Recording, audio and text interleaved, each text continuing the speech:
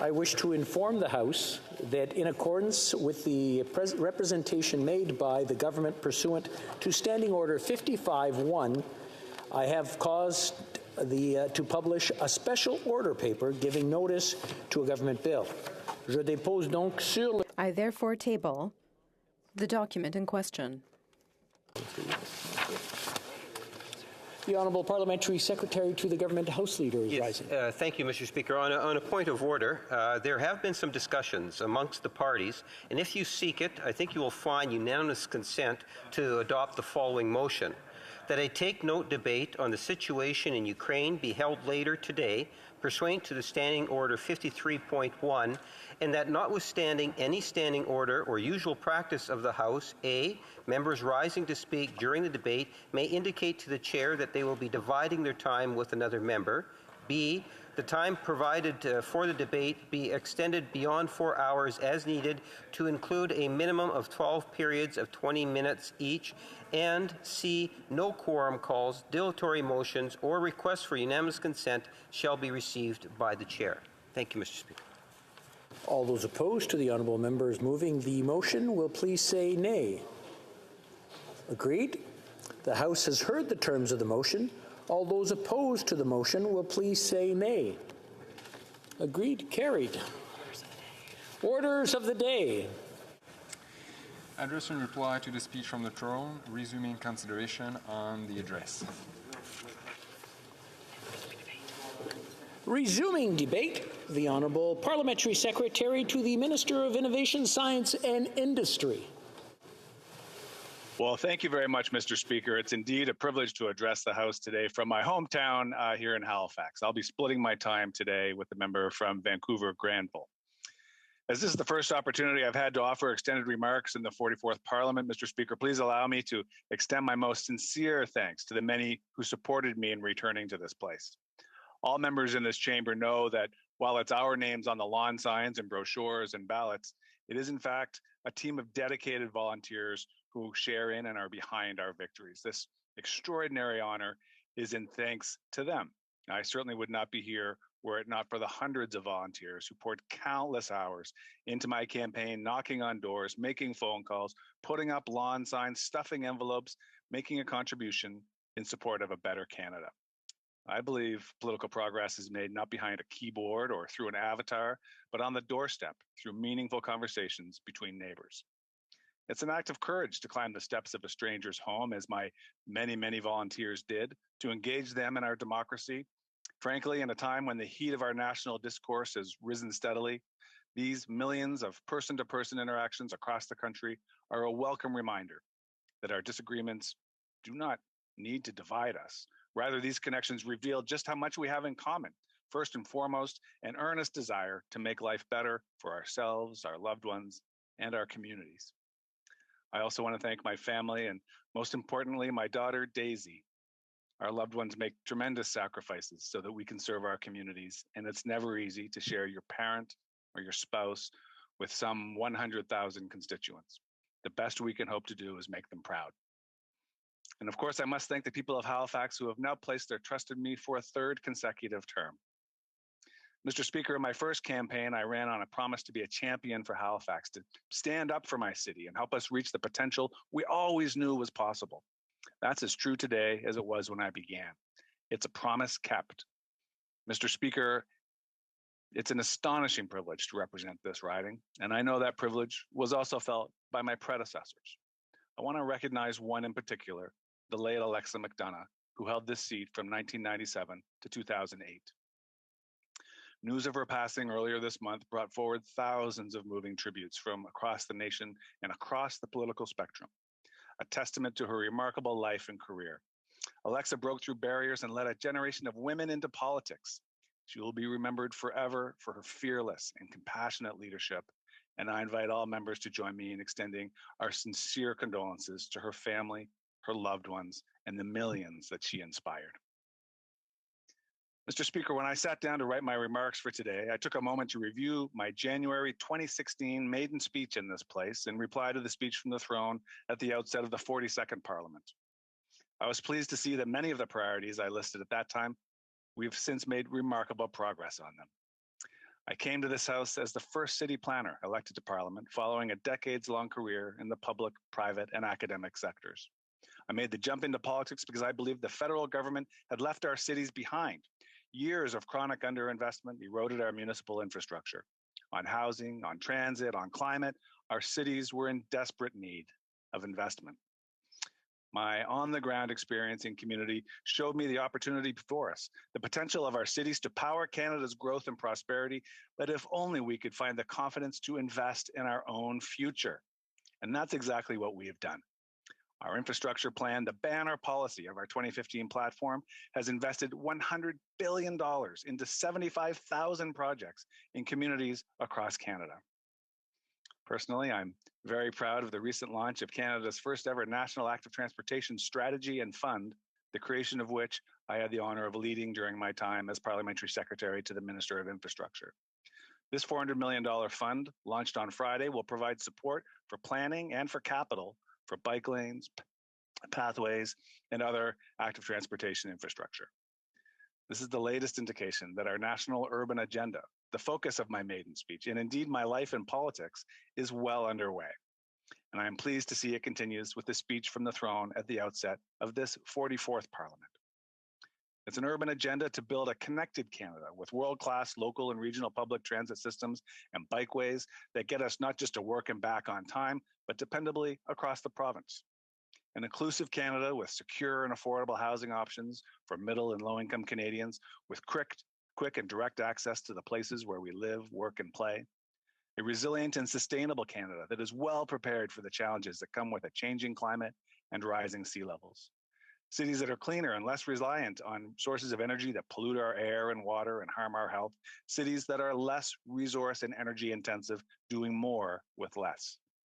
And a vibrant and inclusive Canada, strengthened by cities and communities that feel like home to everyone, supporting our happiness and prosperity with community centers, libraries, museums, theaters, and parks.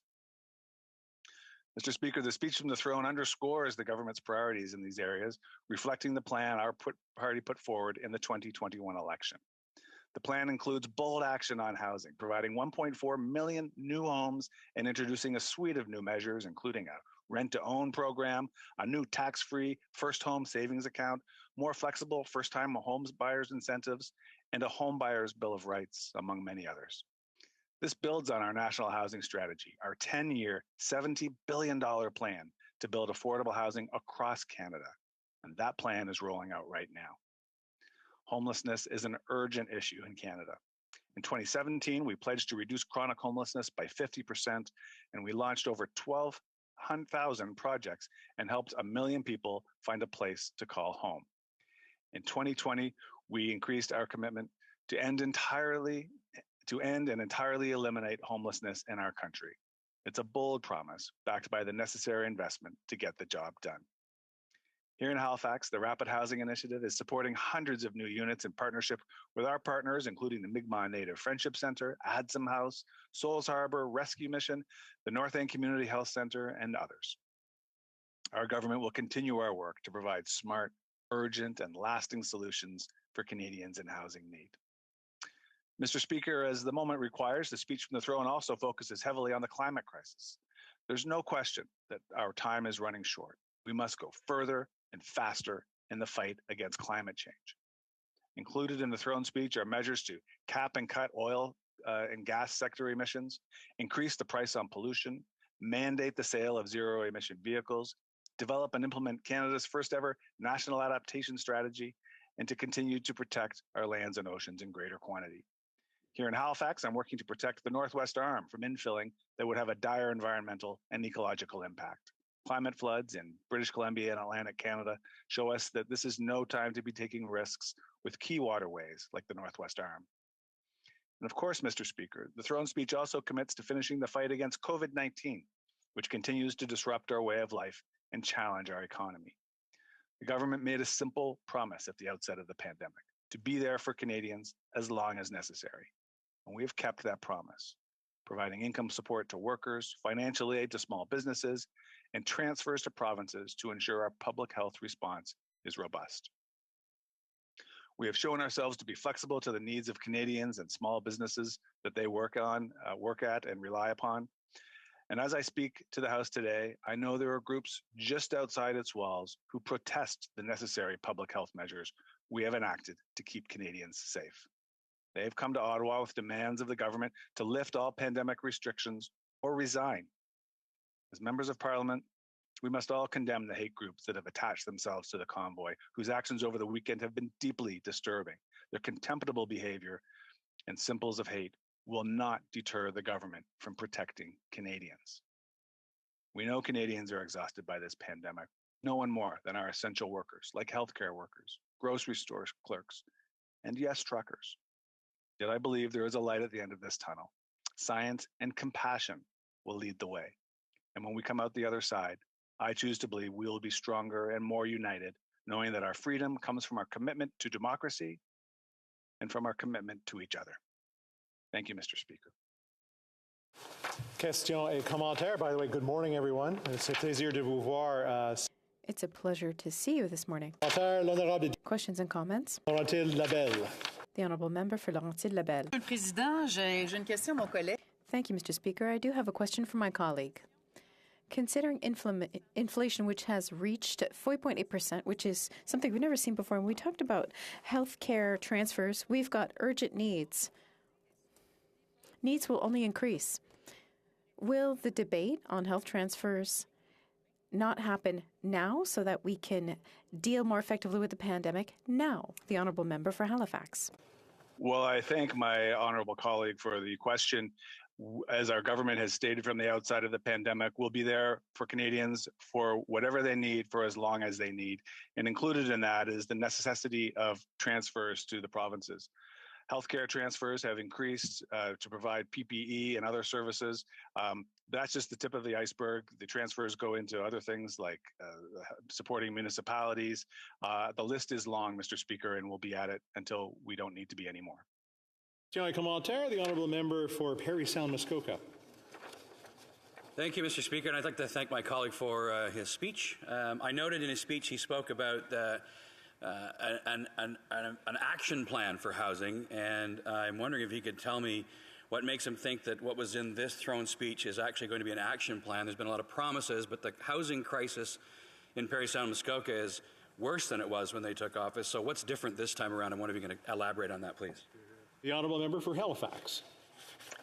Well, Mr. Speaker, I thank the member for Parry Sound Muskoka for his question and his passion around the issue. I share the passion with him. And unfortunately, the strain that he's feeling in his riding is shared in my riding, and it's shared across the country. This national housing strategy that we began some years ago is building momentum monthly. As I mentioned in my speech, we're hundreds of units ahead just in the past year in my riding of Halifax alone. But with the additional supports that the minister is providing, that the cabinet is providing, this is going to be rolling out new homes at a very quick pace to support Canadians that are in need. Commentaire. The Honourable Member for Windsor West. Thank you, Mr. Speaker, and I first want to acknowledge my former leader, Alexa McDonough, who I ran with in 2002. On behalf of New Democratic staff, myself, and our families, we reach out to say condolences to all those and thank the gift that we had to our country in Alexa, and sharing that is important for us to recognize her work. To the member, real quick, with a question with regards to temporary foreign workers. We are waiting in Windsor, Essex County for renewal of funding for a center for those temporary foreign workers that get sick with COVID. Over the break period here, we just recently had another death of another migrant worker.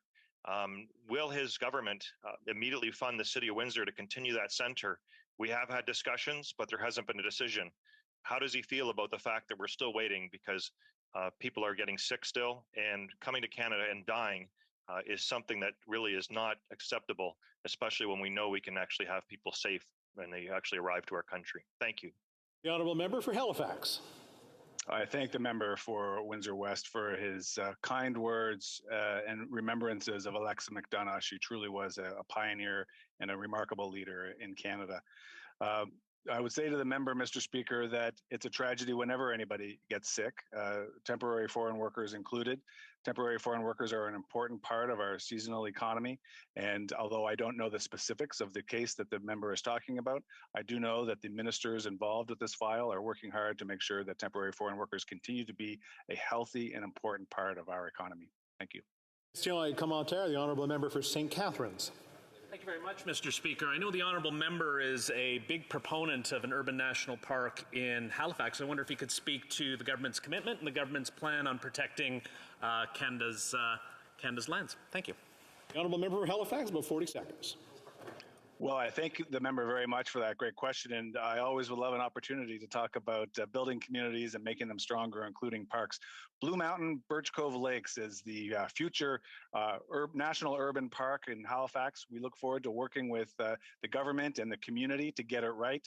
This is an urban lung that is going to make sure that our city remains healthy as population grows and our remarkable urban renaissance continues. Thank you, Mr. Speaker. Resuming debate, the honourable member for Vancouver Granville. Thank you, Mr. Speaker. I'd like to first begin by congratulating the government on this November's speech from the throne. Given what we've seen this weekend, of course, and with the challenges posed by Omicron, this may be a world away. But in fact, it's very real. And the speech from the throne is really all about moving forward from this pandemic and building a stronger economy and a better country for all. This speech from the throne was really about a few things. It was about making sure Canadians can get vaccinated and stay healthy, about keeping people safe, about building an inclusive society and a strong economy. And Mr. Speaker, the speech from the throne references a Canada where people do not fear living their full lives because of race, religion, gender, or sexual orientation. It notes that Canadians understand that equity, justice, and diversity are the means and the ends to living together. And that's why I think it's so important in light of the events of this weekend to reflect on that statement, perhaps more than ever, in the context of the hate-filled symbols, rhetoric, and vitriol that many of us saw being spewed by crowds gathered outside the House of Commons. And I want to congratulate and thank many members of the government side, but also of the NDP and others who spoke out against the hate that they saw being spewed, particularly my friend from Timmins, James Bay, who stood up to those who threatened him online for trying to come to this House to do his job. Indeed, many of us have seen the rise of this type of hate online and indeed now in person. And this experience of hate online is something that many racialized Canadians see every day, as well as in person. And this is why, because of the commitments in this throne speech, we will continue to fight systemic racism, sexism, discrimination, misconduct, and abuse, including in our core institutions, and this will be a priority. And this is an important moment to rebuild for everyone. We're going to continue to invest in the empowerment of Black and racialized Canadians and Indigenous peoples.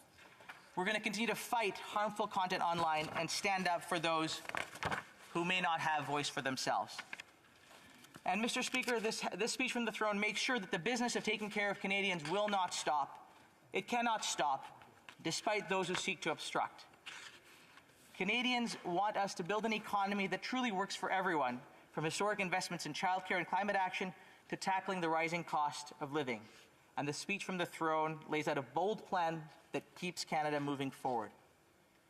I'd like to talk for a minute about what I've seen in my riding of Vancouver Granville. Our community is diverse, but we have seen a lot in common. On the doorsteps and in meetings, I hear the same concerns and see firsthand how investing in Canadians is making an immediate and positive impact. Let's take a look first at housing. Since we introduced Canada's first national housing strategy, over $6 billion has been invested in British Columbia alone. For families in BC, this has meant over 26,000 new housing units, repairing 9,300 homes, and providing direct housing support to 92,000 BC families. Home is where we continue the traditions of our past and plan our futures, and everyone deserves a safe and affordable place to call home. And that's why the Housing Accelerator Fund, innovative programs like Rent to Own, a more flexible first-time homebuyer incentive, will put home ownership in reach and make life more affordable for Canadian families. Now, affordability is more than just about housing. It's also about making sure that everyone can participate fully in the economy. Et la prochaine étape est l'apprentissage précoce de la garderie. The next step is $10 a day daycare. People in BC will see a 50% reduction in average fees for children under 6 in regulated childcare. Imagine what that will mean for families. To know that their children are safe and have affordable daycare. The global COVID-19 pandemic has clearly shown that without childcare services, parents, especially women, cannot fully participate in the economy. By creating a pan-Canadian childcare system, the Government of Canada will make life more affordable for Canadian families and will increase women's participation in the workforce while creating new jobs and economic growth. Mr. Speaker, we entered this crisis in a strong fiscal position, which allowed us to provide unprecedented support to Canadians during the pandemic. As noted by the OECD, Canada's recovery is expected to be the second fastest among the G7, and our net debt to GDP ratio is expected to be in decline and remain the lowest in the G7. As of October, Canada had recovered more than 1 million jobs, in other words, more jobs for Canadians than when the pandemic started. And the trend line continues up. Job numbers have shown a gain in November of 154,000 jobs, which is almost 5 times higher than originally forecast. Now, while Canadians are back to work and we continue to see recovery well beyond our target of 1 million jobs, there is still more work to do. We know that climate change is real and is a real threat. I've heard from many in my riding how deeply concerned they are about climate change and protecting the environment, and I am too. That's why I'm so proud that our Canadian Climate Action Plan is ambitious and bold. It's not just a plan, it's action. And our plan moves forward to cap and cut oil and gas sector emissions, invest in public transit, and mandate the sale of zero-emission vehicles. But it won't leave anyone behind. Our government will continue to invest in workers and industry to help bring into the economy of the future, while also taking action to clean the air that we breathe and protect Canadians from extreme weather events like BC and many other provinces have experienced in recent months. Part of the economy of the future means that every Canadian should feel safe and have a fair shot at getting ahead no matter what. And as I said earlier, we will continue to stand up against systemic racism, sexism, and discrimination in all its forms. We must acknowledge our responsibility to undo the colonial systems that have wronged and continue to affect First Nations, Inuit, and Métis communities in Canada. Every resident of Vancouver Granville has the honor to live, work, and play on the traditional, unceded, and ancestral territory of the Musqueam, the Squamish, and the Tsleil-Waututh nations who have called this land home since time immemorial. We need to confront the legacy of residential schools, continue our work to eliminate all clean long-term drinking water advisories, and respond to the Truth and Reconciliation Commission's calls to action. And we must take action to confront systemic racism against Indigenous peoples, especially in the justice system and in healthcare. And finally, Mr. Speaker, I'd like to speak about healthcare. My riding, as I have said many times, is the heart of BC's healthcare infrastructure, with a diverse, talented, and proud group of healthcare workers who keep us healthy and safe every day. This is why we have invested $5 billion in mental health, which is a major concern during the course of this pandemic and beyond. We need to ensure that mental health care is treated as a full and equal part of Canada's universal health care system. Mr. Speaker, I'm excited to roll up my sleeves and work with all in this House to ensure that we build back for a Canada that moves forward for everyone. Thank you, Mr. Speaker. Question et commentaire. The honourable member for Windsor-Tecumseh. Thank you, Mr. Speaker. I want to thank the honourable colleague and from Vancouver Grenville for the excellent speech and for raising the issue of affordability. We know that it's absolutely critical, especially in my riding of Windsor-Tecumseh. I just wanted to ask the honourable colleague about childcare and the fact that we signed agreements with 12 provinces and territories on affordable childcare, save for Ontario at the moment. I just wanted to ask the honourable colleague how he thinks that the affordable childcare plan is going to help supercharge our economy and boost our COVID recovery. Thank you. Honourable member for Vancouver Granville. I'd like to thank the honourable member for this question. For many in my riding of Vancouver Granville, I have heard firsthand the impact the $10 a day childcare is going to have on families who had to decide whether one parent was going to stay home or both parents were going to be able to return to work. And this is an important... Sorry. Rising on a point? Nope. Are you rising on a... Okay. And this is the type of situation, I think, where we see across the country, save certainly in Ontario, where parents are now seeing the real impact of being able to have two parents where that is the option in the workforce, where people don't have to decide between taking care of their children at home and being able to put their kids into a healthy learning environment. And it helps springboard the economy because it gives everybody the opportunity to be able to get back and live their full potential. So I'm super excited about what it means, Mr. Speaker, and I think it makes a tremendous difference in ensuring that we are able to access a workforce that we need, where people are able to work in the professions that they have chosen. Question et commentaire, the honourable member for, I'll get it right, Northumberland, Peterborough South. Thank you, Mr. Speaker, and thank you and welcome to the House for the new member and for his politeness. My question is with respect to inflation. Unfortunately, the speech from the throne didn't affect that, and the people of my riding are in very difficult positions. Some of them cannot afford housing, some of them cannot even afford food. And with the cost of everything going up by multiple digits, in some cases 10, 15, 20%, they're even in a more difficult position. And so I just wonder if his leader is saying the fact that monetary policy does not matter, if he feels the same or whether he cares for his residents as I do. The honourable member for Vancouver Granville. Thank you, Mr. Speaker, and I very much appreciate the question from the honourable member. Like him, I care very much about the constituents in my riding, many of whom are feeling some of the same issues. The reality, Mr. Speaker, is that Canada has done much better vis-a-vis inflation than most other countries, the United States is being the perfect example. And so we continue to do the right things. We continue to invest in the right infrastructure, the right supports, to bring goods to Canadians in a more affordable way than perhaps some of our allies and friendly other nations, including the United States. And we're going to continue to work hard. And this speech from the throne continues to make sure that those steps are taken, that we do our best for Canadians. Commentaire, l'honorable député de Saint-Hyacinthe-Bagotte. The honourable member for Saint-Hyacinthe-Bagotte. I'd like to thank my colleague for his speech. As we know, a throne speech lays out some general intentions. It's an important moment during a new parliament. Now, I heard my colleague talked about encouraging women to go back to work, talked about childcare. I'm glad to see that Quebec is serving as an inspiration. And if Quebec can inspire others, jurisdictions like our Canadian neighbors, that's wonderful. But these choices need to be done while respecting Quebec jurisdiction. For example, in this case, why not increase health transfers? The honourable member for Vancouver Granville. Thank you, Mr. Speaker, and I thank the honourable member for his question. You know, there are historic commitments being made by this government to support healthcare in partnership with the provinces. You know, we've seen investments, as I said, in mental health, which is a big, big concern. And we know that provinces like the province of Quebec have expressed their concerns and their desire for increased investments in mental health. So we're going to continue to work with the provinces. We're going to continue to have active conversations and make the right investments in partnership to make sure that Canadians are kept healthy and safe. Questions and comments? The honourable member for London Fanshawe.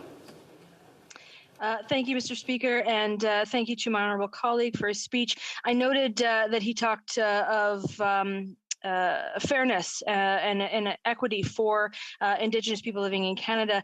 My colleague has actually put forward something that has been called for by the Truth and Reconciliation Commission, and that's a guaranteed livable basic income. Would he then, in support of ensuring that there's that equality and fairness, support the member for Winnipeg Centre's Bill C-223? Thank you, Mr. Speaker. Honourable member for Vancouver Granville.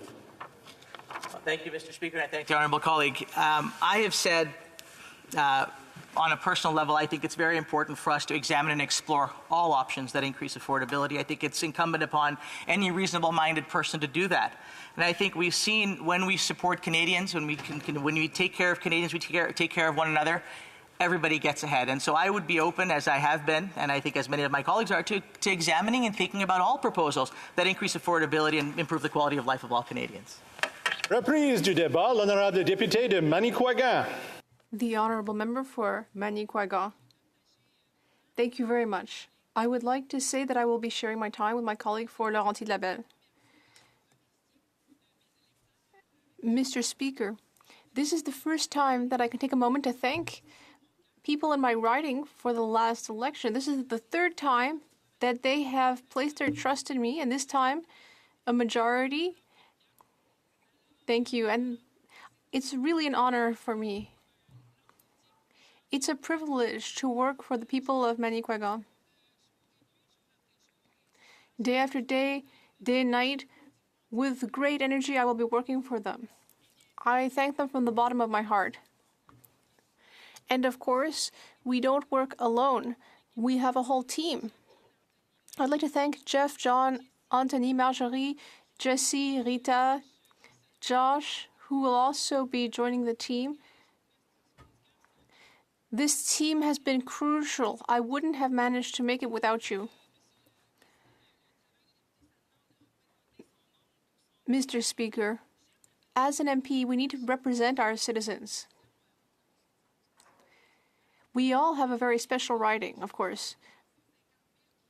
But mine in particular is 350,000 square kilometers with 1,300 coastal kilometers. So it's a very coastal area with the estuary, with the Gulf. There are even 2 time zones in my riding.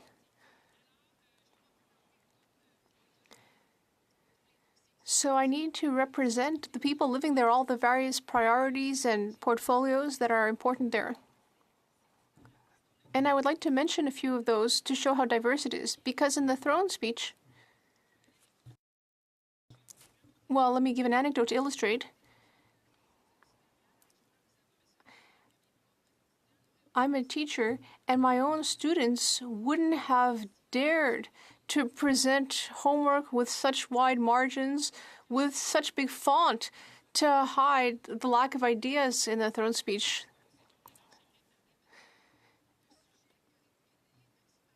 So I would like to bring up some subjects that could have actually fleshed out the throne speech a little bit.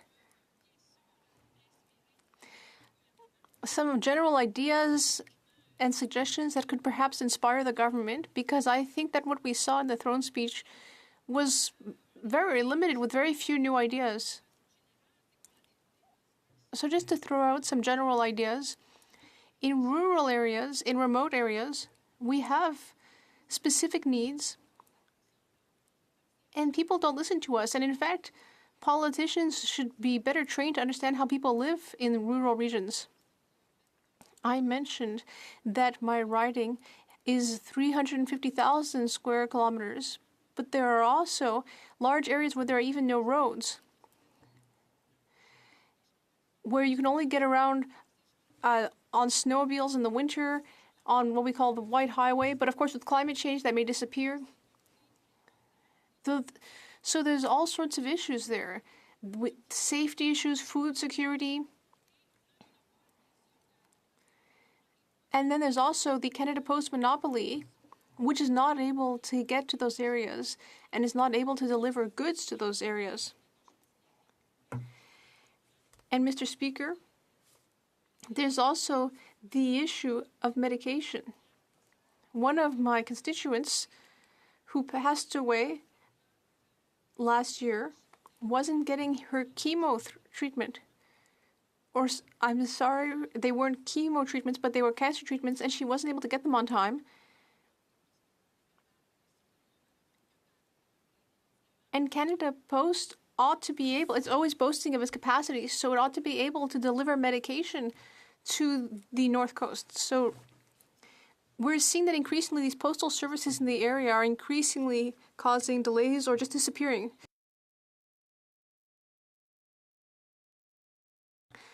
And I mean, I could go on and on about my writing, but the fact, I was going to say that the Côte-Nord is remote, but actually I would say that it is the big metropolitan centers that are remote from us. But in any case, there are many issues. I drive a huge amount every week, but there are many issues with air transport. That's why I have to drive so much. Overall, getting around is incredibly hard, even if we're trying to see family or go to a medical appointment. In fact, I even have a colleague from the Maritimes who's here today, but even going from Moncton to Montreal is actually a much lower cost than getting from where I live to Montreal.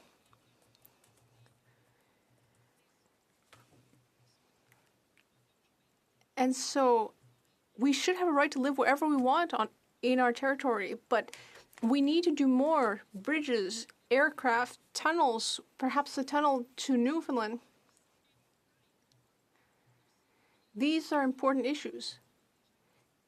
Yes, we know that there's climate change, but there are still people who don't have roads. And then let me talk about some other areas in my writing, because it's very diverse. Let me discuss Anticosti Island. It's a huge island, bigger than the island of Montreal, bigger than Prince Edward Island. And there are people who live there. And costs in the whole area are very high. They're exorbitant. There are municipalities that are extremely remote, that don't have much access to the rest of the country, and that need tax credits in order to be able to get quality and affordable food.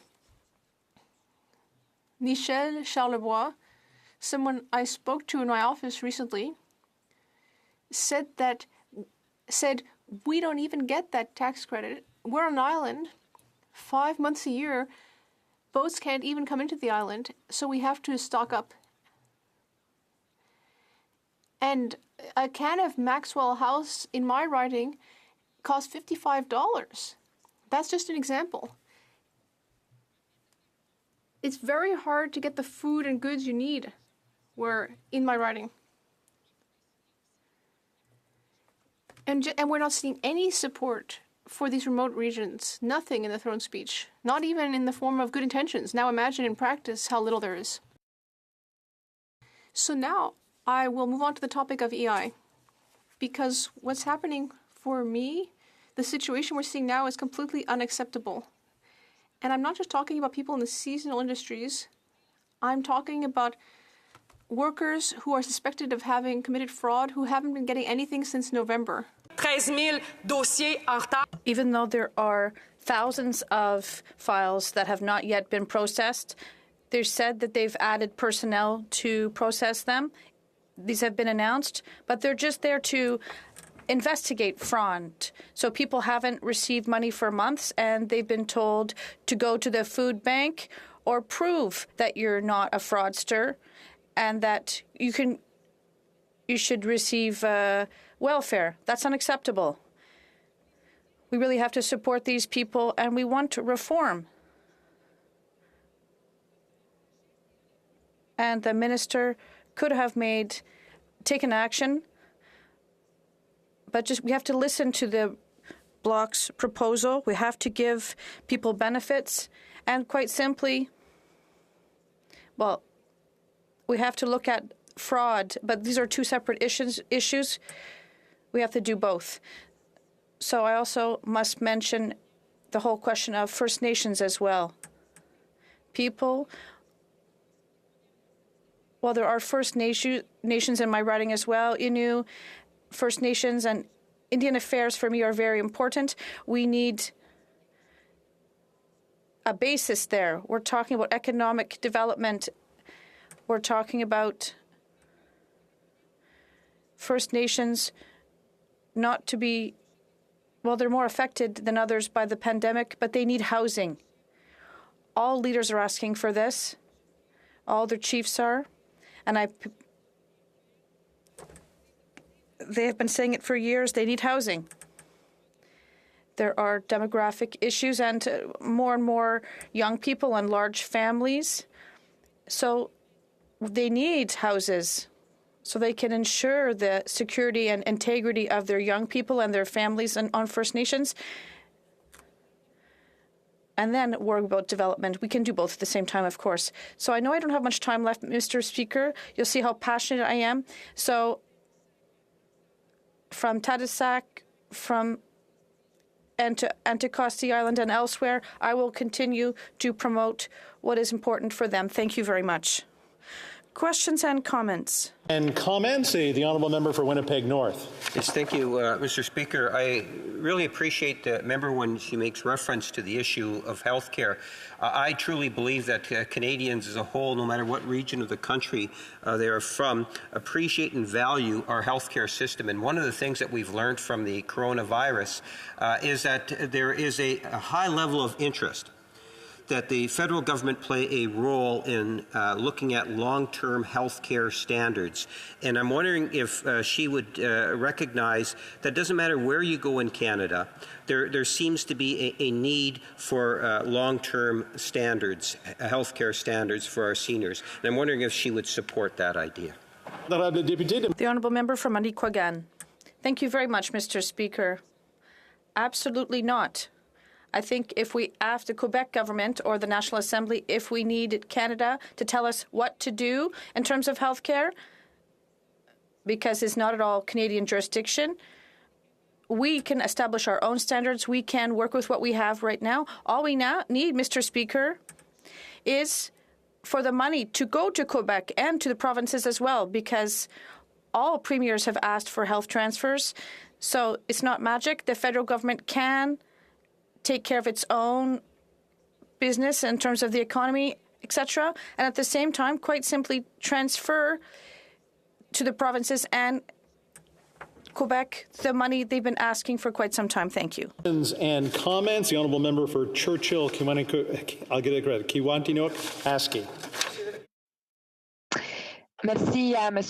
Thank you very much, Mr. Speaker.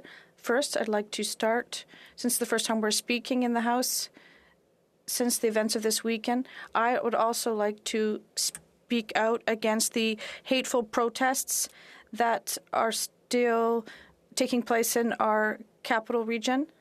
And I would like to speak out against hate across the country, in our communities, and across Canada. I'd like to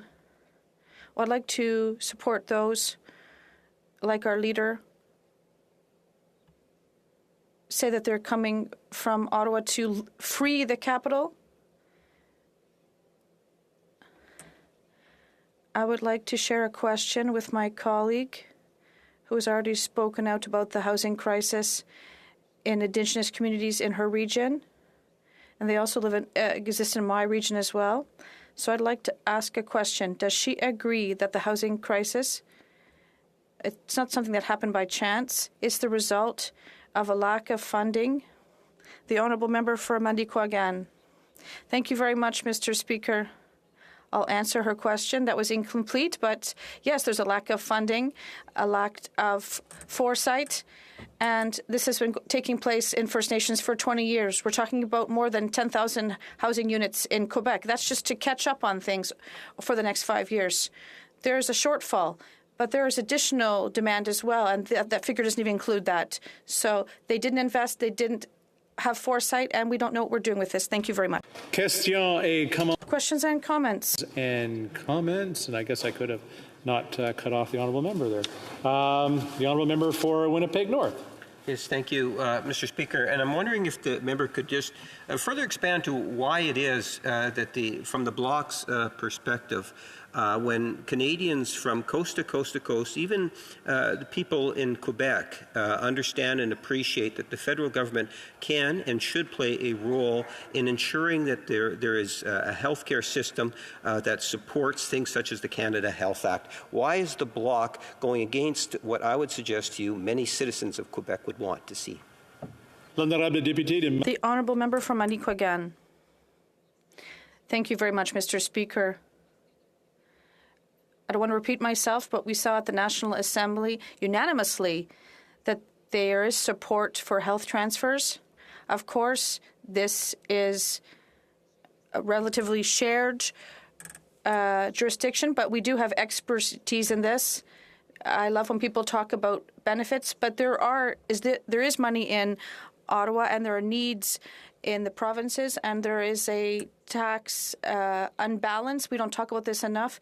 Provinces are asking for funding, so once again, they need to send us the money and stay in their own jurisdiction. Resuming debate, the Honourable Member for Laurentides-Labelle. Thank you very much, Mr. Speaker. It's my turn to talk about the throne speech now. So, a throne speech, as my colleague said earlier, should reflect the government's guidelines and for what it's expecting. And I understand that the government is disappointed to be a minority government, and their only objective in the election was to become a majority government on the backs of taxpayers. But, well, their term, well, mandate rather, well, we're really looking for the meaning of it. We're looking at what their ideas are and where they're heading. But there's nothing in terms of health transfers in that speech. As my colleague said earlier and the premiers have said, there's nothing about the energy transfer and green funding. Nothing about the need for EI reform. We've been asking for this for decades. We're asking 50 weeks of EI coverage for serious illness, but still nothing. Nothing about purchasing power for seniors or farmers. We're supposed to do what over the next 4 years? So I repeat, health transfers for the Bloc. Well, we're going to defend them and we're going to continue to do so. We're a united front, not only for Quebec, but also for all provinces across Canada. We're not asking for too much in terms of this increase. A few years ago, we had 50% of coverage for health transfers. And earlier I mentioned that inflation is also having an impact for all our health care networks. This requires us to think about this right now and take action. Last December, if you remember, the Canadian Parliament, thanks to the Bloc's initiative, adopted a motion asking the government to significantly increase healthcare transfers before the end of 2020 to support Quebec's initiatives for healthcare workers and the population. And all parties were in favor of that motion, with the exception of the Liberal Party, which voted against our motion. On March 1st of 2021, the various leaders of unions underscored the importance of increasing healthcare transfers to end this crisis in public services that stemmed from the pandemic. And I'd also like to pay tribute to my colleague from Montcalm in terms of healthcare and pandemic management. So let's talk about climate change now. It is a major concern when I talk to my constituents in Laurentides-Labelle. Unfortunately, the government is just saying and repeating, saying that Canada has to take action. But time is running out. Since when? Since 2015.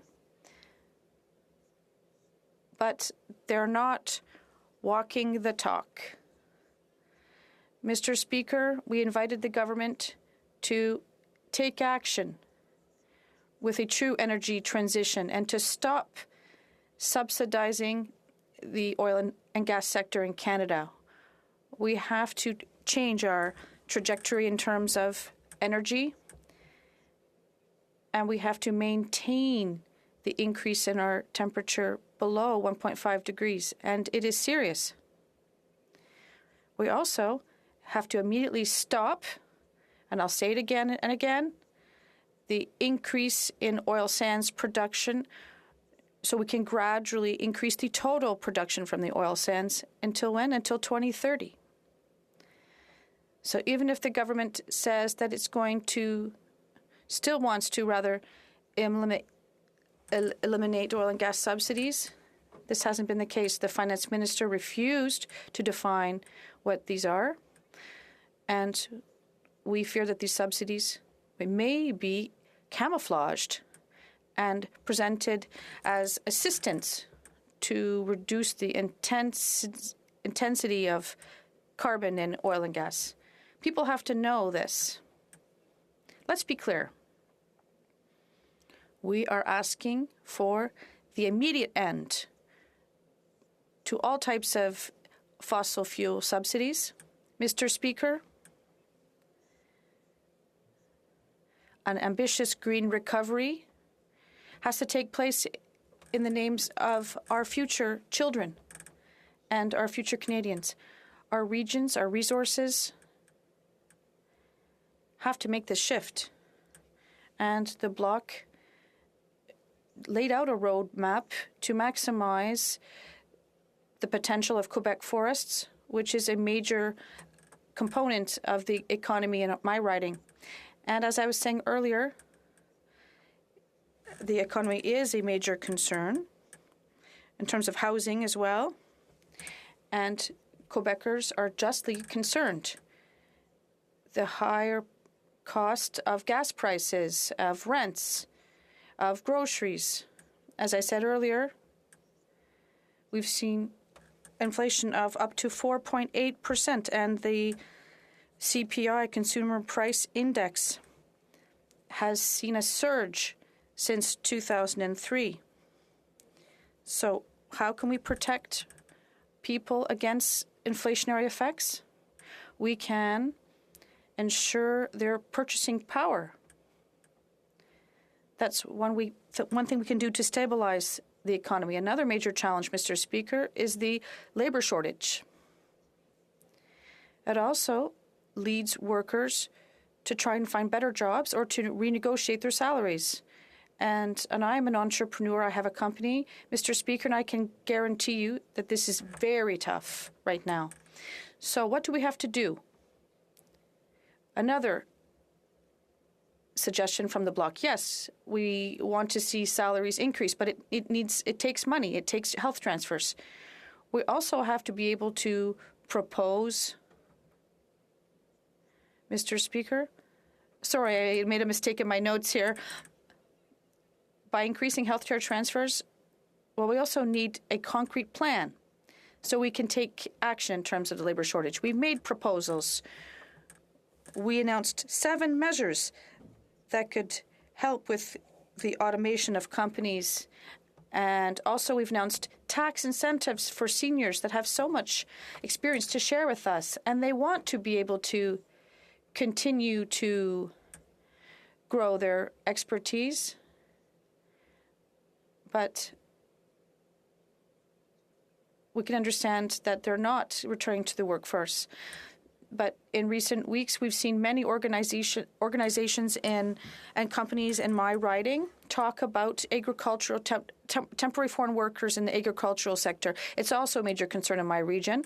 I'd like to pay tribute to my colleague from Berthier-Masquinongé and my colleague from Lac-Saint-Jean, obviously, who have stood up on this file, which was unjustifiable for the temporary foreign worker requests. Now, in terms of municipalities, what they're telling us is that 2022 will be one for housing. Like my colleague from Longueuil-Saint-Hubert has said, we cannot talk about lodging without talking about access to housing. There is a terrible shortfall that my colleague mentioned earlier. And now I'm going to quote a mayor, what she said about this topic. The housing shortage has been crystallized with the pandemic. It's no longer only an urban issue, but one that affects all regions in Quebec, and that has considerable impacts on municipalities, even the smallest ones. We have to take action right now by taking strong action that is effective, with 3 fundamental principles in mind. Mr. Speaker, affordability, accessibility, and equity. And in conclusion, my constituents are disappointed, and I hope that we'll have concrete action right now. Thank you very much. Questions and comments? The Honourable Member for Red Deer Mountain View. Well, thank you very much, Mr. Speaker, and to the member from Laurentides-Laval. Appreciate the speech that you've just presented. However, there is one aspect where I think that, as all Canadians, we should be thinking about how best to help the entire globe, and that certainly is not to take a run at Alberta's oil sands. Because if we take a look at the way in which our oil sands are developed and the way in which the ecological aspect of them, it is world class. So the key component that I would ask the honourable member where else in the world would her constituents want to have their oil and gas, if not from our great Canadian sources? The Honourable Member for Laurentides-Labelle. Thank you, Mr. Speaker. I've heard what my colleague has said about the fragile nature of the economy and fossil fuels. I understand when we're talking about transfers and change in terms of green energy, we also have to back this up so that we can avoid catastrophes for our companies. But for the time being, nothing tells us that the use of oil is good for the planet's health. So obviously everything we're proposing in terms of electric transportation also means we have to support and reduce. So 1.5 degrees is also already too much. Questions and comments? The Honourable Member for Winnipeg North. Thank you, Mr. Speaker. You know, one of the announcements that we have gone over with a number of provinces now is the child care plan.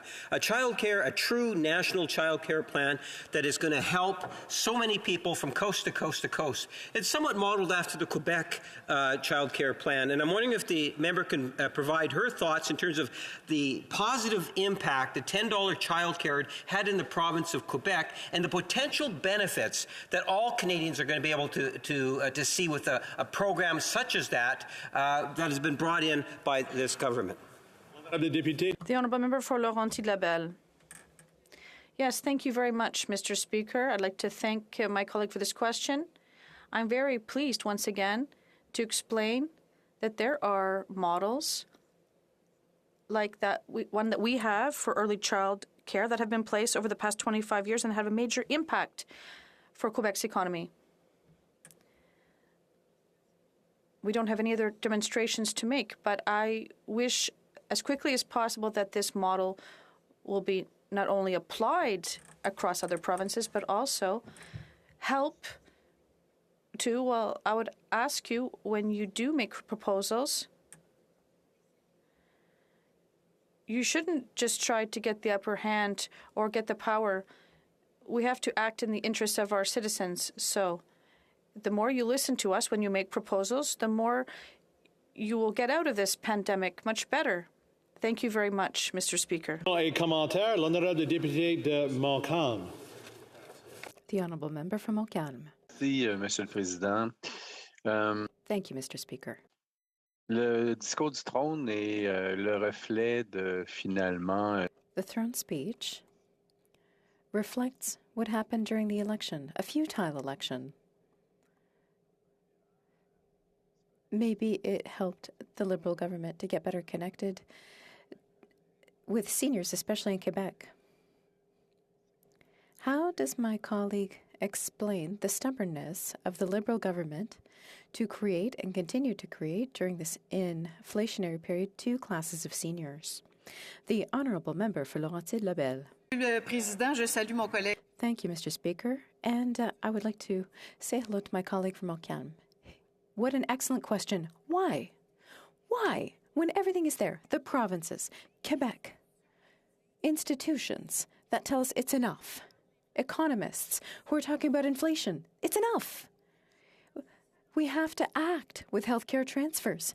So why? I don't know. We're going to continue to ask the question. Because they're the only ones who don't understand that this situation is urgent, and it's not because of the pandemic. However, the pandemic should contribute to making those transfers now. Honourable Member for Flamborough-Glanbrook. Merci beaucoup, Monsieur le Président. Thank you very much, Mr. Speaker. Splitting my time with my colleague, neighbour and friend from Haldimand, the Honourable Member for Haldimand Norfolk. It's an incredible honour to rise today to deliver my first speech in this House. And I'd like to congratulate all members on their successful election. I look forward to working together collaboratively in this Parliament to make the lives of all Canadians more affordable, more prosperous, and more free. Before I begin, Mr. Speaker, I'd like to give a sincere thank you to all those who helped get me to where I am today. I'd like to thank the people of Flamborough-Glanbrook for placing their trust in me and bestowing on me the privilege and duty to be their voice. It is an honor that I will never forget. And there are many people that I have to thank, and of course, it's impossible to name them all in a short period of time. First and foremost, I would like to thank my amazing wife, Tracy, and she is here in the gallery with us today. Her unwavering love and support has meant so much to me for so many years. I am nothing without her.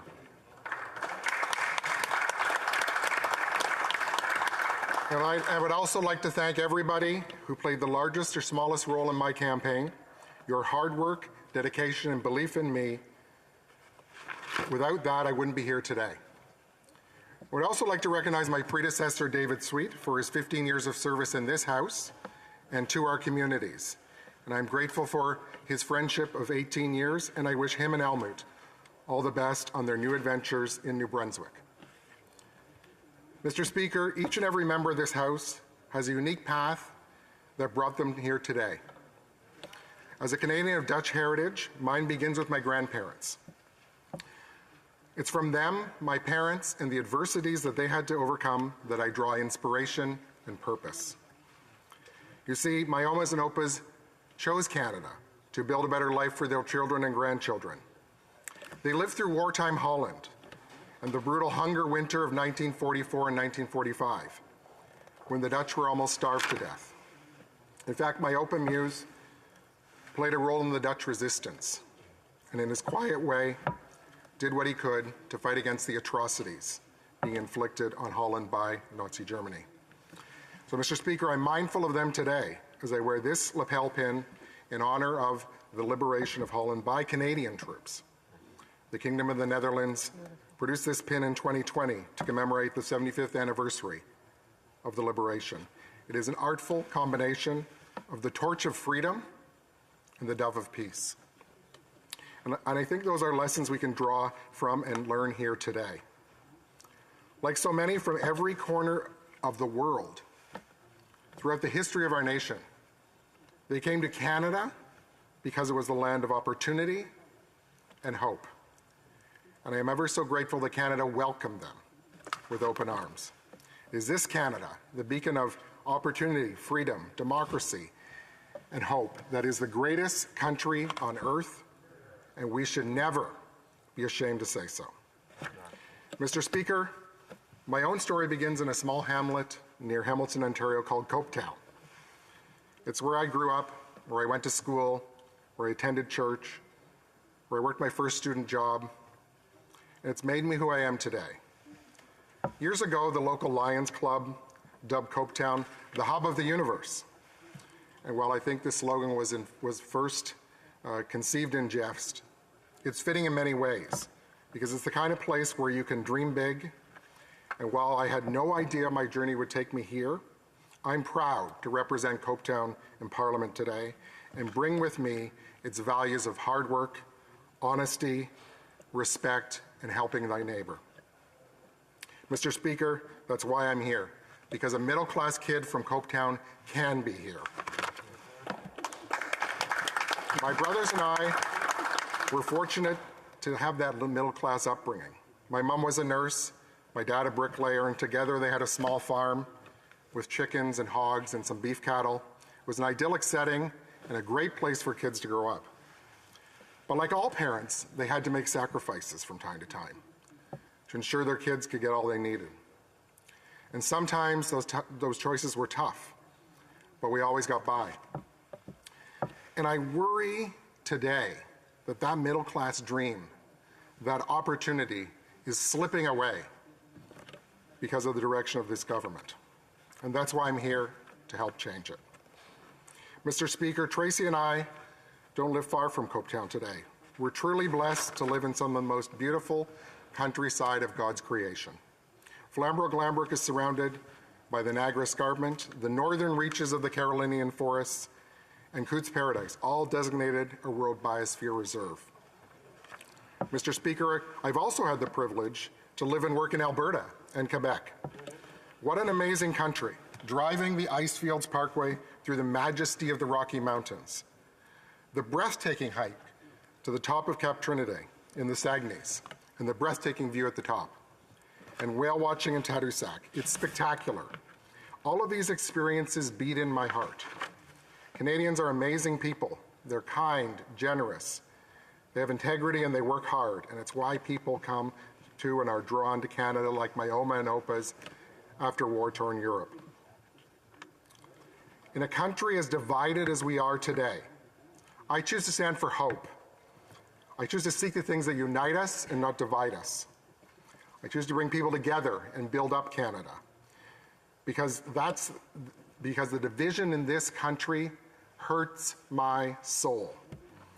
Mr. Speaker, that's why I'm disappointed in this government's throne speech. In the interest of time, let me focus on three things that impact the people of Flamborough-Glanbrook very personally and very directly. The cost of living crisis, the lack of a comprehensive plan for the recovery, and ensuring all Canadians have access to reliable internet. Mr. Speaker, because of the cost of living crisis, I worry greatly that the middle-class life in Canada is increasingly unattainable. 60% of Canadians are worried about paying for their groceries. The past week alone, we saw the highest gas prices ever in Hamilton and the GTA. Seniors in my riding living on a fixed income are squeezed and they're worried. And so, Mr. Speaker, that's why my colleagues and I were so disappointed to hear the word inflation mentioned just once in this government's throne speech. And what's more, housing prices are out of reach for an entire generation of Canadians. For the first time in history, young people today do not believe that their lives will be better than their parents in Canada. And this is sad to me. And where's the plan for the recovery? Helping small business get back on their feet, fixing disrupted supply chains, driving innovation. Mr. Speaker, this recovery includes rural Canadians and the need for them to have access to reliable internet.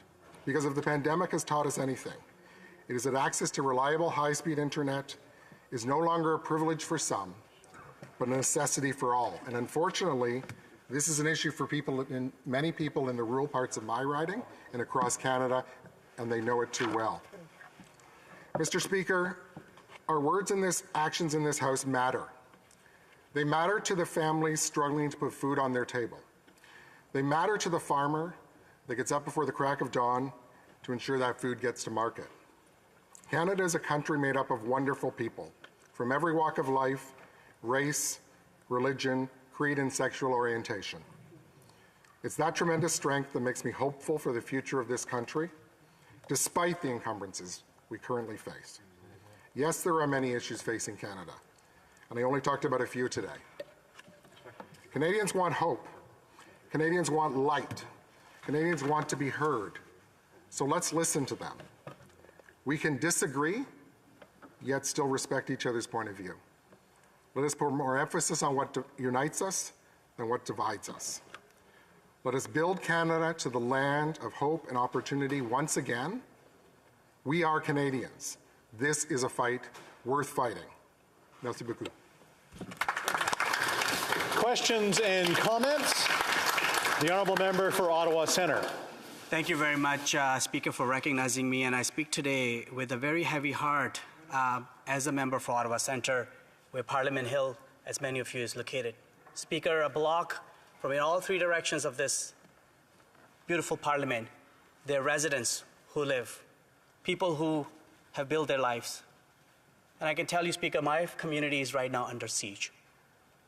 For 3 days in a row, they are unable to sleep. They feel that they've been harassed, they've been intimidated, they've been yelled at, their front homes have been defecated and been urinated at. Speaker, we all believe in peaceful protest.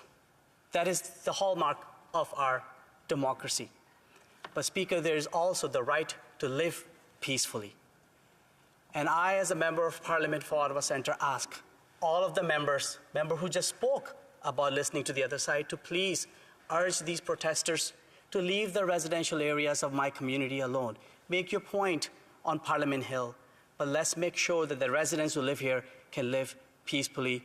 And Speaker, also not to accept any hate, the Jewish members of my community are rattled They are really rattled by the symbols of hate and violence they've seen. We ask them to please, these protesters stop and respect the community that I represent and serve. Thank you very much, Speaker. The honourable member for Flamborough-Glenbrook. Thank you to the honourable member for Ottawa South for his question. Best wishes for the new year. It's a very serious question and obviously something that we are seeing very much this past weekend and today outside of this chamber. You know, I stand and support farmers in Flamborough and Glanbrook and vegetable producers in Flamborough that I've talked to who need trucks to get their product to market. And I respect the right of people, the thousands that are out there on Parliament Hill, and I agree with you, they should leave the residential neighborhoods alone, to express their frustration with this government. Because that's what they're feeling. They're feeling they're not heard and they're not listened to, as I spoke to in my speech. But I also want to say, I put a statement on Facebook yesterday, and I spoke about it in my speech. The hate symbols, the swastikas, those are unacceptable. We condemn them wholeheartedly. My grandfather worked as part of the resistance to fight the Nazis in Europe, and as well those that desecrated the National War Memorial. That is where Captain Nathan Cirillo from my hometown of Hamilton gave his life in service to the country, and so we condemn wholeheartedly those acts of violence, but we do respect the right of peaceful protest within. Question et commentaire. The honourable member for Nunavut.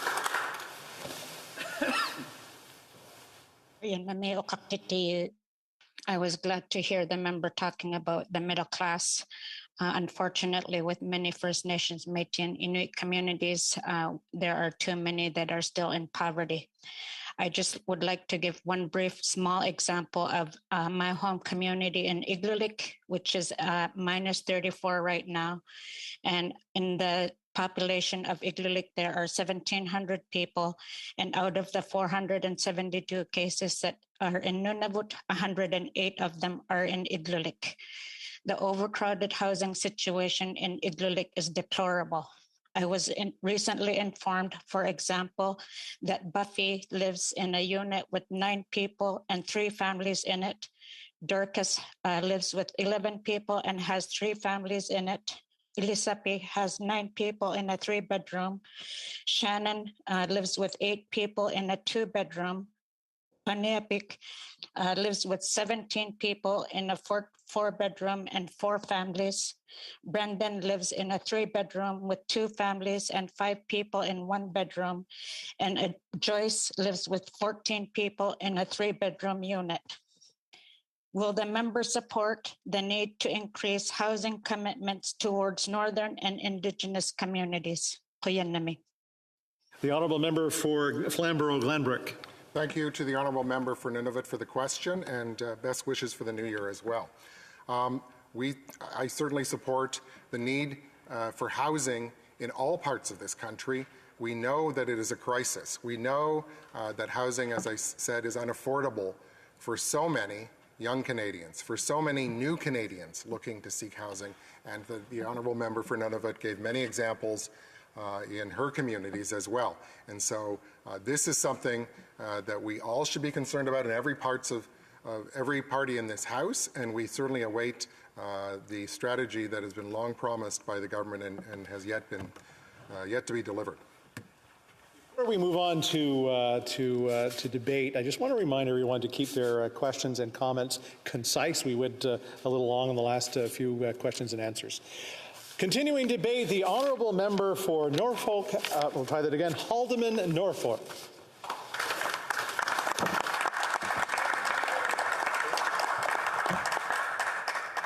Thank you, Mr. Speaker.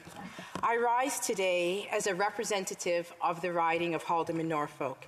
Before I begin my thoughts on the speech from the throne, I want to take a moment to express my sincere gratitude to the people of Haldimand Norfolk for electing me.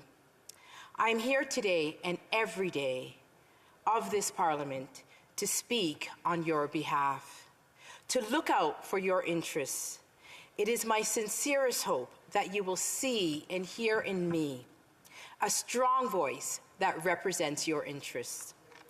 I want to thank my staff, volunteers, and supporters who helped me to get here.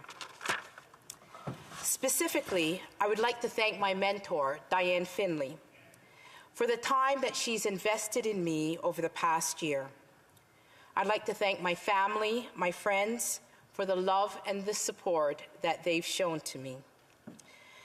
And my thoughts in response from the speech to the throne begins here, on the need for unity in this House and in this country. Mr. Speaker, it may seem rather cliche to talk about unity, especially from the benches of the opposition. But I remind this House that we are in fact referred to as Her Majesty's loyal opposition. We may act in opposition to this government, but only out of loyalty to our country. We oppose only because we're attempting to provide a check upon government when they drift from the mandate of working on behalf of all Canadians. I believe that in this House, we should be united in our zeal to work for the betterment of all Canadians. Mr. Speaker, I am deeply concerned that we Canadians are in peril of a House divided. Not just in this House, Mr. Speaker, but across our entire nation. This is a vast country with many regional differences that make us unique. And those differences can make us stronger when we are united. But when we are divided, Mr. Speaker, those differences will tear us apart. Sadly, the actions of this government over the past several years have only furthered the divisions of this country. We've paid Canadians to stay home while local restaurants and businesses close due to shortage of staff. Canadian family businesses are dying. Many small business owners are living off of their credit cards. So many Canadians cannot afford food or a decent place to live. We, to this day, push legal refugees to the back of the line while opening the gates to illegal border crossers at Roxham Road. We are letting people who are safe in a country like the United States jump the line ahead of those facing real persecution and death in their homelands. People who could be killed for just being a member of the LGBTQ+ community in their countries, or for their faith, or simply for criticizing government or media. Those people are now pushed to the back of the line. We make grand speeches condemning atrocities like slavery and racism against Indigenous people. And then we tell thousands of Indigenous women who are sold into sex trafficking that it is called sex work and that it is empowering. We say we honor our veterans, but force injured veterans, veterans who are injured while serving our country, to re-qualify for disability once they return home. And instead of providing decent housing and pension for our veterans, we have the nerve to tell them that they're asking too much. We praise our seniors for building this country, but leave them with less money than we're paying a 20-year-old student to go to work. We condemn Canadian oil and gas and fossil fuels, but import endless crude oil from nations with poor human rights and disastrous environmental records. We say we are for the women's choice, but then threaten to defund centers that care for pregnant women in crisis if those women do not make a choice that we agree with. We recognize the need to prevent protesters from interrupting and blocking critical care facilities like hospitals, but not railroads. We show up at protests and take a knee, but hide from 100,000 truckers and citizens who are rallying for democracy.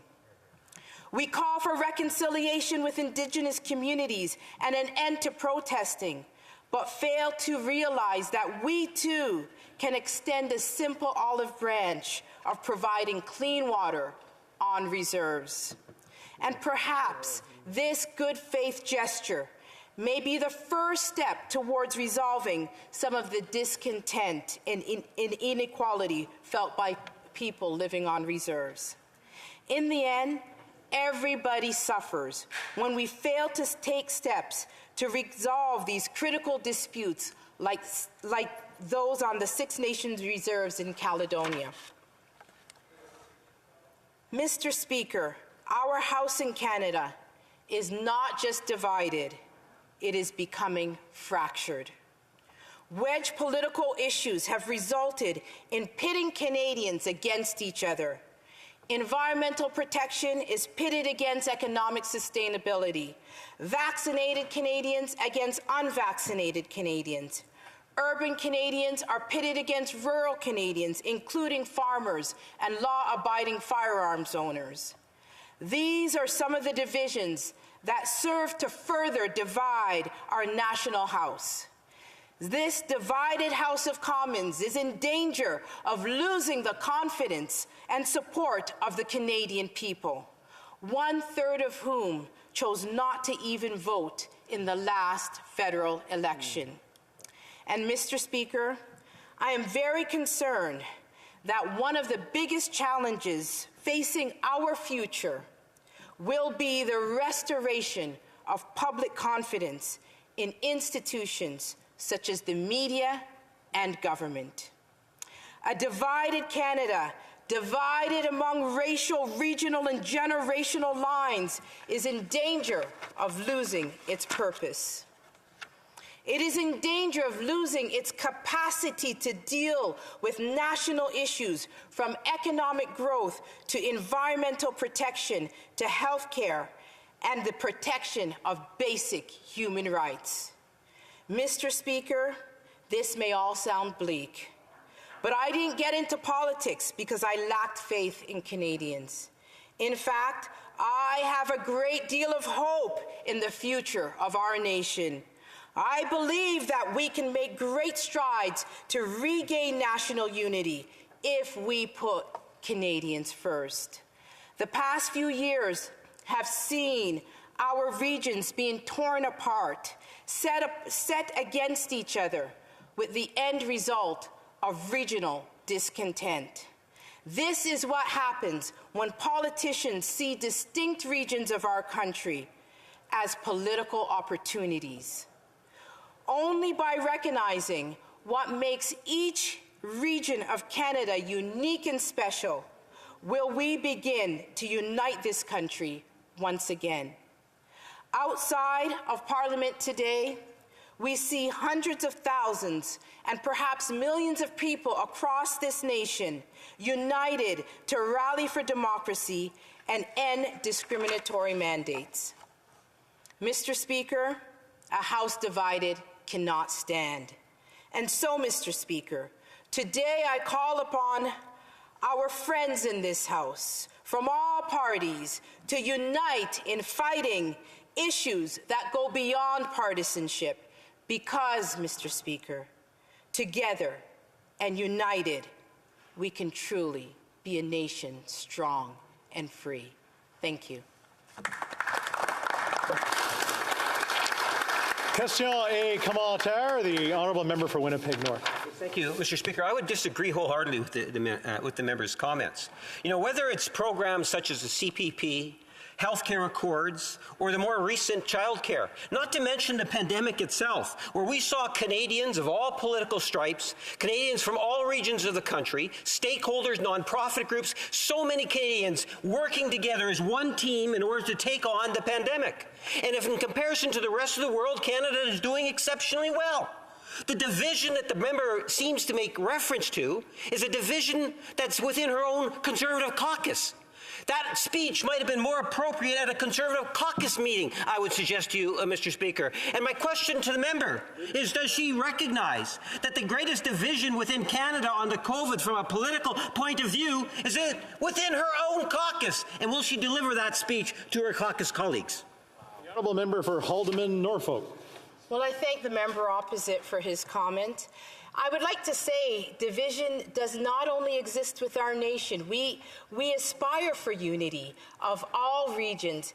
And division does not only exist within my party, it exists in the Liberal Party. May I remind the member opposite of what happened to the Honourable Judy Raybould and what happened to the Honourable Dr. Philpott, how the Liberals treated those members of Parliament. And so division is not just something that happens within one party.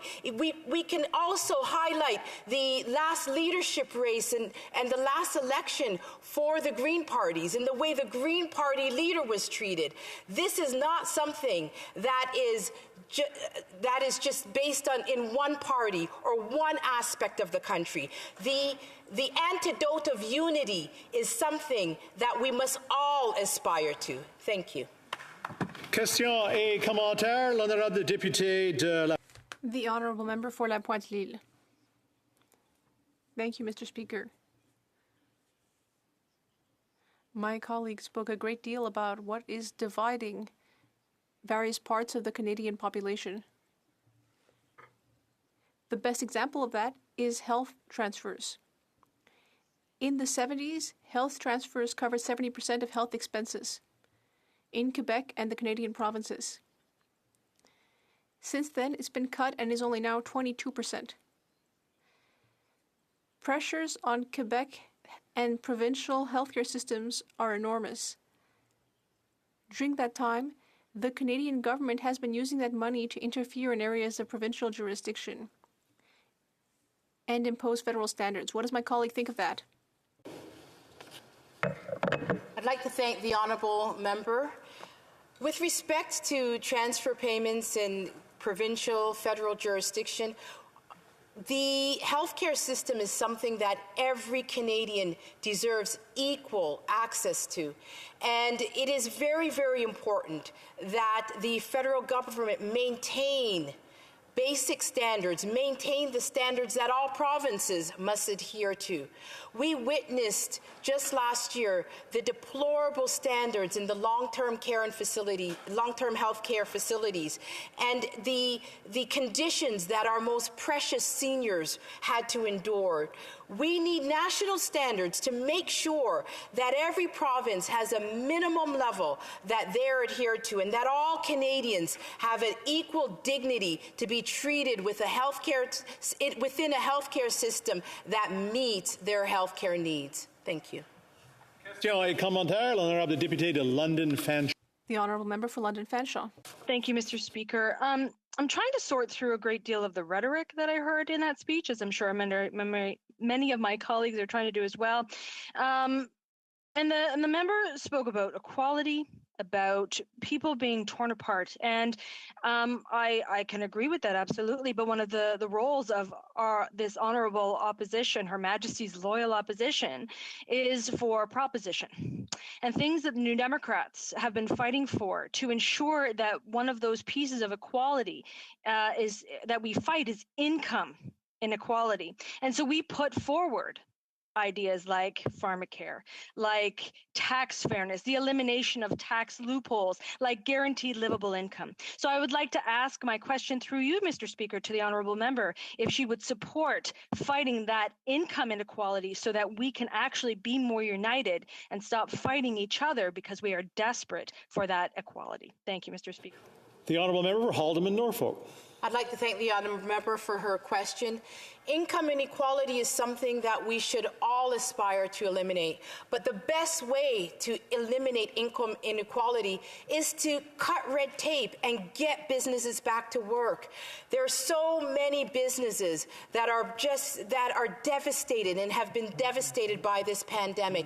If we have policies that will incentivize and will assist these small businesses who employ over 80% of all Canadians to get people back to work, that will assist in reducing income inequality. Thank you. Resuming debate, the honourable member for Don Valley North.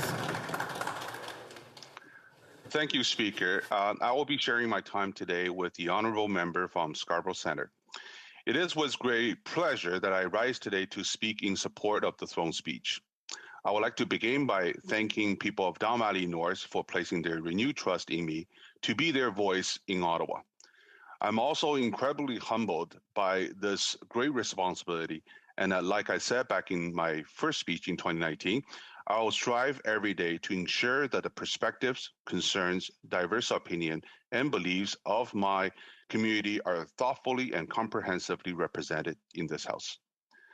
I would also like to thank my family and friends and staff and incredible volunteers without whom I would not be able to be here. I'm thankful for your generosity and support every day. In preparing for today's speech, I took some time to reflect back on 2019 when I first rose in this House to give a speech. I remember the feeling of excitement, eagerness as we stared down the tremendous opportunities that faced us. Little could I have imagined that within 6 months, the world would change so drastically. Reflecting back, it was not the way that I imagined I would serve my first term in Parliament. We replaced handshakes with elbow bumps. I learned a lot about Zoom, and Facebook Live took the place of in-person events. However, after nearly 2 years of battling a worldwide pandemic and the devastation that it brought, I can say that I'm proud the way that Canadians have come together and preserved. After the enduring long, lonely days of the pandemic last winter, none of us would have imagined that we would end up against the same this winter. Canadians have made great strides in the fight against COVID-19, but the emergence of Omicron variant was a stark reminder that the battle isn't over. While the fight isn't finished, Canadians have a lot to be proud of. Nearly 90% of Ontario residents 12 years and older are fully vaccinated, while more than 40% have received their booster dose, and over 50% of children 5 through 11 have received their first dose, including my son. But we also know that to finish the fight against COVID-19 here at home, we need to fight around the world. No one is safe until everyone is safe. That is why Canada is doing its part to end the pandemic by donating vaccines through the COVAX facility. Already, Canada has made almost 100 million doses available through donations and monetary contribution, and by the end of this year, we will donate at least 200 million doses, making Canada one of the most generous donors to COVAX. Our country is doing its part to end the pandemic, and that's exactly what our Liberal government will continue to do. But the job's not done yet. We need to encourage those Canadians who haven't yet done so to get their shots. We need to support and strengthen long-term care and improve access to mental health and addiction treatment, which many consider to be the pandemic within the pandemic. Speaker, the environment was also on the minds of many this past year. My heart goes out to those in BC who have been devastated by flooding and wildfire this past year. There's no denying the impact of climate change anymore. People in Don Valley North want to see bigger emitters pay the price of pollution, and so I'm glad to see the government is increasing our price on pollution while putting more money back into the pockets of Canadians. I'm also happy to see that we are protecting our lands and water and green space and ravines. We know that to create a strong economy, to create jobs, Canada must take bold climate action. Canada has the raw material and skilled workforce to produce the clean product that the world will need to cut pollution and transition into a green economy. It is more obvious today than ever that this is not the time to debate whether climate change is real. It is time to act. I'm glad to see our Liberal government doing exactly that. It is no surprise to residents of Toronto and those in Don Valley North that life has been getting more expensive over the past couple of decades, especially for anyone who's trying to buy a home. Time and again, people have told me that the cost of living and housing affordability are top of their mind issues for them. That is why I'm glad to see the government will help put homeownership back in the reach by introducing a series of support for home buyers, including a new rent-to-own program, reducing closing costs for the first-time buyers, and banning blind bidding. These measures will make a big difference in the lives of the residents in my riding. Speaker, citizens' fear about violence are some of the most heartbreaking conversations to have in my neighborhood. All Canadians deserve to feel safe in their community, but gun violence is on the rise in Toronto. The residents I talked to during the election were shocked that there was even a debate or conversation in other parties about repealing or reviewing the assault weapon ban and making our community less safe. But it isn't just the guns that had residents concerned. Don Valley North is home to a large and proud Chinese Canadian community. These past 2 years have been tough as we've seen a rise in anti-Asian racism as a result of the pandemic. Speaker, as I mentioned earlier, in preparing this speech, I reviewed my remarks in 2019. In that speech, I told a story about a young mother I met while campaigning who was concerned about access to high-quality, affordable childcare. It was with mixed emotions that I reflect on that encounter. On one hand, I was so proud of what our government has accomplished to address her concerns. In just the past 6 months, we've signed 12 childcare agreements with the provinces and territories that will cut fees in half in the next year and building hundreds of thousands of new childcare spaces. Yet, I'm disappointed to see the government of Ontario still deny Ontario families that same opportunity. In fact, Ontario is the only jurisdiction that has not yet signed onto our plan. Families in Don Valley North, in Toronto, and all of Ontario deserve the same opportunity as families in the rest of the country. Investing early learning and childcare isn't just good for the kids and their parents, it's also essential to our economic recovery. We all know that. Yet with each passing day, Ontario families are paying the price for Doug Ford's inaction. Speaker, as I near the end of my allotted time, I will be remiss if I didn't highlight some of the outstanding organizations in my writing who work tirelessly to support residents and contribute so much to build a strong, inclusive, supportive Canada. And that couldn't be true without their effort these past 2 years. In my writing of Don Valley North, organizations like Afghan Women's Organization, Iranian Women's Organization of Ontario, Armenian Community Center, and the Center for Immigrant and Community Services, Working Women Community Center, Toronto North Local Immigration Partnership, and Flemington Health are offering crucial services to new Canadians. Access Employment, the Center for Education and Training, Springboard Employment Services are providing help to Canadians in search of employment and new skills. Willowdale Community Legal Services, Adventures Place, Community Information Fairview, North Shore Harvest Food Bank, and religious and cultural organizations like Abraham Center, Don Valley Bible Chapel, and so many more are providing a space for everyone in our community to know that they belong and are supported. I'm so proud of the work of these organizations and so many more in Don Valley North are doing. It has been an honor to work alongside with these groups these past 2 years, and I look forward to build on that relationship to ensure that all members of our community can succeed. Here in Parliament, we know that the Canadians are expecting us to work together and achieve results. It is a privilege to be in this place and something I never take for granted. I look forward to working with all my colleagues from all parties in whatever form it takes in this 44th Parliament. Speaker, I'm proud to support the speech from the throne, and I look forward to your questions and comments. Thank you. Questions and comments? The Honourable Member for Windsor West. Thank you, Mr. Speaker, and I thank my colleague for his speech and for working with him at committee.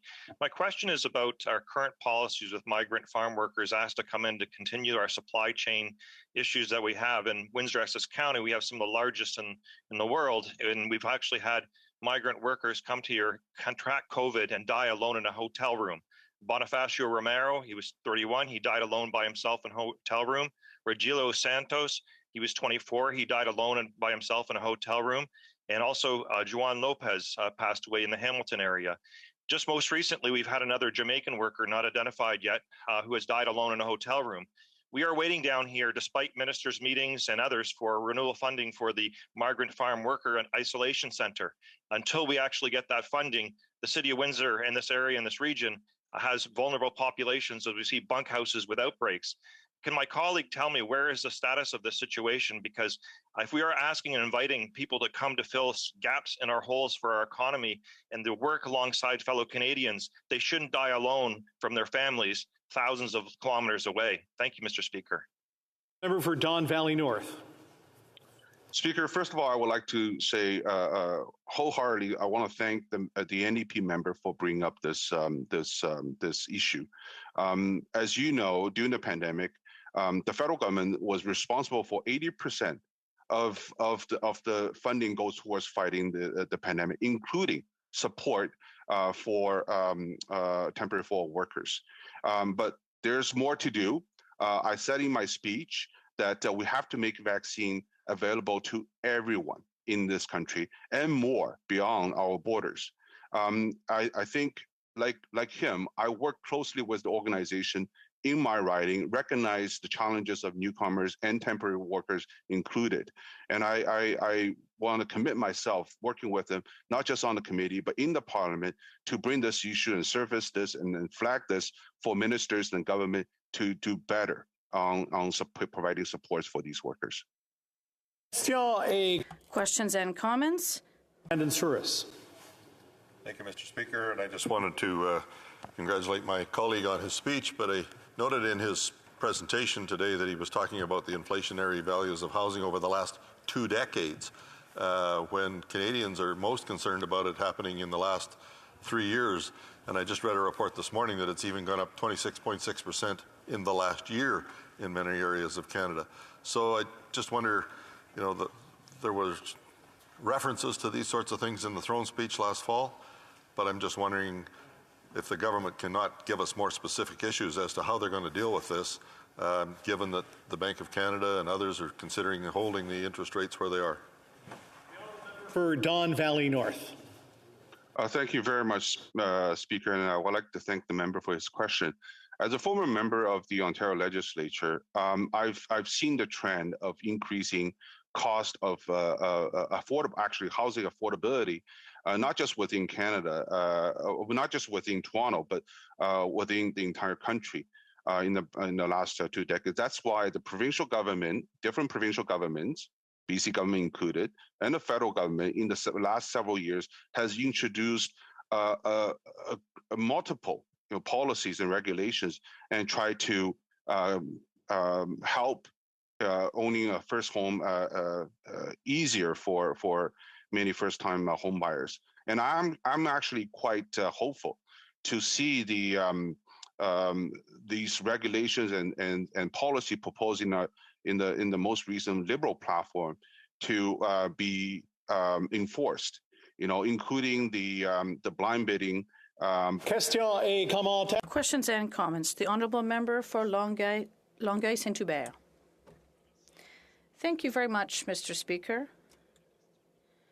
My questions, colleague, from before, well, in Canada and Quebec, there is a housing crisis, and everyone knows that.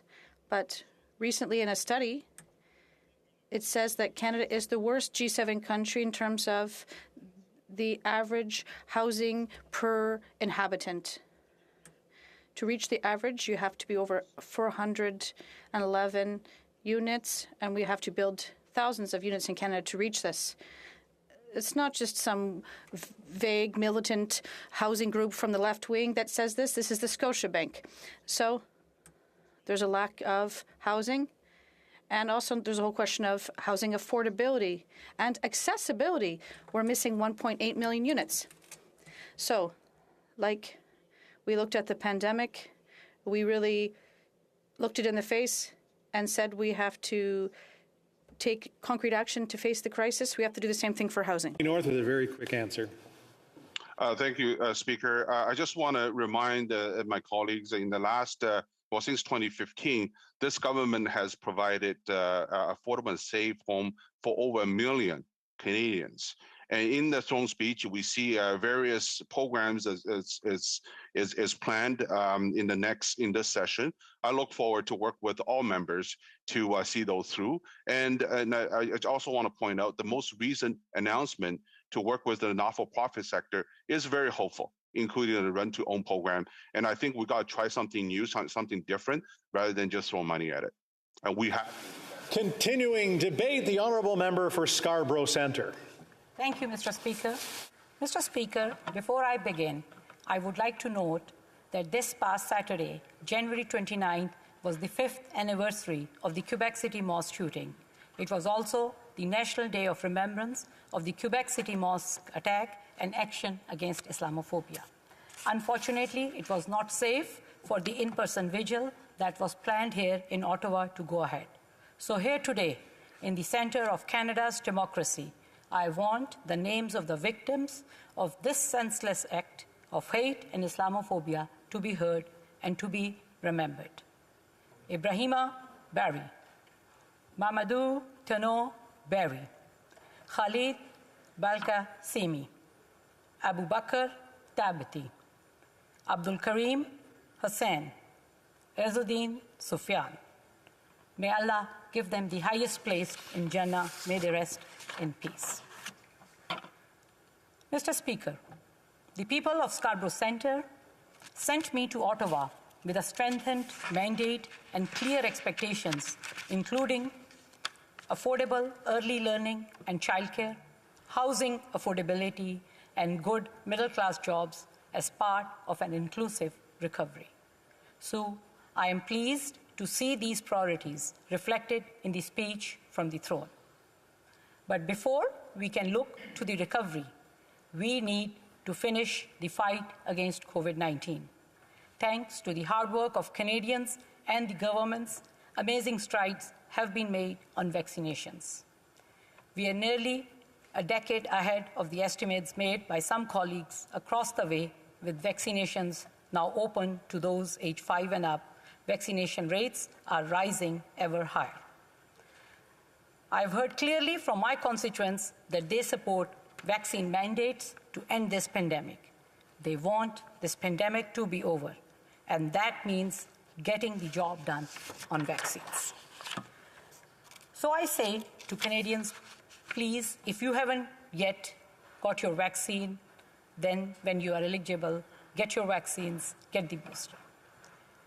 Not just for yourself, but for your neighbors, for your families. Because in Canada, we look out for one another.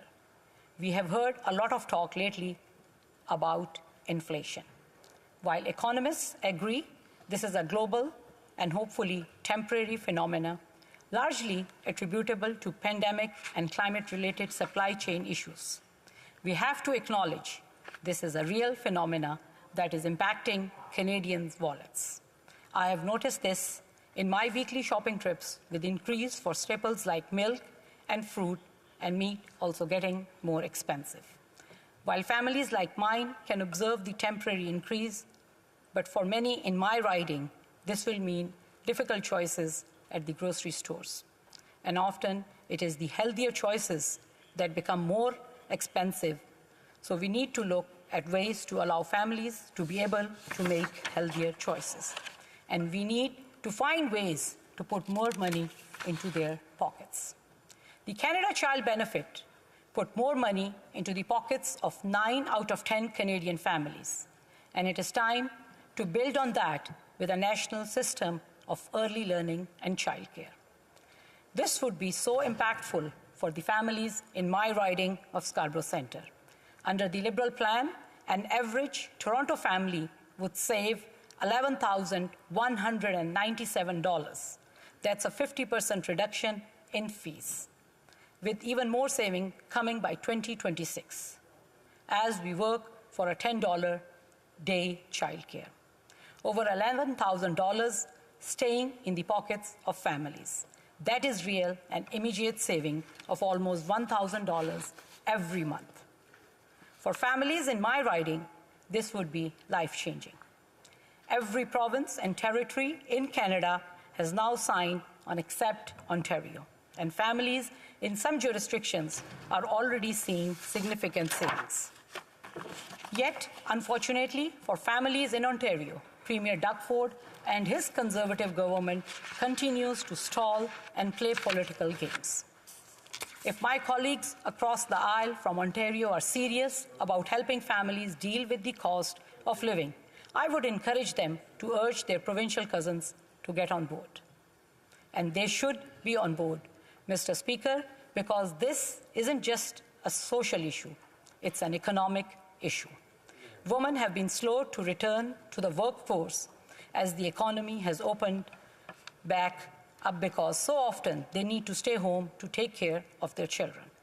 There can be no recovery without a she recovery.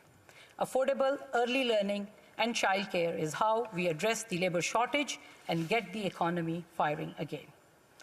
If there is one issue that vies with the affordable childcare for importance with my constituents, it is housing affordability. Prices are out of control. People renting are afraid to move as they couldn't afford that increase in price.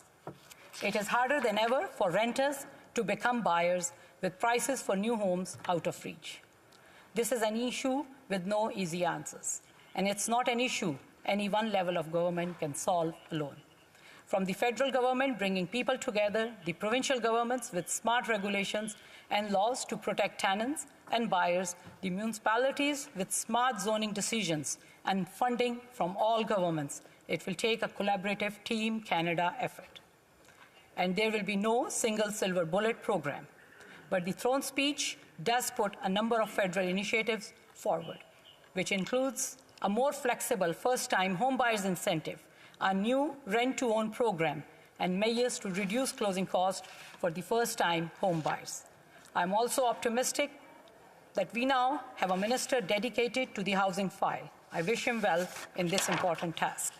We need strong federal leadership to bring all the stakeholders together to deliver real results for Canadians, because everyone deserves a safe and affordable place to call home, and everyone deserves to feel safe and at home in Canada. Incidents of hate based on race and faith have made too many feel uncomfortable and unsafe in their communities. We cannot shy away from this painful reality. We need to work hard to ensure that everyone in Canada is safe and has the opportunity to get ahead regardless of their gender, who they love, where they come from, what language they speak, who they pray to, or the color of their skin. Incidents of Islamophobia and anti-Semitism leave real and lasting scars in our communities. And the anti-Black racism that is systemic into many of our institutions must be grappled with.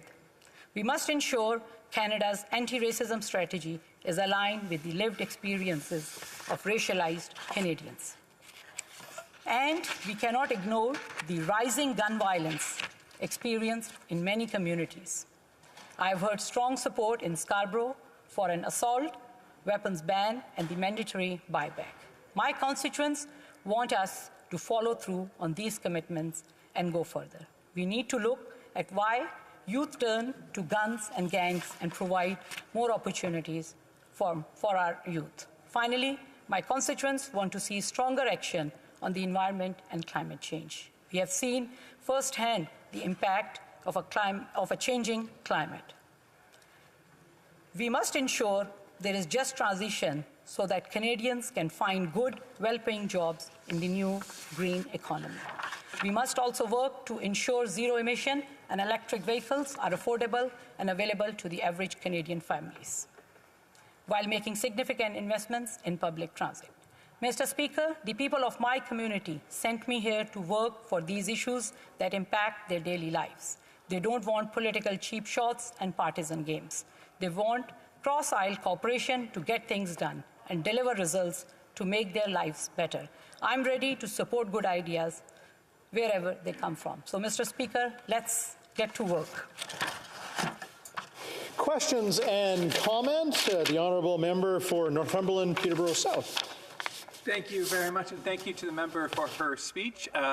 It is also recognized by economists throughout the world and throughout the time, in fact, that monetary policy has a huge impact on inflation.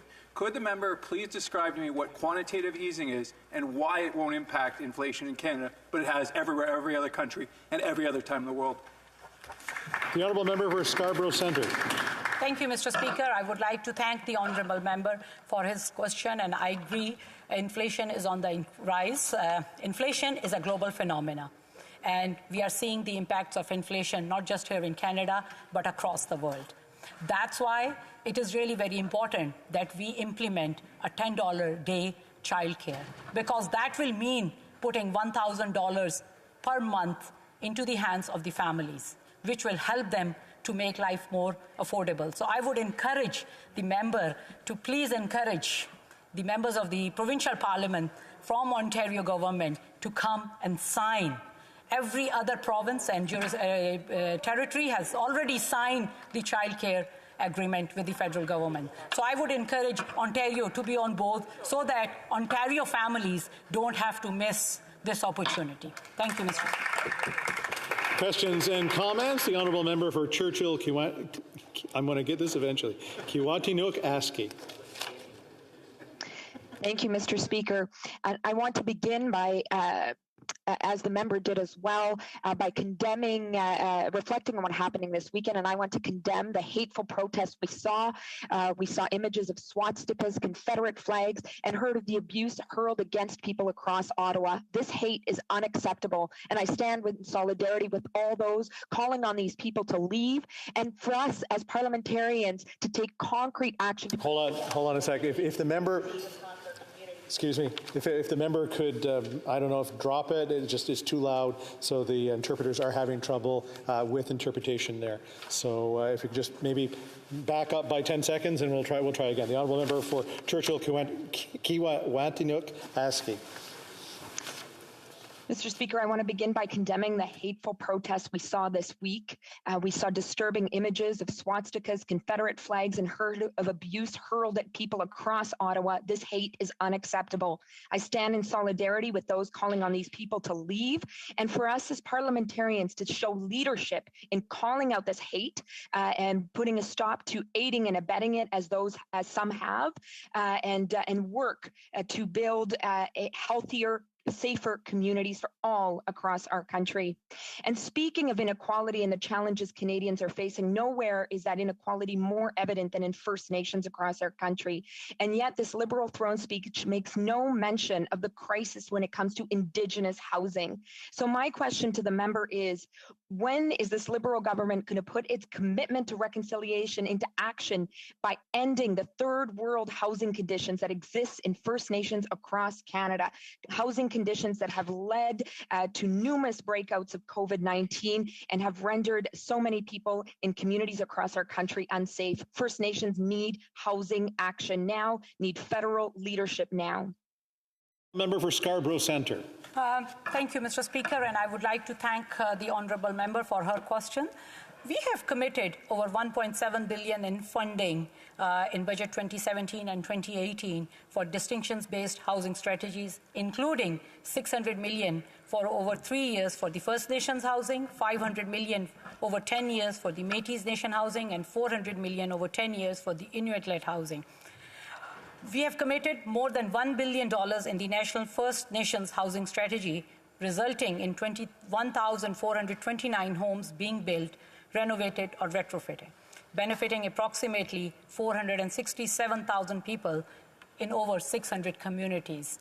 I know more work has to be done, so I look forward to working with all the members of this House to make sure that every Indigenous person has the place to call home. Thank you, Mr. Speaker. Questions et commentaires, l'honorable député. Questions and comments. The honourable member for Longueuil-Saint-Hubert. Oui, merci, Monsieur le Président. Thank you, Mr. Speaker.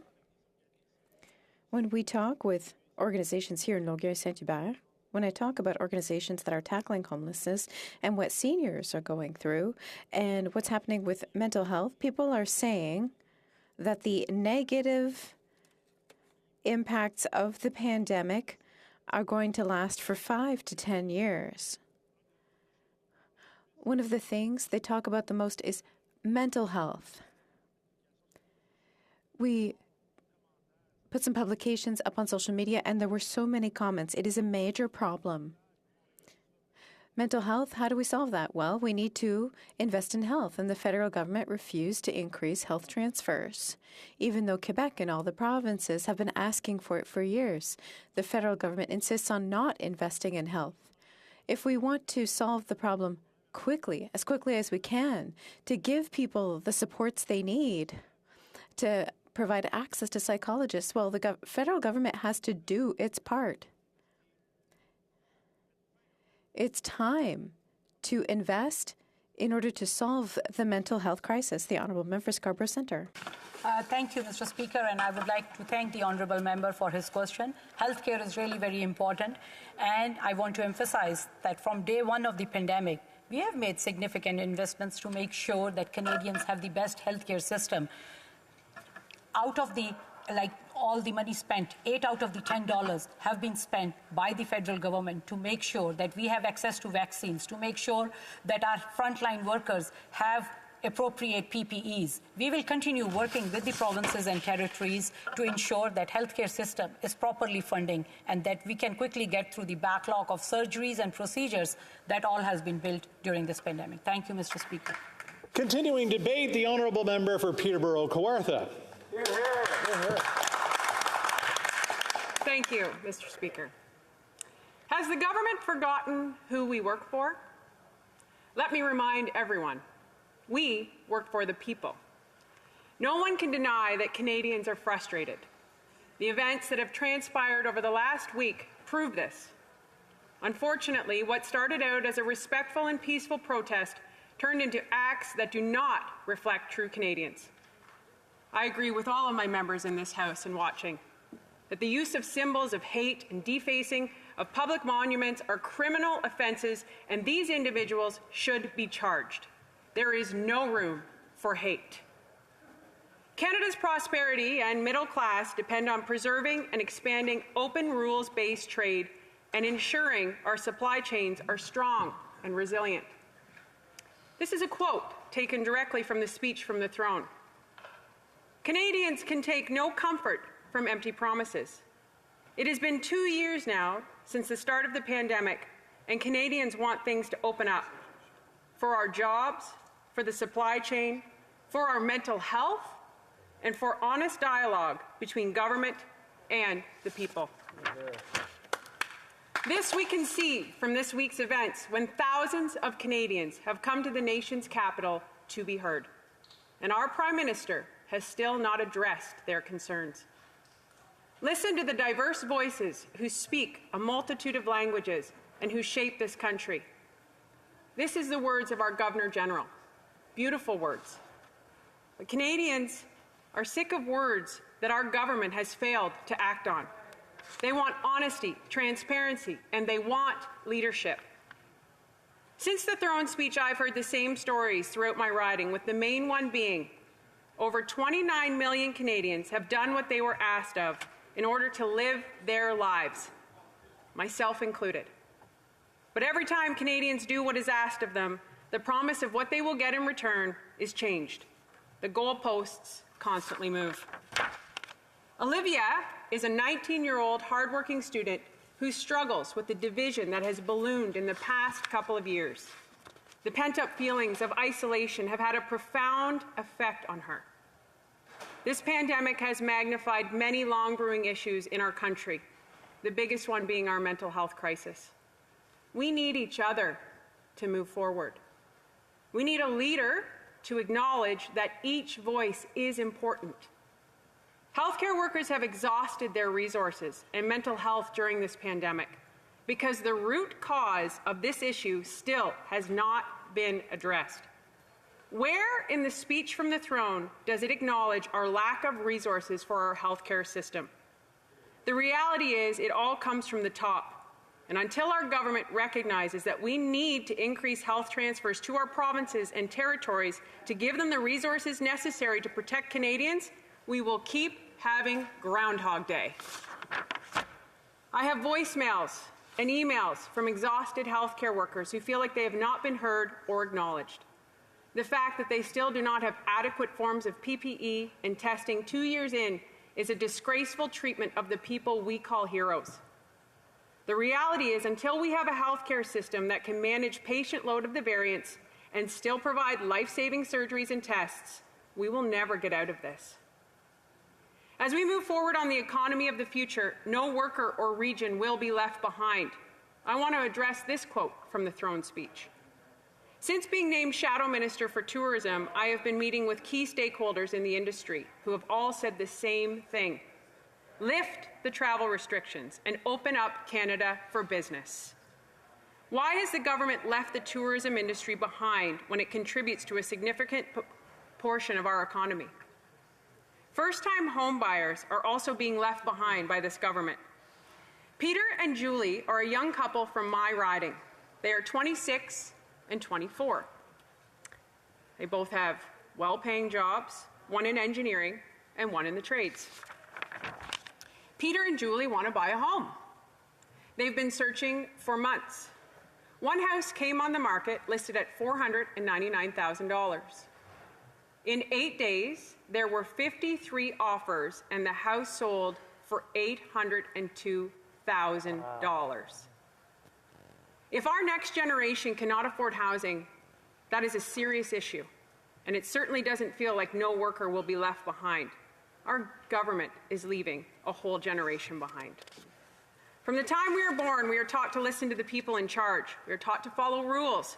But what happens when the person in charge doesn't listen to the people? One thing many constituents have said to me is, don't just criticize, offer solutions. I'm imploring our Prime Minister to acknowledge all Canadians, and I'm imploring Canadians to listen. Even if you disagree, listen. Be respectful and tolerant of each other. That is the solution to build trust. A reputation isn't built on saying what you will do. It is built on what you actually do. Yeah. Another quote from the speech from the throne, we will always stand up for a brighter future for all. Who is all? Because the government has left too many behind. We need a new government. We need to act on our words. I have been a voter a lot longer than I've been a politician, and I know how people feel. And I hear the words, and I believe our members all feel the same way. We all want out of this, but we have to address what's going on. We have to have honest dialogue. And we have to acknowledge a question, and we have to look at this question. How did we get to a point where thousands of people drove thousands of miles to have their voice heard? We need to ask how we got here. In the conclusion of the speech from the throne, it states the decade is still young. With compassion, courage, and determination, we have the power to make it better than how it started. But that only happens by standing together. What is standing together? Standing together should be truly having the backs of Canadians. It should be working together and listening to each other. It should be about opening up our economy so we can get back to work. This economic crisis is a mental health crisis. This government has failed Canadians throughout this pandemic because it has forgotten that we work for the people. Questions and comments? The honourable member for Winnipeg. I'll get it in a second. Winnipeg Centre. Yes, thank you so much, Mr. Speaker, and I'd like to thank my colleague for her comments. You know, this federal government has indicated that they were a feminist government. However, they've made no mention, for example, in this throne speech in regards to sexual health. We know that reproductive justice is critical for gender equality. This includes the right for individuals to freely make choices about their reproductive health and have access to reproductive services. Yet, in Nova Scotia, sexual health centres are having to close their doors between April and September due to limited funding. And 9 provinces, in fact, have declared outbreaks in sexually transmitted diseases. Halifax Sexual Health Centre has been unable to access STI testing due to being stretched thin and to meet the needs during COVID testing. Does the my honourable colleague agree with me that we need this government to immediately invest in sexual health services now? The honourable member for Peterborough-Kawartha. Yes, thank you to the member for the question. And I think gender equality and investing in proper education is always critical. And our government will continue to stand up. Our party will continue.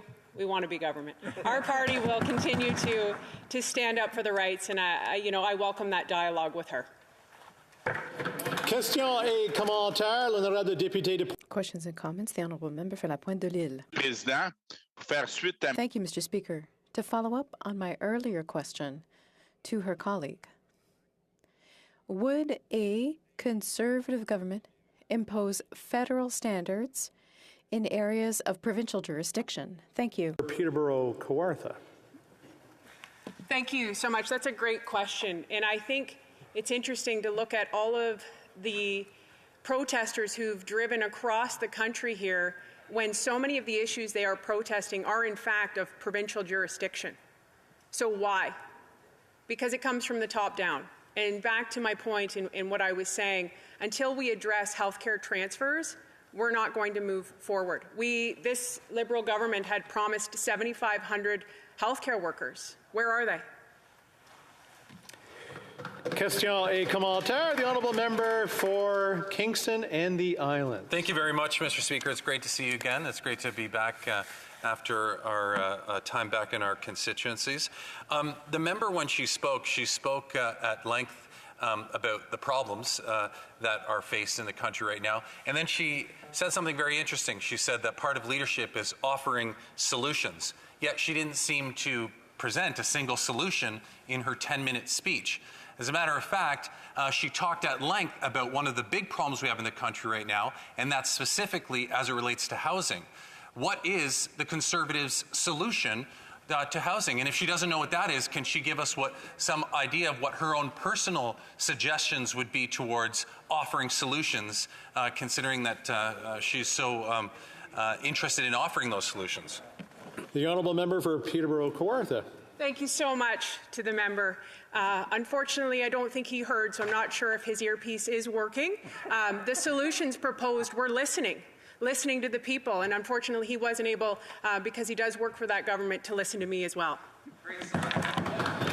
Question et commentaire. Questions and comments. I'll look around one more time. Nobody? The honourable member for Kingston and the Islands. Okay, well, I'm listening now, Mr. Speaker.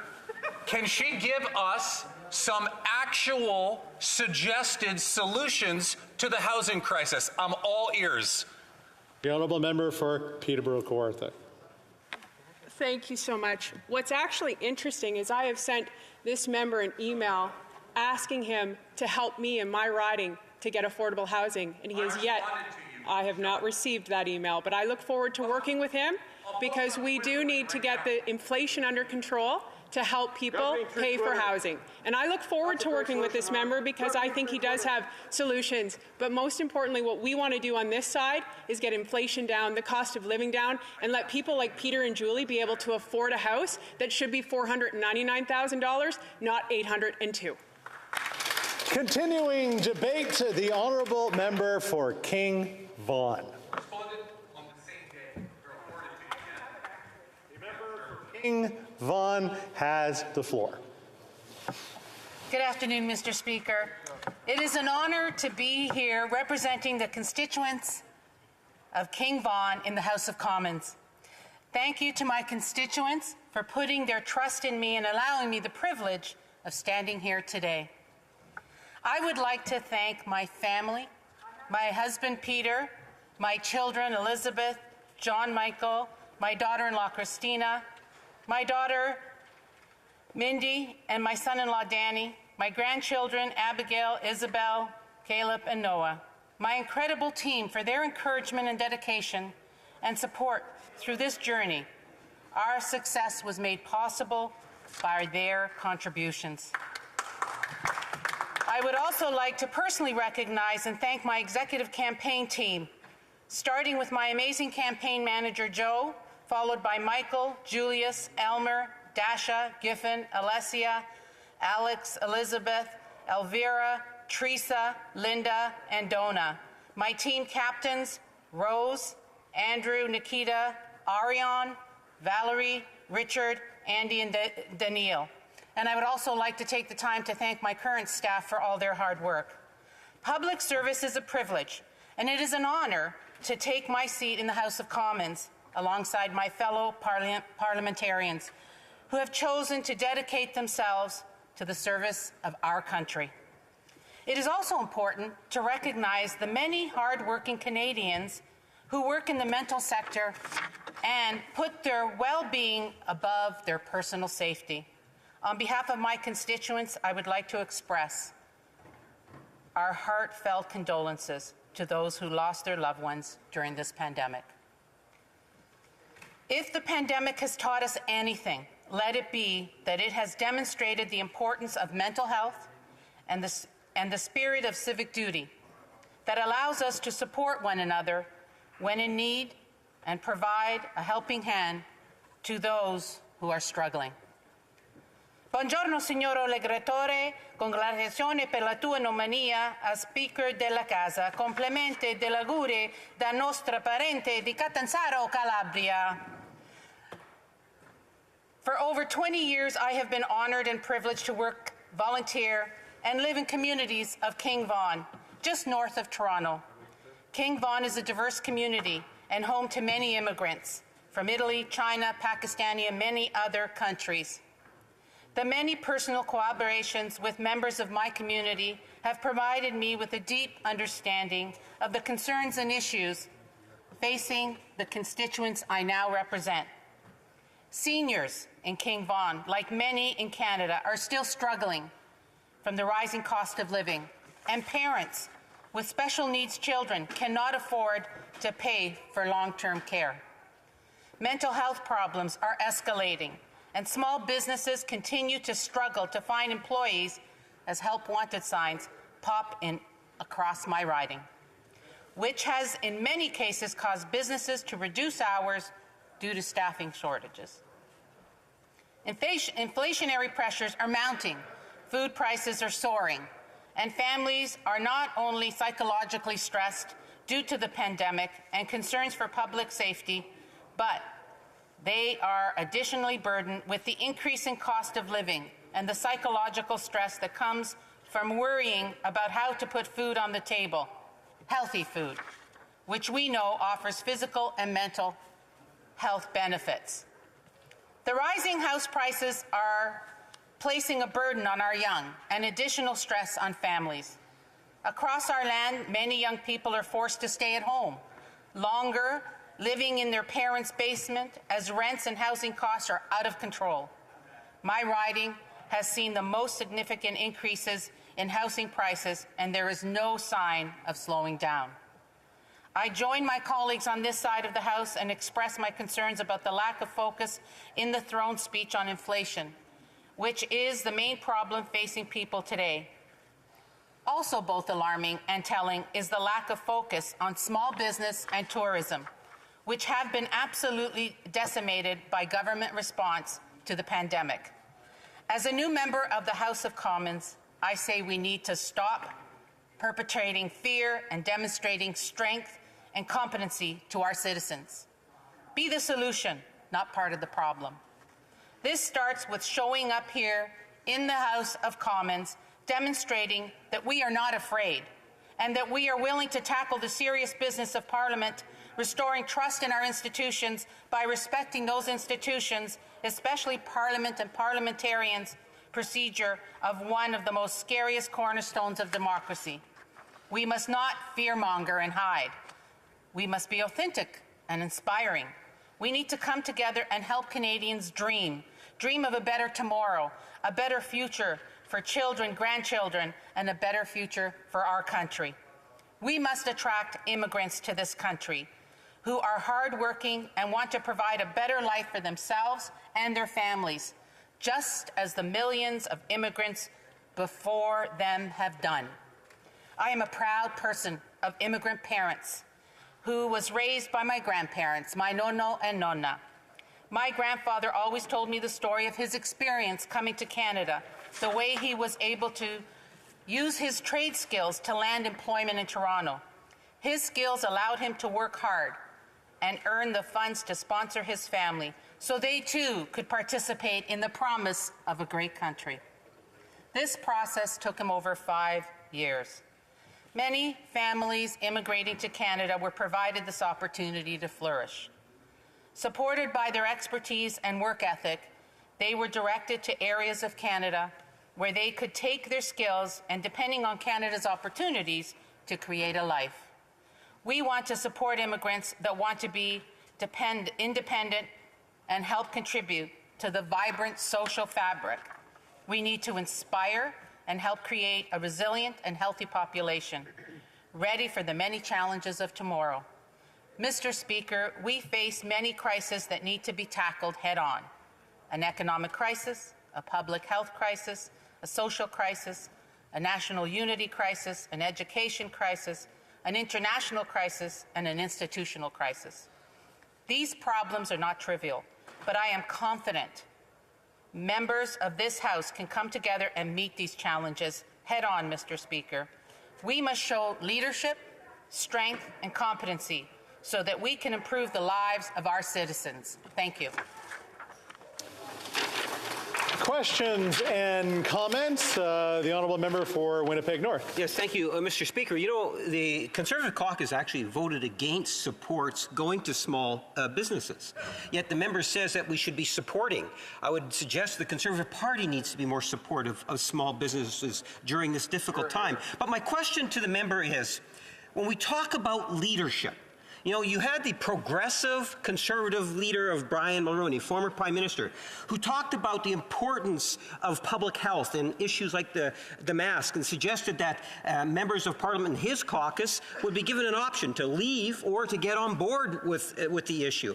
I'm wondering if she would contrast the leadership of Brian Mulroney and the progressive Conservative today to today's reform far-right conservative element within the Conservative Party under the current leadership, and does she believe that her leader would be better off to follow some of the instructions coming from former Prime Minister Brian Mulroney? The Honourable Member for King Vaughan. I thank my colleague for the question. I think what you have to understand is that our leader is working for the people of Canada, all of Canada, not just specific sectors of Canada. We need to work together to ensure that we get over this pandemic, provide the health services that our colleagues and our constituents need. We need to do it now. We can't wait any longer. Fear-mongering is no way to get things going. Question et commentaire, l'honorable député de Laurentides-Labelle. The Honourable Member for Laurentides-Labelle. Thank you very much, Mr. Speaker. I have a simple question for my colleague. I clearly heard about the lack of money for our various crises, health, inflation, housing. So my question, with everything that's happening right now, what is this government waiting for when unanimously, clearly the moment has come, we need to act to increase the health transfers? What does my colleague think? Why isn't the government taking action? For King Vaughan. If I understand the question correctly, I think what we need to understand is the sooner we get inflation and we can control it, the sooner people are able to live their lives. We need affordable housing. We need to ensure that people waiting for surgeries are dealt with. I have people in my constituents that cannot get those services. When is this government going to step up and ensure that our constituents are healthy and well taken care of? Because until we do that, they can't get back to work, Mr. Speaker. Thank you. Question et commentaire, the honourable member for Nunavut. I appreciate the member's advocacy to provide relief for Canadians struggling amidst the rising cost of living. Nunavut experienced this crisis disproportionately. In 2016, Nunavut food costs were 3 times the national average. In 2018, 62% of Nunavut's households with children were food insecure. High cost of living affects Nunavut's access to their most basic human rights, including food, water, housing, health, and mental health. We have felt these challenges for far too long, despite government programs and subsidies aimed at providing relief. Does the member agree that the government's current response is insufficient for northern communities, that they deserve more equitable cost of living supports? And will the member push for the 44th Parliament to achieve this equitable outcome for northern communities and Indigenous communities? The member for King Vaughan. Thank you to the honourable member for that question. I believe that we need to support all Canadians, including our Indigenous. We need to ensure that there are rules and there are opportunities regardless of where we live in this country. We need to ensure all Canadians are treated equally, especially our Indigenous population, as well as the rest of the country. Thank you. Time for a quick question from the member for Souris Moose Mountain.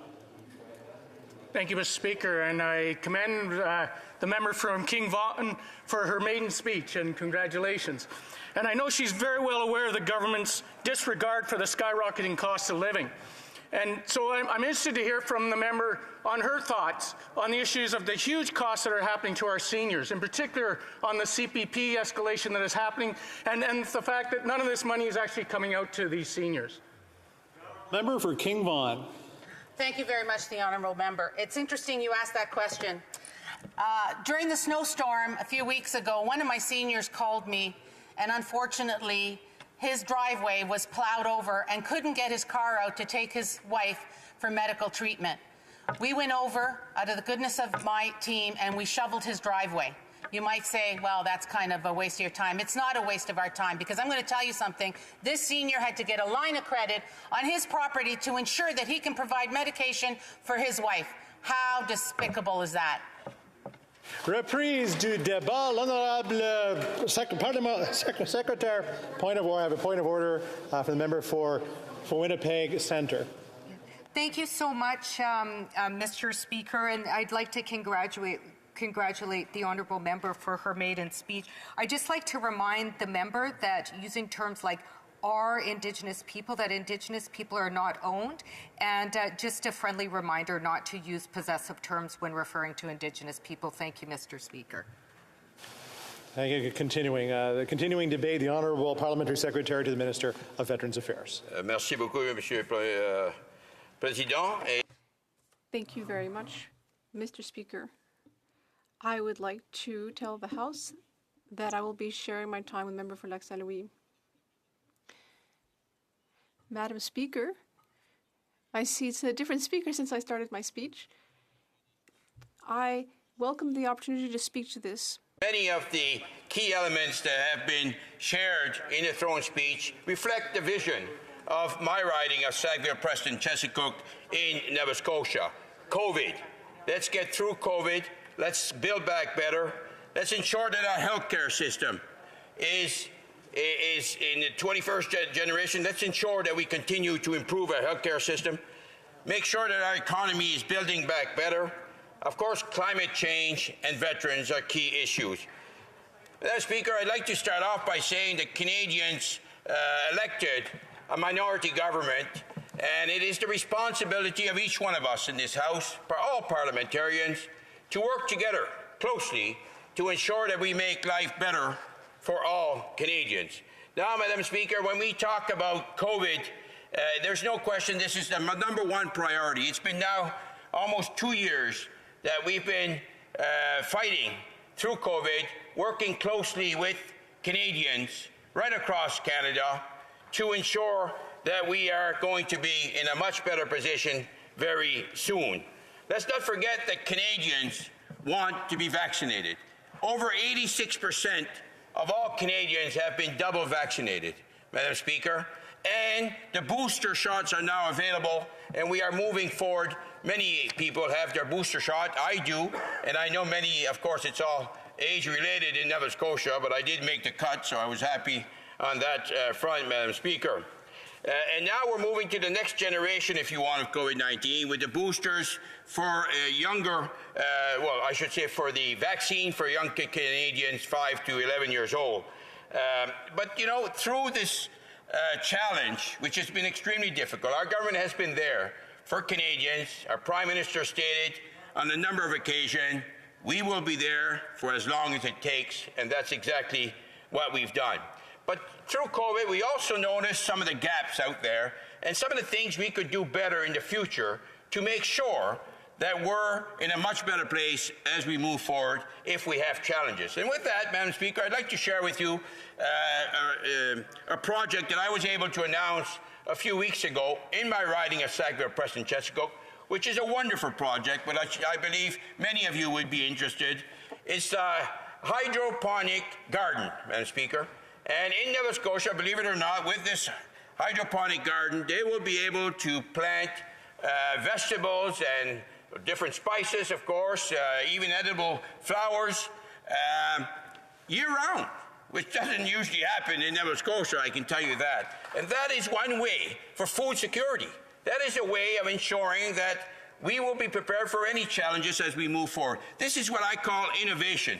And I want to thank our government for investing $76,000 towards that project. But I also want to welcome and thank the local Akuma family properties for following through on that project. And now we're going to be able to build on that. And maybe it'll be a great pilot for the rest of the nation. I talked about healthcare. Of course, you know, Atlantic Canadians, we have the oldest Canadians, if you want, average, much older than Alberta, for example, and we have also the most rural communities. So that's a double barrier, if you want, in the sense of the needs for healthcare, and that's why we need to do more pilots in Nova Scotia and invest right across the country in healthcare. So some of the key areas that we talked about, of course, is strengthening in the throne speech, strengthening our healthcare system and our public health supports for all Canadians. And what does that actually mean? Well, more accessibility, rural care, transportation, making sure that seniors can get to their support, healthcare support, hospitals and doctors, etc. Mental health, long-term care, those are all very important investment, as well as data collection for improvement as we move forward. And of course, in our platform, we talked about 7,500 more doctors and nurses, and to, of course, limit wait time, and the new Canada mental health transfers to the provinces. The economy was very, very strong before we entered the pandemic, and the economy will and is showing clear signs of strength as we move out of this COVID challenge. But let's keep in mind, as the Prime Minister said, we'll have Canadians' backs as long as we need to. Well, 8 out of $10 spent to support Canadians through COVID has come from the federal government. Let's not forget that.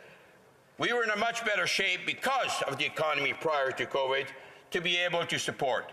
Let's also remind ourselves that 108% of the jobs have returned pre-COVID to where we are today. That's outstanding when you look at that. Also, we have actually seen less bankruptcies in the last 2 years than we've seen in the past because our government has been there to support. We've seen an increase up to 13% in international trade, again, showing that our economy can take challenges.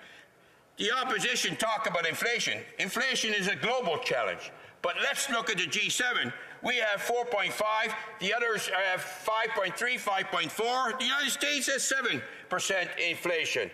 And Madam Speaker, because of our good investments, we have seen our debt interest payments drop last year by $4 billion. And I'll finish off by saying we still have the AAA credit rating. Pretty impressive. But on the investment front, how do we do this to make sure that when we're moving forward, we continue to prosper? Two main areas, Madam Speaker. One is childcare, the other one is housing. And when it comes to childcare, we have committed to a Canada-wide childcare learning, and that's exactly what we are delivering. You're asking us promises and actually doing? Well, 9 provinces have signed on in 3 territories. Very, very impressive. The main objective is to lower the cost for families, ensure high-quality program, ensure the educators are receiving a salary that is acceptable, and, extremely important, get more Canadians working. Mostly women will be able to join the workforce, and that's a key economic driver. Let's not forget about that. On the housing front, Madam Speaker, we've talked about in the throne speech about more flexibility around first-time home buyers, rent to own. These are strategies that some of them have existed in the past. Co-op housing. Those are key programs that can be successful and lowering the cost for first-time home buyers. Let me talk about housing, though, a bit, about our national housing strategy, talk about our rapid housing funding. I've made some announcements lately, 2 in my riding, one in the Eastern Shore region, where we're investing over $3 million to help women shelters, 12 units. And we've also announced 8 units in another region in my riding of Preston, where we will have 8 units, over $3 million investment again from the federal government, 8 units for African Nova Scotians. Madam Speaker, those are important investments. It's not just happening in my riding of Sackville-Preston-Chesapeake. It's happening right across the country, and it's our job as MPs to articulate with our constituents the areas where we can support them and then, of course, advocate on their behalf. Madam Speaker, on the climate file, as you know, our government, during the election, it was clear that we had the strongest environment plan to deliver for Canadians. And it's not just about protecting our environment, but it's also about growing our economy, renewable energy if you want, green energy, investing in retrofits, 100% net zero electricity future. Those are key components. But Madam Speaker, my time is running short, so I want to finish with veterans. We've made some announcements, of course, for veterans, and we continue to support veterans since 2015. One announcement in my riding is the Wellbeing Fund receiving $1 million through the Strongest Family Institute to help veterans with mental health, if you want, services, helping them, those who have some anxiety, depression behaviors, etc. Also investment in housing for rent supplements and wraparound services for veterans and rapid housing as well. Madam Speaker, as you can see, our government is focused on Canadians. Thank you. Questions and comments. The honourable member for Sturgeon River Parkland. Thank you, Madam Speaker. I thank my honourable colleague for that speech, and he's absolutely right in that COVID is the most important issue that Canadians are facing right now. It's been nearly 2 years in this pandemic.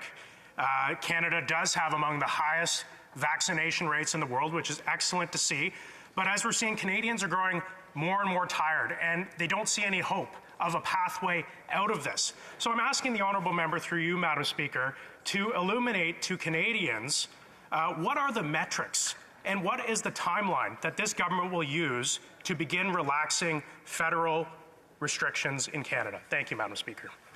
The honourable member, Parliamentary Secretary.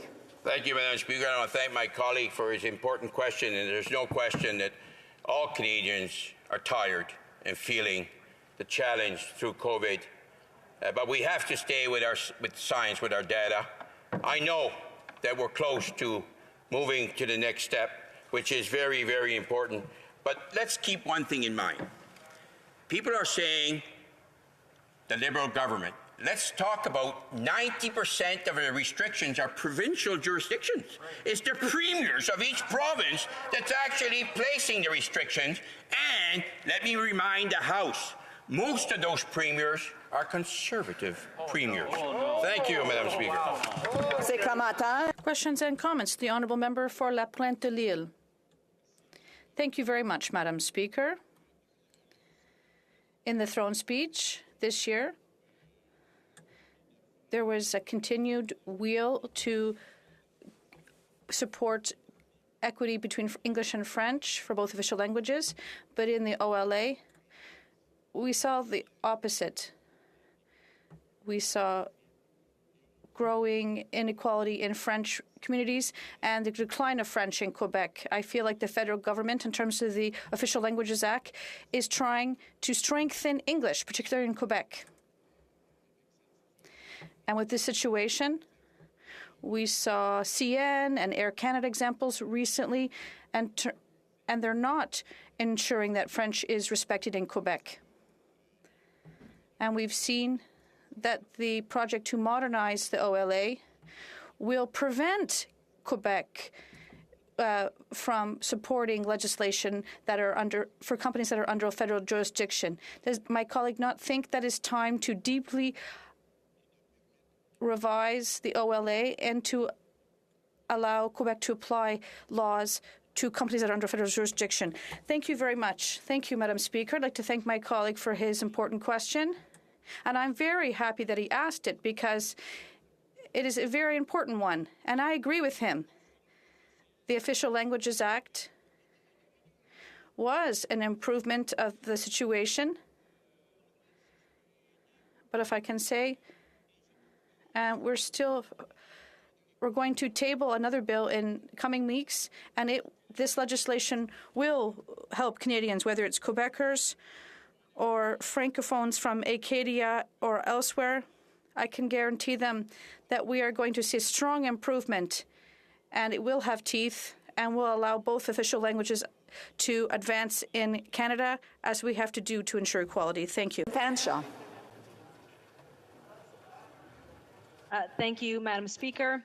I'd like to, through you, ask the member in his role as the Parliamentary Secretary for Veterans Affairs about a piece of legislation that my predecessor in London, Fanshawe, but also my colleague, the Honourable Member for Vancouver Island Powell River, has introduced. It's Bill C-221, and it ultimately would eliminate the archaic and sexist gold diggers clause for spouses of veterans who marry after the age of 60. This is something that we have been working for a very long time.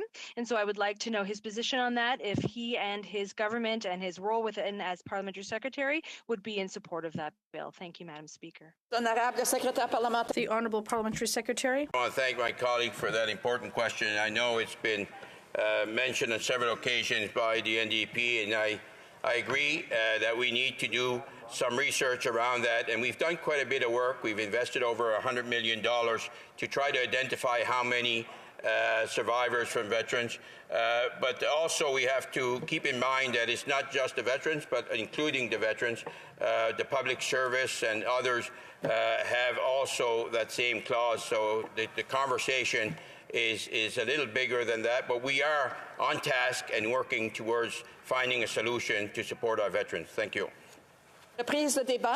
Resuming debate, the Honourable Member for Lac Saint Louis. I'd like to begin by acknowledging that I'm rising on the traditional unceded territory of the Anishinaabe Algonquin people.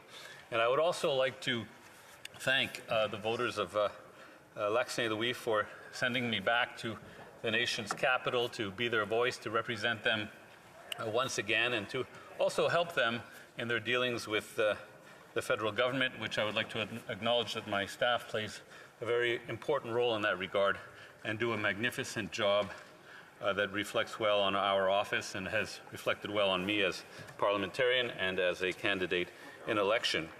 I'm particularly pleased to be standing here today on January 31st, here on the Hill, in person.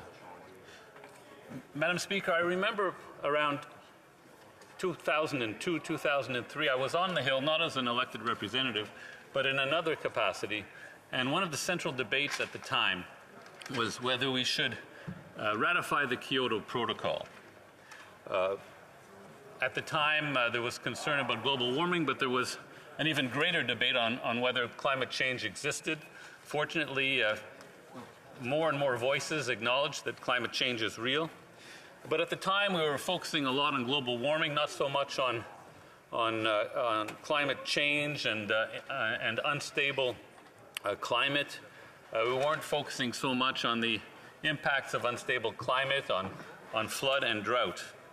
But there was an individual, Dr. Jim Bruce, an expert in water policy in this country, who was already, I believe, honing in on one of the truths about climate change, which has become more and more a self-evident truth, but one of the truths about climate change, which is the link between climate change and water, between climate change and drought and flooding. To quote Dr. Jim Bruce, if climate change is a shark, then water is its teeth. Like a fish that doesn't notice the shark until it feels its sharp bite, humans will first feel the effects of climate change through water. In other words, Madam Speaker, a climate crisis is a water crisis. Dr. Jim Bruce, I should say in passing, was the first director of Environment Canada's Centre for Inland Waters, and he, along with a handful of other renowned Canadian water experts at Environment Canada at the time, were very much pioneers in this area. And I speak of people like Frank Quinn and Ralph Pentland. Ralph Pentland was a director in water planning and management at Environment Canada for 13 years, and he helped negotiate many of the Canada-US agreements and many of the federal-provincial agreements around water, and he was the primary author of the 1987 federal water policy. If ever we need proof of the causal link between climate change and water security, Madam Speaker, recent history has obliged. In the last decade, Alberta has seen massive flooding in places like Calgary, while the Fort McMurray wildfires were themselves a manifestation of drought. In BC this past summer, a heat dome killed more than 600 people and caused mass evacuations. Excess heat melted mountain snow and ice, causing record flooding, the melting of permafrost, and the collapsing of roads in the north. In the south, water evaporated too quickly as mountain glaciers melted, leading to insufficient water supplies and rising food prices as livestock herds were culled due to lack of water and feed. An example, Madam Speaker, of a non-money supply-related inflation. And of course, we saw the disastrous results of excessive rain in British Columbia, which brings me to the topic of atmospheric rivers. What are atmospheric rivers, Madam Speaker? Well, an atmospheric river is a large, narrow stream of water vapor that travels through the sky and that can stretch 1,600 kilometers long and more than 640 kilometers wide, and that on average carries an amount of water equivalent to 25 Mississippi rivers. According to a 2013 report co-produced by BC's Environment Ministry, atmospheric rivers typically form in 8 oceanic regions around the world, some closer to continental coasts than others. One of those regions is just off North America's western coast and can produce between 1 to 2 dozen such rivers in the sky per year. As the rivers cross from ocean to land, particularly into mountainous regions like the BC coast, the water vapor condenses into precipitation, sometimes dumping a month's worth of rain or snow in a matter of days. Which brings me to Dr. John Pomeroy, Madam Speaker, at the University of Saskatchewan, a hydrologist and Canada Research Chair in Water Resources and Climate Change, and Associate Director of the Global Water Futures Program, the largest university-led water research program in the world, right here in Canada, in Saskatoon, Saskatchewan. Dr. Pomeroy has been dedicated to developing better flood forecasting computer models and bringing these models into disaster warning systems. He is convinced, quote, that we need to build state-of-the-art water prediction and management systems, end quote, and that doing so requires federal leadership. More specifically, we need a national system of flood prediction inspired by, but not necessarily identical to, what exists in the United States. And I say not identical to because we are a different kind of federation with different jurisdictional realities and considerations. I agree with Dr. Pomeroy. We need to develop a federally managed models in collaboration with the provinces and universities, and that focus on river basins for use by provinces, cities, First Nations, and industrial users like hydroelectric utilities. Madam Speaker, in 2013, according to Dr. Pomeroy, there were already test models in Europe able to suggest a large flood would hit Calgary on the precise day that it did. This prediction 2 weeks before the flood happened. Much like in Alberta, BC was unable to correctly forecast that this year's floods would be major ones until roads were already washed out and casualties had occurred. The Americans apparently did much better with their system. Global Water Futures will be working on improving the U.S. system in a major collaboration being developed. Global Water Futures has the science and technical capacity to build a national flood forecasting system here in Canada with the help of the provinces, municipalities, and Indigenous communities. Madam Speaker, this brings me to the throne speech. The climate crisis, as I said at the very beginning, is a water crisis. We will need infrastructure to adapt to the impacts of climate change on water, infrastructure like dams and reservoirs that can hold water when it arrives too early in the spring until the agricultural season starts when the water is actually needed for irrigation. The throne speech commits the government to creating Canada's first ever national climate adaptation strategy, as well as to establishing the Canada Water Agency as a locus of freshwater expertise and policy coordination.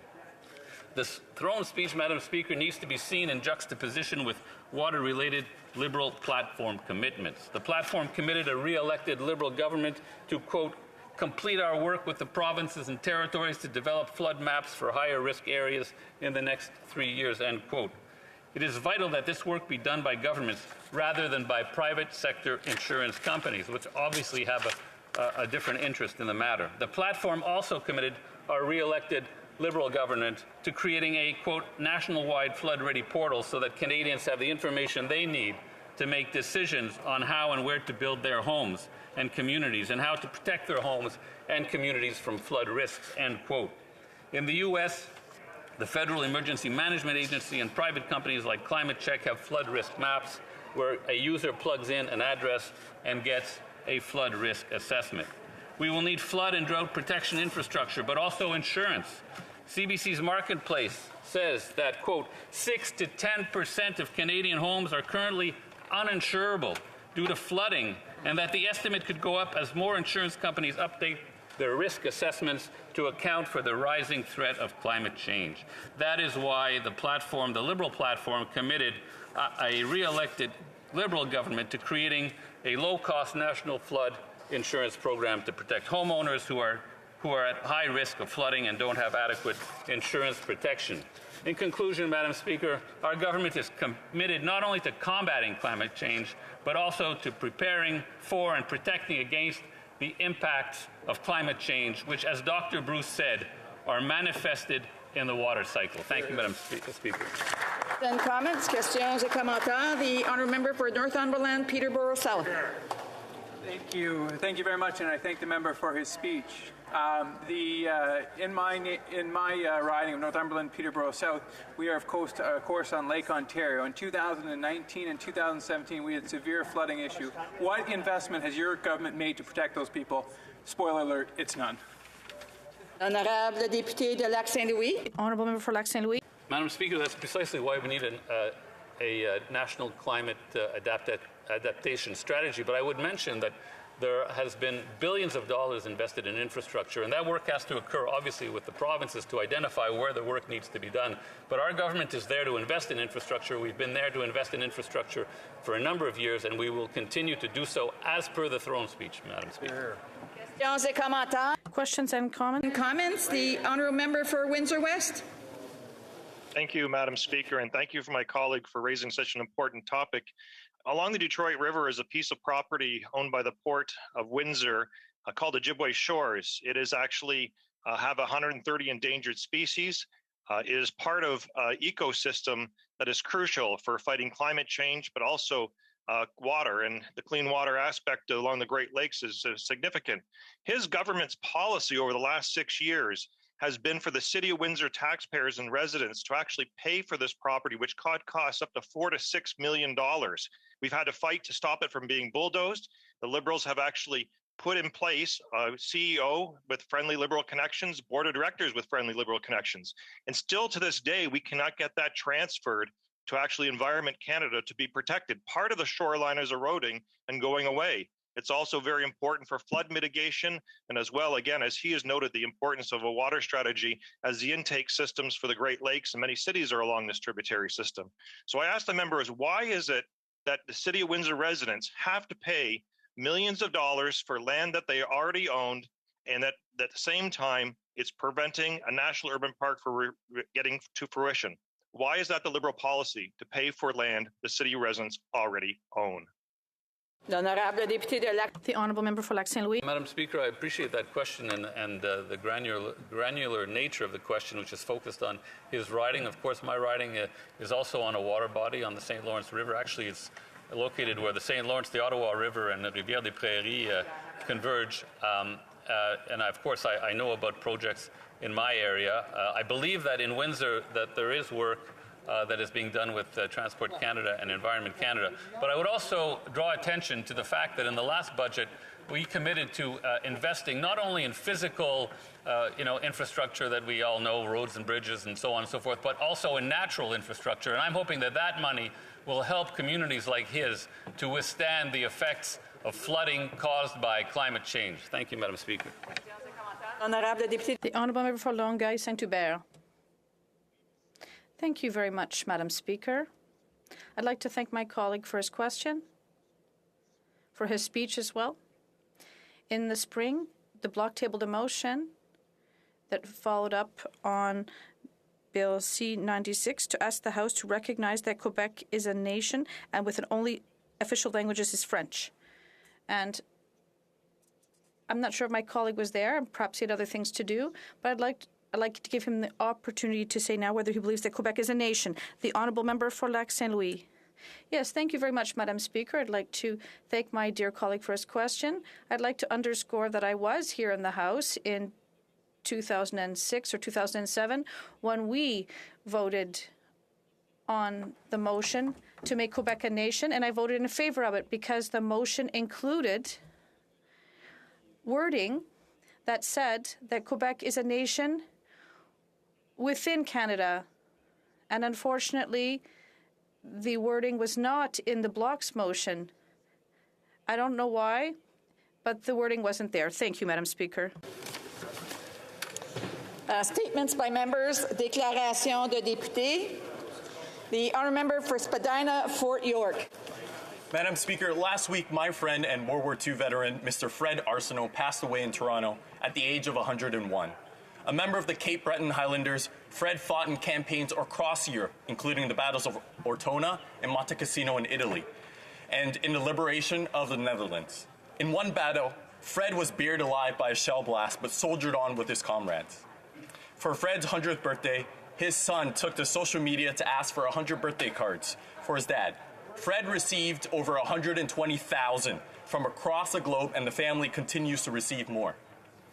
Fred would make the annual pilgrimage to Ottawa for the National Remembrance Day ceremony for as long as he could. Madam Speaker, Fred's family asked me to pass on a message that we as a nation never forget the sacrifice of their father and of Canada's greatest generation. Also that we cherish the time we have left with those who wore the uniform of our nation with pride and honor, to visit them and to listen to their stories, lest we ever forget what they endured for Canada and all Canadians. Thank you, Fred, and stand easy. Your watch has ended. The honourable member for Scarborough North. Madam Speaker, tomorrow Canadians of East Asian descent will gather with family and friends to celebrate the Lunar New Year and welcome the Year of the Tiger. Symbolizing energy and enthusiasm, passion and positivity, the Tiger will bring important virtues to support Canada's pandemic recovery. Over the past year, Canadians of East Asian descent have worked on the front lines in the fight against COVID-19. In Scarborough North, organizations like the Chinese Cultural Centre of Greater Toronto have hosted vaccine clinics, held forums to combat anti-Asian hate, and handed out PPE and meals to those in need. Allow me this opportunity to recognize the CCC's founding chairman, Dr. Ming-Tat Chung, who was recently awarded the Chinese Peace Prize for his humanitarian service. As Canadians, let us all continue to show care and compassion for one another in the months ahead. Bonne et heureuse nouvelle année lunaire. Happy New Lunar Year. For Calgary Centre. $500 billion. That's the amount the oil and gas industry has contributed to Canadian governments in tax revenue over the past 20 years. Canadians have spent the same amount of money, $500 billion, importing oil at world prices from foreign suppliers over the past 30 years without any meaningful contribution to Canadian tax revenues. So when I hear the word subsidized being applied to Canada's oil and gas industry, it makes me wonder. Mr. Speaker, subsidized and $500 billion of contributions do not reconcile. Surely, no informed Canadian would repeat such a nonsensical narrative. When false narratives marginalize this contribution, we need to ask, how do we replace $500 billion? Canadians enjoy a great standard of living. Our environmental protection and our social programs are the envy of the world. And what makes that possible? $500 billion from our responsible Canadian oil and gas sector. Thank you, Mr. Speaker. The Honourable Member for Scarborough Rouge Park. Mr. Speaker, I rise to honour the extraordinary life of Archbishop Desmond Tutu. Archbishop Tutu was a shining light for hope and justice around the world. He risked his life to champion human rights and advocate for peace and racial equality in his beloved South Africa, and was instrumental in the fight to end apartheid. As chair of the Truth and Reconciliation Commission in a post-apartheid South Africa, he compassionately led the healing process after the traumatic set of events that tore his country apart. He laughed, cried, loved, and led his people to a better place. He taught us to forgive, but never to forget. Amongst his many awards was the Nobel Prize for Peace in 1984. On a personal note, as we mark the end of Tamil Heritage Month in Canada, I want to recognize and thank Archbishop Tutu for his unwavering support of the Tamils' right to self-determination and his solidarity towards all oppressed peoples around the world. Thank you, Archbishop Tutu.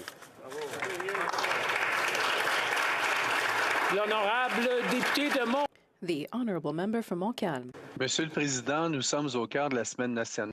Mr. Speaker, this is National Suicide Prevention Week, and it's more important than ever to talk about it. As we are all going through a difficult time together, talking about suicide saves lives. We are all at wit's end, all of us. Isolated seniors, people living alone, our children who are making so many sacrifices, our caregivers. But we must remember that we are in this together. We are not alone. Mr. Speaker, public health restrictions are being lifted to a certain extent this week. We are going to get to the end of winter again.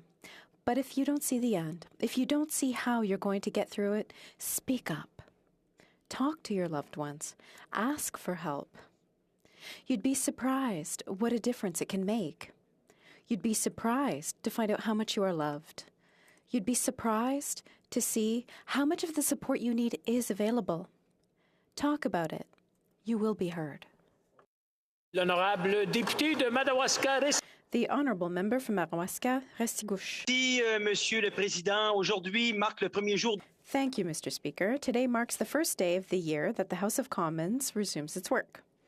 I would like to take this opportunity to wish all my colleagues and all of Canada a happy new year in 2022, filled with cooperation and an end to the current pandemic. I'd also like to welcome all the newcomers who are fulfilling their dream of settling in Canada. I would like to thank them for bringing us their know-how and participating in the development of our society. Finally, I'd be remiss if I did not mention the birth of a very special little girl in this new year, a little Acadian girl who is already the pride of her first-time grandparents, my wife and I. To the parents, Marie-Claude and Dominique, congratulations on your first child. And to little Maëve Savoie-Arsenault, as well as all the children of Canada, we can only wish you a bright future in this beautiful and vast country, and that you will, in turn, be able to make of Canada a country that matches your dreams. Thank you. Honourable Member for Edmonton West. Thank you, Mr. Speaker. I rise to recognize the outstanding community service of my friend Linda Roussel. In 1992, Linda founded Kids on Track, a community organization in Edmonton West that provides hope, direction, and ongoing support for children and their parents. Starting with just 3 families and 17 children at the first meeting, the program has grown to serve over 25,000 children over the years. They mentor at-risk children, host summer camps for the less privileged, serve gala holiday dinners for their families, and host Mother's Day teas for single moms. Linda recently retired as executive director after 3 decades of service to families. Thanks to her, thousands and thousands of stronger children and stronger families, once at risk, are now thriving. Linda, thank you for your service to so many thousands of families. Enjoy your retirement. L'honorable député de Saint-Laurent. Mr. Speaker, it's been nearly 2 years since we entered a global pandemic, and COVID has affected Canadians in countless ways. It's affected our economy, it's completely changed the way that we socialize, it's affected our well-being, our health, and of course, our mental health. Plus que jamais, les Canadiens ont l'impression que... More than ever, Canadians have the impression that their mental health has hit its limit, and that's normal considering the circumstances. Mr. Speaker, I want Canadians to know that they are not alone. Sometimes it's difficult to admit that we need help.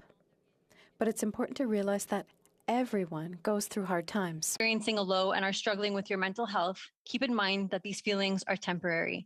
Better days are coming. Warmer, more enjoyable days are coming. Please reach out to someone you trust and ask for help. And if you don't feel ready to open up to someone you know, please make use of the new PocketWell app that was launched just a couple of weeks ago. Through this app, you can regularly check in with yourself to see how you're doing, and you can gain access to free counseling. Together, we will get through this. L'honorable député de Pierrefonds-Dollard. The honourable member for Pierrefonds-Dollard. Tinian Kaila, Sanyan Failak, Happy New Year. Ce 1er février, les Canadiens d'origine chinoise et d'origine asiatique célèbrent le nouvel an lunaire. The new lunar year is being celebrated. The Year of the Tiger. The tiger is known for its raw power and impressive bravery. This is meant to inspire energy and positivity, qualities we can all embrace as we enter this new year. Since the beginning of Canada's history, Canadians of Asian origin have been instrumental in building the Canada we know and love today. These contributions continue today in so many ways.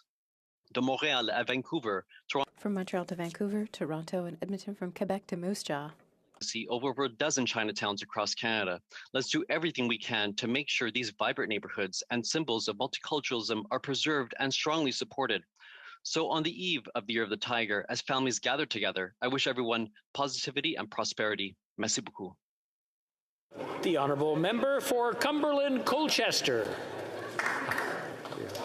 It's January 19th. The sun is shining, but the temperature's a chilly minus 18 degrees in the community of Spring Hill in my great riding of Cumberland Colchester. You see a little black cat outside in your backyard, and you say, I'm going to go out and greet my furry little friend. What started as an innocent encounter turned into an heroic event when 13-year-old Nolan Smith and his 19-year-old brother, Nicholas, acted quickly to save an elderly neighbor who had fallen outside in her backyard. Nolan was the first to notice the distressed woman lying next door. He alerted his brother, and they both went to her aid. They helped her into her home and proceeded to warm her up. 911 was called, and she was taken to the hospital, where it was determined she had broken her pelvis. She is currently recovering in hospital, and we wish her a speedy recovery. If it were not for the efforts of these brave young men, who knows what may have transpired. Their decisive actions saved her life. Please join me in thanking these heroes and the spirit of Cumberland Colchester, which they represent.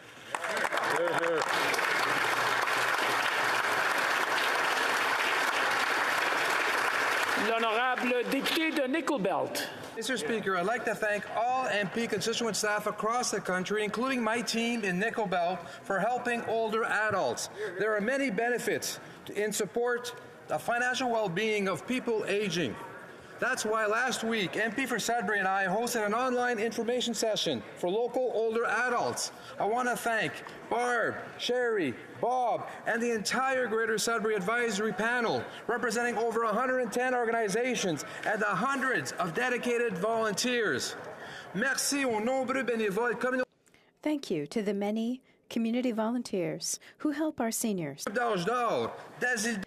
Thank you to the Azilda and Chelmsford, Hanmer, Onaping Falls, Killarney, Gogama, St. Charles, Lions Club, Richelieu, and Legions who support seniors. Thank you to First Nations in Wanapitei, Matagami, and elsewhere.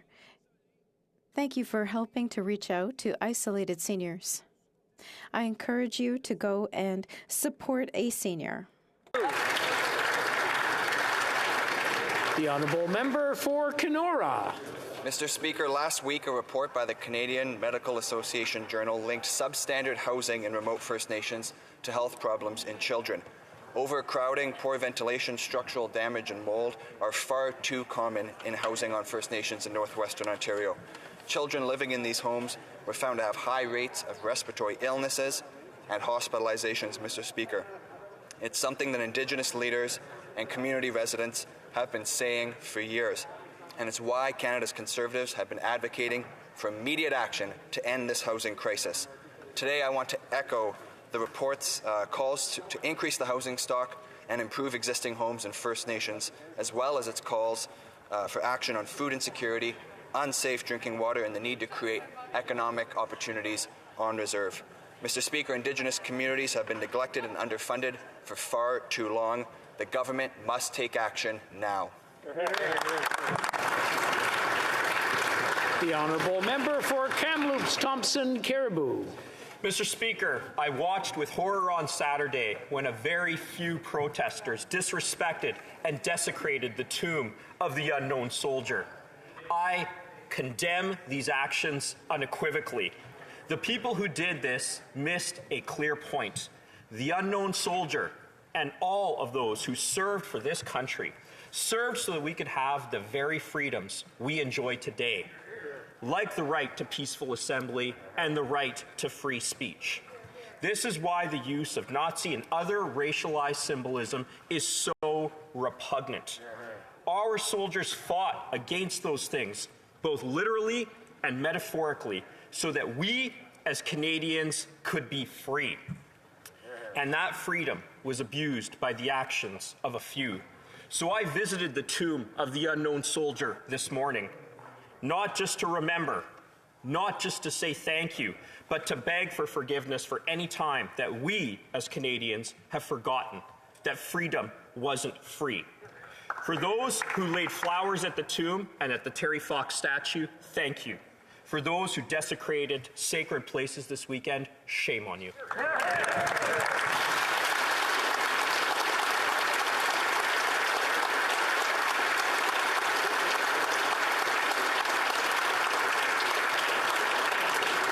The Honourable Member for Parkdale High Park.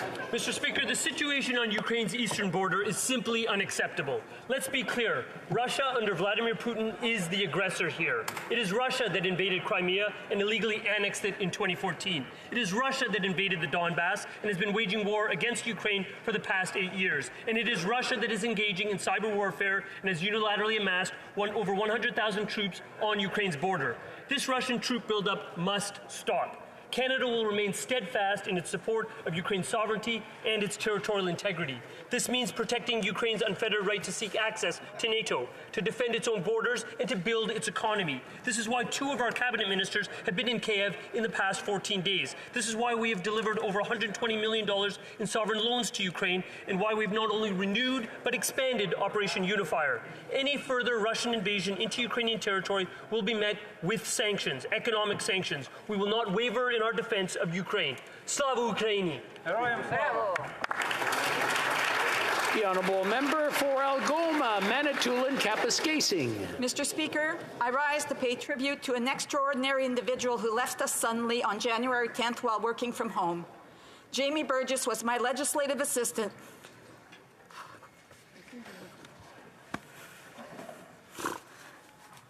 And the first employee I hired when I was elected to this House in 2008.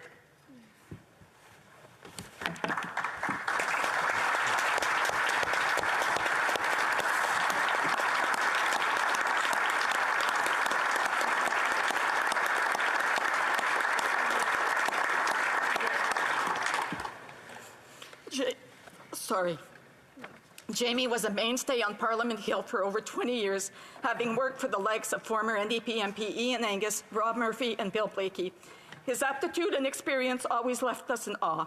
Jamie was opinionated, generous, and eager to share his knowledge and talent. His colleagues and friends and family appreciated openness, dedication, quirky sense of humor, and his passion for life. We are all devastated by his passing, and our hearts go out to his family, who he cherished so much. On behalf of my team and NDP colleagues, I extend our deepest condolences to the love of his life, Kim, and his sons, Owen and Darcy, whom he was so proud of. Being the political junkie that he was, no doubt he is watching from above while sitting in the boat fishing and playing his guitar. Rest in peace, my friend. We sure do miss you. Tight lines.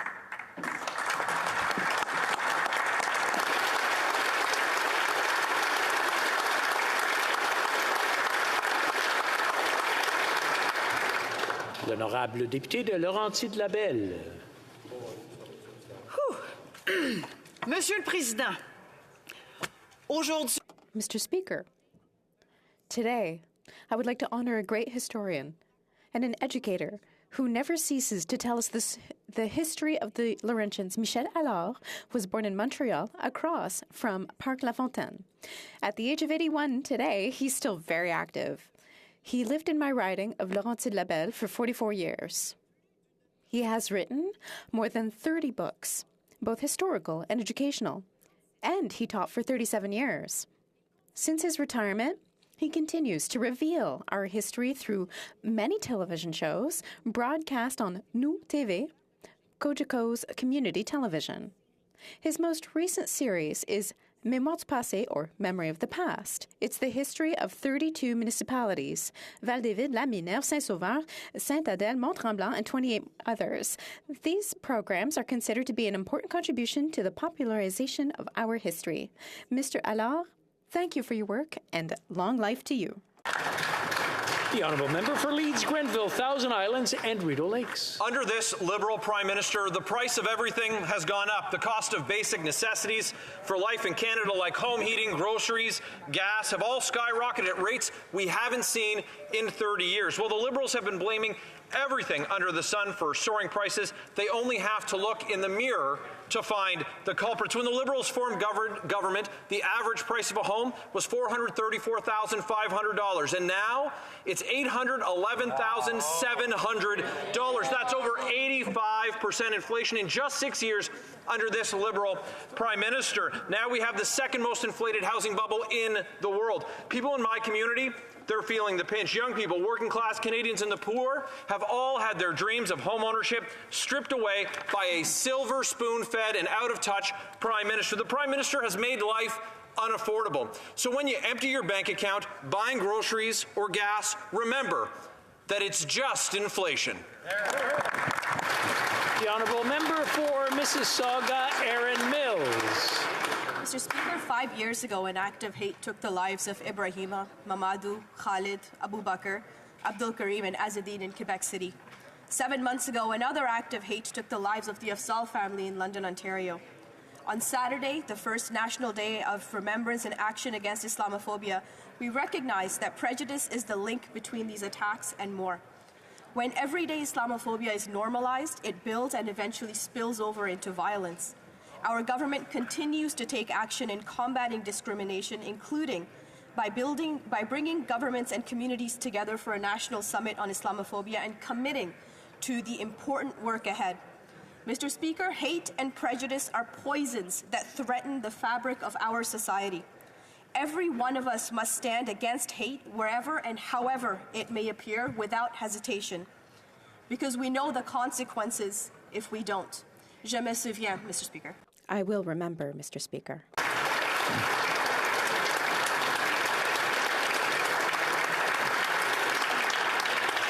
Oral questions. Question orale, the Honourable Leader of the Opposition.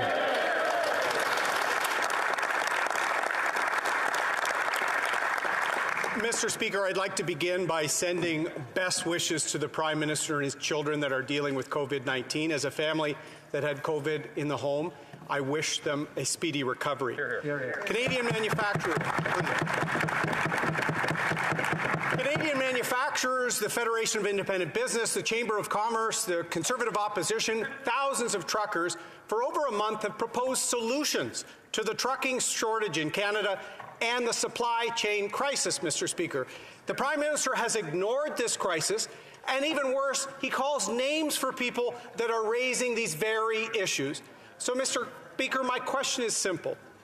Will the Prime Minister move past the division and agree to meet with some of the truckers impacted by his federal regulations? The Right Honourable Prime Minister. Mr. Speaker, the science is very clear.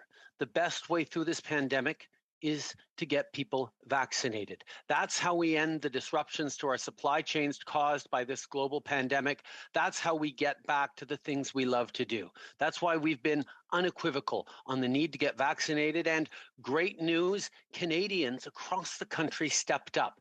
Almost 90% of Canadians are vaccinated, including almost 90% of truckers, because we know that the biggest disruption to our supply chains happens when people catch COVID. That's why vaccinations are the way through it, and we're going to continue to be unequivocal about that. The Honourable Leader of the Opposition.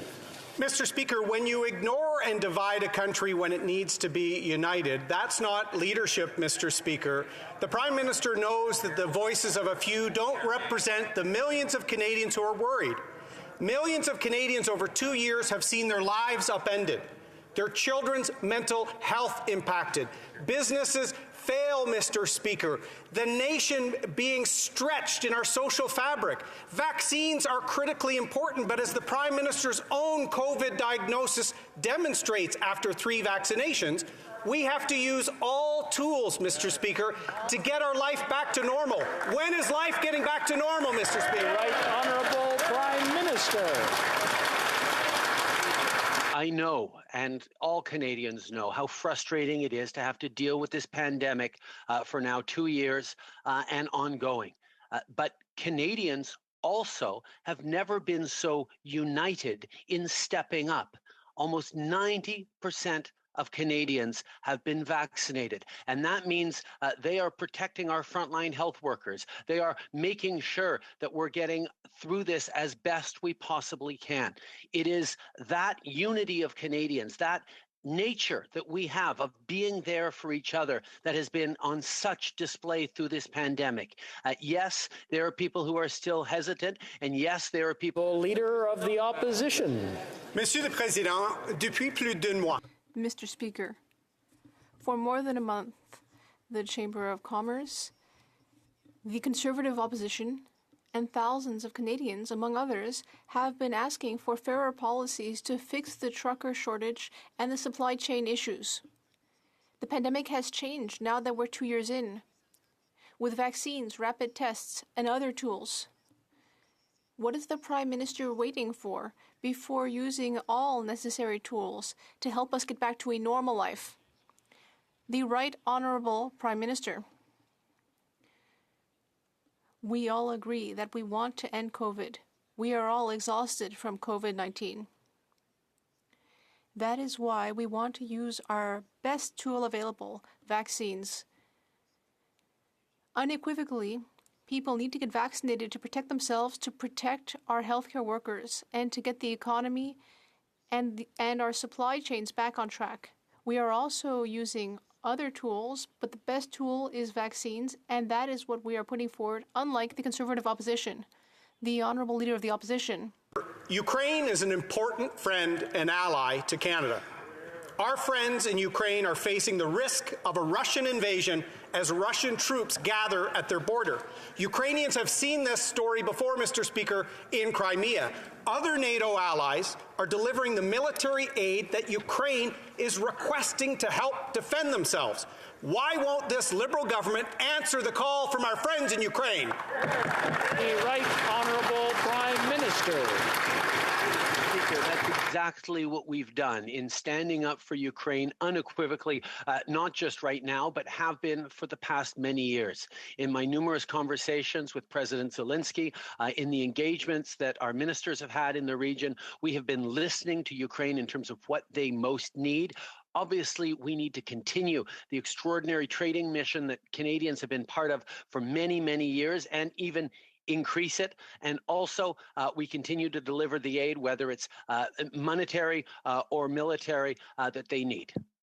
The Honourable Leader of the Opposition. Monsieur le Président, l'Ukraine est l'une des amies. Mr. Speaker, Ukraine is one of Canada's friends and allies. Our Ukrainian friends are facing the risk of a Russian invasion at the border. Other NATO allies are providing the assistance requested by Ukraine. We need to help Ukraine to avoid the scenario we've seen in Crimea.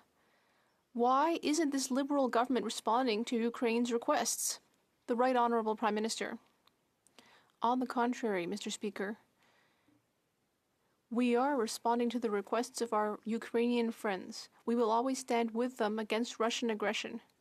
That is why we have expanded and extended the unified mission to train Ukrainian forces. And that is why we have also sent $120 million in assistance, and we are also doing what President Zelensky and others have requested. The Honourable Member for La Prairie. Mr. Speaker, you would have to have your head in the sand to not see that things are degenerating. Downtown Ottawa is closed. The bridges are closed. Members elected by thousands of Canadians and Quebecers are having a hard time getting to Parliament. Millions of people, rather. There are thousands of people, mainly truckers, but also others with other concerns who are protesting. But the problem is that these measures are necessary to get out of the pandemic. This is an impasse, Mr. Speaker, and we cannot afford to stay in this situation. What will the Prime Minister do to end this crisis? The Right Honourable Prime Minister.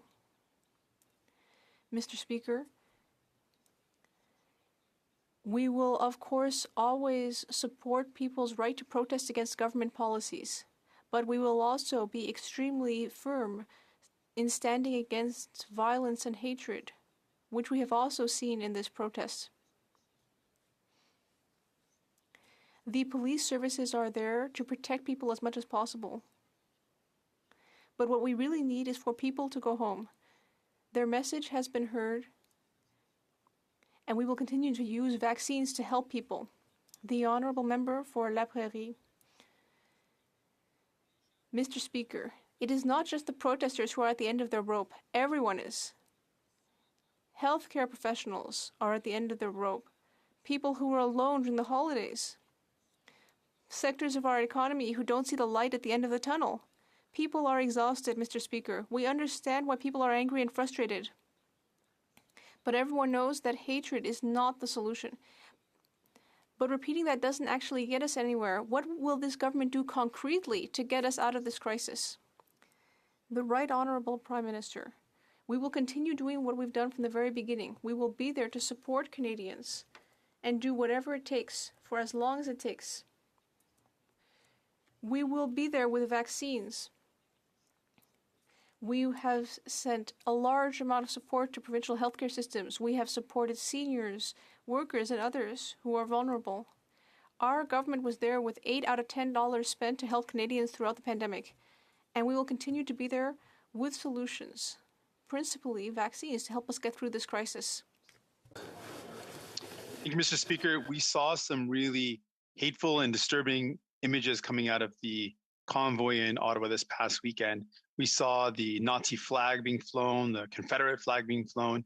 And instead of denouncing and making it clear that this type of hate has no place in Canada, the leader of the official opposition and his Conservative MPs left the door open to this type of hate in Canada. What is the Prime Minister going to do to tackle the rise of online hate so we can build a better future for our kids? Right Honourable Prime Minister.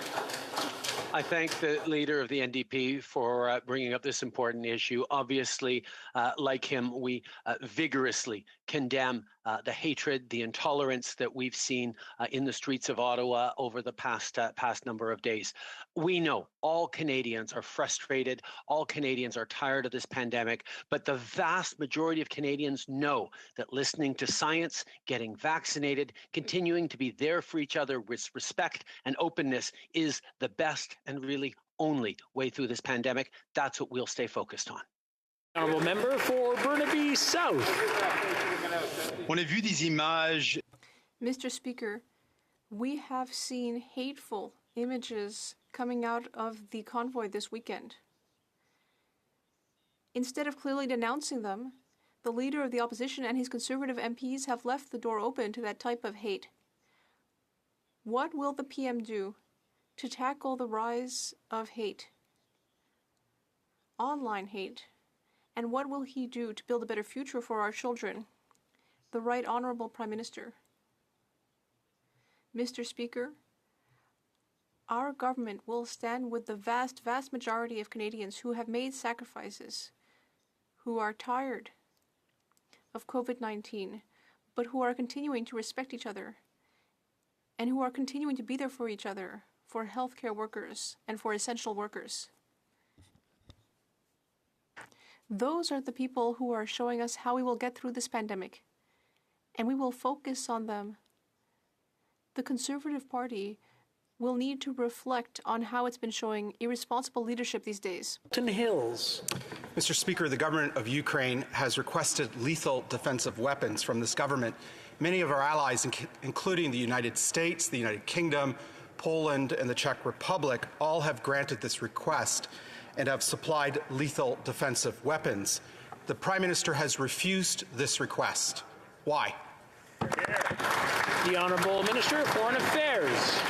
Thank you, Mr. Speaker. When I was in Ukraine a week ago, President Zelensky made one ask: to make sure that we would help by offering a sovereign loan to the Ukraine government to make sure to deal with economic instability.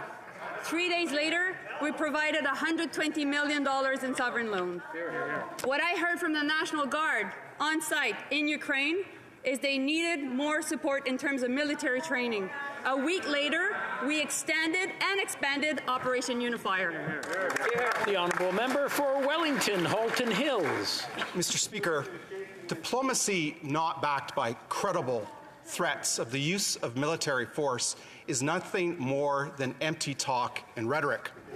Canada should be joining our other democratic allies and working in a multilateral fashion with our NATO partners to grant Ukraine's request and provide lethal defensive weapons. When will this government quit being so naive about its foreign policy and ensure that it counters the threats coming from authoritarian regimes like Russia? Minister.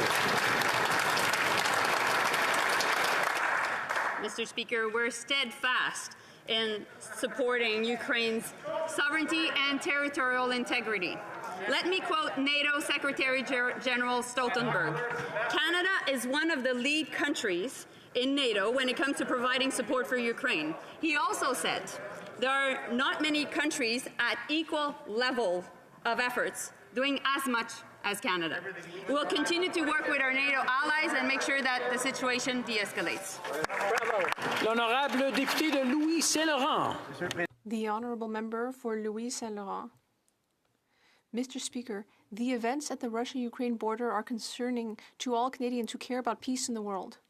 Unfortunately, Canada is seeing its international reputation tarnished.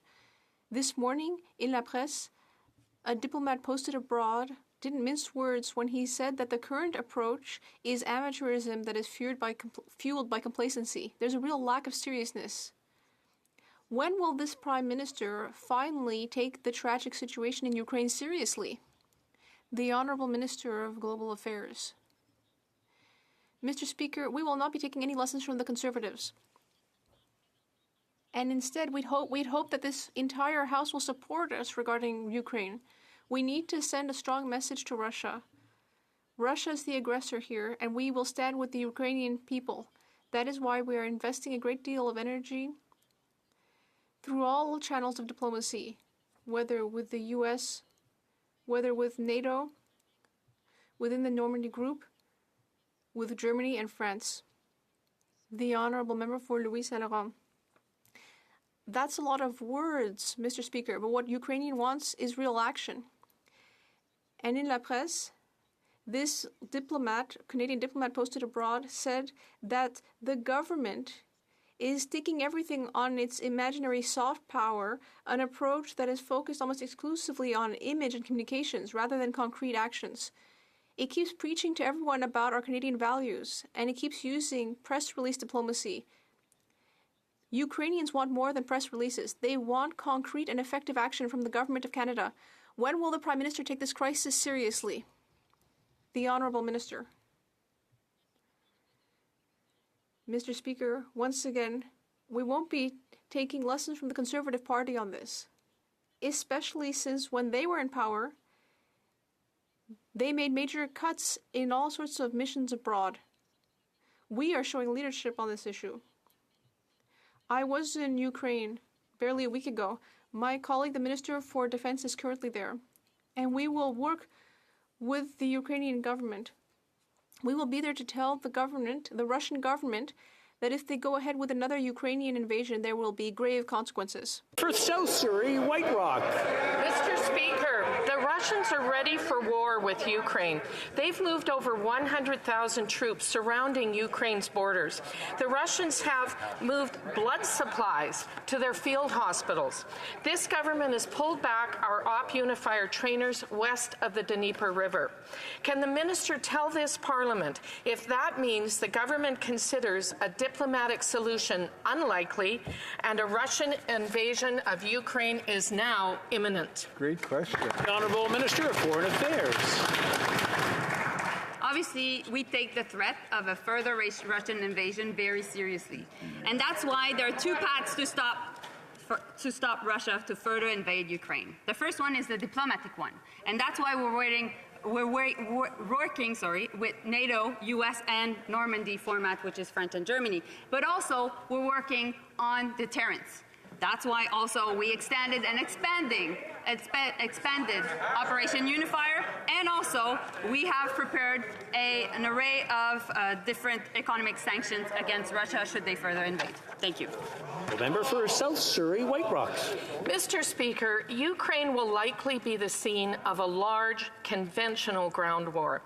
We have watched this Russian military buildup in Belarus, Russia, Donbass, and Crimea since the Russian Zapad exercises last September. The government had months to prepare a robust military aid package to Ukraine. When will the Minister of Defense provide the lethal weapons that Ukraine needs now? The Honourable Minister. As mentioned before, Mr. Speaker, we've already answered the call on the part of the Ukrainian government by expanding and extending Operation Unifier.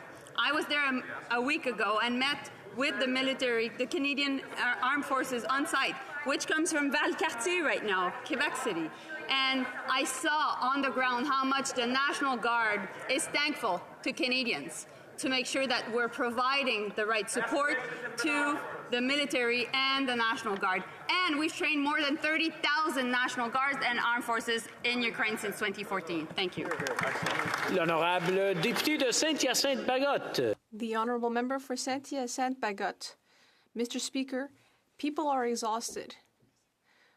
We are all upset about the Omicron variant, but this is not the time to give up. This is the time to push ahead and finish the pandemic once and for all. We see that with Omicron, things won't be over until the entire planet is vaccinated. We can't get out of this crisis without global vaccination.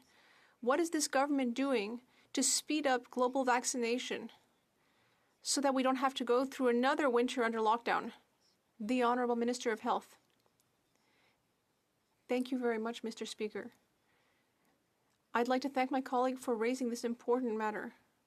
COVID won't be going anywhere until the entire planet isn't vaccinated. And that is why since the beginning of COVID, Canada has been one of the most important stakeholders with creating the COVAX procedure, which enabled us from the beginning to invest quickly in the development, but also the delivery and delivery support of tens of millions of vaccines. And that was the right thing to do. The Honourable Member for Saint-Hyacinthe-Bagotte. Mr. Speaker, people have been getting their third doses. They are doing their part. But they don't want to be told that we have enough vaccines for a possible fourth dose. What they want to hear is that the pandemic is over. And to accomplish that, we need to vaccinate the whole world. 2 weeks ago, I heard the government celebrate that COVAX had 1 billion doses. But there are more than 3 billion people in the world who still haven't had their first dose. Does this government understand that half measures are not enough? The Honourable Minister. As my honourable colleague had mentioned, the COVID-19 pandemic does not recognize borders and will only be overcome through a coordinated global action. And this is why Canada stepped up, Mr. Speaker. We are committed to donating the equivalent of at least 200 million COVID-19 vaccines. We are committed to supporting the equitable global access to COVID-19 vaccines. This includes therapeutics and diagnostics as well. Thank you, Mr. Speaker. L'honorable député de Saint-Hyacinthe-Bagotte. The Honourable Member for Saint-Hyacinthe-Bagotte. Mr. Speaker, it's simple. We are running out of time. If 70% of the global population doesn't have its vaccines within 6 months, we are at risk of another wave and getting into another crisis. Time is running out. Last month, a Human Development VP at the World Bank confirmed that at this stage it is not clear that that objective will be met. Currently, the World Vaccination Campaign is moving towards a failure. What will Canada do to fix the situation now to finish this pandemic once and for all? I'd like to get an answer, please. Mr. Speaker, as we stated, Canada is stepping up to provide vaccines for the global community. That's why our government committed $2.6 million in commitment to the COVID-19 response, which includes $1.3 billion for the ACT Accelerator, of which $545 million is for COVAX. Over $740 million is for humanitarian and development assistance, Mr. Speaker. I could not agree more with the member that all of us in the world needs to be vaccinated for all of us to be safe. Thank you. The Honourable Member for Portage-Lisgar. Mr. Speaker, all Canadians want to see a leader who will work to heal rifts, not further divide. A leader who will listen, even to those voices he might not agree with. A leader who will work to understand, not dismiss, name call, and gaslight. Contrary to some, there are thousands of passionate, patriotic, and peaceful Canadians on the Hill right now who just want to be heard. Will the Prime Minister extend an olive branch, and will he listen? The Honourable Minister for Public Safety. Mr. Speaker, I think we all support free speech in this House, but there's a big difference between free speech and inciting hatred, inciting violence, desecrating war memorials, Mr. Speaker. And I would hope my honourable colleague would denounce that in the clearest terms, Mr. Speaker. Those radical leaders are not really interested in free speech because they want to pretend as those vaccines don't work. On this side of the House, we know vaccines work. That's the gateway to freedom, and this government will do everything that we can to get there. Thank you, Mr. Speaker. Member for Portage-Lisgar. Of course, we all condemn hateful and destructive acts by a few at any protest. Whether it's beheading the statue of Queen Victoria in Manitoba, tearing down the statue of Sir John A. in Montreal, or putting flags on Terry Fox, whether it's burning churches, whether it's wearing blackface, whether it's Hezbollah flags or Nazi flags, we all condemn it. But I'm not talking about that, Mr. Speaker. You might want to stay down. You might want to stay down.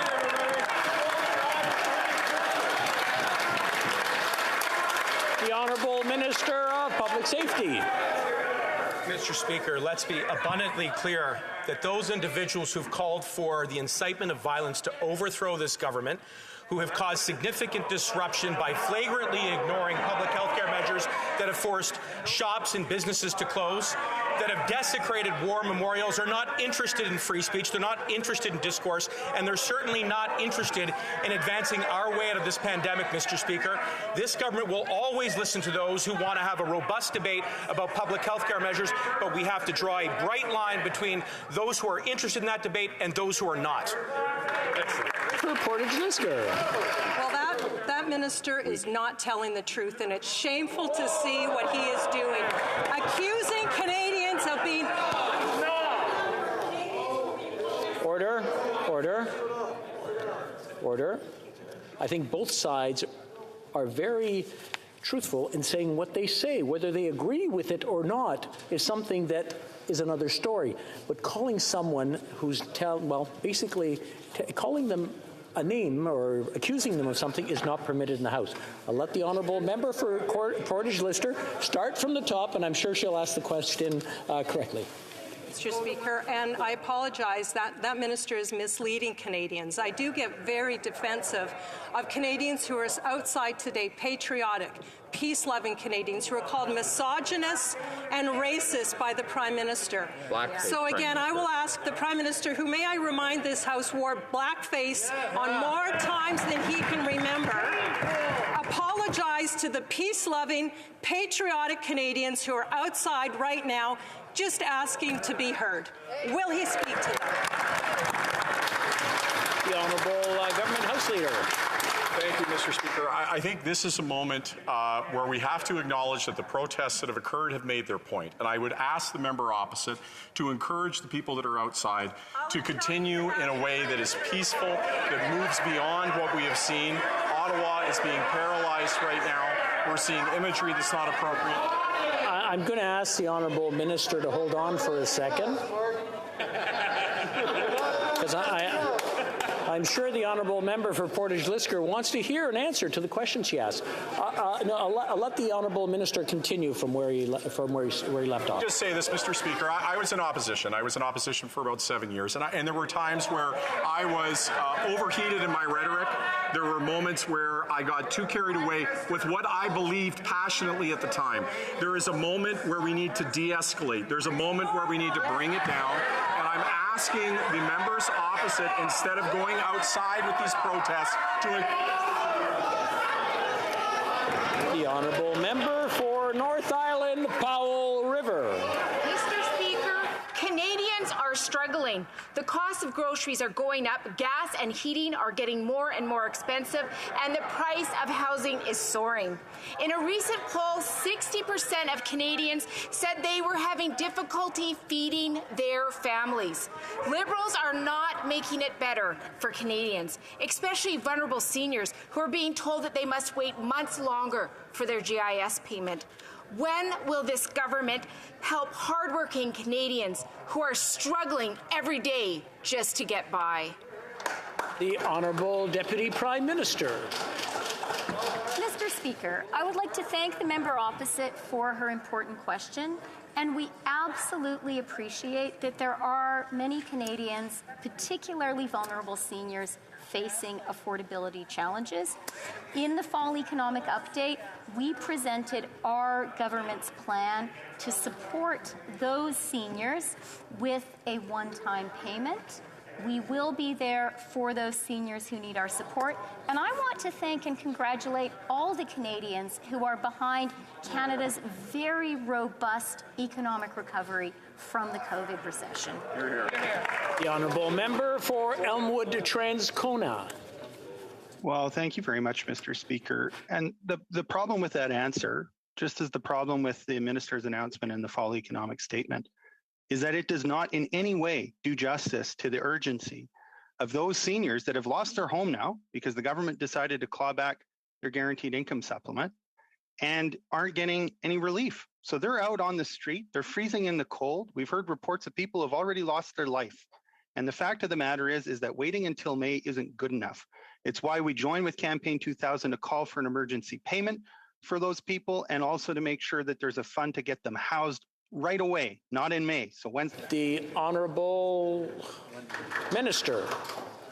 Mr. Speaker, I think we can all agree just how challenging this pandemic has been on seniors, particularly those most vulnerable. And that is why, Mr. Speaker, we worked extremely hard to strengthen income security for seniors, including the increases to the GIS. That has helped over 900,000 low-income seniors, Mr. Speaker. We also know seniors who access income supports because they needed it during this crisis, and they shouldn't be penalized for it now. And that's why we're making a major investments through a one-time payment for those seniors affected. We've always been there for seniors, Mr. Speaker. We'll always continue to have their backs. Thank you. The honourable member for Mississauga-Malton. Constituents in Mississauga-Malton are worried about the rising cost of housing. They want to see federal leadership to create more affordable housing. Unfortunately, while our government delivers that leadership through the National Housing Strategy, Conservative Party members continued to repeat disinformation about a non-existent home equity tax in right-wing media last week. Can the Minister of Housing and Diversity and Inclusion please set the record straight again in this House on the Conservative disinformation about a home equity tax? Well, Minister of Housing. Thank you, Mr. Speaker. I want to thank the member for Mississauga-Malton for his important question and his advocacy on affordable housing. And I want to welcome the opportunity to remind those spreading misinformation that our government is not considering charging capital gains or surtaxes on primary residences. And any suggestion otherwise, including from the Conservative Party, is absolutely false. So while they continue to make up claims, we will focus on making sure that each and every Canadian has access to a safe and affordable place to call home. Thank you, Mr. Speaker. The honourable member for Carleton. Just because the Prime Minister dressed up in racist costumes so many times he can't remember them all doesn't mean every single Liberal is a racist. Just because the Prime Minister had tried to help a corporation avoid prosecution after it stole from some of Africa's poorest people doesn't mean all Liberals are racist. Just because about a half dozen Liberal MPs who are racial minorities have complained about his treatment of them does not mean that all Liberals are racist. That is guilt by association. Why doesn't the Prime Minister opt instead for personal responsibility? The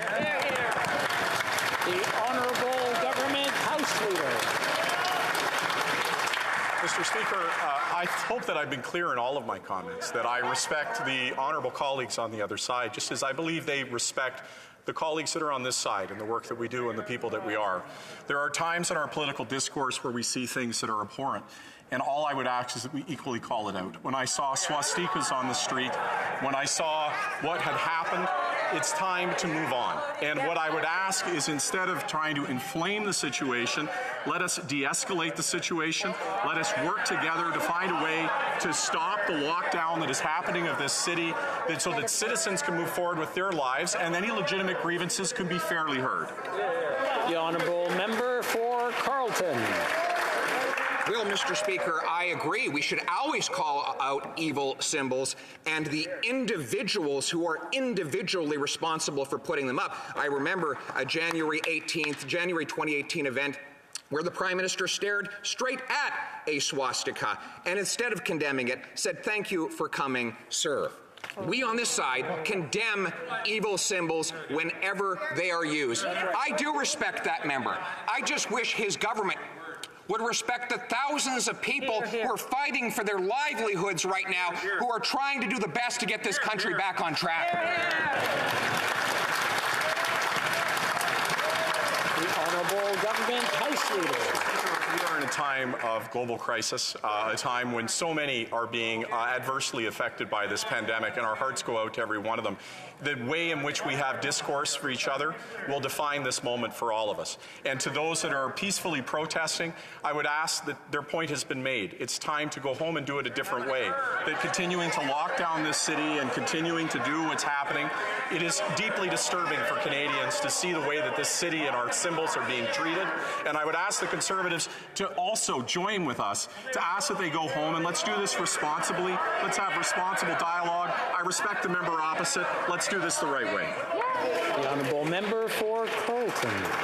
Well, the problem is they've shown no respect for the people. This country right now is like a raw nerve, and the Prime Minister is jumping up and down on it again and again with his inflammatory rhetoric. We're talking about people who have 14-year-old kids that are suicidal after 2 years of lockdowns. I just spoke to a waitress whose business was wiped out by lockdowns. I'm talking to truckers who've been serving food on our plates throughout this, and these are the very people, honest, hardworking, shirt off your back type of people that this Prime Minister keeps attacking. The Honourable Government House Leader. We'll wait to start the time. Okay, very good.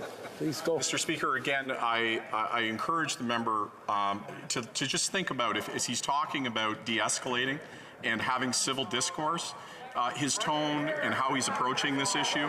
This is a time that is incredibly delicate.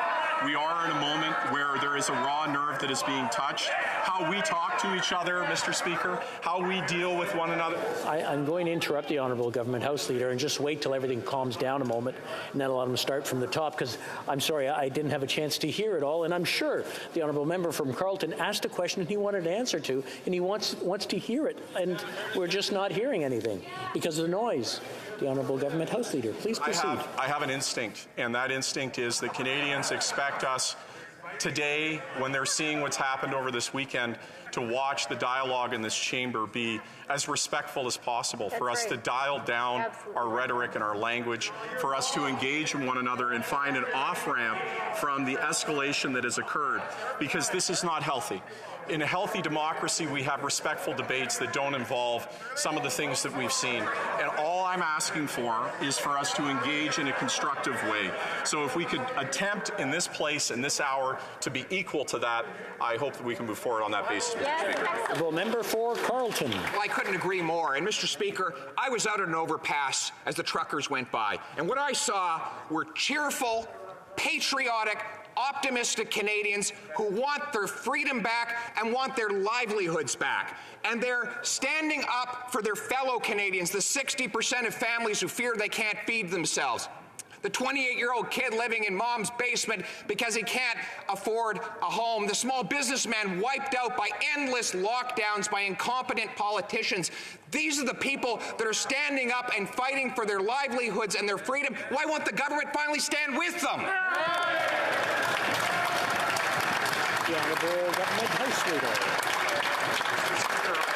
Fundamental difference, Mr. Speaker, I have a fundamental difference, and that is that I don't believe that my enemy is across the aisle. I believe that our enemy is this pandemic, and that our enemy is ending this pandemic and getting everybody to get vaccinated and to move forward in a way where the concerns that he's talking about, being affected by a global crisis, means that they are supported. This is a time of collective trauma. It requires us to be compassionate, to work with another, and understand that our common enemy is the virus and not one another. Yes. The Honourable Member for Lac-Saint-Jean. Mr. Speaker, Friday will be the opening ceremony of the Beijing Olympics. The whole world will be celebrating the greatness of China while it's committing genocide against its own people, the Uyghurs. Mr. Speaker, we should not blame the athletes. They are not the ones who decided to encourage the Games to be held in China. It's this government. Can this government at least have the courage to finally recognize that what is happening in China is true and that the Uyghur people are being subject to genocide? The Honourable Minister of Sport. Mr. Speaker, I'd like to thank my colleague for his question, which allows me to speak for the first time in this House, and thank the constituents of my riding. Mr. Speaker, the decision whether to participate in the Olympics or not in China was first and foremost up to the Olympic Committee and the Paralympic committees.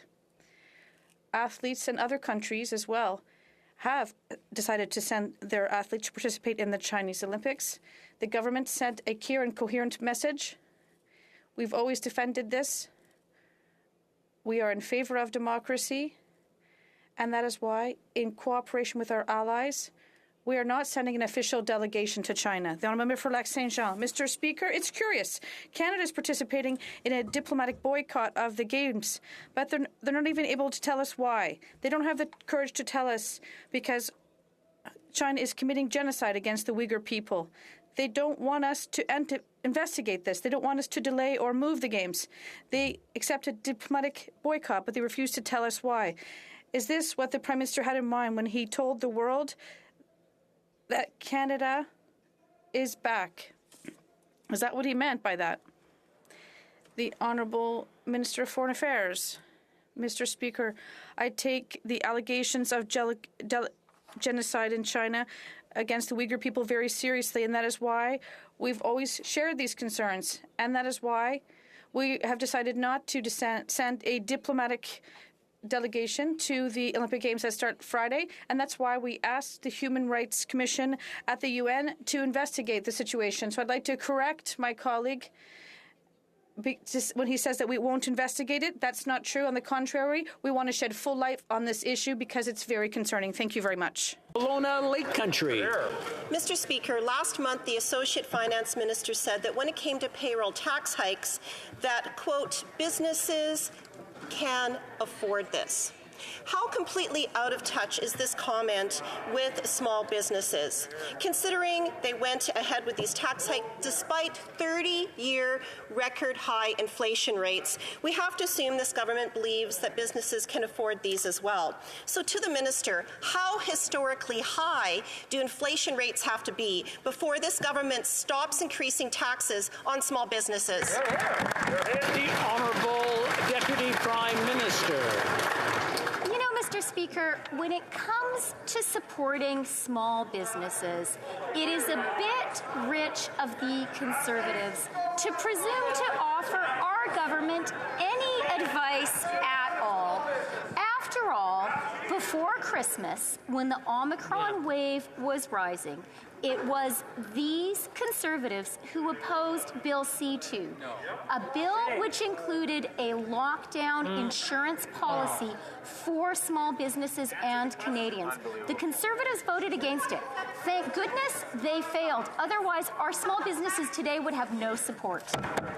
The Honourable Member for Hastings, Lennox and Addington. Mr. Speaker, record inflation, coupled with this government's brutal GIS clawback, has financially crippled many of Canada's hardworking seniors. Forced to spend their golden years in the labour market just to make ends meet. Our vulnerable seniors need to know that Ottawa is listening. That is why our Conservative opposition called on this government to reverse the CPP tax hike. Mr. Speaker, when will this government stand up, rise up, lean in to Canada's hardworking seniors and help them meet their basic... Honourable Minister. Mr. Speaker, seniors have worked all their lives and they deserve to feel safe and financially secure later in their life. That is why, Mr. Speaker, our government is delivering on our promise to increase the OAS by 10% for those 75 and older, strengthening the support for all Canadians later in life. Since 2015, Mr. Speaker, we have restored the age of eligibility for OAS to 65. We have increased the GIS for single seniors and strengthened the CPP. During the pandemic, we provided direct and immediate support for seniors, Mr. Speaker, and as always, we will be there for them.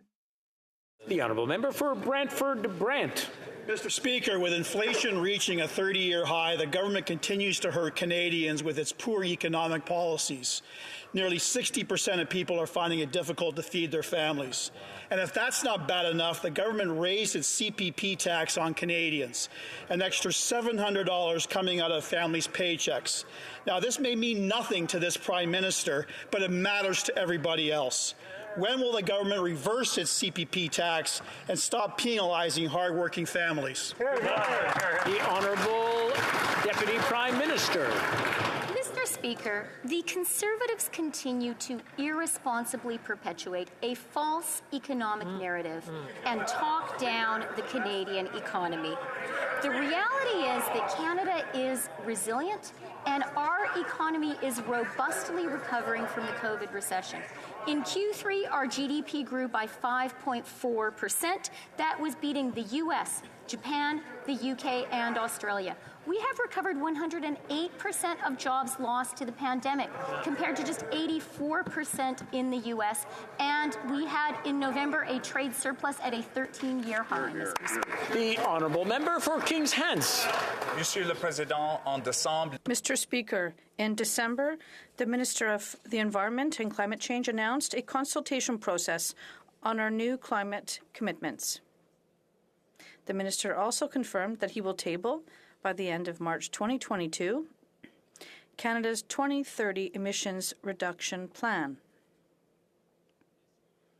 Can the Minister inform this House on how our government will build a strong foundation to achieve net zero by 2050? The Honourable Minister. Thank you, Mr. Speaker. First, I'd like to congratulate my colleague for his ongoing efforts to speak French in this House. And our government in the past few years has invested billions in climate change efforts, and there will be many new components in our new legislation, including zero-emission efforts, as well as a ceiling on GES emissions. Vaughan. Thank you, Mr. Speaker. Many in Canada's labour force are senior citizens, struggling to get by.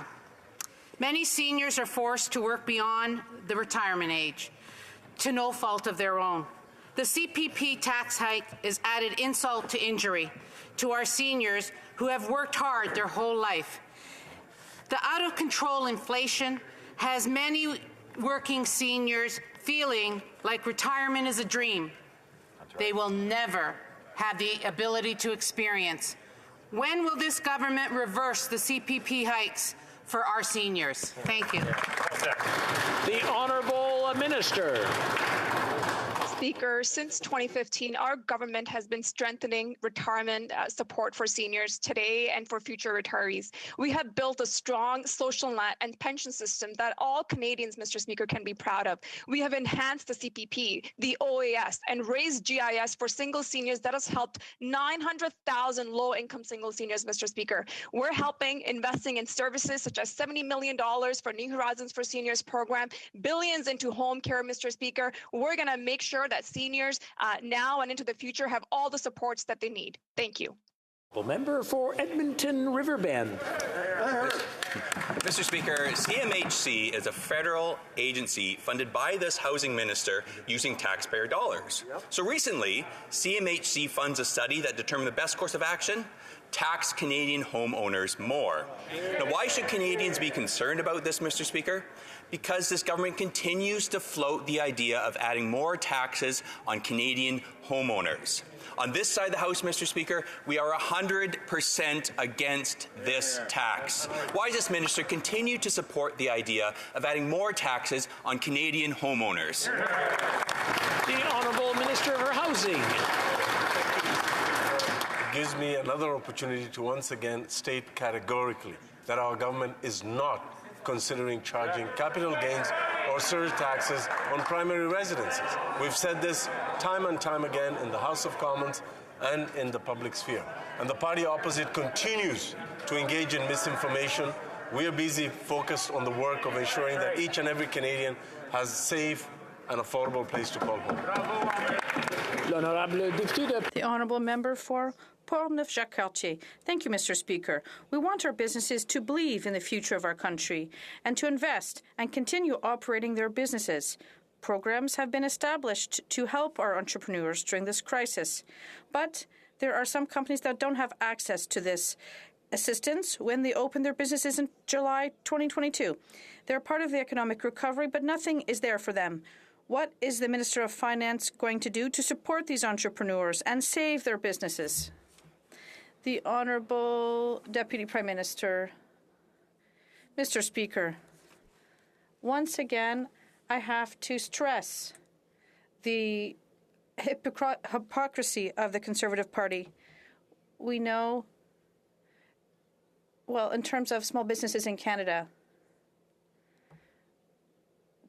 we saw the rise in the Omicron wave, and we established measures to help and support small businesses in Canada.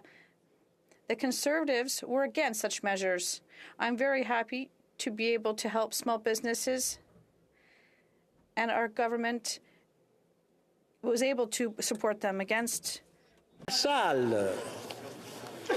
Monsieur le Président. Mr. Speaker, we know that the vaccine is the best way to end this pandemic and to ensure the security of our communities. Please share with the House the steps our government is taking to safeguard the health of Canadians and Canada's air transportation system. Thank you. Honourable Minister of Transport. Thank you very much, Mr. Speaker. I want to thank my colleague for her question. Our government is committed to the public health of our citizens. Mr. Speaker, our leadership requires belief in science. Leadership also requires resolve, and we are resolute to doing everything we can to protect the health and safety of Canadians. That's why we've implemented measures, including requiring travelers to be fully vaccinated, and any allegations of violations of our public health measures will be investigated fully by Transport Canada, Mr. Speaker. Thank you very much. The Honourable Member for Windsor West.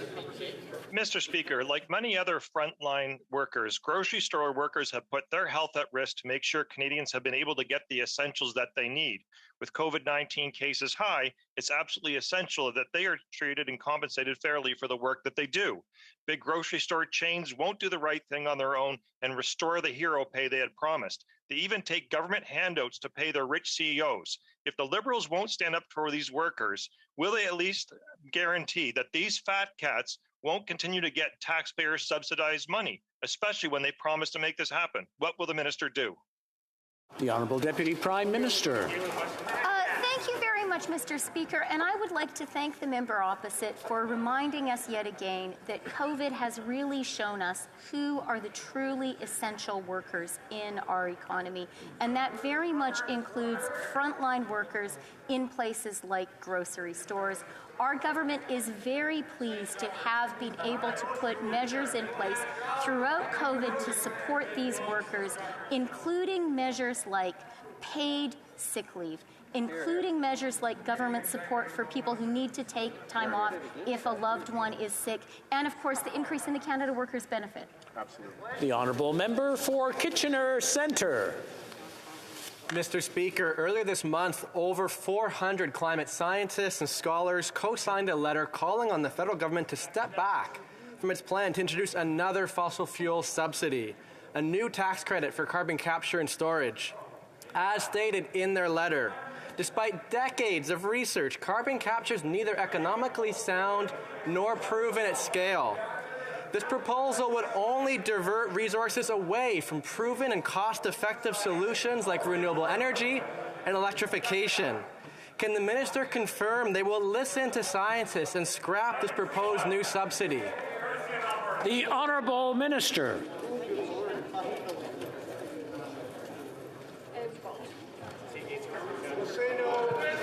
The Honourable Minister of the Environment. Thank you very much, Mr. Speaker, and thank you to my honourable colleague for his question. We have to look at every possible technologies that will help us reduce greenhouse gas, and in fact, when it comes to carbon capture and storage, the IPCC itself produced a report a few years ago looking at this very technology, saying that we might have to do it because we won't be able to reduce our greenhouse gas emissions fast enough to prevent 1.5 degrees Celsius of global warming, Mr. Speaker. Thank you very much. That's all the time we have today. C'est tout le temps que nous avons aujourd'hui pour la période de questions.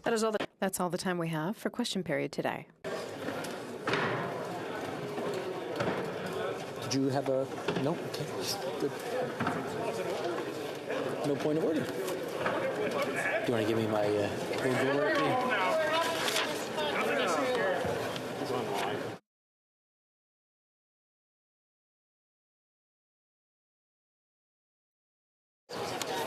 Excusez, if I can have your attention, si je peux avoir votre attention. If I can have your attention. Nous avons un rappel au règlement. We have a point of order. Le député de Montcalm. The honourable member from Montcalm. Oui, merci, Monsieur le Président. Yes, thank you, Mr. Speaker.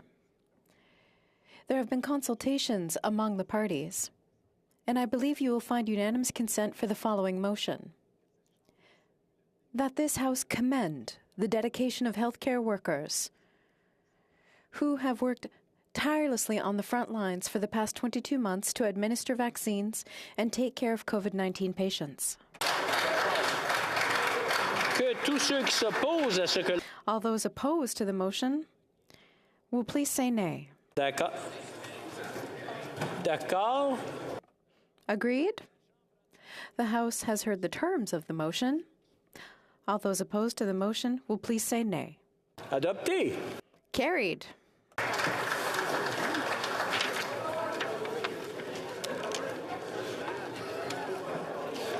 Tabling of documents. Yeah. Il est mon devoir de déposer sur le bureau conformément au... It is my duty to lay upon the table, pursuant to Section 536 of the Canada Elections Act, the report of the Chief Electoral Officer of Canada on the 44th general election held on September 20th, 2021. Order 1083A. This report is deemed permanently referred to the Standing Committee on Procedure and House Affairs. There we go.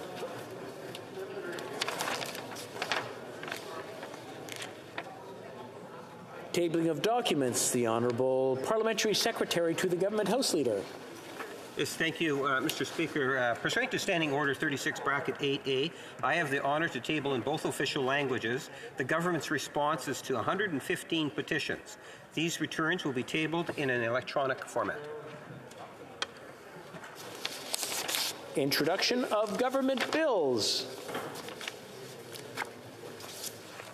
Monsieur Duclos, appuyé par Madame. Mr. Duclos, seconded by Madame Joly, requests permission to table a bill entitled An Act Regarding Certain Measures Related to COVID-19. This motion is deemed adopted. Duclos, seconded by Ms. Joly, moves that the bill be now read a first time and be printed. The motion is deemed adopted.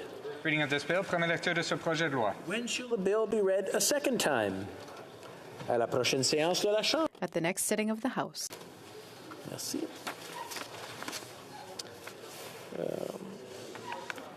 Déclaration de ministres. Statements by ministers. The Honourable Minister of Mental Health and Addictions and Associate Minister of Health. Mr. Speaker, I join you today from the traditional territory of the Mississaugas of the Credit as we gather in the House of Commons of Canada to celebrate the life of our trailblazing, courageous, and compassionate former colleague, Alexa McDonough. Our hearts are with her family and friends and a grateful country. Alexa était une vraie pionnière pour les femmes. Alexa was a real pioneer for women, especially when it came to women in politics, provincially, nationally. Comment il était possible. Alexa showed how it was possible to do things differently and to succeed in politics. I talked to my friend Robin Sears, who'd been national director of the NPD in 1974 to 1981.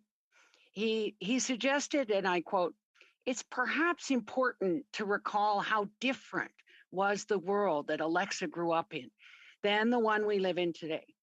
Alexa's achievements began in community work in the 1970s. They were times of open misogyny in Canada.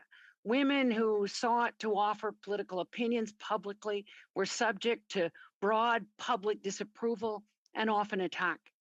There were very few women in any roles in politics. Robin described Alexa as having a personal magic that was based upon empathy and patience. She always had time to reach out and spend time with someone who was hurting. She sensed when someone needed an uplift and a call. Halifax Senator Stan Kutcher remembered Alexa as, quote, a whirlwind with a purpose. He said, at one overly navel-gazing, endless debating gathering at the university where I worked on the issues of if so, how much, and how should the university interact with the community in which it was cited, she crashed the discussion, took the floor, and demanded that the institution be active, welcoming, and even more reflective in race, sexual orientation, and other dimensions of the population of Canada and our province. I was delighted, he said. Others, much less so. Alexa and I were both elected to the House of Commons in 1997.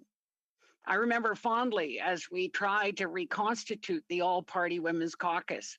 Alexa gamely trying to work with Deb Gray, and in spite of great policy differences, to find issues that we could work on together, including supporting women parliamentarians around the world. Last year, Stephen Kimber released his powerful and beautifully written biography, Alexa, Changing the Face of Canadian Politics. The book should be compulsory reading for young women across Canada as they could come to know this truly remarkable and inspiring woman. I particularly loved the description of Rosemary Brown's advice to Alexa when she had been asked to run for office. 2 words, you should. I think you should would be Alexa's advice to all young women in Canada, whether it's to run or to get involved in politics and making change for the better. Alexa McDonough believed and exemplified, if you add women, politics changes for the better. Today, we honor the legacy of this tremendous politician who demonstrated how important it is to our democracy that good and great people run for public office. Alexa will continue to inspire us all.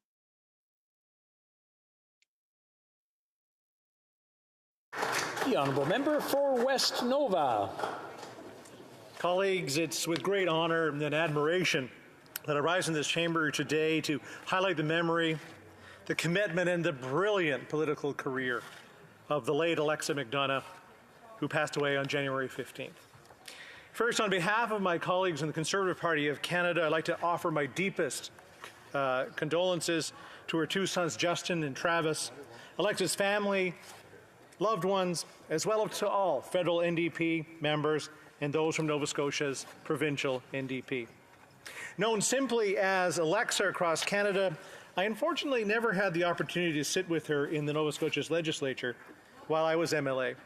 But I certainly had the great pleasure of getting to know her better through meetings and of course through former colleagues, and obviously her great legacy in Nova Scotia. Although we were not of the same political party and possibly would have disagreed on many different issues, we would definitely have agreed on important matters for the benefit of all Nova Scotians, as we both care deeply about the well-being of our fellow citizens, our communities, and the needs of our beautiful province. When I reflect on Alexa's career, I always remember her deep commitment towards her constituents, with her determination, and will always value an important point that we have in common, the respect of all our fellow MLAs and MPs from all parties while valuing collaborative work for the common good. Alexa was very close to people and a visionary all at the same time. Elected leader of the NSNDP in 1980, she became the first woman elected to lead a political party in the provincial legislature at a time, ladies and gentlemen, my colleagues, that there was no washrooms for female MLAs at the time. She became the first woman to lead a major recognized political party in Canada. After leading Nova Scotia's NDP for 14 years, she led the federal NDP from 1995 to 2003, and then continued to serve in this House of Commons until her retirement in 2008. To this day, Alexa remains the only woman in Canadian history to have led both a provincial and federal party, and she's been a pioneer and distinguished leader and a great source of admiration to women who want to make a great leap into provincial or federal politics. In fact, her strong leadership, dedication, and efforts over the years has helped Nova Scotia and all other Atlantic regions shine from coast to coast to coast. With the magnitude of Alexa's many accomplishments during her career, it's impossible to summarize her legacy in just one short statement. Here's a couple. Though many of us know her through her political work, she's been a force for change since her teens, when she led her youth group to fight the deplorable conditions in Africville, a small urban black community that was located on the south coast of the Bedford Basin near Halifax. She was a social worker, reporter, teacher, and brilliant politician. She fought for healthcare workers in safety improvements, human rights protections, and pay equity. She was also a champion for international development and peace advocacy. It is still difficult, Mr. Speaker, for many women to enter politics. Alexa's strong advocacy for women's contribution in politics, her entire career, her personal involvement in the social community, and her determination in all of her commitments will certainly be remembered and recognized forever as an important gift and a source of inspiration to many women for generations to come.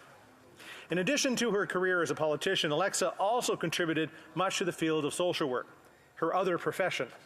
She worked in community development in Nova Scotia, social services, in social planning with the City of Halifax, as a policy researcher with the Institute of Public Affairs, and a teacher at the Maritime School of Social Work, now the Social Work School at Dalhousie University.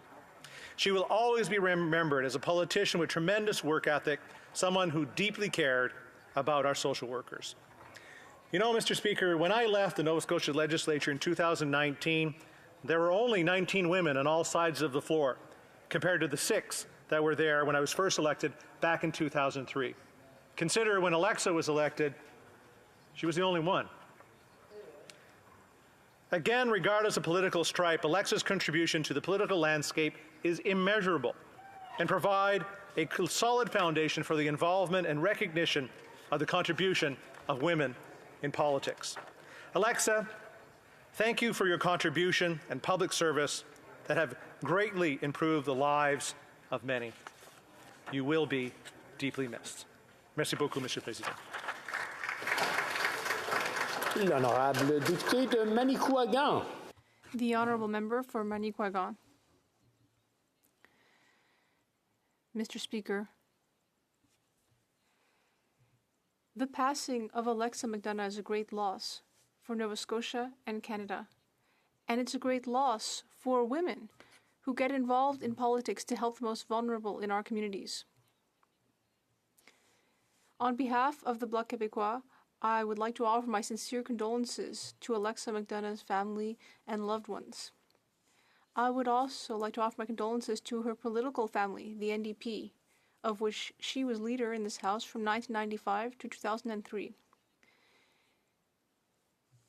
A social worker by vocation and in her heart, Alexa McDonough fought for access to EI for the most vulnerable workers, something that is still relevant today,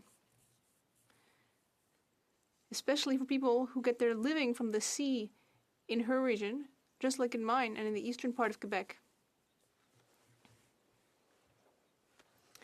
She fought against federal cuts in healthcare funding under the Jean Chrétien Liberals, something else that is very relevant today for Quebecers and all Canadians. She also fought for women in politics. She was the second woman to become leader of a party after Thérèse Casgrain, when she became the leader of the NDP in Nova Scotia in 1980. And next year, and the following year, she became the first woman who was leader of a party to win an election and to sit in a Canadian Parliament. This was all in a political culture that was hostile to female leadership. In a legislative assembly that at that time did not have a women's bathroom. That's how far we were from having equality. In 1995, Alexa McDonough ran in federal politics and took over the reins of a weakened NDP to give it new energy, especially in the Maritimes. Here in the House of Commons, once again, she showed determination as a woman in a man's world. She was mocked by political adversaries. We know all of the criticisms. She was too emotional, too sweet. Get back to your knitting. We still hear these kinds of things as women in politics, but we hear them less thanks to pioneers like Alexa McDonough, who prove that not only should we be welcome in politics, not only are we in the right place when we run politics and here in this House, but that we can stand up for our communities and speak proudly, even as a leader, to defend our communities. So on behalf of the Bloc Québécois, I would like to thank her for her political engagement and for everything she did for her constituents and for all Canadians. And on behalf, if I may, on behalf of the 103 elected women in this House, thank you for your hard work to fight bias. South. Thank you very much, Mr. Speaker. On behalf of all New Democrats, we express our condolences to Alexa McDonough's family and loved ones. This is a loss, not just for New Democrats, though, not just for Alexa's family. This is a loss for all Canadians. Alexa, as you've heard from so many people, was known as Alexa across Canada, was someone who fought her whole life for social justice. She championed women in politics and never backed down from a challenge. She wasn't afraid to make people uncomfortable, and she wasn't afraid to make it clear that for women to have a place in politics, she knew that they had to fight, and she fought hard. 41 years ago today, she became the leader of the Nova Scotia NDP. And in doing so, she became the first woman to lead a major political party in Canada.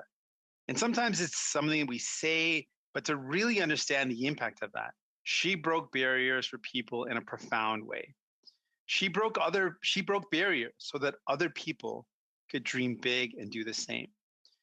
I can't imagine the impact. I think about all the people that have been touched by her leadership, her pioneering. And I think about the fact that I wouldn't be here today if it wasn't for people like Alexa McDonough, with the fact that she broke barriers. But more than me, I think about the impact that she's had on the lives of so many women. I've had the honor of meeting Alexa a number of times, particularly when I visited Nova Scotia. The last time was in 2019. And when she walked into the room during a campaign event, even though she had already given so much of her life to politics and to social justice, she wasn't done. She still showed up to provide her support. But I just saw the people in the room light up when she walked in. The cheer for her was deafening. And I saw all the women that looked up to Alexa and saw someone that made them feel like they belonged. That is what Alexa did. She made so many people realize that they belong. And she was a trailblazer in so many ways. She was ahead of her time in fighting for the inclusion of all people, regardless of race, religion, gender, sexual orientation. She was someone who believed very fundamentally in this principle that everyone belongs. Alexa McDonough a consacré sa vie à la justice sociale. Alexa McDonough gave her life to social justice. She defended women in politics and never backed down in the face of challenges. She became the first woman to lead a major political party at the federal level in Canada. She overcame obstacles so others could do the same. Big ways and some of the contributions. There's so many, and people have laid out some of those contributions already. But I just want to talk about some of the specific things that Alexa contributed to Canadians and to Nova Scotians. She brought specific awareness to the challenges faced by the Black community in Africville, community in Nova Scotia. She fought hard to overhaul Halifax's welfare system. She negotiated the first maternity leave in the history of Halifax, and she played a pivotal role in advancing women's rightful place in Canadian politics. Alexa had the growing determination to build a better Canada and make it more fair for all Canadians. Her story is truly one of dedication, determination, and decency. She was a remarkable trailblazer, an activist, a social worker, an educator, a feminist, and a politician. And perhaps most significantly, a leader fighting to make life better for people. Repose en paix, Alexa. Rest in peace, Alexa. We miss you. Power, Alexa. We'll miss you. Merci. I believe we have a point of order for the member of Saanich Gulf Island. Mr. Speaker, I had the honor of being Alexa's friend for 4 decades. I request unanimous consent to allow me to speak and pay tribute to her legacy. To the honourable member moving the motion, will please say nay. I'm afraid we have a nay in the chamber.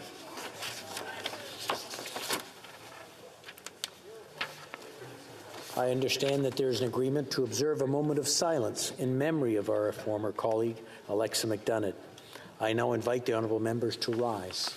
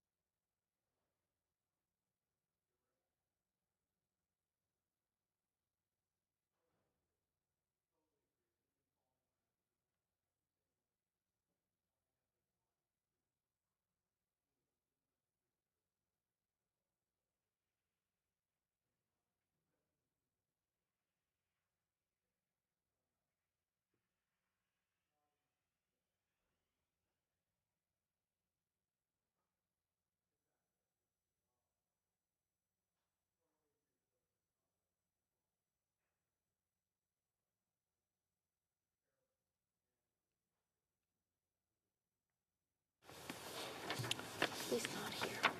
So Yeah, go on. Okay, reports from interparliamentary delegations. The honourable member for Winnipeg South Centre.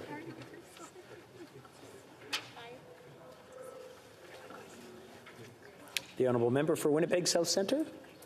Speaker, I'm going to give a report of the Parliamentary Committee.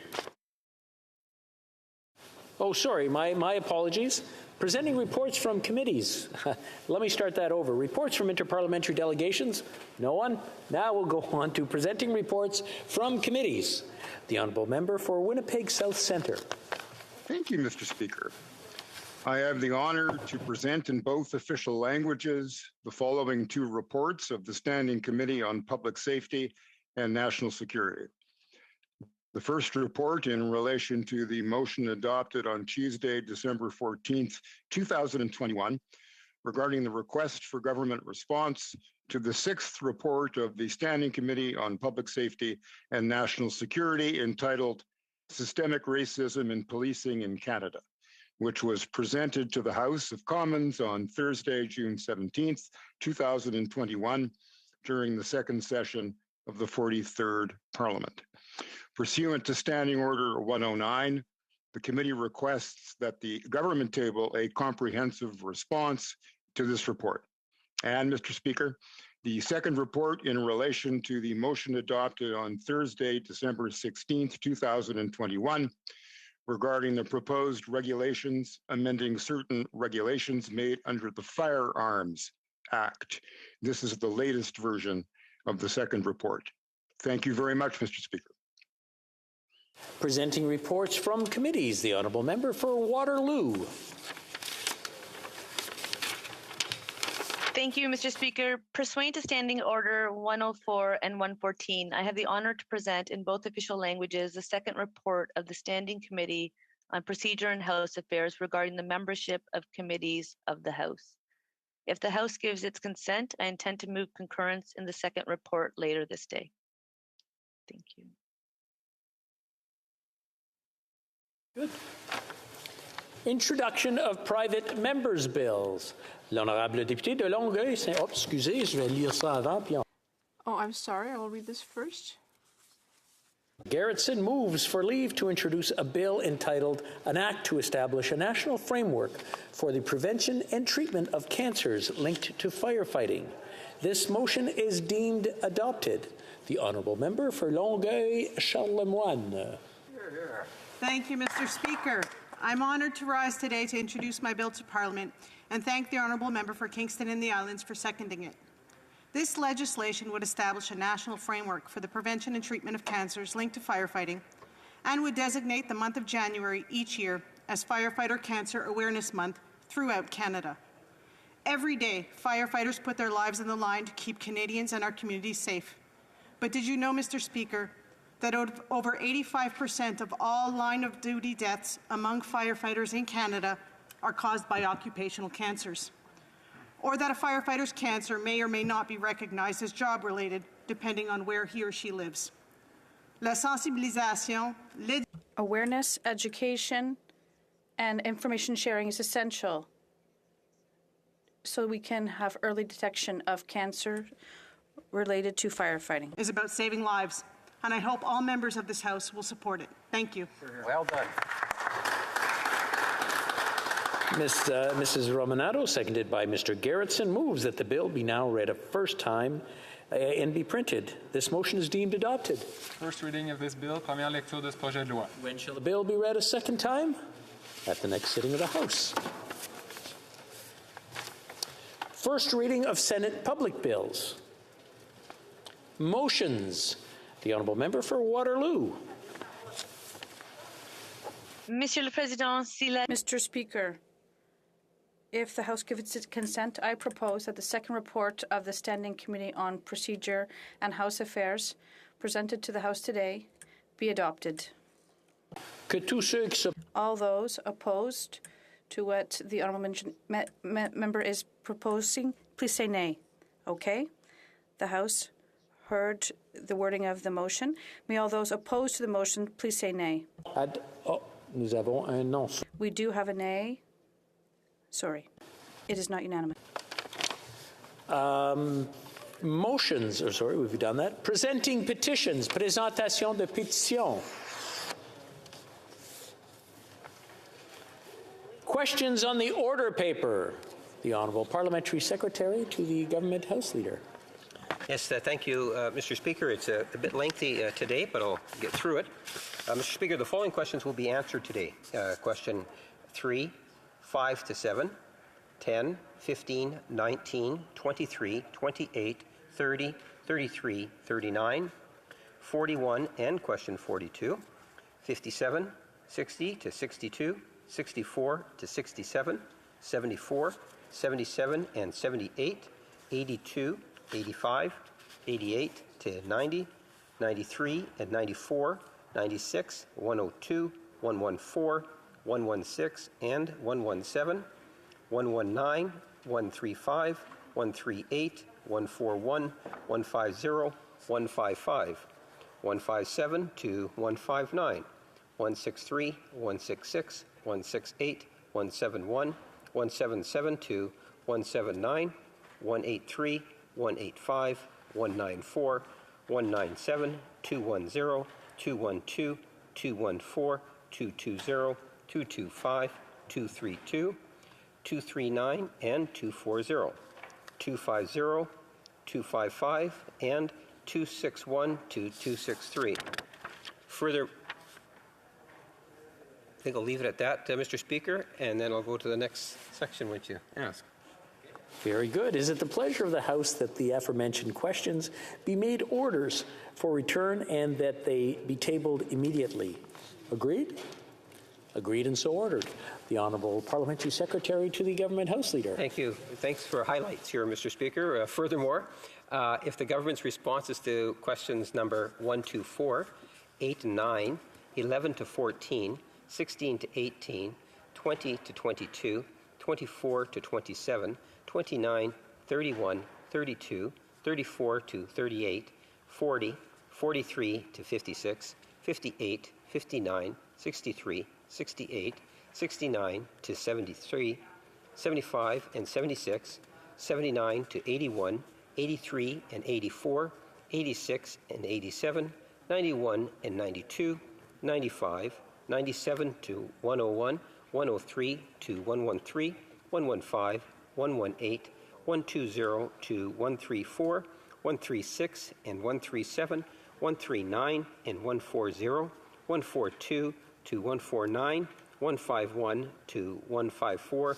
156, 160 to 162, question 164 and 165, 167, 169 and 170, 172 to 176, 180 to 182, excuse me, 184, 186 to 193, 195 and 196, 198 to 209, 211, 213, 215 to 219, 221 to 224, 226 to 231, 233 to 238, 241 to 249, 251 to 254, 256 to 260 and question 264 could be made for orders for return. These returns would be tabled immediately.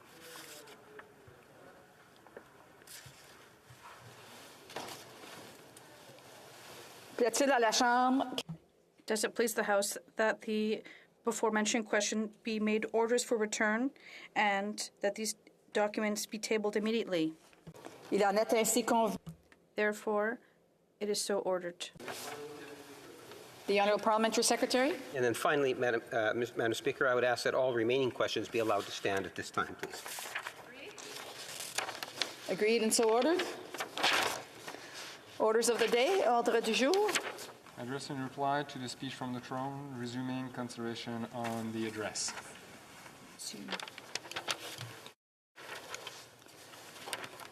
I wish to inform the House that because of the ministerial statement, government orders will be extended by 17 minutes.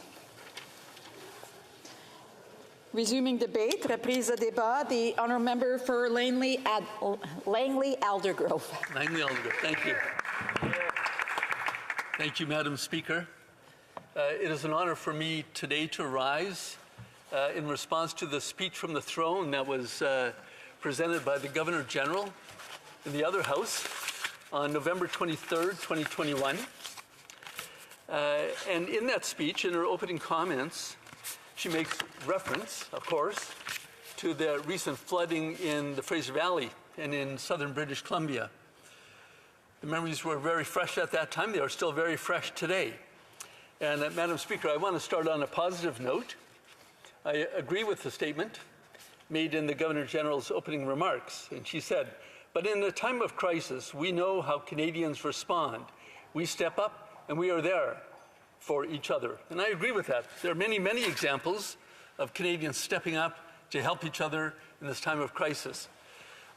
People were working day and night, sandbagging and trying to protect farms and buildings and equipment. There are farmers helping other farmers rescue their cattle, getting them onto higher ground.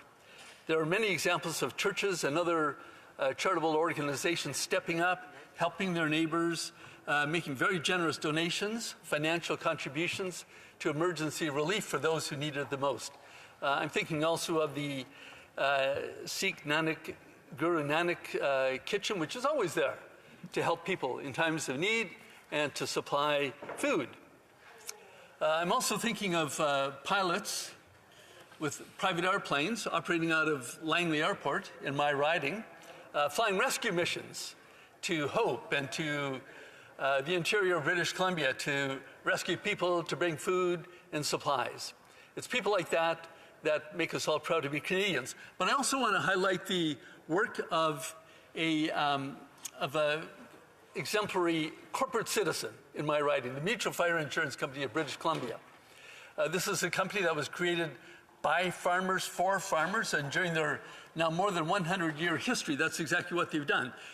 This company, MFIBC, is on the hook for millions of dollars because they've insured so many farms in the Fraser Valley. But they are happy to step up to honor their, to commence and to pay out on insurance premiums. This is what they do, farmers helping farmers. But on top of that, this great corporation has also made a very, very generous donation of almost $500,000, beyond its legal obligations to do so, to help those most in need and who are perhaps without insurance.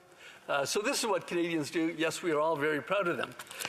But now, Madam Speaker, the speech from the throne goes on to state what the government has doing, and this is what it says. The government will continue to be there for the people of British Columbia. Well, sadly, the government was not there in response to studies, many studies, done after the 1990 flooding. We were all very much aware of the needs to preserve the diking and to enhance it, seismically upgrade them. But it was report after report and no action.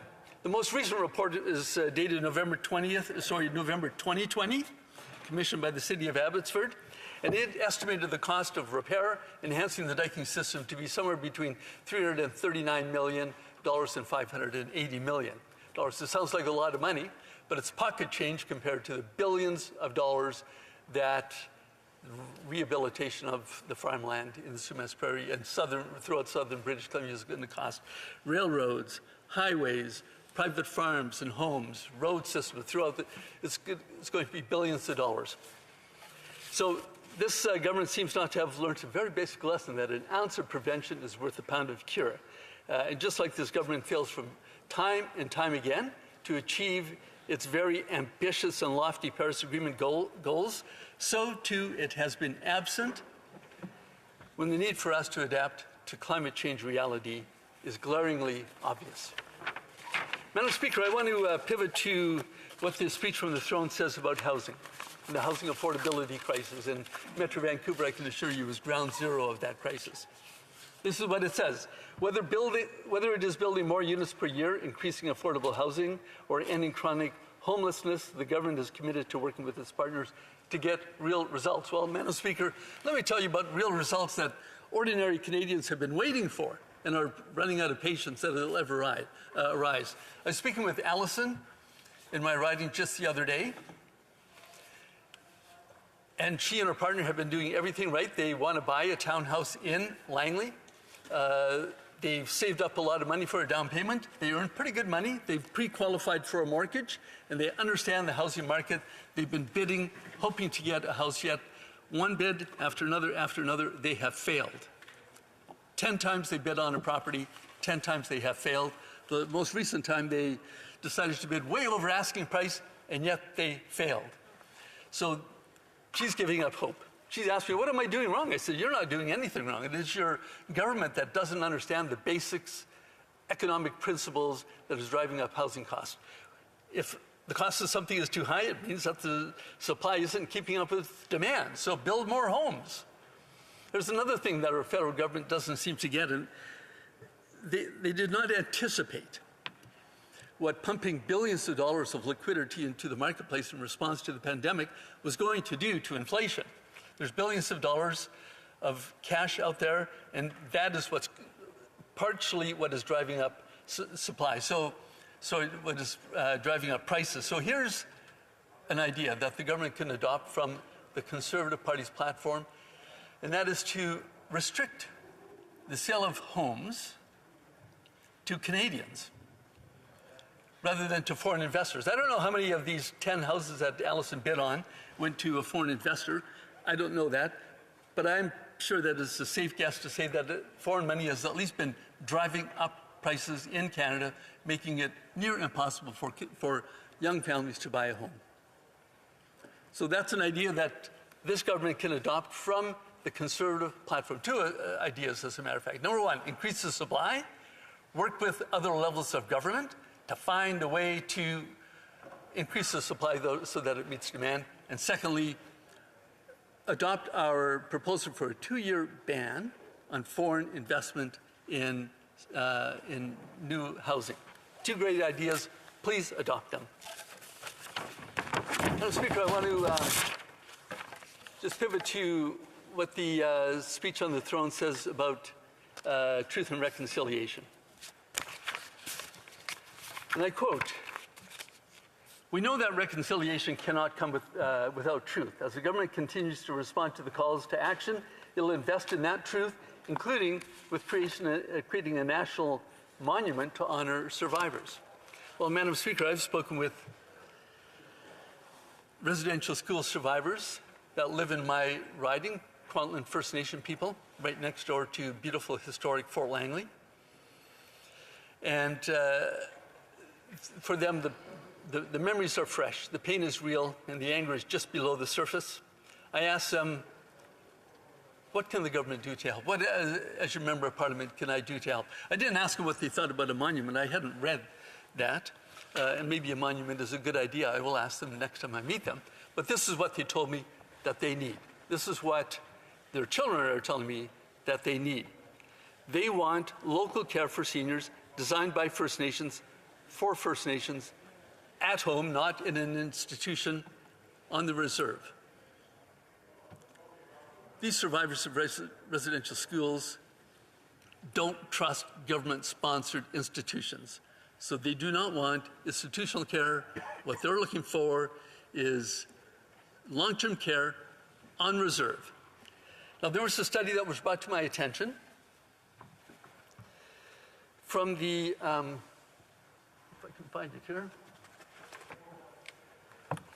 report on the Standing Committee of Indigenous and Northern Affairs. This is from the 42nd Parliament, December 2018, entitled The Challenges of Delivering Continuing Care in First Nation Communities, a report that I suspect is just sitting on the shelf and being ignored. Well, the people in my community are well aware of it, and they were finding some very interesting things in there. Madam Speaker, as a member of Parliament for Langley Aldergrove, I will be advocating for them, for this community, to get them what they need: real, true reconciliation, long-term care for seniors on reserve. Madam Speaker, those are my comments. Thank you. Questions and comments? Questions et commentaires. The Honourable Parliamentary Secretary of the Government House Leader. Yes, thank you, Madam Speaker. I want to take this opportunity because the member talked about how Canadians step up when the time is there and when the crisis looms, and used the example of British Columbia. And I think it's an excellent example because Canadians from coast to coast to coast recognized the flooding and the things that were taking place, and the contributions were quite immense in terms of supporting the people of BC in the hard-hit areas. And it's the same idea in regards to the coronavirus. We have seen, whether it's different levels of government, nonprofit organizations, private companies, governments of different levels coming together. And my question to the member is, can he provide his thoughts just in terms of how we as a society benefit when we see that sort of cohesion in working, in dealing with the types of things that we need to overcome? Member for Langley Aldergrove. Good. I would like to thank the honourable member for that very thoughtful question. Yes, I agree completely that Canadians do step up and help fellow Canadians. There's so many great charitable organizations that are doing really good work. They should have the support of the government. The government can't solve every problem. The government isn't the best at solving every problem. Allow free enterprise, allow people with charitable intent, allow the very many well-run charitable organizations step up and do their part. The government just needs to help them and assist them. Questions and comments? The honourable member for South Okanagan, West Kootenay. Well, thank you, Madam Speaker, and I'd like to thank my colleague for his speech. He mentioned, as did the previous questioner, about the terrible floods that we had in British Columbia last November. It's been a terrible year in British Columbia with the fires that destroyed Lytton, fires throughout the southern interior, including my riding. It's clear that we are being impacted by climate change right now. And I'm just wondering what his feelings are about, we do have to commit to mitigating these issues. We have to stop putting carbon in the atmosphere so this doesn't get any worse. But it's clear that we're being impacted right now. And does he think the federal government should be more ambitious in funding climate adaptation projects, things like fire smarting communities, reinforcing infrastructure to help stop flooding? Shouldn't we be really upping the game in that department? Our member for Langley Aldergrove. Good. I would like to thank the member opposite for that very important question. And I know his riding was impacted also by the recent flooding, so he would have firsthand experience with how significant that has been. Yes, absolutely. The government has to step up with very serious dialogue about climate adaptation. It's just glaringly obvious that it needs to be done. It should have been done 10 years ago. It should have been done 20 years ago. But now is the time to get it done. Thank you. Question, the honourable member for Edmonton Manning. Thank you, Madam Speaker. Never a conversation with friends here in Ottawa or back home that the housing crisis wouldn't come up. And people are confused, are concerned, and they're not happy. Even if their housing price is increasing, they're not happy because they're scared. And the first question comes, what is the government doing about it? So to my honourable colleague, what is the government doing about the housing crisis? Thank you. The honourable member for Langley Aldergrove. Clearly, the government isn't doing enough. I had just given two suggestions. that the government could do. They could increase the housing supply. I know there's lots of talk of that, but very little action. Allison would be a perfect example. Waiting for results, it's just not happening. And restrictions on foreign ownership. Those would be two really good things. Got a point of order. The Honourable Parliamentary Secretary, the Government House Leader. Thank you, Madam Speaker. I believe you'll find unanimous consent for the following motion, that the second report of the Standing Committee on Procedure and House Affairs presented to the House earlier this day be concurred in. Que tous ceux qui s'opposent. All those who are against what the Honourable Parliamentary Secretary moves, please say nay. D'accord? La Chambre a entendu. The House has heard the motion. Those who are opposed to the motion, please say nay. It's carried. Resuming debate, the Honourable Member for Calgary-Midnapore.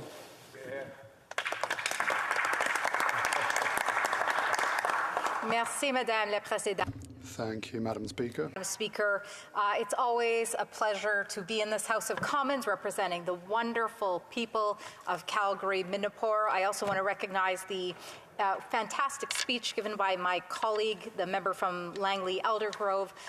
He always speaks with so much wisdom as well as local experience when he speaks to what he has seen in his community. Madam Speaker, I was asked today to speak specifically in regards to foreign affairs in response to the speech from the throne as a result of my time at Global Affairs Canada. And so, Madam Speaker, page 23 held special importance as to the position of foreign affairs within this speech from the throne. And the title of this section, Madam Speaker, it says, "This is the moment to fight for a secure, just, and equitable world," Madam Speaker. This is the moment. Page 23 goes on to say, Madam Speaker, "In the face of rising authoritarianism and great power competition, Canada must reinforce international peace and security, the rule of law, democracy, and respect for human rights. This is the moment." But frankly, Madam Speaker, when I look at the last 6 years, when I look at the Liberal government's approach to foreign policy, I wouldn't say this is the moment. I would say, when is the moment? When is the moment, Madam Speaker? And Madam Speaker, I think it's impossible to be here in this House today and not to mention what's going on in the capital, to ask ourselves, what brought these individuals here? Indifference? Being ignored? Not being heard? Canadians, Madam Speaker, are sick of the division. They're sick of being treated as lessers. They're sick of being gaslighted, as we saw in the House earlier today. They're sick of being told that their feelings aren't valid. This government, Madam Speaker, brought this group to Parliament Hill today. Madam Speaker, Canadians voted for a plurality of Conservative votes, frankly. So when the Prime Minister talks about an obstructionist agenda, it's actually him obstructing the greatest votes of plurality of Canadians. And then I thought more, Madam Speaker. I thought about how it's the same approach to foreign affairs as it is to everything that this government does and that they apply in all that they do.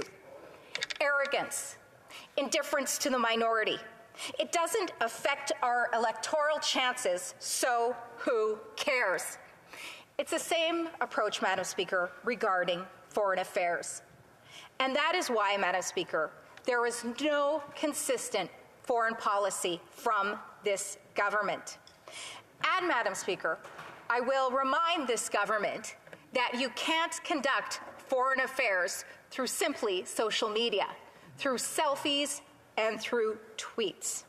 So, Madam Speaker, I ask again, when is the moment? Madam Speaker, if I look back on the actions of this government towards the major foreign affairs activities that have taken place in our world since the time that they have been in office, I have the same question: when is the moment? We look at Venezuela, for example, Madam Speaker, where there was no clear offer from this government to mediate the conflict, whereby this government ignored the roles of Russia and of China in terms of aggravating the conflict in this country. And any assistance that came, Madam Speaker, was always too little, too late. In fact, in Digest Venezuela today, Madam Speaker, they reported that 96% of Venezuelans are living in poverty.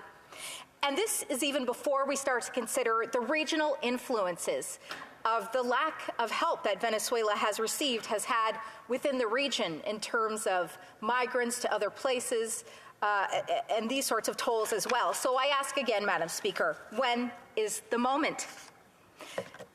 Madam Speaker, when we think about Saudi Arabia, the Deputy Prime Minister herself used Twitter of all facilities, of all methods, to speak out against the kingdom following the imprisonment of civil society and for the activism of women's rights.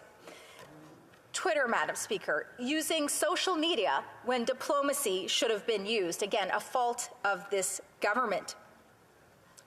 But what they were able to do, Madam Speaker, was they were able to expedite an export permit for $1.5 billion of arms for Saudi Arabia. That's pretty interesting when we consider what's going on in Ukraine today. And, Madam Speaker, this government didn't speak up in December of 2018 when we saw the murder of the journalist Khashoggi. So again, I ask, Madam Speaker, when is the moment with this government?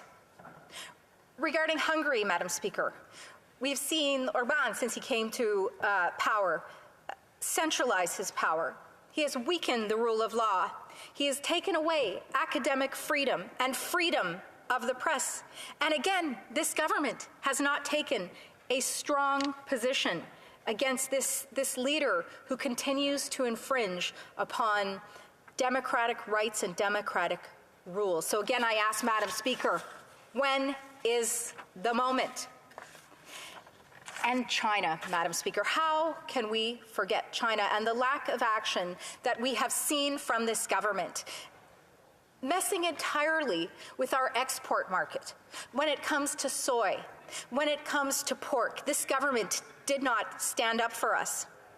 Who can forget the story of the two Michaels, Madam Speaker, where my own colleagues from Global Affairs Canada actually reached out to me to say, you need to speak up on this. More has to be done in an effort to help these individuals. But again, it was the weakness of this government with no clear values and using social media that resulted in such a lack of action and such a poor stance. Who, Madam Speaker, can forget the plight of the Uyghurs? In fact, where we saw within this House, a motion was passed to support them, to stand up for their rights in China. And yet this government has done nothing since that time. So I ask again, Madam Speaker, when is the moment? As Shadow Minister for Transport, I oversaw the heartbreaking study and the injustice of PS 752, where this government has done little more than a study. Not to mention that, once again, this House passed a motion which we would hope would have seen the IRGC being placed on the list of terrorists. The government does this all the time. They have a complete disregard for what the House decides to do, whether it's the IRGC, whether it's the Uyghurs, whether it's the documents regarding the lab in Winnipeg. This government has complete disregard for this House. Never mind the Canadians that are on Parliament Hill today. So I ask again, Madam Speaker, when is the moment? With the USA, they were previously our best friend, our closest ally. Then Trump got in. It was like, oh, Trump. Oh, you on the other side, you're just like Trump. Then Biden comes along and they find out, oh, I guess we're actually powerless. You know, when they went to the Three Amigos Summit, no, it wasn't the Three Amigos Summit, Madam Speaker. It was more like Canada, the third wheel. And we got no wins out of CUSMA whatsoever. So I ask again, Madam Speaker, when is the moment? And finally, we come to Russia today, where we are seeing Ukraine, a close friend of Canada's, not being given the help and the support that they deserve. Well, Madam Speaker, I will tell you when the moment was. Conservatives have always stood for the strong values of justice, democracy, prosperity, and the rule of law. Every decision made in a Conservative government was one of clarity, of transparency, in complete opposition to the actions and the positions of this government. No foreign policy based on social media, no reactive foreign policy. So I'll tell you, Madam Speaker, that was the moment. But today is not the moment. Look outside. We must listen. We must understand. How you do something is how you do anything, at home or abroad. It's not this is the moment, Madam Speaker. It is when is the moment. Thank you very much. Questions and comments. The Honourable Parliamentary Secretary, the Government House Leader. Thank you, Madam Speaker. You know, when I was on the Defense Committee a number of years ago, Madam Speaker, we had the opportunity to go to Ukraine and to meet with the government officials and to talk about the efforts that Canada was making in Ukraine. And I'll tell you, Madam Speaker, we sat with the chair of their Defense Committee at one point, and he looked at us and said, other countries want to be involved in Ukraine because Canada is here, because of Canada's leadership on this front. And it had nothing to do with the politicians. It had nothing to do with liberals. It had nothing to do with conservatives, despite the heckling. What it had to do with was our men and women who were on the ground, the way that they engaged with Ukrainian people, the way that they engaged with other countries that were there as part of Operation Reassurance and Operation Unifier. Madam Speaker, my question to the member is, doesn't she see that there's tremendous benefit in Canada's contribution in Ukraine? The Honourable Member for Calgary-Mintapur. Thank you very much, Madam Speaker, to the member across the aisle for the question. The reality is that engagement in foreign affairs is at the lowest level that it has been since 2015, both in developmental aid, in addition to election observations around the world, which have been completely pulled down by this government. So he can certainly stand there and talk about the good feelings and the example which he feels the men and women there have set. I wish he and his government and their leadership would do the same. Thank you very much, Madam Speaker. Questions et commentaires. The Honourable Member for Avignon, La Métis, Méthane, Métabédia. Yes, thank you, Madam Speaker. I'd like to thank my colleague for her presentation. I'd like to thank my colleagues for being here. Welcome back to one and all. My colleague mentioned what's going on the Hill right now, which is rather concerning, troubling. Yes, it's we have people that are tired of everything, and we're all fairly tired. Some claims are more legitimate than others, the right to protest, for example. It's a particular situation because there's no one leader that represents everyone with one single claim or demand. There's several different groups, it would seem. So how do we negotiate with them? How do we enter a dialogue with them? What should the government do, according to the Honourable Member? Honourable Member for Calgary-Midnapore. Oui, merci beaucoup, Madame. Yes, thank you, Madam Speaker. I'd like to thank my colleague for the question. I believe that even if there's no one group leader, it's a group with a number of people that are from different classes from throughout Canada. But the reason for which they are here is in order to finally be heard. That is the reason for which they are here in Ottawa. To explain why they have problems, why they are frustrated, and they depend on us as MPs, and it's our job to listen to them. The Honourable Member for Cowichan, Malahat, Langford. Yes, thank you, Madam Speaker, and thank you to my colleague for her speech. I appreciate that she spent a lot of time during her speech talking about Canada's role in the world and how we should use our foreign affairs resources. Many countries in the world right now are dealing with the detrimental effects of climate change, and we know those effects are only going to get worse as the years go by. I'm just wondering if my colleague can maybe inform the House of any practical things the government of Canada could be doing vis-a-vis those countries, whether it's in direct aid or sending Canada expertise and know-how to help those countries deal with the everlasting effects of climate change and how much worse it's making for their home populations. A brief answer from the member for Calgary-Midnapore. Yeah, thank you very much to my colleague for that question. You know, I think the reality is that when we promote a democracy, justice, the rule of law, human rights, as conservative governments have always done, we create the opportunities to have better social environments, better living environments, better environments. So I think that we have the same objective to have the better world, but I believe that we need these things, democracy, rule of law, human rights, and an effort to have as the building blocks and the base for a better world for everything. Thank you very much, Madam Speaker. Resuming debate, the honourable member of King's Hands. Thank you, Madam Speaker, and I'd just like to start by recognizing that I'll be splitting my time this afternoon with the member from Kitchener South, Hespeler. Happy New Year's to you, Madam Speaker, to my colleagues, and indeed to all Canadians as we return to Parliament. Normally, I debate and provide my remarks in this House quite off the cuff. However, today I have sought to choose my words very carefully because the circumstances warrant that I do. Today, we are debating the speech from the throne, the document which laid out the priorities of this government and was read by the Governor-General before Christmas. The document is intentionally broad in scope, outlining the issues of the day: climate change, reconciliation, economic recovery, and perhaps most important, in the short term, getting us collectively through the other side of this pandemic. The government launched a series of measures. First and foremost, the procurement of vaccines for all Canadians and booster shots to combat the wave of the Omicron variant, vaccine mandates for professions under federal jurisdiction, continued purchasing of rapid tests for provinces, and income supports for individuals and businesses who have been impacted by health protocol to prevent our healthcare system from being overwhelmed. Most Canadians have embraced vaccinations, with over 80% of our citizens vaccinated, one of the highest vaccination rates in the world. But I would be remiss if I didn't use this opportunity to provide my thoughts on those who have objected and who have chosen to protest at events like we've seen this weekend and which continue outside this chamber as we speak, Madam Speaker. Madam Speaker, my father was a truck driver. His name was Gordon Douglas Blois.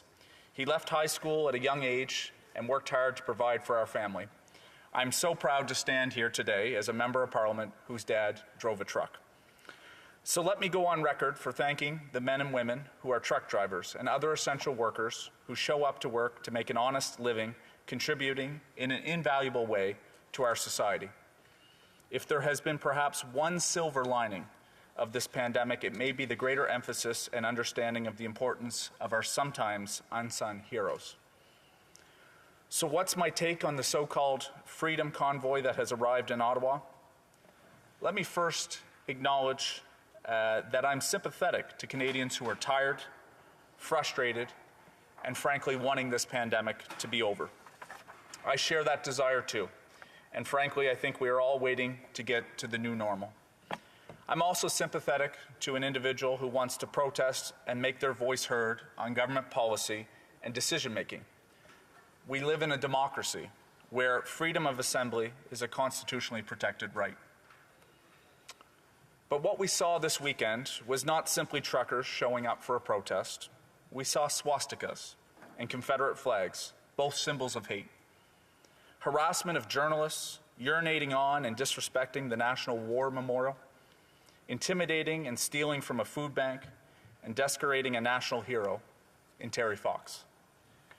While there may be truckers as part of this crowd, they are certainly not sanctioned by the organization that speak for truckers. And the prevailing voice of the past 4 days is one of a much more sinister crowd and outlook. The goal seems to be less of raising the issue of vaccine requirements at the border and more about overthrowing government and eliminating any public health measure to protect against COVID-19. While I have concerns as to why individuals do not want to follow public health advice and do not want to get vaccinated, we must balance individual freedoms versus collective freedoms. Let me explain. No one in Canada is being forced to take a vaccine. However, for those who choose to not vaccinate, there are consequences to those individual choices. Provincial and territorial governments, along with the Government of Canada, are imposing restrictions on those who have made an individual choice to not vaccinate in order to protect the collective well-being of those who have made their own individual choice to follow the recommendations of public health, to follow the science, and to be vaccinated. The protesters outside have freedom. They just don't like the consequences of their choice. And why is all of this being done, Madam Speaker? It's not a global elite ploy to control the masses. It's not government installing microchips in the vaccine. It's because there is an overwhelming disparity amongst those who are unvaccinated that comprise the amount of ICU cases in the public health system across the country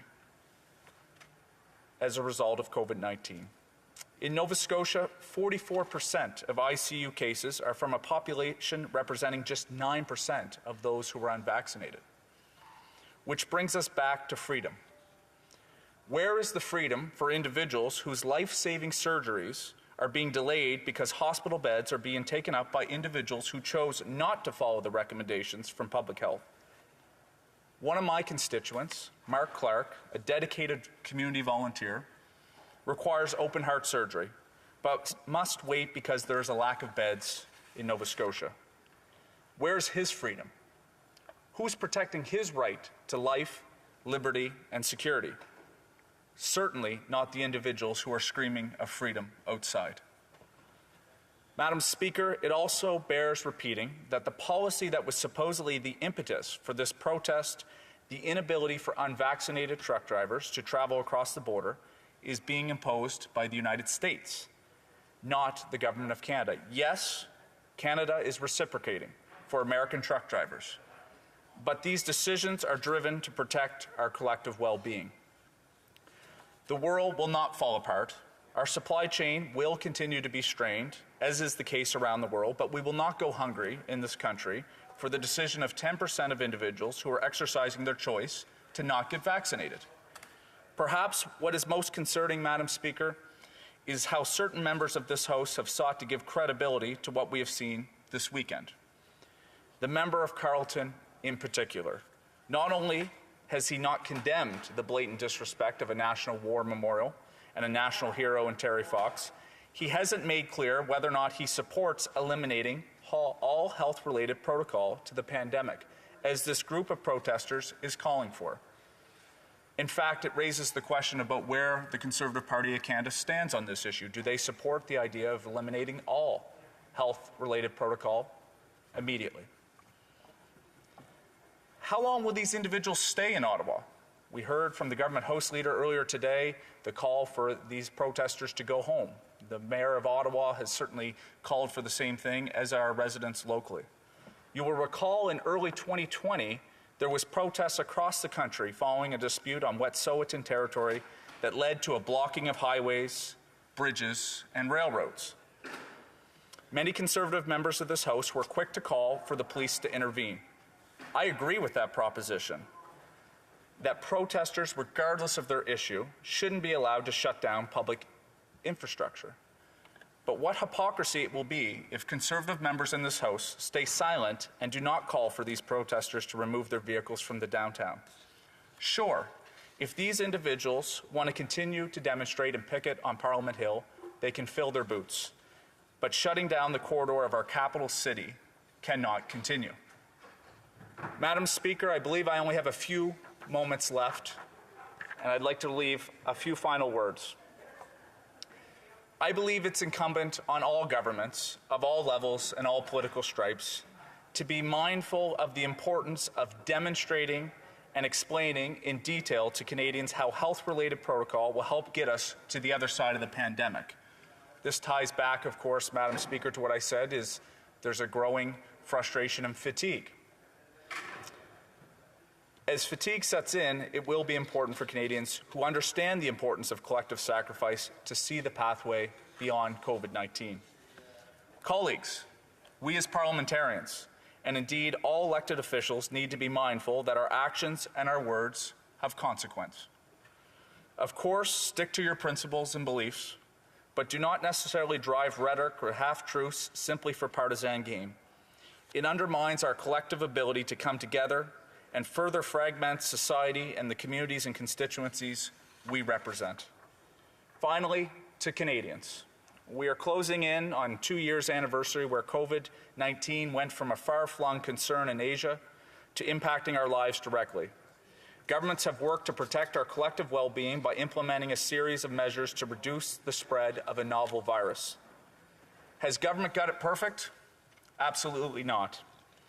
Has there been impacts and sacrifice? Undoubtedly. But in a short period, we have developed vaccines to give us greater protection. We have avoided a complete collapse of our healthcare system and saved thousands of lives in the process. While our sacrifice is different, there are parallels to the collective effort of the nation during the world wars. Generations before us have met their own generational challenge, and we too must continue to rise to meet our challenge of today. Together, we will get to the other side, and collectively, we will all be better off as a result. Thank you, Madam Speaker. Questions and comments? The Honourable Member for Mission Matsky Fraser Canyon. Thank you, Madam Speaker, and I'd like to thank the Honourable Member from Kings Kants for his speech today. First off, on my way to the Agriculture Committee with the member earlier today, I actually spoke to some police officers from the Ottawa Police Force and the Toronto Police Force in town, and they said that I asked them how the weekend went and how things were going today, and they did say that there were definitely some bad apples, and as the grandson of grandparents, all from the Netherlands, who suffered under Nazi occupation, I take the hate that I saw, just even seeing that flag in my nation's capital, brought me to tears and distress this weekend because it's impacted my family directly. But my question to the member today is, he talked about hospital capacity. Is it not wrong that we have spent so much money in the last 2 years and I can't point to a single new hospital in this country? Thank you, Madam Speaker. The Honourable Member for Kings Hants. Thank you, Madam Speaker. I'd like to thank the member opposite for certainly calling out the hate symbols that we've seen this weekend. And again, I would articulate that there are, of course, some well-intended people a part of that crowd. The problem is the rhetoric and the noise coming from the group, by and large, I think has a much more sinister view. He mentioned, of course, hospitals. I appreciate the question. This government, over the past 2 years, has poured billions of dollars into supporting the provinces with the COVID funds. Of course, we don't build hospitals. We provide that money to the provinces to roll it out. For any suggestion that all of a sudden you can fix a healthcare system overnight at the time that we're dealing with the pandemic is a bit foolhardy. But we have been there. We have provided billions of dollars to help support and strengthen the healthcare system through this time. Questions and comments? The Honourable Member for Amignon and Métis-les-Matines-Matapédia. Thank you, Madam Speaker. I'd like to thank my colleague. I didn't know that I had in common with him. My father was a trucker as well, and I'd like to thank him for the work he does. Like 90% of the truckers, he's triple vaccinated. So, or rather, he's getting his booster shot soon. So I think that what's happening outside has taken on a greater scope than the actual cause of the truckers from the outset. And we have to stand together. When I see all these social divisions, that troubles me greatly. So I think we have that responsibility as elected members. But I found that odd that the Prime Minister should say that they were complaining. I don't think that's a good way of diffusing this situation. So what does the member propose so that we can emerge from this crisis? Merci, Madame la Présidente. Thank you, Madam Speaker. And I'd like to thank my colleague across the way for her question. My French is not so good, but I'm going to try to respond in French. First of all, absolutely, it's a pleasure to know that my colleague's father was also a trucker. That is a very noble profession, and absolutely all parliamentarians, including the Prime Minister and all the federal colleagues and provincial colleagues as well, must try very hard to tone down the rhetoric, to make sure it's reasonable, to ensure that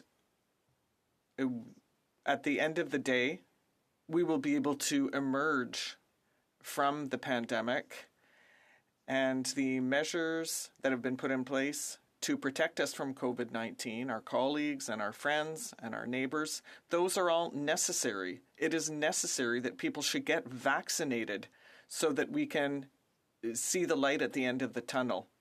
And I think it's good for all members to understand people who have concerns with some of the policies. Time for another brief question. Member Nanaimo Ladysmith. Thank you, Madam Speaker, and thank you to the member for his words today. One thing that I did not hear in his speech was around seniors, specifically in my riding of Nanaimo Ladysmith, who are losing their homes because of clawbacks to their GIS supplements. Canada's most cash-strapped seniors are being punished for receiving much-needed emergency pandemic benefits while companies rake in profits and sit on public funds off the backs of everyday Canadians, including at-risk seniors. Can the member share when will this government do what is right and stop punishing seniors by excluding emergency pandemic benefits from the calculation of GIS eligibility? Thank you. I remind members when I ask for a brief question, if they could pose their question, because there's only 30 seconds. This one almost took a minute. The honourable member for Kings Hants. Thank you, Madam Speaker. I'll try to respond very quickly. First of all, this government introduced important measures for guaranteed income supplement in the 42nd Parliament. We strengthened old age security. We have a platform commitment to increase GIS by $500 a year. And we did announce as part of the economic update or economic update before Christmas that we would be addressing this issue. Our government will stay true to its word, and I appreciate the member raising it here today in the House. Resuming debate. Reprise de débat. Resuming debate. The honourable member for Kitchener South Hespeler. Madam Speaker, I am humbled and honoured to rise today for the first time in this special place as the Member of Parliament for Kitchener South Hespeler. I am grateful to the fine people of Kitchener South Hespeler for placing their faith in me to represent them and to be their strong voice in Ottawa. I am also honoured to serve with fellow members from across Canada who have been chosen to represent the interests of their fellow Canadians. Of course, nobody arrives at this place on their own, and I owe a debt of gratitude to my 3 children. Brad and Allison, who encouraged and supported me from the beginning and worked hard on my nomination and election campaigns, and Ian, who cheered me on from the distance in Houston. I am, in fact, what I refer to as a late onset politician, and I followed my son Brad, a Toronto councillor, into this line of work and was very instrumental in helping me achieve this lifelong goal. I would also like to thank my tireless team of volunteers who stretched from Ottawa, Toronto, Kitchener, Waterloo, and all the way to Windsor. Many of them were with me right from the beginning when I first sought the nomination well over a year ago, and stayed with me throughout the journey.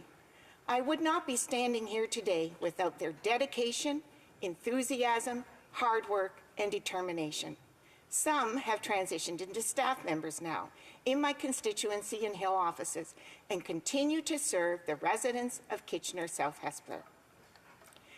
My journey to this place has been a long and winding road.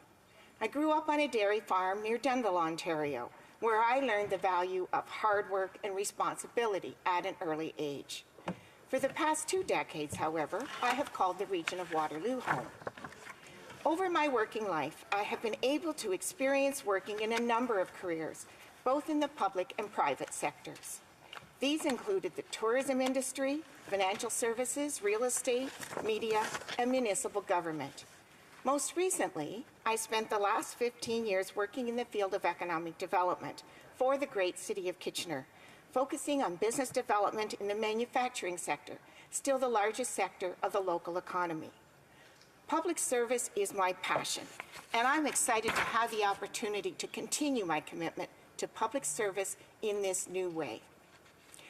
Life for me hasn't always been easy, and I suddenly found myself a single parent when my children were 3, 6, and 7. It was a struggle raising 3 children on my own without a safety net, as I didn't have family close by who could help out on a regular basis or on short notice. Failure was not an option. There was no plan B. I know many Canadians are facing these challenges today. I've been there, and I empathize with those struggling to balance family and finances and careers. These past 2 years have only made it harder. This is why I am so passionate about our government's early learning and affordable childcare plan, which will enable parents, primarily women, to participate fully in the economy as they are able. Not only is it the right thing to do, it makes sense from an economic standpoint. The best thing the government can do to get more women into the workforce, to close the gender gap, and to build our economy is to provide more affordable childcare. Canada is at its best when all individual Canadians are at their best and able to fully utilize their skills. Our government is committed to delivering on this and has successfully completed agreements with all provinces and territories, save and except Ontario. It is a shame that Ontario families are the only ones left out at this point. Rest assured, our government will continue to pursue affordable childcare for the children and families of Ontario so that no one is left behind. Another area of focus for me is in the area of workforce development, and I had the privilege of serving on the Workforce Planning Board of Waterloo Wellington Dufferin for 8 years, the past 3 as its chair. It is critical for the success of Canada and our economy that everyone has the opportunity to reach their full potential and enjoy meaningful work that they are trained and equipped to succeed in. This is a very achievable goal, but it will require the involvement and cooperation of all levels of government. The COVID-19 pandemic has demonstrated that this is indeed possible. This COVID-19 pandemic, we need to continue that level of cooperation and collaboration to help all Canadians succeed and prosper. Canada is at its best when individual Canadians are at their best and able to participate fully to their maximum potential. I believe a federal government can do great things when it listens to people, takes action, and supports our most vulnerable. Let us build a future where everyone can succeed, and let us build it together. I'm looking forward to working with members from all sides of this House to make this happen for Canadians. The recent unanimous passage of the bill banning conversion therapy demonstrates what can be accomplished when we set aside our differences, put the needs of Canadians first, and work together for the benefit of all. Canadians expect and deserve no less. Comments, questions, et commentaires. The honourable member for Mission Matsqui, Fraser Canyon. Well, thank you, Madam Speaker, and I'd like to congratulate the member from Kitchener South on her very first speech in the House of Commons. One thing she said really stuck out to me, that we need to work together in this House. Yet, under this Liberal government, the cost of housing in her community in the fourth quarter of last year went up 36.2%. So my question today to the honourable member is she willing to work with the Conservatives to reverse some of the negative policies put forward by this government and the inaction put forward by this government in not addressing the housing supply crisis that we find ourselves in Canada today, because it's impacting those young mothers who want to go to work but they don't have a safe place to raise their families anymore because it costs over $1 million to get a home? Thank you, Madam Speaker. The honourable member for Kitchener South Hespeler. Madam Speaker, I would like to thank the honourable member for his thoughtful question. And I share his concern about housing affordability. Unfortunately, the rest of the world has discovered what a wonderful place the Waterloo region is to live. However, our government has done a number of things to address this. In fact, it was our government that first announced the National Housing Strategy, a 10-year plan to invest over $72 billion to give more Canadians a place to call home. Launched in 2017, it will create up to 160,000 new homes, meet the housing needs of 530,000 families, and repair and renew more than 300,000 units. We also have the Rapid Housing Initiative, and the first round exceeded its initial target by creating up to 3,000 new affordable units and actually resulted in the construction of more than 4,700 units across Canada since October 2020. Expanding on this successful initiative, 10,000 new affordable housing units will be created across the country through the Rapid Housing Initiative, exceeding the initial goal of 7,500 new units. Most of these housing units will be constructed within the next 12 to 18 months. We're also introducing a new rent-to-own program, which will help people that cannot accumulate the down payment required or meet the requirements for mortgage to be able to buy their houses over time. Thank you. Questions et commentaires? Questions and comments? The honourable member for Hamilton Centre. Thank you very much, Madam Speaker. And I would also like to congratulate the honourable member for her maiden speech here in this House. And we heard her speak at length about when Canada is at its best. And we've watched this kind of disproportionate response, the coddling of white nationalists on the footsteps of Parliament, juxtaposed to the kind of violence that has been unleashed against Indigenous people across these lands fighting for their freedoms. My question through you is, what will the honourable member be doing in these upcoming weeks and months as we debate these critical issues in the House to ensure that true reconciliation, the reckoning of the thousands of children who have been recovered at residential schools, and the ongoing police violence used against Indigenous peoples of these lands to move towards this place that she talks about when Canada is at its best? The honourable member for Kitchener South Hespeler. Madam Speaker, I would like to thank the honourable member for his question, and I share his concern. The residential schools, which we shouldn't refer to them as schools because that's not what schools do, but that is a shame on all of us. I am honoured and privileged to have the Anishinaabe Outreach Centre in my riding of Kitchener South Hespeler, and they have done a lot of work on reconciliation and outreach in their communities, and not only including the Indigenous community, but all members of the community. And as Stephen Carpenter likes to mention, in order to reconcile, we have to heal on both sides because we are hurting too. We feel shame when we see what has happened. And we are all united in making sure that it never happens again.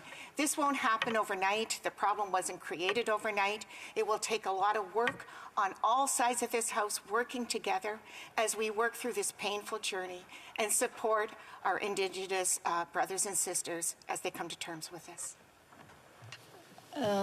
Resuming debate, reprise de débat, the honourable member for Dauphin Swan River Nipawin. Thank you, Madam Speaker.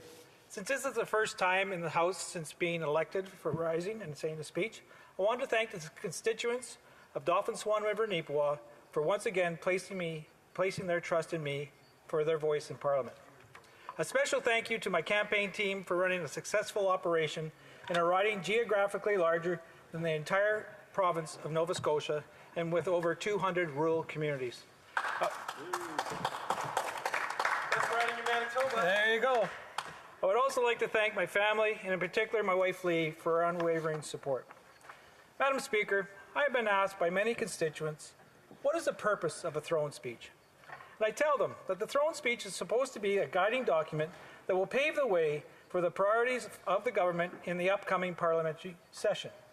In other words, the plan. What's the plan?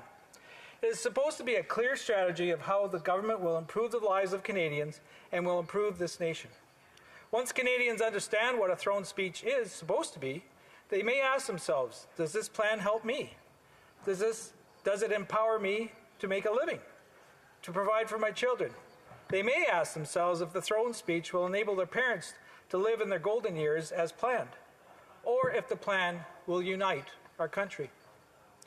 But if they read this throne speech, they would find them asking themselves also, where is that plan? Madam Speaker, if the Prime Minister spoke to Canadians across the country today, if he asked whether life is getting better for them, he would hear the majority say that life is not getting easier.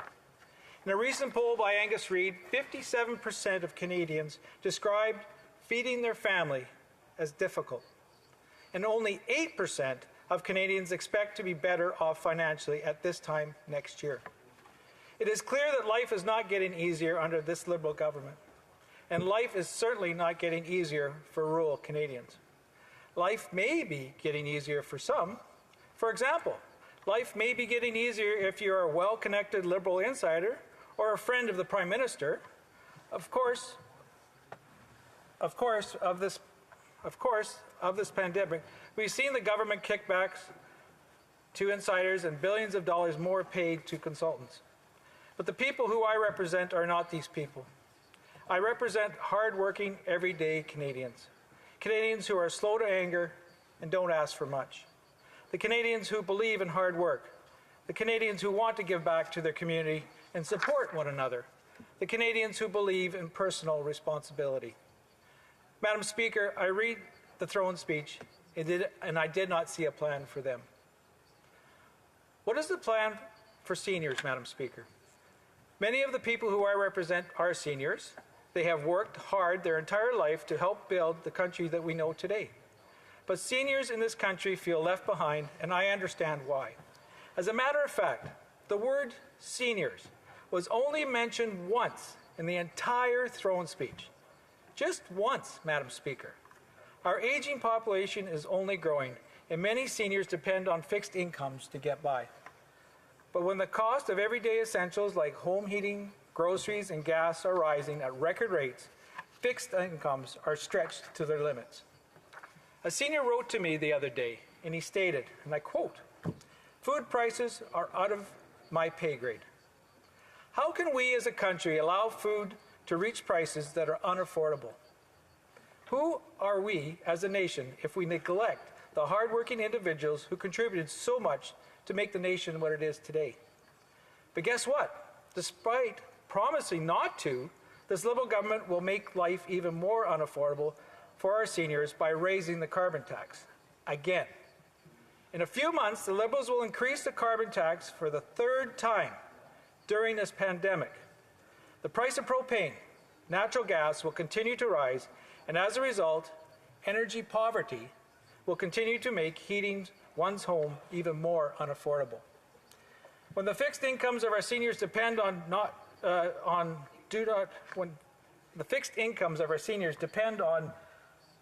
do not grow fast enough to keep up with inflation, the value of their paychecks become worth less and less.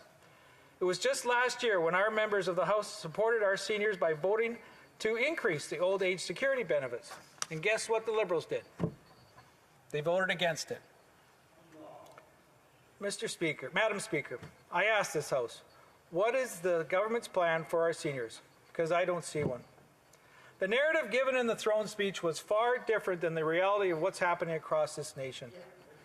We hear language from them all the time with this government, whether it's sunny ways or whether it's we have your back.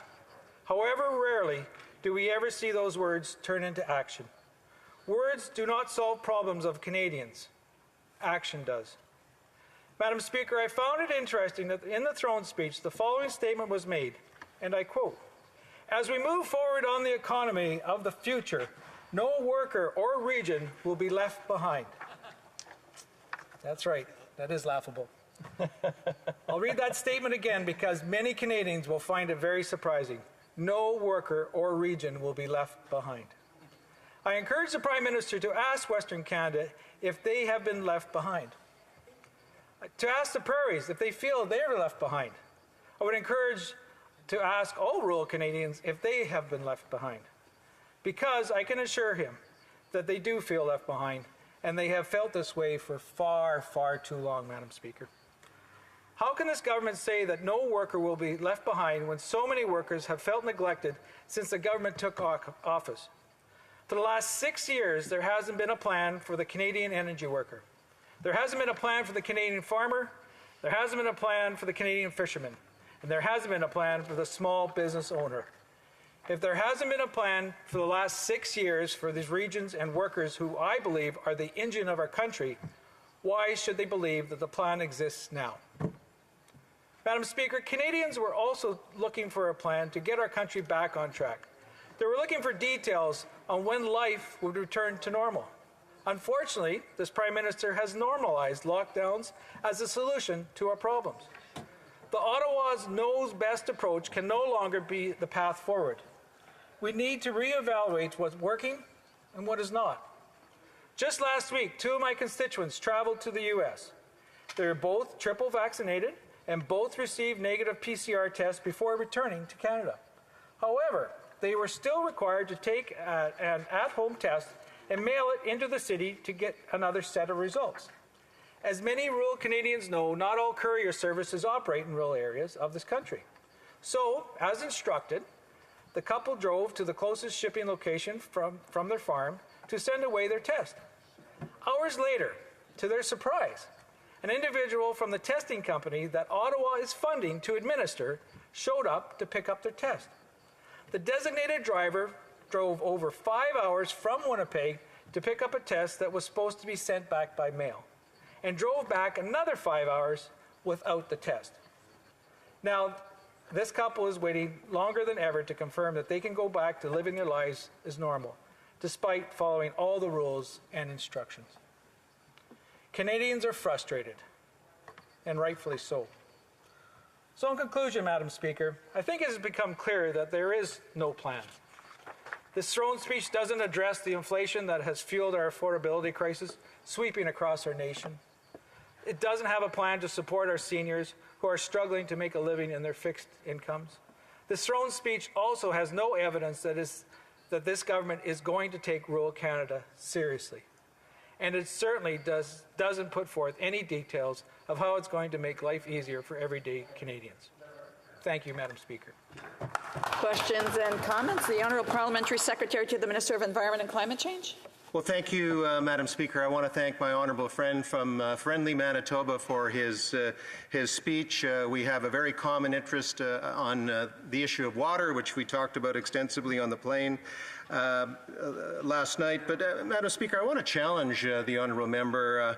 He talks about his support for seniors and families. But, Madam Speaker, what the honourable member said didn't really square with reality. The honourable member's party voted against reducing the age of eligibility for the CPP.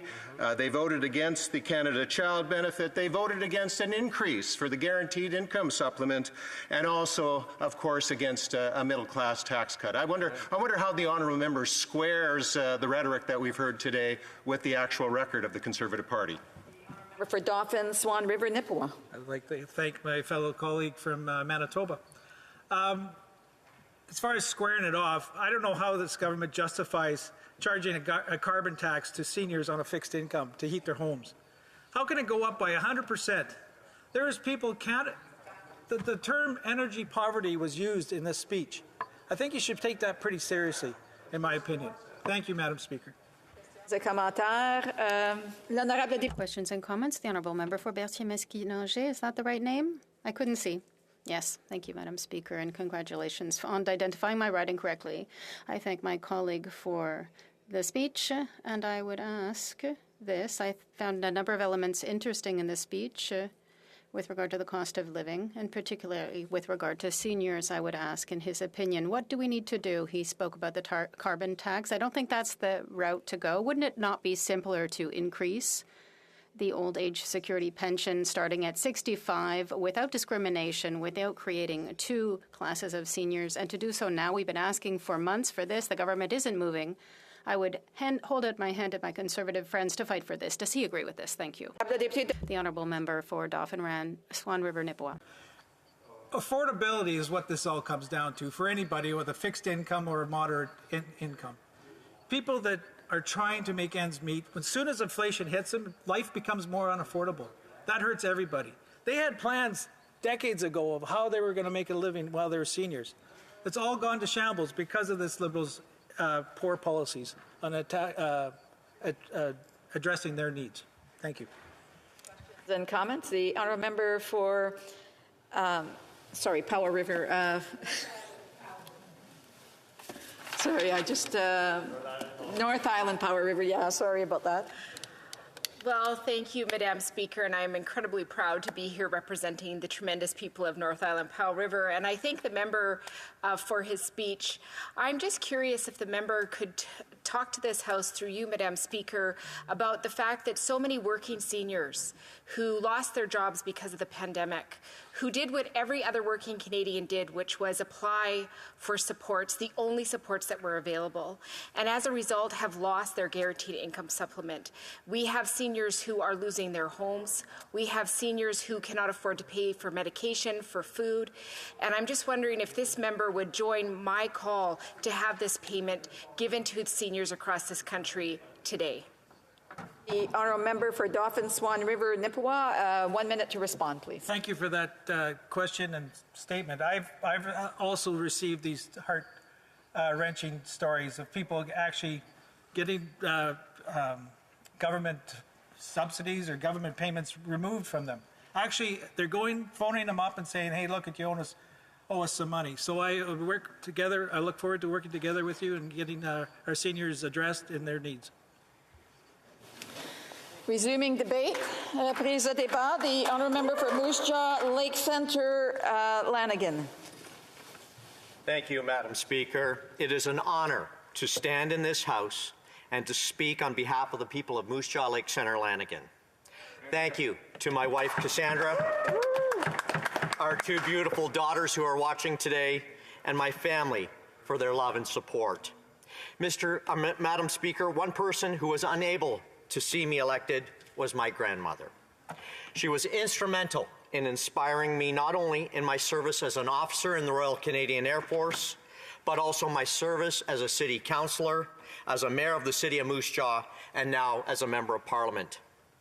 I am the son of Scottish immigrants who came to Canada to make a better life for themselves and their family. My parents experienced challenges and turmoil with the loss of an infant. It affected their emotional and mental health.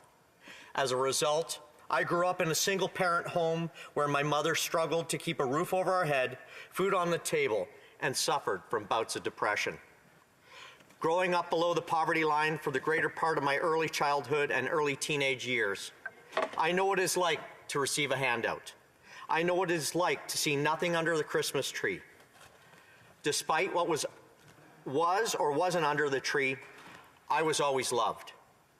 I spoke of my grandmother, helping shape my future by telling me stories of the past. As a young child, I would spend my Saturdays with her hearing about my Scottish heritage, my family overseas, and the difficulties of enduring the Second World War. She was the greatest storyteller I have ever known. One story had a profound impact on me.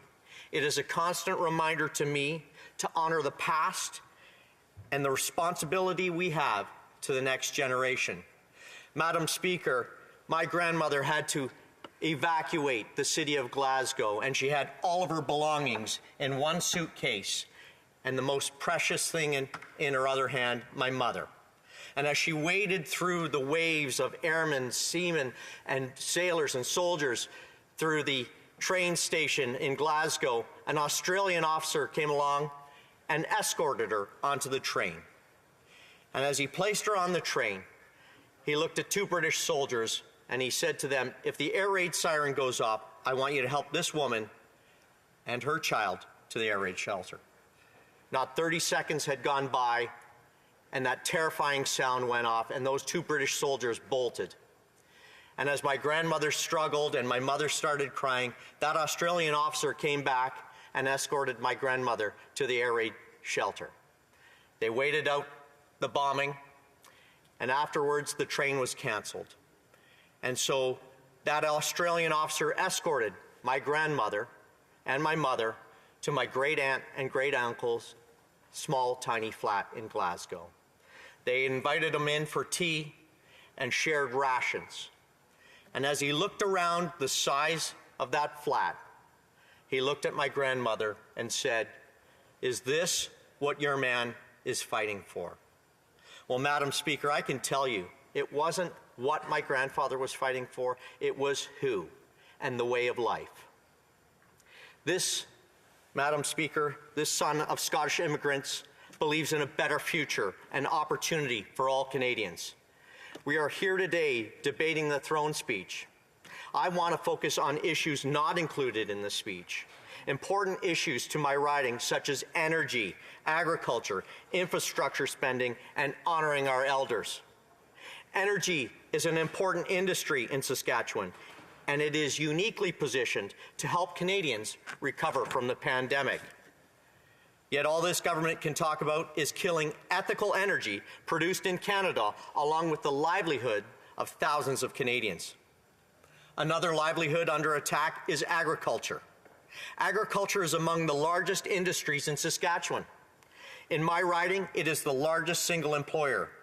It is also a sector largely ignored by the Liberals and left out of this throne speech. A study conducted by the University of Regina, Saskatchewan has experienced a history of drought, including the years 1910, 1914, 1917 to 1921, 1924, 1929, 1931 to 1939, 1958 to 1963, 1967 to 1969, 1974, 1977, 1979 to 1981, 1983 to 1986, 1988 to 1992, 2001 to 2003, 2009, and now 2021. Policy should be there to help us, not punish us. A carbon tax has not and will not solve the problems farmers are facing today. The solution to their challenge is obvious to them, but not the Liberal government. Irrigation. Completing the Lake Diefenbaker irrigation project is a project that would create jobs, save livelihoods, and generate a financial return. There is a difference between investing in infrastructure projects important to communities who are part of our economic engine and wasting money on projects that are dictated by the Liberal government without consultation. After a year of drought and plummeting income, agriculture doesn't even warrant a mention from this Liberal government. No one should be surprised by this omission. Let's take a moment and talk about useful and necessary infrastructure projects for local communities. I witnessed firsthand as mayor of how useless this federal government's infrastructure plans for communities have been. Moose Jaw is in the middle of a 20-year project to replace cast iron water mains, which will cost local taxpayers over $120 million. Water is essential to the livelihood of a community. Instead of listening to what the city needed, the Liberals tried to give the city a population of 35,000, $15 million for a green transit system. A transit system already underused and doesn't meet a community's needs. Moose Jaw needed their 100-year-old cast iron water mains replaced. This government forgets that water is essential, whether it is drinking water for cities, First Nations, or irrigation to combat droughts. The International Coalition to Combat Climate Change is actually an international coalition for justifying inflation and creating global instability and not actually lowering emissions. The Liberal government is selling us out to other nations who do not have our best interests at heart. What is needed is alignment and collaboration with municipalities and provinces that know where their infrastructure dollars need to be spent. Local solutions for local problems. During my 5-year tenure as mayor, we brought in over $1 billion worth of investment, creating jobs and prosperity for the community, and tackled essential infrastructure. That is what is really needed. The Liberal government has lost its way. They stopped listening to the people that matter and started putting themselves first. People feel this government is giving up on the next generation, leaving them with more debt and more problems to solve. My parents came here to make a better life for themselves and the next generation. However, seniors today are having that dream taken away from them. They are being asked to sacrifice more and leave less behind. Because of inflation, the equity people have built up in their homes or farms is under attack. Their legacy is being taken away from them. Every generation must be responsible for the time that they have been given. This generation is faced with making life better for the next generation. Voters have entrusted me with a gift. My commitment is that I will be an advocate for my constituents that are being left behind by this government and this throne speech. Ethical energy workers need to be rewarded for complying with surpassing new federal standards. Agriculture producers deserve recognition for what they contribute. Communities deserve a say in how infrastructure dollars are spent. Veterans and seniors deserve more. The stories of our past play an important role in shaping our future. We owe it to the generations who have gone before us to do better for the generations who follow us. We can do better, much better. Thank you, Madam Speaker. Questions and comments? The Honourable Member Kings Hants. Thank you, Madam Speaker. I'd like to thank my honourable colleague for his remarks in the House today, certainly his Scottish lineage and a lot of his family background. He mentioned agriculture, and as a member that sits on the Agriculture Committee, I want to inform him of some of the investments the government has made, and perhaps he can take those back to his constituents and actually provide a clearer picture of what the government has done. Business risk management. Madam Speaker, it was the Harper Conservatives that cut this program. Under the leadership of the Minister of Agriculture, we actually installed and increased those programs. Let's talk about supports during the drought that happened in Western Canada. We worked with prairie governments to actually establish programs to help support farmers across the prairie provinces. As it relates to irrigation, we've been there on helping support projects. So although the member may not agree and concord with this government on every aspect, he needs to be fair and honest with his constituents that this government has been there to support projects not only in my area of the riding, but indeed across the country, including in his home province of Saskatchewan. The Honourable Member for Moose Jaw Lake Centre, Lanigan. Well, I thank the honourable member, and I'd like to point out that I really do like your tie. It does sit with the Scottish heritage that I have. I appreciate that. Madam Speaker, the province of Saskatchewan relies on agriculture. It is our main source of income. And we have felt left out and unheard when we have tried to speak with this government that is in power. And if there is a bridge that can be built, then I would look forward to doing that. My first and foremost job here is to advocate for those people that have elected me. Thank you. Questions and comments? The Honourable Member for South Okanagan West Kootenay. Thank my colleague for his first speech here in the House, and I'd go on about the Scottish heritage. I just hope he likes my tie as well. But I do come from a riding that depends on agriculture. I grew up on a small orchard. It depends on irrigation above all in the South Okanagan Valley. And so I hear his concerns about that, and I hear his concerns about municipalities and the difficulty that Canadian municipalities have in funding some of these projects that are necessary. And while I would probably completely disagree with him on the mitigation of climate change and how essential that is, that work, I hope to find agreement with the funding of adaptation, and irrigation is probably an important part of that in our ridings. And I've had some trouble getting irrigation money from this government. And I'm just wondering, specifically, would he support some new funding program, especially for climate-related disasters, that lets smaller communities off the hook when it comes to the 20% funding requirement for those projects? The Honourable Member for Moose Jaw Lake Centre, Lanigan. Thank you, Madam Speaker, and I'll give you third best tie. I have to put myself in second. You know, it's very interesting. It's something that obviously I have been advocating for in my area. The city of Moose Jaw is 20 kilometers away from its water source, but farmers rely on water, obviously, for growing crops. And so this is a challenge in my region, and I'm not surprised that it wouldn't be a challenge in other regions across this country.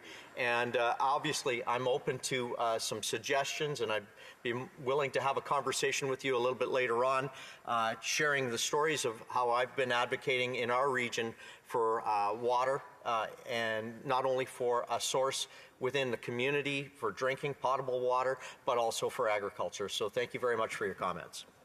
Questions et commentaires. L'honorable. The honourable member, a brief question. Trois-Rivières. Yes, thank you. I agree with my colleague who says about the silence in the speech from the throne. There's a silence in a number of sections of the speech. Things are said, but there's a lot of empty words, especially with regards to agriculture. Speaking for my riding, I would like to say that for the French language, the speech from the throne is silent. It talks about bilingualism. It doesn't talk about French. So perhaps we should unite our silences so that we can have a better voice when it comes to answering the speech from the throne. Answer for the member for Moose Jaw Lake Centre Lanigan. Well, I appreciate the comments from my colleague. I've spent a number of years in Belle-Provence when I served in the military. And yes, there is a lot of silences. And I think our job is to obviously speak up and address those silences that have come from the throne speech or not been heard. Thank you. A point of order, the honourable member for King's Hands. Thank you, Madam Speaker. The member opposite that was just providing his remarks certainly talked about the importance of irrigation in agriculture. I have before me a Government of Canada document that relates to the investment of $1.5 billion. Part of debate and not. That's a part of debate. If the member wants to move a motion, that would be different. I could maybe entertain that, but reprise de débat, l'honorable. The honourable member for Berthier-Masquinongé.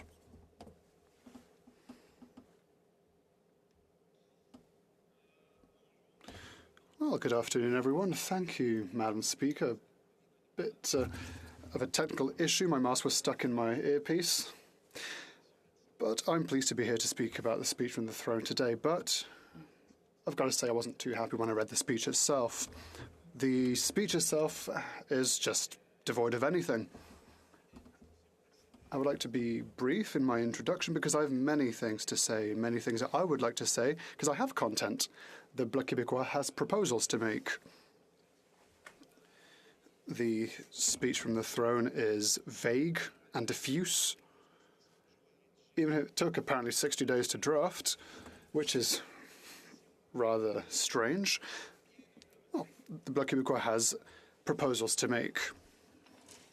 The speech has a lot of intrusions into Quebec and provincial jurisdictions. Housing, for one. There are measures that could be interesting, but let's be careful how far we go into other people's jurisdictions. The government wants to fight inflation. There's also a question of childcare. And I would like to commend the government for its conditionless transfer to Quebec. It's a great step forward, but there's still a lot of steps to take in other domains. If we want to help the people that have been affected by the pandemic the most, well, I have one thing to say. I'd like to talk about a two-syllable word, seniors, those who are over 65 years of age, those who no longer work, who have OAS and GIS. These are the people who need a decent increase in their wage that doesn't insult their intelligence or their integrity. When there's a $1.25 increase per month, well, you may as well give nothing more. So come on. I cannot simply conceive, and other MPs have already talked about it, in a beautiful calm, but for me it's difficult for me to remain calm as things go on when I talk about seniors. This situation is revolting. It has to be adjusted very rapidly. A majority of MPs in this House agree with this increase, and so I would like to ask the government to bring a tangible increase. Now, another time when the government has butted into provincial affairs, policing, natural resource management, preventing crime against women and violence against women, well, we agree with the general principles of these ideas. Now, don't go thinking that we are against this kind of intervention, but if it's Quebec jurisdiction, Ottawa's job, because Ottawa receives about half of taxes but doesn't have half of the responsibilities, they have to sign a check to the people who do have those responsibilities. This is fundamental, Madam Speaker. That is the basis of everything. Instead of simply, well, I have a little message that just came to me. I would be remiss not to mention that I will be sharing my time with the member for Avignon-la-Métis, Madame Matapédia, who has kindly slipped me a note to remind me, and I'll have to rewatch the clip later because it was very well done. Anyway, back to business. Instead of butting into non-federal jurisdictions, I would like to suggest that the federal government transfer an adequate amount of money, especially when it comes to healthcare. But Ottawa also has to deal with its own jurisdictions. Well, my colleague will no doubt talk about it. Firearm control, for example. We're not just talking about internal regulations and domestic regulations. We're talking about better checks at our borders. What's happening in our towns in Quebec is awful. It's a national emergency, and we have to deal with it. And that is federal jurisdiction when it comes to borders. So let's go. Let's collaborate. We're ready. There are very significant omissions in the speech. Well, it's an empty speech. It's a vague speech that doesn't say much. There's nothing about health transfers, and I talked about it. All provinces in Quebec are unanimous. So it's not just a question of separatists who want to try and cause a problem. No. All provinces and Quebec have asked for an increase in health transfers, so that the federal government finally pays its just part of this. So please, let's move forward without conditions. The government talks about green funding and energy transformation of our energy sector,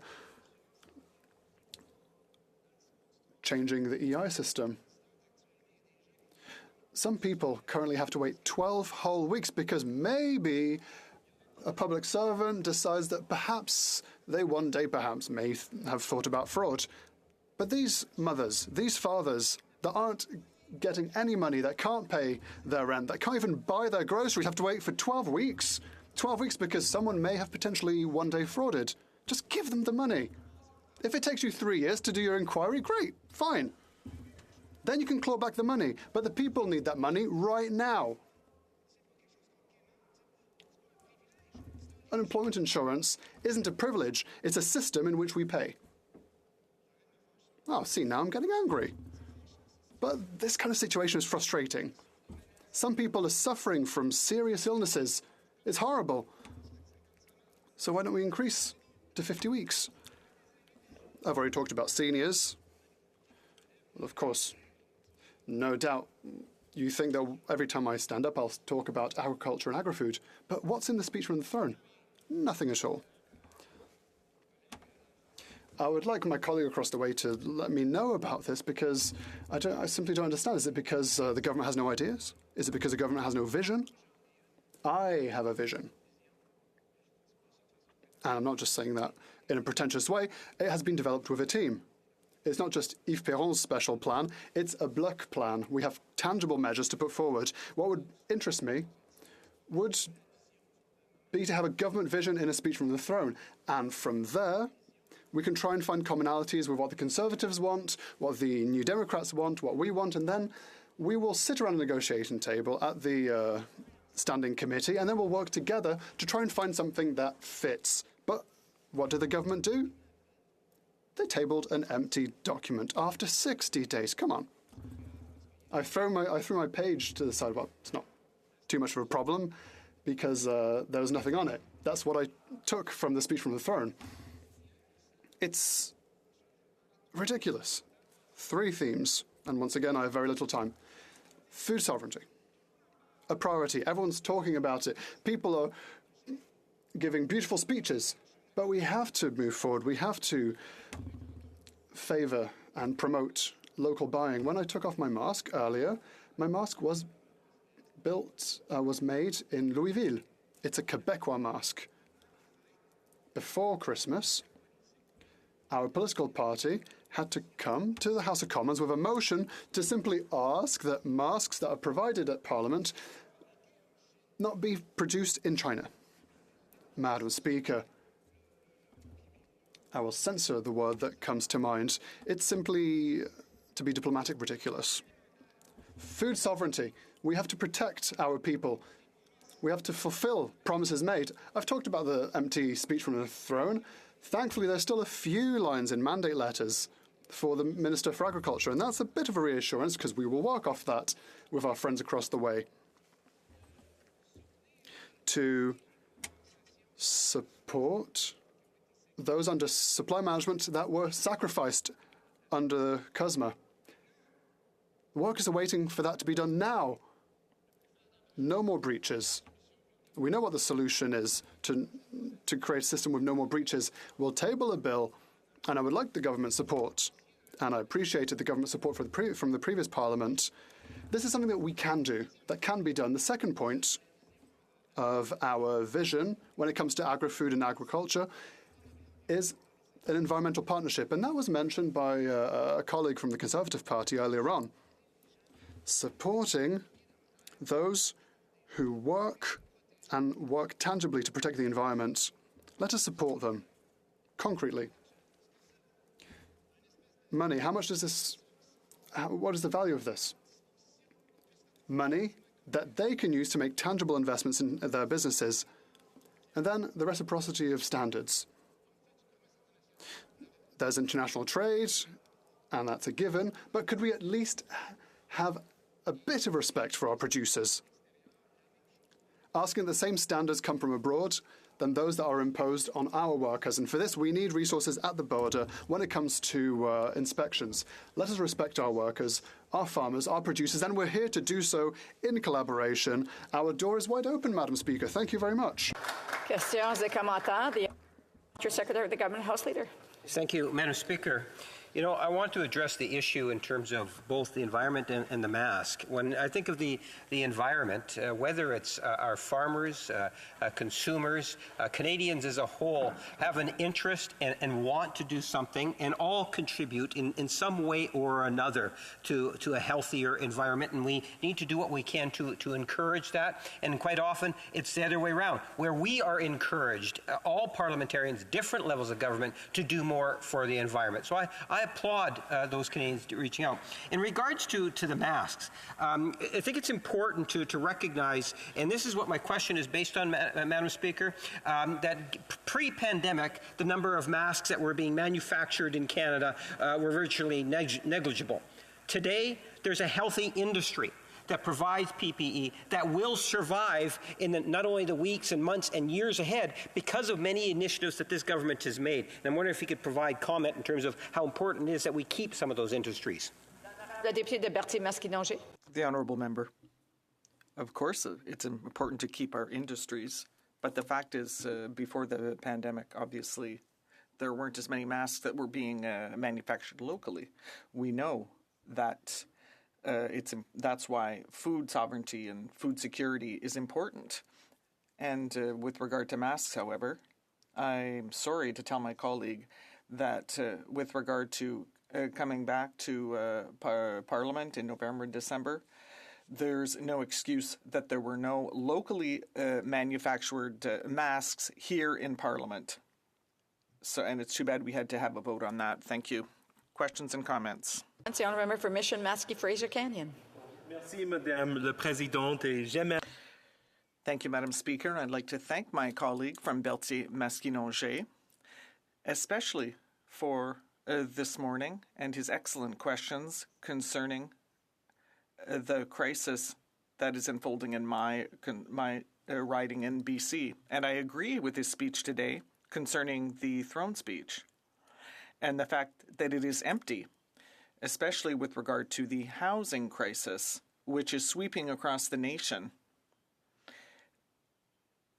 We need ideas to improve the situation for young Canadians with regard to the housing crisis. What does he think? The Honourable Member for Berthier-Masquinongé. I'd like to thank my distinguished colleague, especially that he appreciated my intervention. And I'd also like to commend him for his excellent French. He made a great effort to ask his question in French. Well done. So we're talking about housing here. Indeed, housing is a major problem, and I think that for people from the outside, it's interesting. I said that in my speech we have to be careful how we apply this because you have to be careful not to intrude on provincial jurisdiction. So I think that we need to work together with the level of government in question in order to transfer the funds. Cowichan, Malahat, Langford. Thank you, Madam Speaker, and thank you to my colleague for his speech. He and I sit as members of the Agriculture Committee, and I do very much enjoy working with him. I think that the times we find ourselves in, many Canadians across the country are demanding bold action in so many areas. Bold action at confronting our climate crisis, our housing crisis, the growing inequality we see. But for so many of these areas, we see a government that's prepared to only advance half measures. And I think a lot of the anger and frustration that you see out there is symptomatic of that. They are not seeing our major concerns being addressed. Now, I know my colleague addressed some of this in his speech. I'm just wondering if he can elaborate a bit further on how we find ourselves in a moment which does demand bold action, and that, you know, Canadians right across the country, that's what they're expecting to see from their elected federal members of parliament. Thank you. Brief answer from the member. I'd like to thank my colleague, and I certainly do appreciate working with him as well. And yes, we're all fed up with this. It's very difficult, and we understand the reactions. Now, with regard to concrete gestures, when I was talking about, in my speech, I was talking about environmental measures. I think that the government should not hesitate to support farmers. Everyone in this House knows that farmers south of the border get a lot of support, much more than here. When we compare ourselves with Europe, it's even more embarrassing because European farmers are very well supported. People here work hard, they have restrictions, and they need our support. So let's reward concrete gestures made for the environment. For example, building renovations. It can be, for example, a riverbank that's not used, but we need concrete measures. And I'd like to thank you for your patience, Madam Speaker. Resuming debate, the Honourable Member for Avignon, La Métis, Matane, Matapédia. Thank you very much, Madam Speaker. I'd like to wish you Happy New Year. I think it's pretty much the last day that we can do so. And I'm very pleased to be back here, to be here in person. And obviously, these are very extraordinary circumstances. Something that we've seen for the past 2 years, but not very much before that. So we're focusing on the throne speech for opposition members. It's always a good opportunity to look at the government's roadmap to see whether the priorities of the opposition are there as well. I was listening to a podcast as I was coming to Ottawa, and they were talking about the meaning of the throne speech, of its importance. And there were strategists talking about their own experience, and apparently it seems to be a common practice to insert in the throne speech the priorities of the opposition parties as well, so that they vote to support the throne speech. So I was going to use Control F on my computer to see, for example, how many times the government talked about climate change, environment, the green economy, health, agriculture, the reform of the EI system. But I couldn't find much. I was quite disappointed by the futility of the throne speech document, because in my opinion, a throne speech must reflect the main policy directions of the government. But this government absolutely wanted to throw us into an election despite the pandemic, despite the health risks, and Canadians said that they wanted to keep the status quo. Once again, the Liberals got a minority. And so one might think that the government would act accordingly, and we might think that its roadmap might be substantial because there's a lot of work to be done. But what we got with the throne speech was completely empty. There's no ideas. There's no policy decisions. It's just a bunch of general rhetoric. So we're wondering, is that why we went into election? Just for that? There are just a few priorities here and there. That's not going to hold us for 4 years.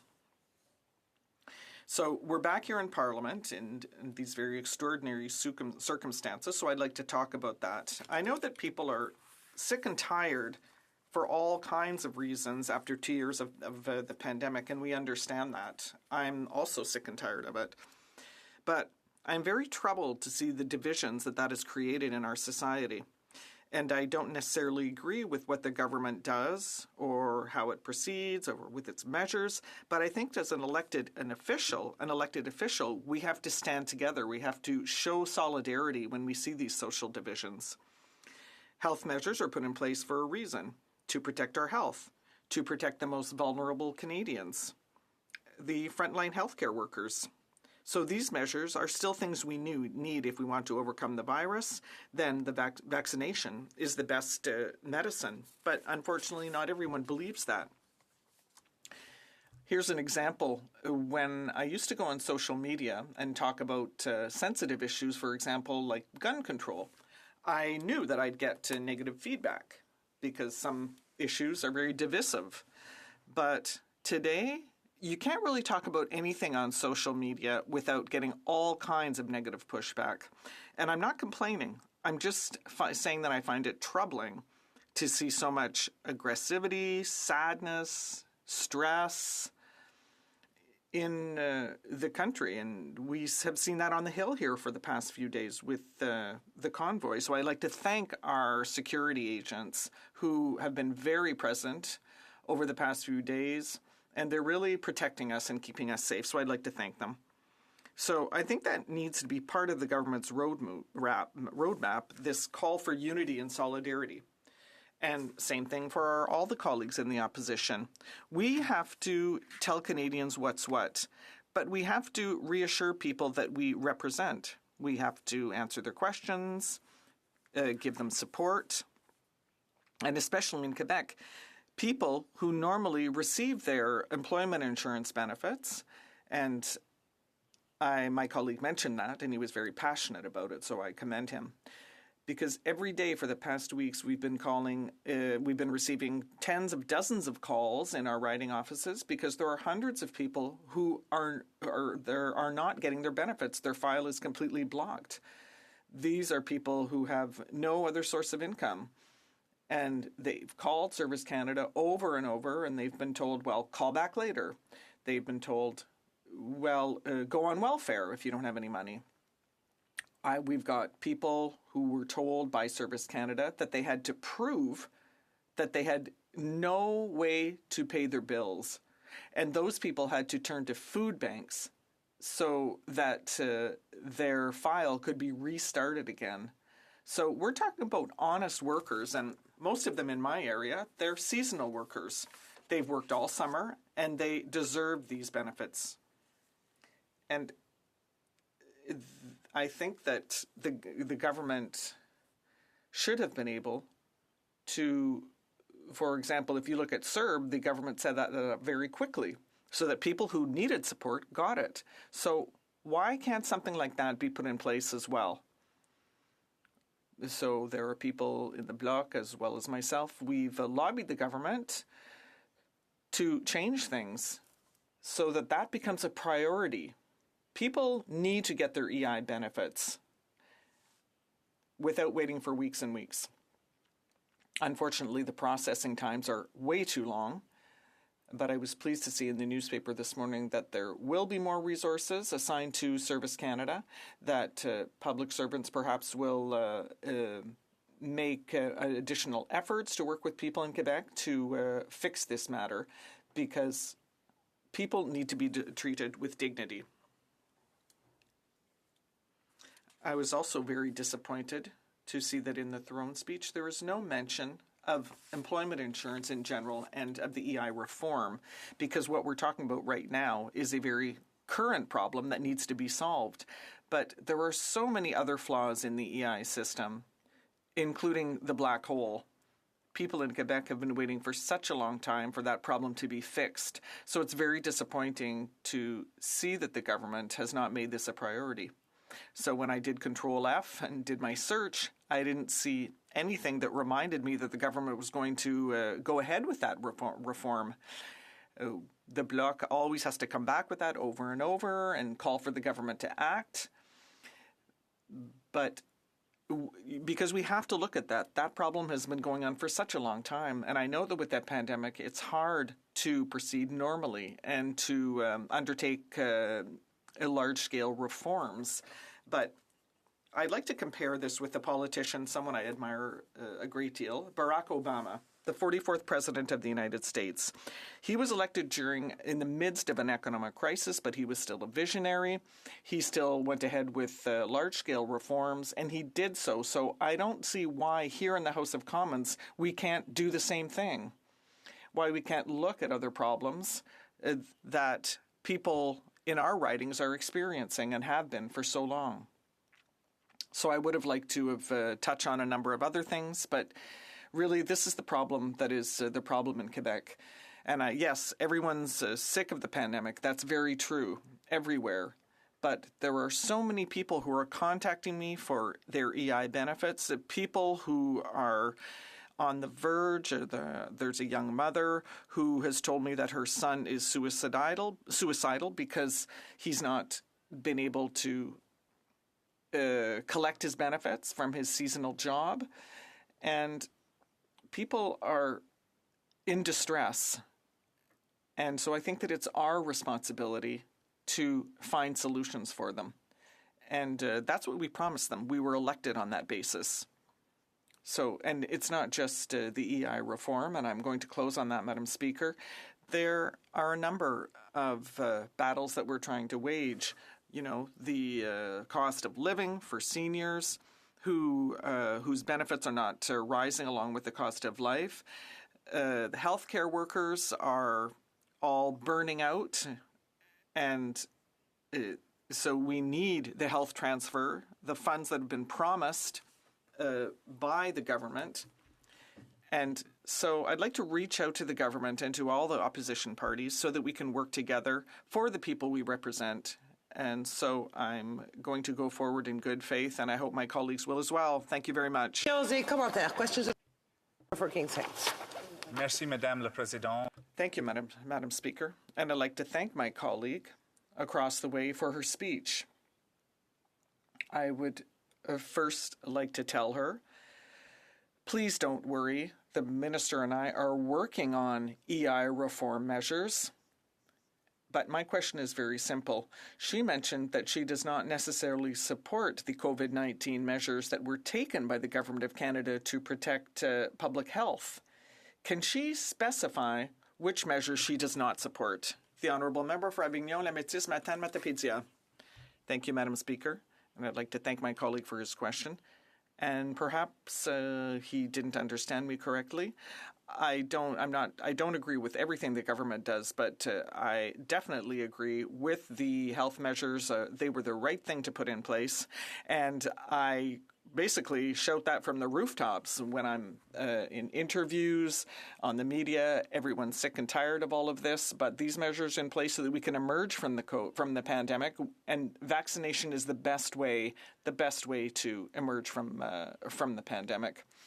And I was chatting with my colleague. My father's a trucker. He's part of the 90% of truckers who are vaccinated. So we can sense that everyone is fed up, and those people have the right to be heard, the people who are on the Hill. But though the healthcare measures that are in place are there for a reason, and everyone should get vaccinated. Questions and comments? The Honourable Parliamentary Secretary.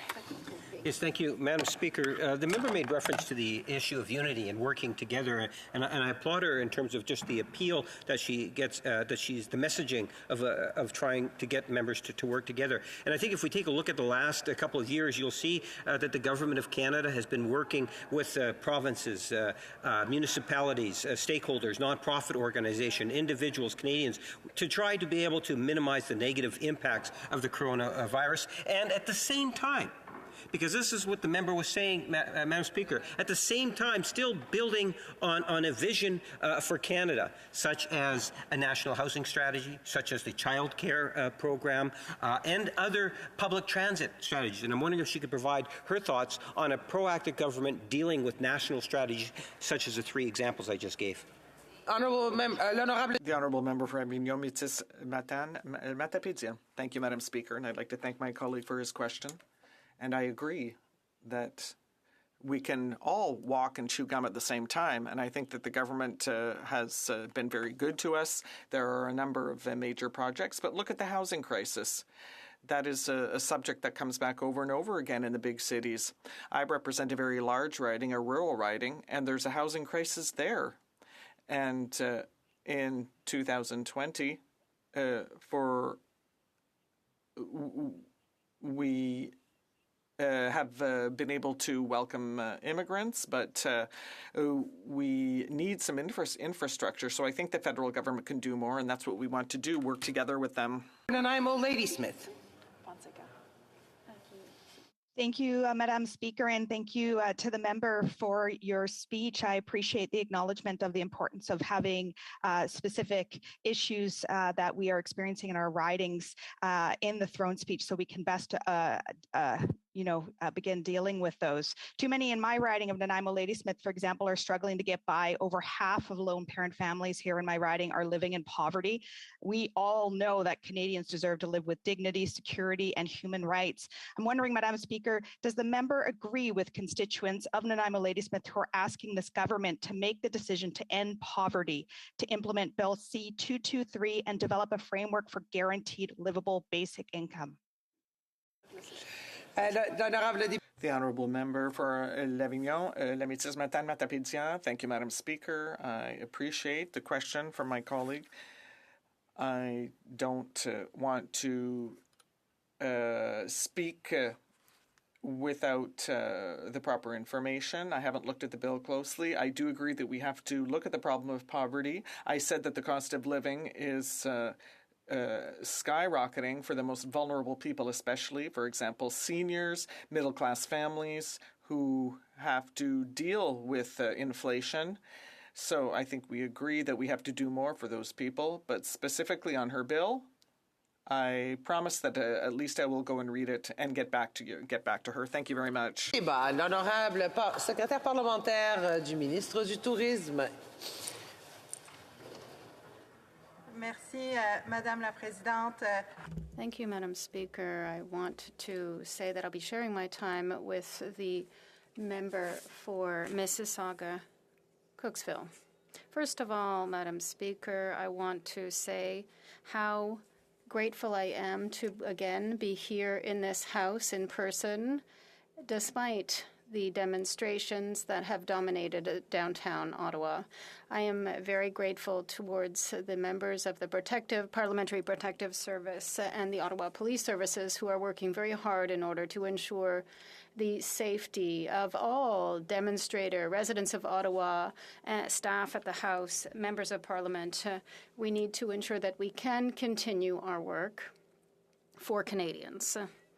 I rise today to talk about our government's priorities as set out in the throne speech. I will concentrate on the key issues for the people of my riding of Outremont, Côte-des-Neiges, and Mile End. And I am convinced the key issues for all Canadians, the economic recovery and the fight against climate change, the building of affordable housing, and gun control. Madam Speaker, we put forward a plan to ensure a fair and just economic recovery. Across the country, the economy is recovering from the shock of the pandemic, even with the current challenges posed by this most recent Omicron wave. And make no mistake, the shock was and has been severe. Let's take, for example, the unemployment rate. After reaching a 40-year low of 5.5% by the end of 2019, it shot up to an all-time high of 13.7%. In real terms, Madam Speaker, that means that in the space of only very few months, 3 million Canadians lost their jobs. That is 15% of our entire labor force in this country lost their jobs. In the face of these unprecedented disruptions, our government moved quickly, introducing the CERB, the wage subsidy, the emergency business account, direct payments to low-income households and families, all of this in a matter of weeks. And the experts are very clear now, in retrospect, Without these quick and decisive measures taken by our federal government, the Canadian economy would have faced permanent scarring. Our poverty rate would have soared, and countless more small businesses would have had to close their doors. Instead, we now have more businesses operating than in February 2020, and more workers employed here in Canada than in February 2020. La relance. Canada's economic recovery is underway.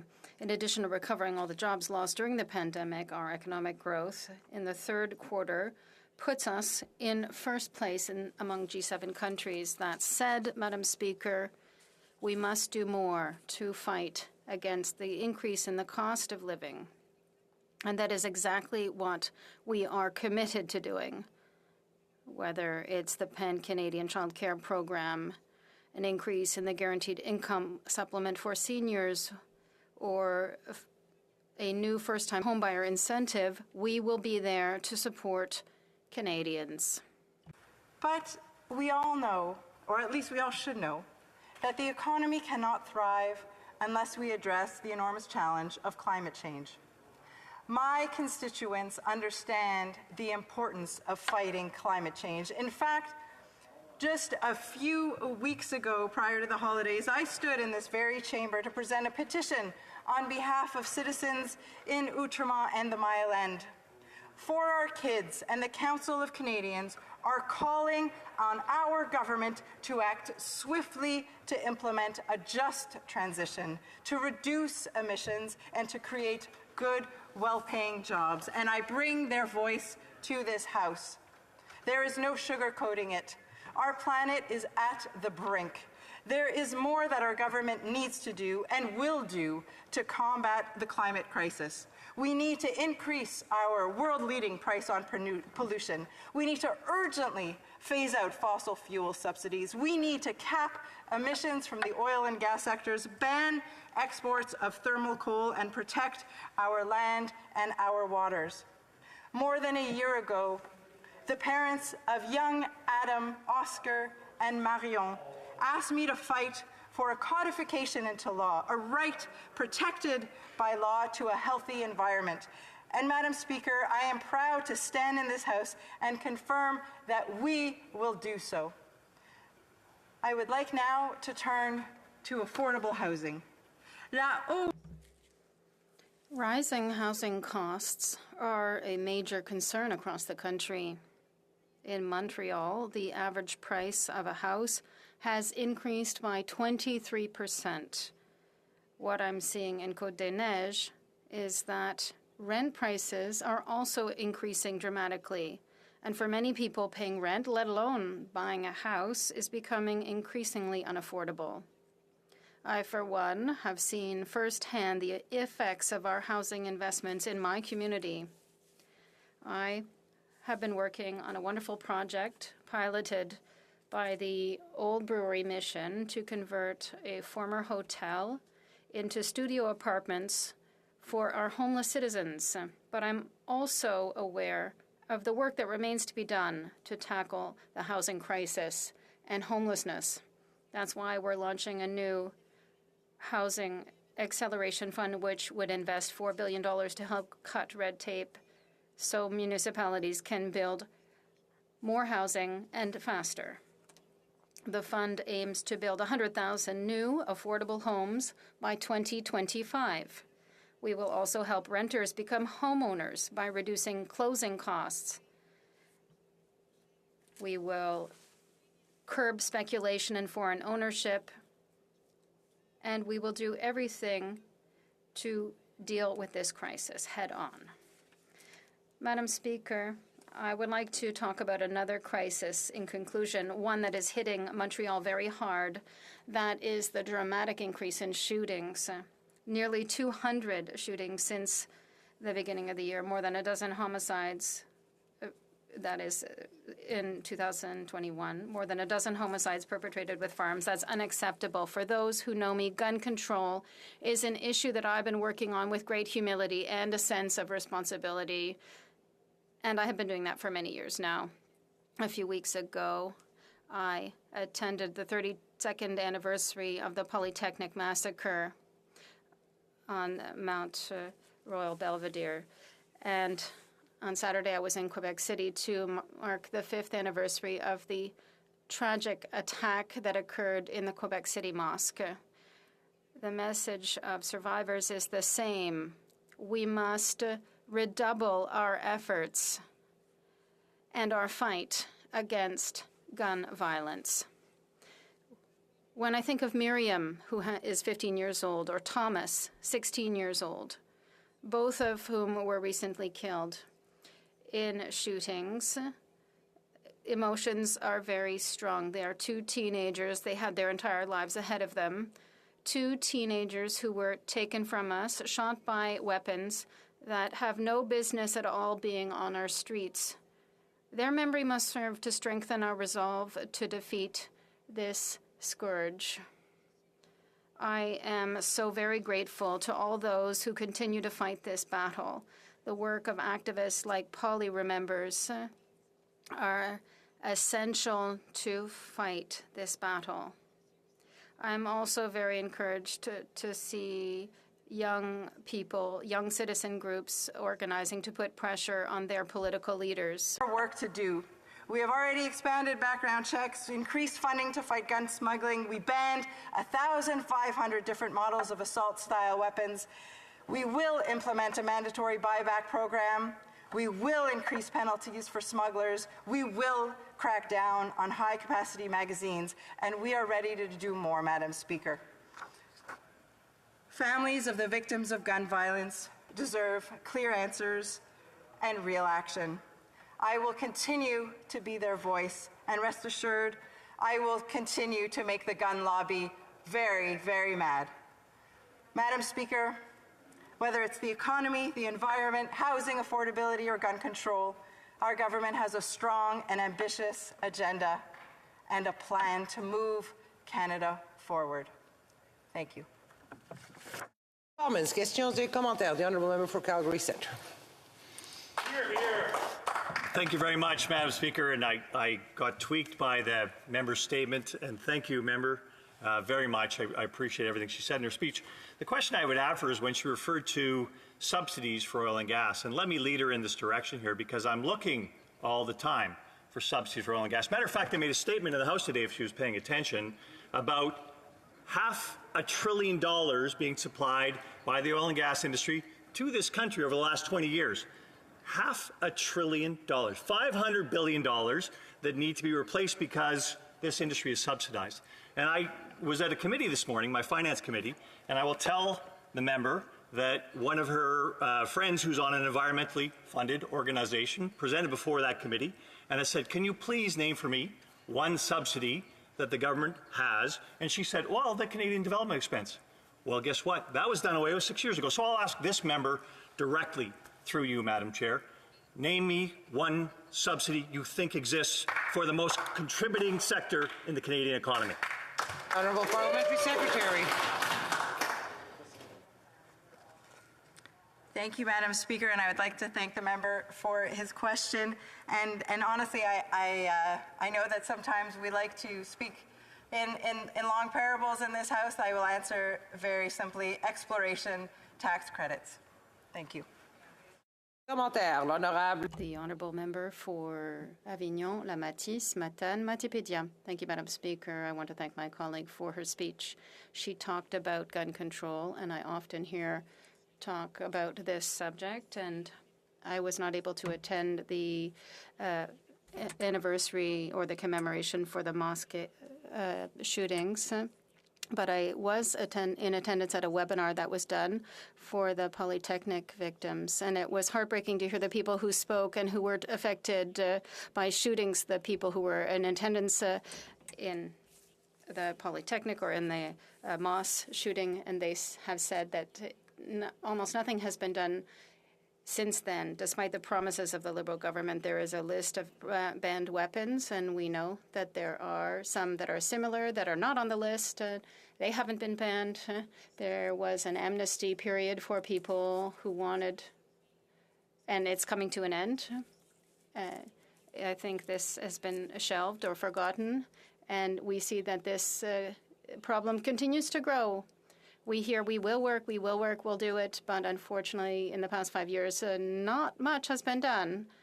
So what is the government going to do, and when will it do it? Above all, I hear the Minister of Public Safety talk. I must let the Parliamentary Secretary have the time to respond.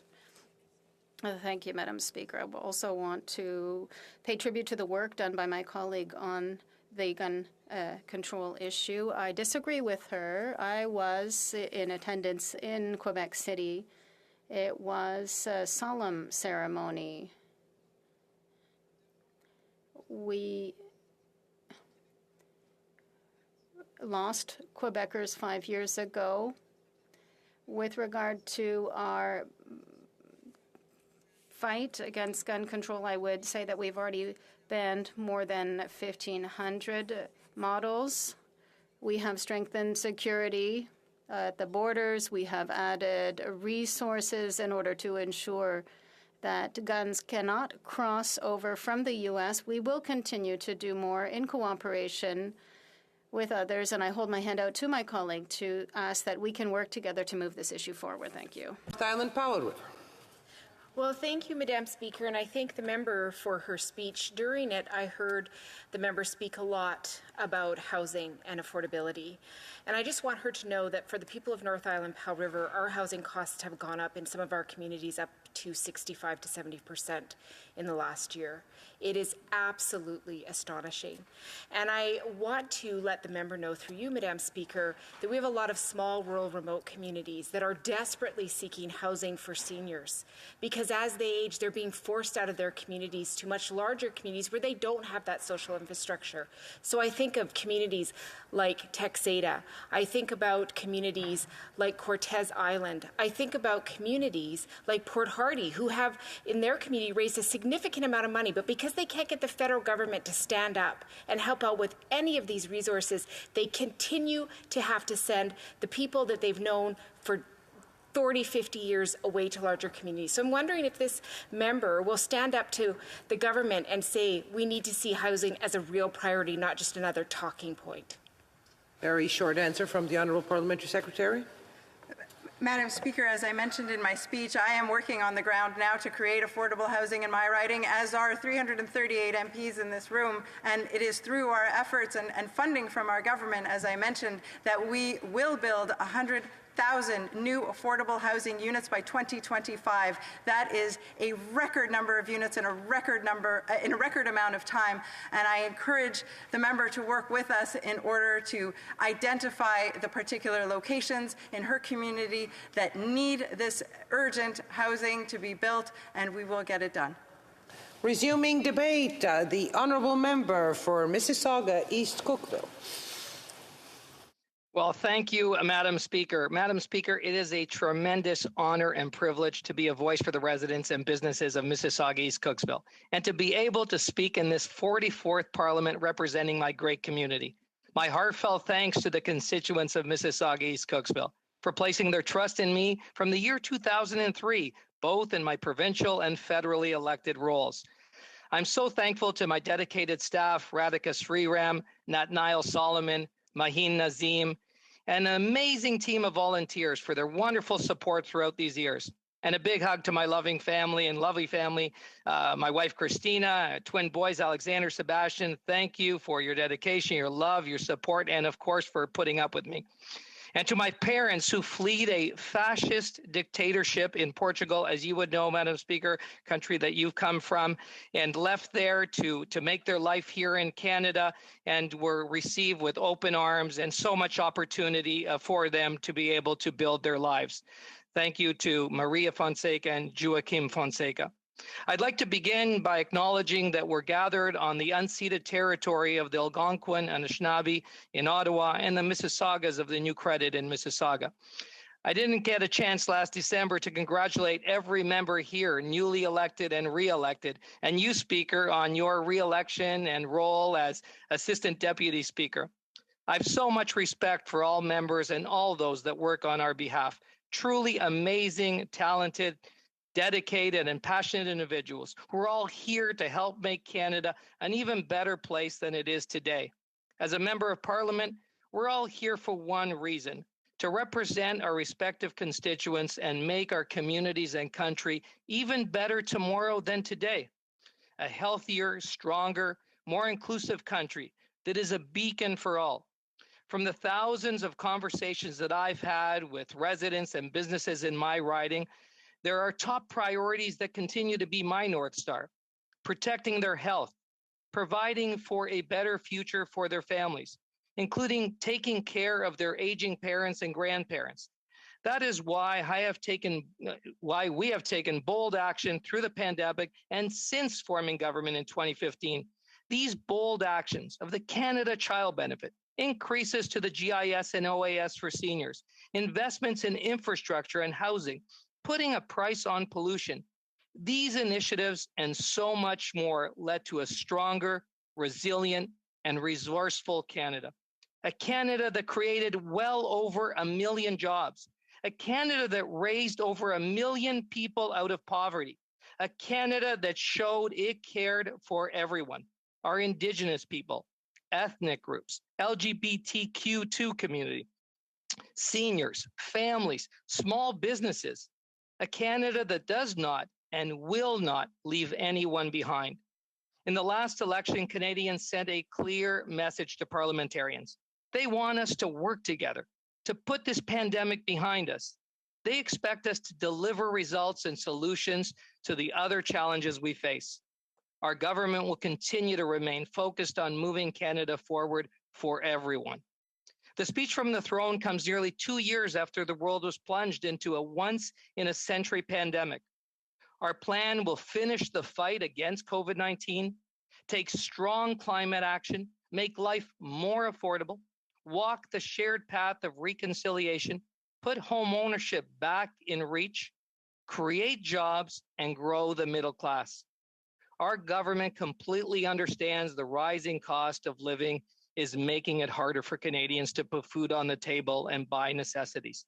That's why we have a plan to make life more affordable for all Canadians, from a $10 a day childcare to supports for low-income seniors.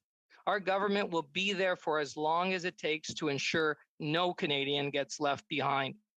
Our government's top priority has been to have Canadians' backs, supporting Canadians, fighting COVID, addressing the hardships it has placed on Canadians' health and finances. Now, as we work together to finish this fight against COVID-19 and get the job done on vaccines, our government will continue to be there for Canadians. Thanks to the hard work of Canadians, we reached our target of 1 million jobs and more, restoring employment back to pre-pandemic levels. Now it's time to go well beyond 1 million jobs. We will continue to focus on ensuring Canadians have access to good jobs and that our economy continues to grow. We will also tackle housing affordability and supply in Canada. All Canadians deserve an affordable and safe place to call home. We cannot leave young families and middle-class Canadians behind. Our government will continue our work to make life more affordable for all Canadians, including through a $10 a day childcare to help families access quality, accessible, and affordable childcare. Speaker, it saddens me that in the province that I'm from, here from Mississauga, Ontario, every day that the province is delaying signing up for this historic program, we're denying the right for those families to be provided with better access to high quality, affordable, flexible, and inclusive early learning and childcare programs. Ontario is missing out on the community-based early learning and childcare system that will make life more affordable for families, create new jobs, get parents, especially women, back into the workforce, and grow the middle class, while giving every child a real and fair chance at success. Now, there are a few key takeaways from the speech from the throne. One of those top priorities for my constituents is to build a healthier today and tomorrow. When we started the year 2020, little did any of us think that we would face a COVID-19. Against this once-in-a-century pandemic, Canadians stepped up. We armed ourselves with our best weapon to defeat this invisible enemy. We went out and got vaccinated. Speaker, I recall at the vaccination sites in my riding how proud people were to do their part to protect themselves, their family, our community, our country, and world for that matter. There were tears of joy and national pride. How Canadians responded was no surprise. I want to give a big thank you to all the residents of Mississauga East who got vaccinated. And thank you to all our frontline workers, particularly those in healthcare, that provided the most selfless support to those that needed them the most. Our government wasted no time in prioritizing the most important things our country needed, be it procuring the vaccines effectively or providing the key benefits immediately to our residents that lost jobs due to the pandemic. Speaker, Conservatives question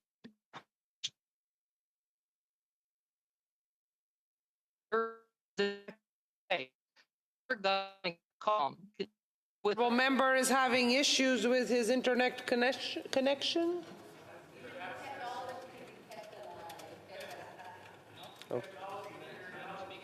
The sound isn't too good. We can barely hear you.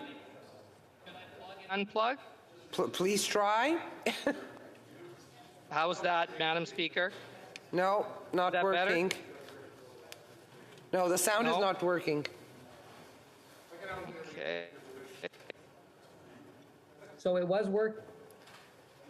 It's lagging, so probablement And c'est un problème de connexion. We think it may be a connection problem because you froze, your image froze too. No, the sound is not working still.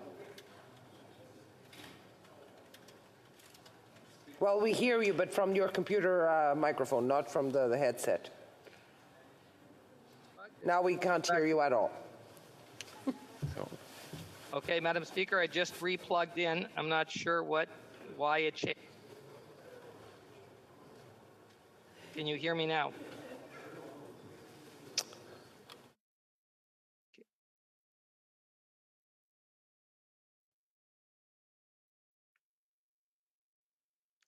Hello?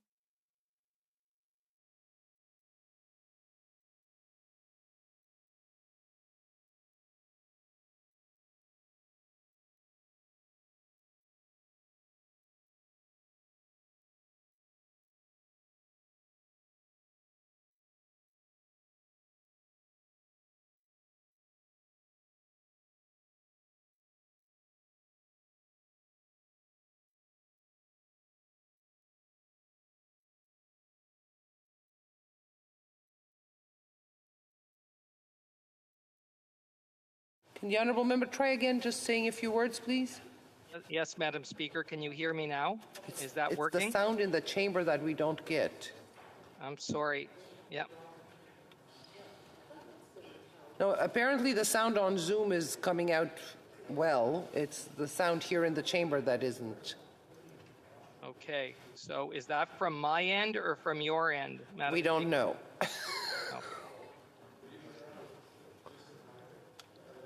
Okay, I'll propose that. Okay, with the indulgence of the chamber, I would like to ask if we could give the honourable member his 2 minutes left of speech and questions at the end of all the speeches that we still have now. Then we can go then to the honourable member for Medicine Hat,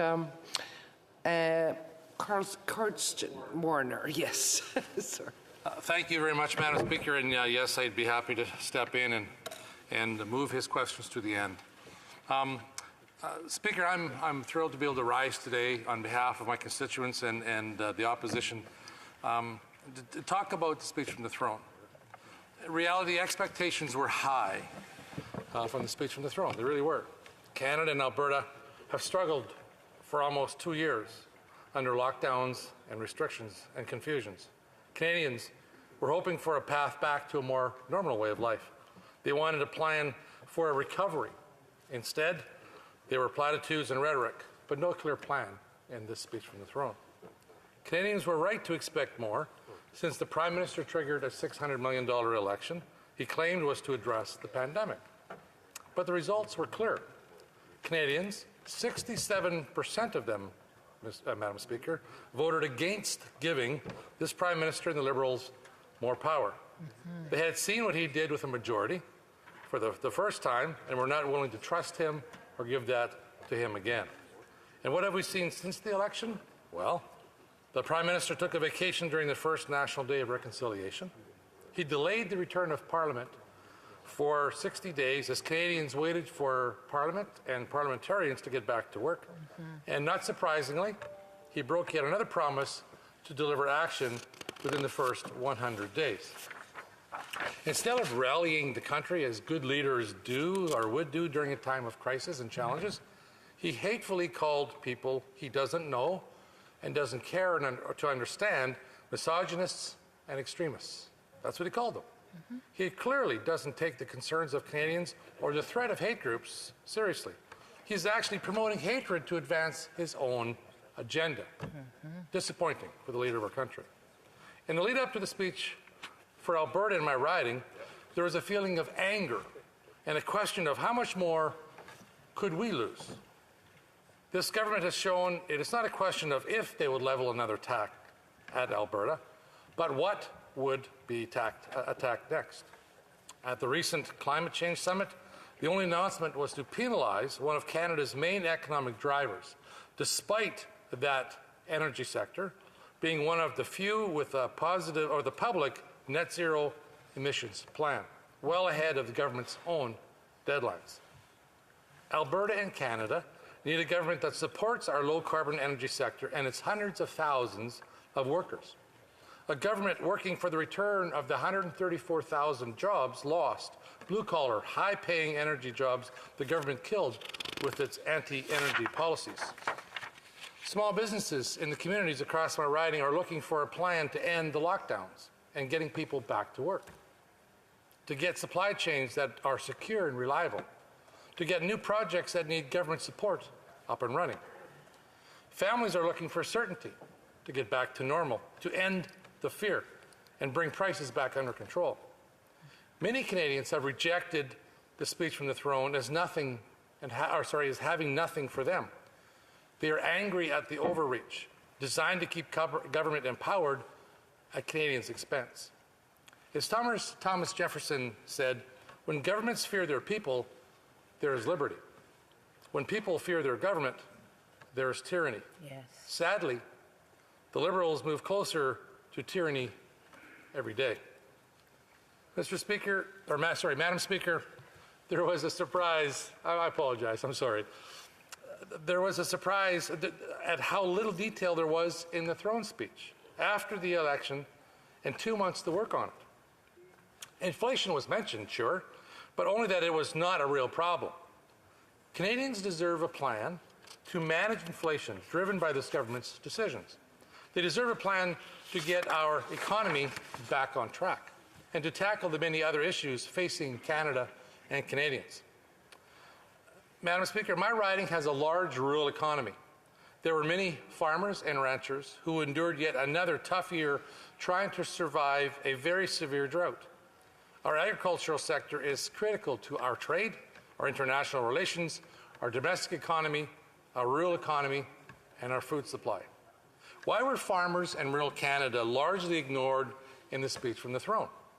They deserve better than they face as they face challenging times, carbon tax bills in the tens of thousands of dollars, and shrinking access to global markets. Dealing with today's challenges should be the priority of this government. The throne speech should have reset policy mistakes, acknowledged them, and addressed them to the benefit of all Canadians.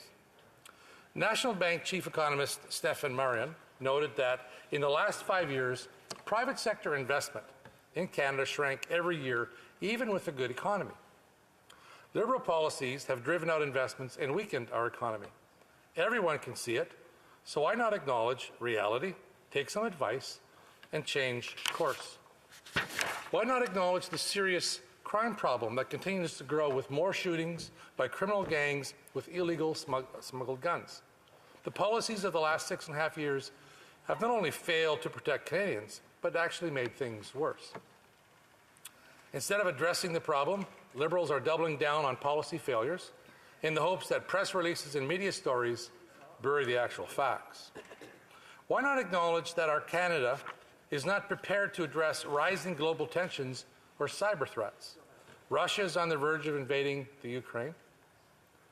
China continues their threats and intimidations of Canadians. The world is at its highest international tensions since the Cold War. A promise to stand strong against these aggressors rings hollow today, as the Liberals aren't sending the supports the Ukraine needs. The most obvious policy, to ban Huawei, remains in study for 5 years. 5 years.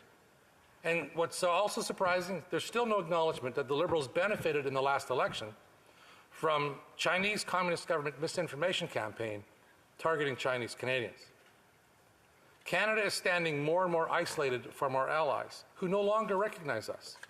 We were left out of the Indo-Pacific Security Agreement. Yes. We have been excluded from the UK, US, Australia Security Pact. We have been slow to denounce Chinese hacking, aggression, and attacks, often the last of our allies to make any decisions. Our allies, or perhaps, unfortunately, our former allies, they've noticed. And our response to Russian aggression seems to be only tweets of, "Take that, Putin?" Like, really? And while our response weakens internationally, our democracy actually weakens here. Canada, in our parliament, needs to revitalize our democracy and shared values, one that follows the letter and spirit of the law. This government has run roughshod over our democracy, and its lack of respect for our laws is apparent. Suing Parliament, blocking information disclosures, proroguing the House to block information on their scandals, consistently breaking ethics laws, all while falsely decrying others as being partisan. Shouldn't this entire House decry a Prime Minister who breaks ethical laws multiple times, or who tries to force changes to criminal court proceedings to support his donors? Who appeases, and who also appeases, our fiercest enemies? We need to return to transparency, to be accountable to Canadians who we are here to serve. Yes. A commitment to support all provinces, now in particular when they seek help with healthcare costs. We need a Team Canada approach, not the fight club that the federal-provincial relations have become. Madam Speaker, better is possible. And I would like the Prime Minister to show us better, not just promise it or tweet it, but to do it. Show us cross-aisle cooperation. Show us support for Canada's energy and Alberta's energy workers. Show us a willingness to reverse mistakes and fix problems in housing, in jobs, and the inflation fight that we are in. The people of my riding and all Canadians deserve to be heard and respected by their government.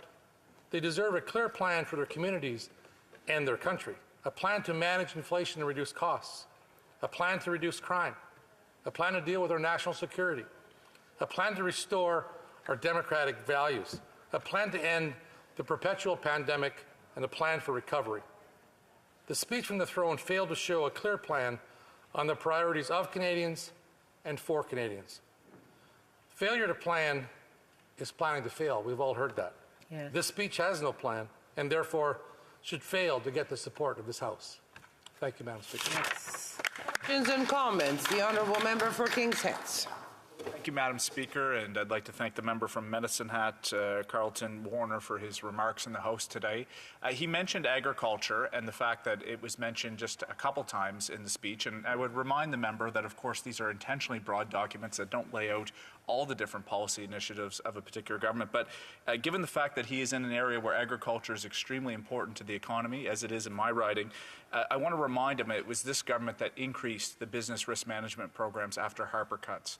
I want to remind him it was the Conservative-led government that killed the wheat board in Western Canada. I want to remind him that we have supports on the prairies through the Agri-Recovery Framework for the droughts. We put $1 billion into irrigation projects in Alberta last year. There is a litany of different programs. Will the member ever explain to his constituents that the government is actually investing in his constituency, in his province, notwithstanding the fact that he may not recognize it here in this House? Member for Medicine Hat, Garston Warner. Thank you, Madam Speaker, and thank you, my friend, for the question. You know, I think it's important to recognize, from my perspective, coming from rural Alberta, rural Canada, that I'm well aware of the programs that are available except many constituents in my riding say they don't qualify, or there's some other problem trying to qualify. It doesn't go far enough. It misses the boat. This drought, for example, some of the programs that were put in place, I still get producers saying we're going under. Like cow-calf producers, cattle feeders. I had a gentleman last week call in tears, say, you know what, I've got a couple thousand head in my feedlot. I'm going to have to, the plants aren't taking them, the feedlots aren't taking them. I'm losing $400 an animal. How am I going to survive? I can't survive. I'm going to lose a half or to $750,000 this year alone. And there's no programs the government has in place to help me. None. Zero. And so I think what we need to recognize as parliamentarians, that the government needs to be receptive to being flexible with the programs that exist and making adjustments as needs arise. Questions et commentaires, l'honorable député de Berthier. The honourable member for Berthier-Masquinongé. Thank you, Madam Speaker. I've had a lot of problems with my mouse today, I'm afraid. I'd like to thank my colleague for his presentation. I would also like to thank the previous colleague that asked a question, because I feel that everyone is concerned about agriculture. And yes, we can spend hours and hours and hours to say which government did what in the past. My colleague mentioned animals that are waiting for the slaughterhouse, but it's an issue also in Quebec. There's terrible sluggishness rather. It's a dramatic situation. There was a limit on the number of foreign workers in processing and agri-food. That was limited by the Conservatives in the entire time, but I'm not here to talk about that. My question is more here. There was an increase to 20% in August. It's just been implemented, and I'm convinced that my colleague agrees with me that the implementation has been very slow. What should we do in order to try and recruit new workers in this sector? That's my question. And in order to make immigration easier, I'd like to give the honourable member the time to actually respond to your question. Thank you very much, Madam Speaker, and thank you to my colleague from the bloc for the question. Yeah, I would agree. Canada's energy or agriculture sector and different parts of our country relies on foreign workers and temporary foreign workers to come in and help. And not only has the whole immigration process backlogged and been a serious backlog, but there's ways, I think personally, that we need to fast track certain streams for the SAL program, for the temporary foreign worker program, for example, in agriculture, that would allow for those people coming in to work in those sectors to be fast-tracked through. Our employers, our businesses in this country go through a significant amount of effort and work to try and get these people in place, and sometimes they don't get them in time. I have a huge greenhouse industry in my riding as well, and they, as farms, and they rely on temporary foreign workers almost exclusively. They struggle. They spend, rather than months to get an employee, sometimes they spend. I'm going to try to give another possible question so that the member gets 3 questions. The honourable member for North Island Powell River.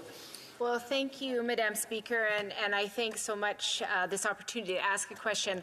I was really interested to hear about the member's issues around agriculture in his riding, and I know in my riding as well I have a lot of farmers. And I'm just wondering if I could ask through you, Madam Speaker, I have I live in a rainforest.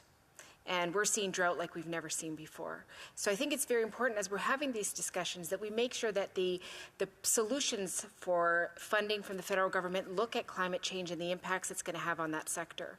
And one of the farms in my riding took me out and they showed me that they dug a very deep hole. It's become its own little ecosystem. It's filled with water from the winter months. And during the drought, they were able to use the water from that ginormous hole to look after watering their plants during over 40 degrees in temperature. And I'm just wondering if the member would agree that we need to have a regional approach that really recognizes the different ecosystems that our farmers are farming in. Thank you. For Medicine Hat, Cardston Warner, about 30 seconds. How many seconds? 30. Oh my goodness. Thank you very much for the question. I grew up on a ranch in central Alberta.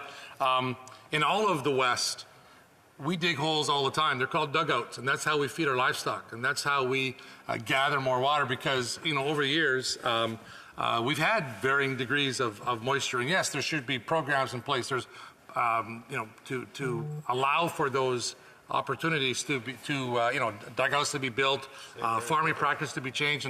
And from my experience in the farming industry, agricultural industry, there is no greater stewards of our land than those in the agricultural sector. Thank you, Madam Speaker. You mean debate, the honourable member for Brandon Surrey. Thank you, Madam Speaker, and it is my privilege to stand in the House for the first time since the election to provide a speech since last fall. And so I want to thank the fine citizens of Brandon Souris for allowing me the privilege of representing them here in this House of Commons again. Madam Speaker, I wanted to speak to the throne speech today. It seems like a lifetime ago when the throne speech was on last November when it was tabled. And it's only given me more time to reflect on how disappointing it was to hear the lack of vision from this government for farmers, our agri-food sector, and rural Canada, just like my colleague from Medicine Hat in Warner just indicated. The throne speech is not just a symbolic document wrapped up in pomp and circumstance. It's the government's first opportunity in a new parliament to lay out its blueprint for the coming years. I can assure you, ministers, deputy ministers, and Privy Council office, and the Privy Council office, and the entire public service takes this document quite seriously. Moving forward, they will use the throne speech coupled with ministerial mandate letters to set cabinet priorities and determine which government bills will be tabled and then debated. As someone who represents a vast rural constituency where countless jobs and families' livelihoods are directly tied to the agriculture sector, I must inform you that you don't exist according to the Liberal throne speech. You are the invisible Canadians out there in rural Canada. As someone who farmed for decades, I never thought I'd see the day where the Government of Canada would so nonchalantly forget an industry that is so integrated into our country, so integral. Who do they think raises and grows the food we put on the tables? And we've all been aware of the issue of the day being who will transport that food as well. Canada has the potential to become a food powerhouse in the world stage, and yet not a mention of the agricultural industry's potential. With the global population growing and wealth growing, the need for trusted food sources will only get larger. To meet the targets laid out in the Barton Report, we need a vision and a plan to get there. To meet the targets, in the coming months, it'll have been 4 years since that report, the Barton Report, and we have yet to see an action plan to seize the tremendous potential of our agricultural sector. Some provinces have done a better job of that than the federal government has. It has a lot of people wondering, where's the beef? How do they deliver? Well, there's over 2 million Canadians whose jobs are connected to the agri-food sector. It's worth billions of dollars to our economy, and its potential for growth is as large as the prairie sky. In Manitoba, we have thousands of farmers, and we also have value-added processing for such things as vegetables, dairy, sunflowers, flaxseed, canola, peas, potatoes, beef, and pork. If we want to grow our agri-food sector, it starts at the farm. To support farm families, I took concrete action in the last Parliament by introducing my private member's Bill C-208. Despite the Liberals' attempt to quash my bill, it is now the law of the land. Bill C-208 sends a message of hope to young farmers who want to carry on what their families started. No longer will parents be given a false choice of having to choose between a larger retirement package after selling to a stranger or a massive tax bill after selling to a family member, their own child or grandchild. Let me remind my Liberal colleagues that their government is still sowing confusion, as they said they were going to amend Bill C-208 sometime in November of 2021. That date has come and gone, and now we're into a new tax year.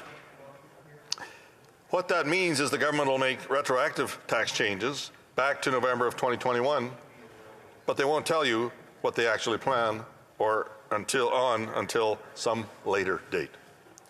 That level of uncertainty is the last thing farm families and small businesses need right now in Canada.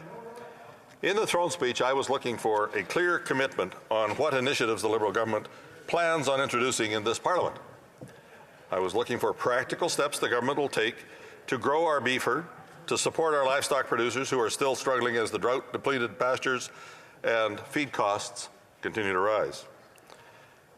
I wanted to see additional support to assist farmers and producers impacted by the drought by expediting access to business risk management programs and make up any provincial funding shortfalls.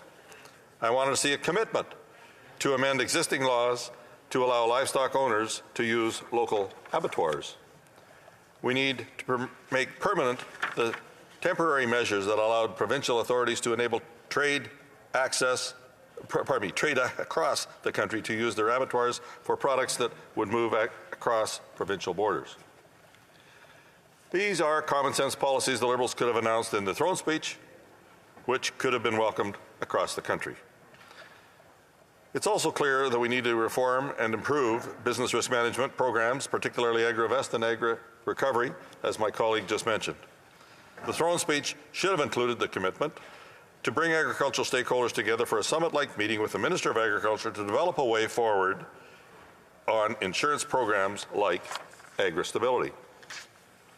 And instead of just fully exempting farmers from the carbon tax, they announced a complicated rebate system that has been widely panned as unfair.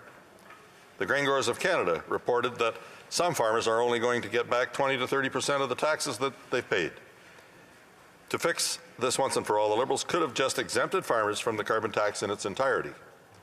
No need for rebates, no need for paperwork, and no need to create unnecessary red tape.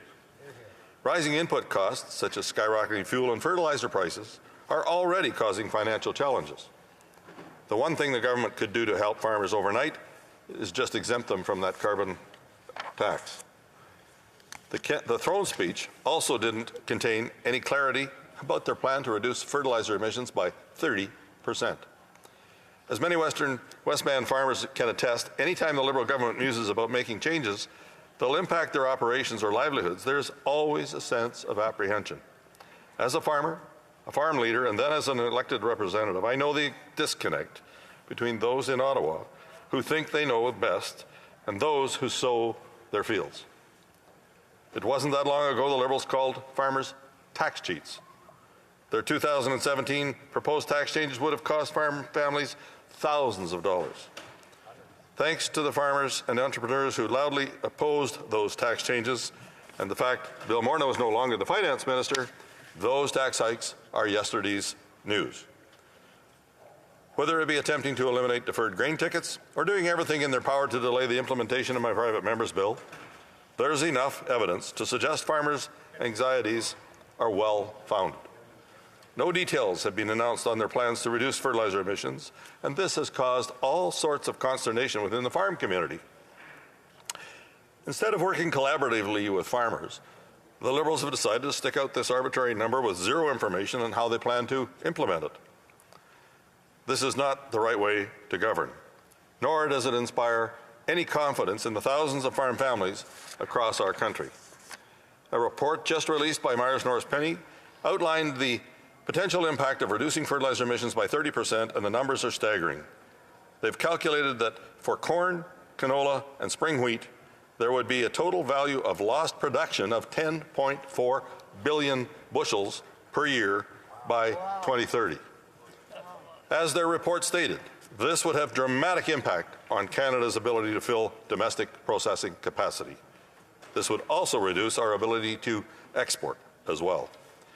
I would be remiss not to talk about the logistical challenges that farmers and agri-food processors have faced due to the either the BC floods, the pandemic, or the fact we need to vastly expand our infrastructure system. As the recent Auditor General's report stated, the Liberal government Investing in Canada plan was unable to provide meaningful public reporting on their overall progress. If Canadian farmers and agri-food processors are going to continue to grow and export around the world, We need to make sure the roads, bridges, highways, railways, and ports have capacity to do so. I raise these agricultural issues as I fear that farmers don't have a voice in this Liberal government. I worry their concerns fall on deaf ears. Unfortunately, the Liberal throne speech was silent on these matters, and it lacked any bold vision for the sector. There is life in rural Canada, there is hope, and there is a strong future. I implore the Liberal government to not forget about farmers. Don't take them for granted. Let us work together and implement many of the ideas our Conservative team has been advocating.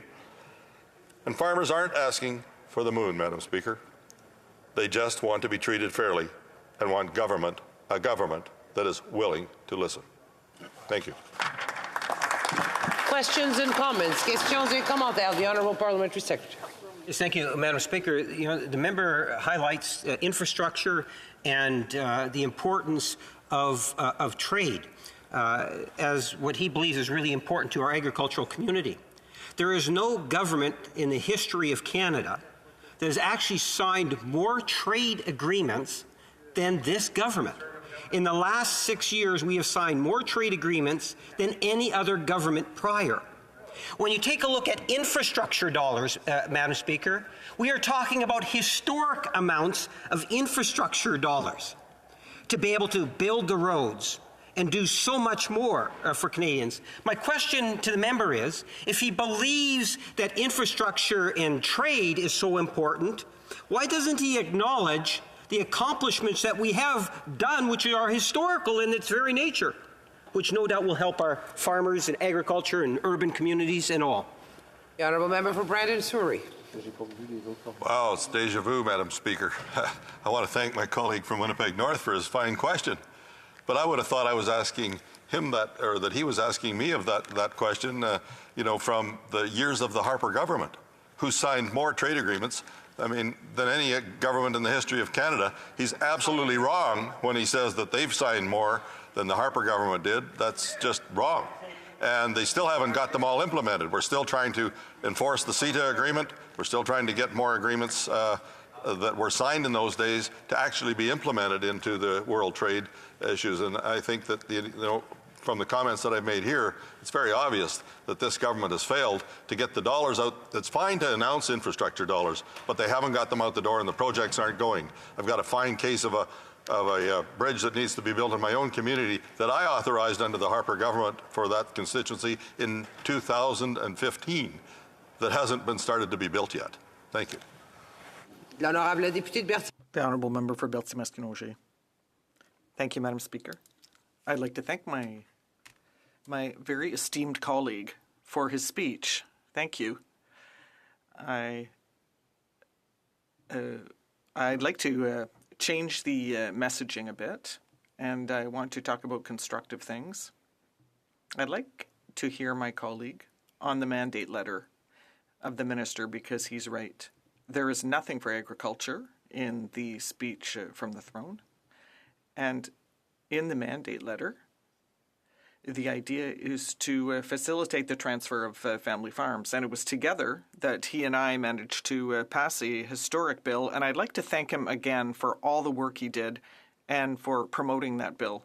And I would like to know whether he is concerned about that note in the mandate letter. What aspect of the bill should we be vigilant about? Because we did great work together, and we are proud of that bill. Well, I want to thank my colleague and his bloc cohorts for the work that he did with me on that particular bill, and for Guy Caron from the Democrat interim leader before that brought the same bill forward that the Liberals killed in 2017 and tried to kill again in the 2021 sessions that were going on as well. But my colleague is so right. We need to make sure that we are vigilant in regards to, I hope that they've had an epiphany and they're not going to change that bill or try to, Madam Chair, because people have already made the investments in selling their operations to their own families. And I think that that's a credit to how much this bill was needed. And I've had some indications from some rather large, one of the largest accounting firms in Canada, that that bill unbeknownst to me when I brought it forward, has probably done more for small businesses than any bill in the House of Commons in the tax department for small businesses that qualify in the last 25 years. So I give my colleagues credit for the support that we got on that, and for my Liberal colleagues that supported it as well, because there was 19 of them in the House that did support that as well, and the Senate for passing it as expeditiously as they did last June. And I look forward to being able to hopefully work with my colleagues again if there are any potential changes that may come down the road. Resuming debate, we're going to try to give the honourable member for Mississauga East Cooksville a chance to finish his the 2-minute speech and then the 5-minute questions. Thank you. Well, thank you, Madam Speaker, and thank you to the members for allowing me to finish off my speech. I'll move to a part of the speech from the throne that speaks to our resilient economy. Our government has supported Canadians through COVID-19 pandemic and introduced further investments in Budget 2021 and the recovery plan to ensure an economic recovery that includes everyone. Together, we've helped Canada maintain a strong fiscal position compared to international counterparts, preventing long-term increase in the federal debt to GDP ratio, encourage global markets to maintain confidence in Canadian bonds, bringing the cost of borrowing to record low levels and protecting millions of Canadian jobs. Major credit rating agencies have also reaffirmed Canada's AAA credit rating, and Moody's praised the budget for its, quote, focus on supporting growth, which will reinforce Canada's economic recovery and limit potential long-term scarring from the pandemic. Inflation is still a challenge, Madam Speaker, that countries around the world are facing. While we all know that Canada's economic performance is better than many of our partners, we have a challenge to keep tackling the rising cost of living. Housing and childcare are top priorities for Canadians and hence for our government as well. The Canadian Child Benefit has already helped lift hundreds of thousands of children out of poverty and will continue to increase to keep up with the cost of living. Like I mentioned before in my speech, our government's $10 a day childcare is available for families who so badly need it. Our government is still keen on working with Ontario to finalize agreements. Investing in affordable childcare, just like housing, is not only good for families, it helps grow the entire economy for Ontario and Canada. Though we've had a difficult start to this decade, the decade itself is still young. There is so much more that our government has to offer for all Canadians. My focus will always be to helping the amazing residents of Mississauga East Cooksville succeed and representing their aspirations in this 44th Parliament of Canada. Speaker, I like the way that you always talk about respect and listening and how we as parliamentarians should be setting an example for our younger generations that are listening to us and learning from us. Let's keep this session more respectful. We have to leave it at that. Questions and comments. Questions et commentaires. The honourable member for Hamilton Centre. Thank you very much, Madam Speaker. I'd like to extend congratulations through the honourable member from Mississauga East who shared about his family's story of fleeing Portugal from fascism. I want to extend to the Prime Minister of Portugal, Antonio Costa, whose Socialist Party won a majority in Portugal's recent snap election. Indeed, the fight against fascism continues in his parents' homeland and the homeland of thousands of my Portuguese friends and neighbors here in Hamilton Centre. Madam Speaker, learning from the success of Portugal's progressive life-saving drug policies, which center harm reduction for drug users as a public health issue rather than a criminal one, does the honourable member support our party's call by the honourable member of Courtenay Alberni for the decriminalization of drugs, safe supply, and harm reduction in order that we may work better to save the lives of vulnerable people here in Canada? Obrigado. The honourable member for Mississauga East Cooksville. I say obrigado, the same to the member for Hamilton Centre. I have many friends that live in the area, and it's a wonderful riding. I think second best maybe to Mississauga East Cooksville, but you know, and also to the congratulations to the Costa government, which was re-elected in Portugal, and Portugal, you know, has taken steps to addressing many of its addiction issues and drug issues, and I know that here in Canada, opioids has been really a crisis for our country. And that's why our government has worked together with provinces and especially with municipalities. As the member mentions, what is happening in BC or in other jurisdictions, and we look to work together with jurisdictions that are looking at ways that we can address this opioid crisis, as I said to the member, as well as putting funds, a significant amount of funds into dealing with mental health issues and other issues that are afflicting many of our populations. But the only way to do it, as the member knows full well, is to do it in partnership with our provincial counterparts as well as with municipalities. The honourable member for Saanich Gulf Islands. Thank you, Madam Speaker. I'm very grateful to be able to be in on the debate because the honourable member was chairing the Finance Committee earlier today, and there's been some banter back and forth in this place, and I'm hoping he can help me correct the record. But it was between the member for Calgary Centre and the member for Outremont. The member for Calgary Centre claimed that a witness earlier today before the Finance Committee was unable to name a single fossil fuel subsidy. I think the honourable member for Calgary Centre misheard the witness because she clearly said Export Development Corporation. The witness was from International Institute for Sustainable Development. They did a detailed report and found approximately $13 billion in subsidies to fossil fuels from the Export Development Corporation.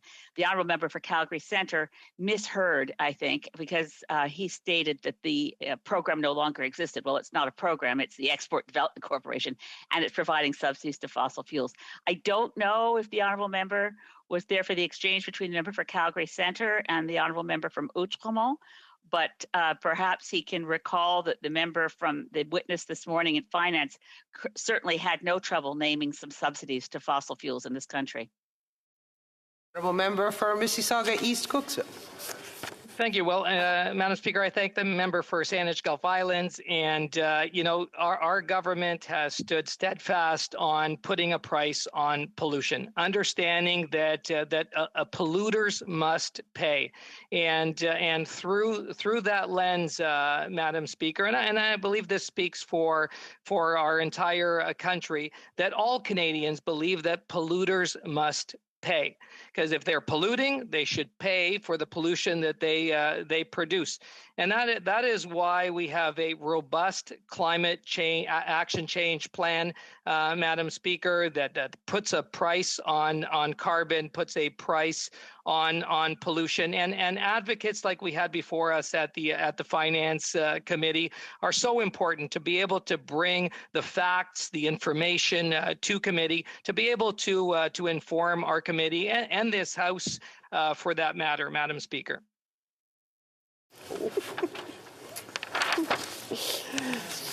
Pursuant to order made earlier today, the House shall now resolve itself into Committee of the Whole to consider motion number 5 under government business. La Chambre se formera. The House will now form a Committee of the Whole.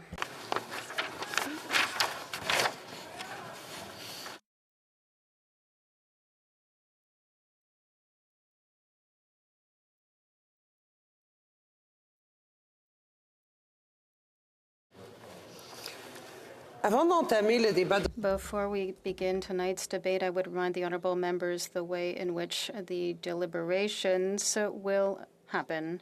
Each member speaking will have 10 minutes for the debate, followed by 10 minutes for questions and comments. Pursuant to the order adopted earlier today, the period for the debate can be extended beyond 4 hours if needed, to include minimum of 12 periods each. Time with another member, and the chair will receive no quorum calls, dilatory motions, or requests for unanimous consent. We will now begin tonight's Take Note debate. Accordingly, Mr. Trudeau moves that this committee take note of the Russian military forces on Ukraine borders. Debate the Right Honourable Prime Minister. Merci, Madame la Présidente. Thank you, Madam Speaker. Tonight I'll be sharing my time with the Minister for Foreign Affairs. Canada has always been clear about our steadfast support for Ukraine's sovereignty and territorial integrity. From being the first Western country to recognize Ukraine's independence, to the deep partnership we've developed in the years since, and to the expanded support our government has announced in recent days. Ukrainians have the right to determine their future. Canada, alongside our allies, will always stand firm in defense of that right. When people elect a government, when they collectively choose a path forward, when they want to make progress, these democratic choices have to be respected. But right now, Madam Speaker, that is not what Russia is doing. Russia is seeking confrontation. Russia is trying to destabilize and provoke a sovereign democratic state. This direct threat to the rights of the Ukrainian people to self-determination should not be of concern just to Ukraine and Eastern Europe. It should concern us all. Again, standing in direct opposition to democratic principles. These actions are calling into question the fundamental principles of sovereignty and territorial integrity enshrined in the UN Charter. That's why we must show unity and resolve in standing with Ukraine. That's why Canada and its allies have been clear that any further incursion into Ukraine will provoke severe costs and serious consequences, including the imposition of coordinated sanctions. Madam Speaker, we'll continue to be there to provide support to Ukraine. In 2015, Canada launched Operation Unifier, a military training mission that has helped train about 33,000 members of the Ukrainian security forces. Last week, I authorized the extension and expansion of Operation Unifier. As part of this commitment, the Canadian Armed Forces is deploying 60 personnel to join the approximately 200 women and men already on the ground, with further capacity to increase the number of people up to 400. We're also sending additional support in the form of non-lethal equipment, intelligence sharing, and help to combat cyber attacks.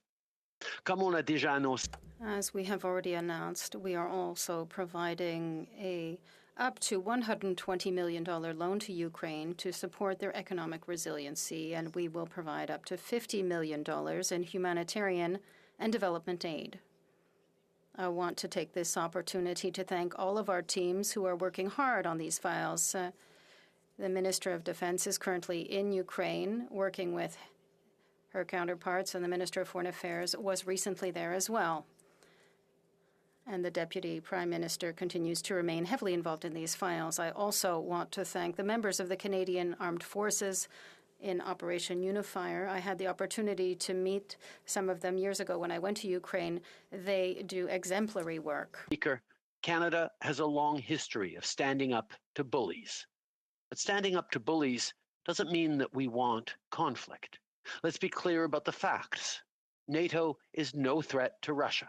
It's a defensive alliance built on the free choice of its members to support each other in collective security. Ukraine is not provoking Russia or threatening its security.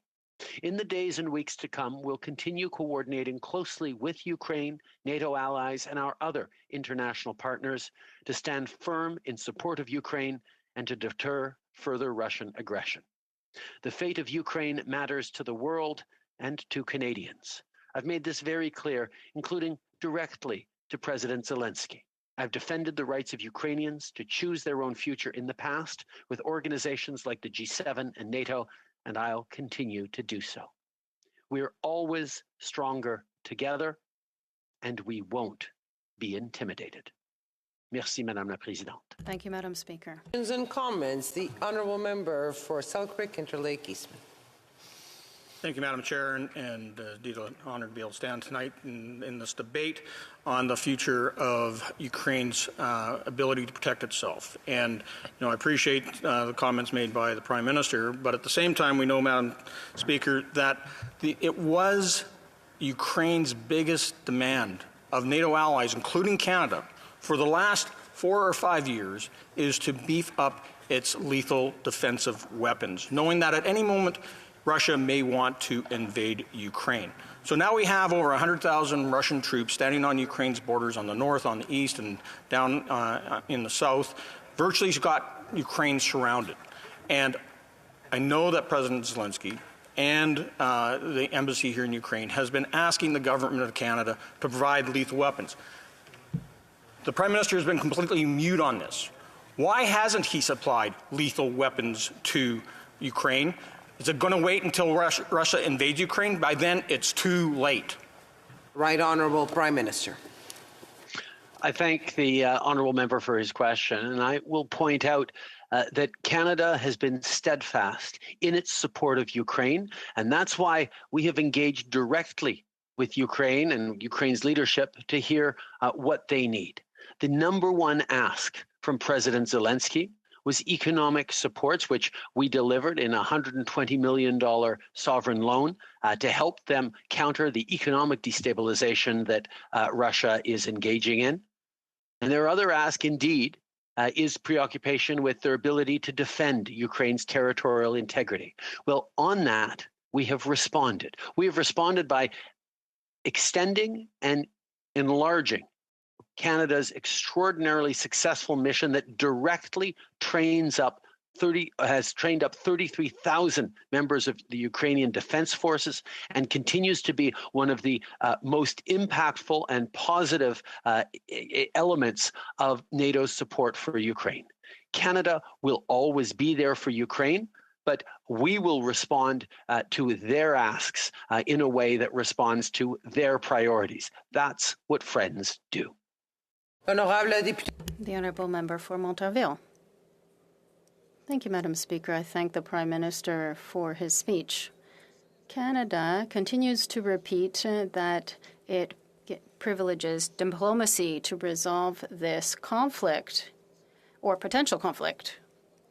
But other than crying wolf, what is Canada doing in concrete terms? In my books, diplomacy means dialogue, but we don't seem to be dialoguing with one of the parties. No later than last week, the ambassador of Russia said that relations between Canada and Russia were dysfunctional, to say the least. The highest level apart between an exchange between the Minister of Foreign Affairs and the Minister Lavrov for Russia, which took place some months ago. It was the ambassador. That was the highest level, and even said that the Prime Minister should communicate with President Putin in order to have a direct discussion to find a solution to the problem, as the French President Emmanuel Macron did. Russia would be prepared, according to the ambassador, to lift the sanction to allow a direct visit. What is Canada doing in concrete terms to resolve this issue? The Right Honourable Prime Minister. I'm very pleased to be able to answer this question because, in fact, we hear the propaganda, the Russian propaganda, which continues to deny their aggression, either in Crimea or their threats towards the territorial integrity of Ukraine. I can stress directly that Vladimir Putin knows full well our position on Ukraine because I have said it to him many times over the years. And the Minister of Foreign Affairs a few weeks ago spoke directly with their Minister of Foreign Affairs in order to highlight our position and our support for Ukraine. We are searching for a diplomatic solution, but we are also indicating that there are serious consequences for Russia if there is aggression, once again, towards the territorial integrity of Ukraine and the people of Ukraine. Member for Edmonton Strathcona. Ask the member what he is doing, what his government is doing to ensure that the feminist foreign policy is front and center as we deal with this current crisis in Ukraine. And what is his government doing to ensure that women are at all negotiating tables right now? The Canadian government is advocating for women to be present and to be at all of those tables at this time. If you could answer that would be great. The Right Honourable Prime Minister. I'm pleased to underline that it is a continued preoccupation of this government to have a feminist foreign policy, which is certainly something that our Minister of Foreign Affairs, Mélanie Joly, is actively engaged in. In terms of concretely on the ground, when I was last in Ukraine, I engaged directly with members of civil society to talk about how Canada was supporting various actors to encourage a full gender equality in their approach. We also have specific measures within Operation Unifier in training that addresses gender issues. We will continue to make sure that that path to peace includes women, because we know from countless examples around the world that women are key to solving long-term conflicts and making sure they stay solved. Resuming debate, reprise du débat. L'honorable. The Honourable Minister of Foreign Affairs. Thank you, Madam Speaker. I'm pleased to see you in that chair. I'm pleased to be in the chamber tonight to talk about an issue that is obviously a priority for this government, but which also mobilizes all the foreign ministers of the West. The facts are simple, Madam Speaker. As we speak, there are 100,000 Russian troops along the border of Ukraine. They have tanks, missiles, they're armed troops, and they're ready to go on the offensive. Therefore, the threat is real. Vladimir Putin is trying to take control of another country, and that's unacceptable. Canada has no choice but to support the democratic will of the Ukrainian people. When a foreign power tries to take control of any other country by force, that is what all democracies in the world must do. They must help. Principle enshrined in Article 2.4 of the UN Charter, the respect of sovereignty and independence. It states UN members should refrain from threat or use of force against the territorial integrity or political independence of any state. The Russian government claims they value the UN Charter.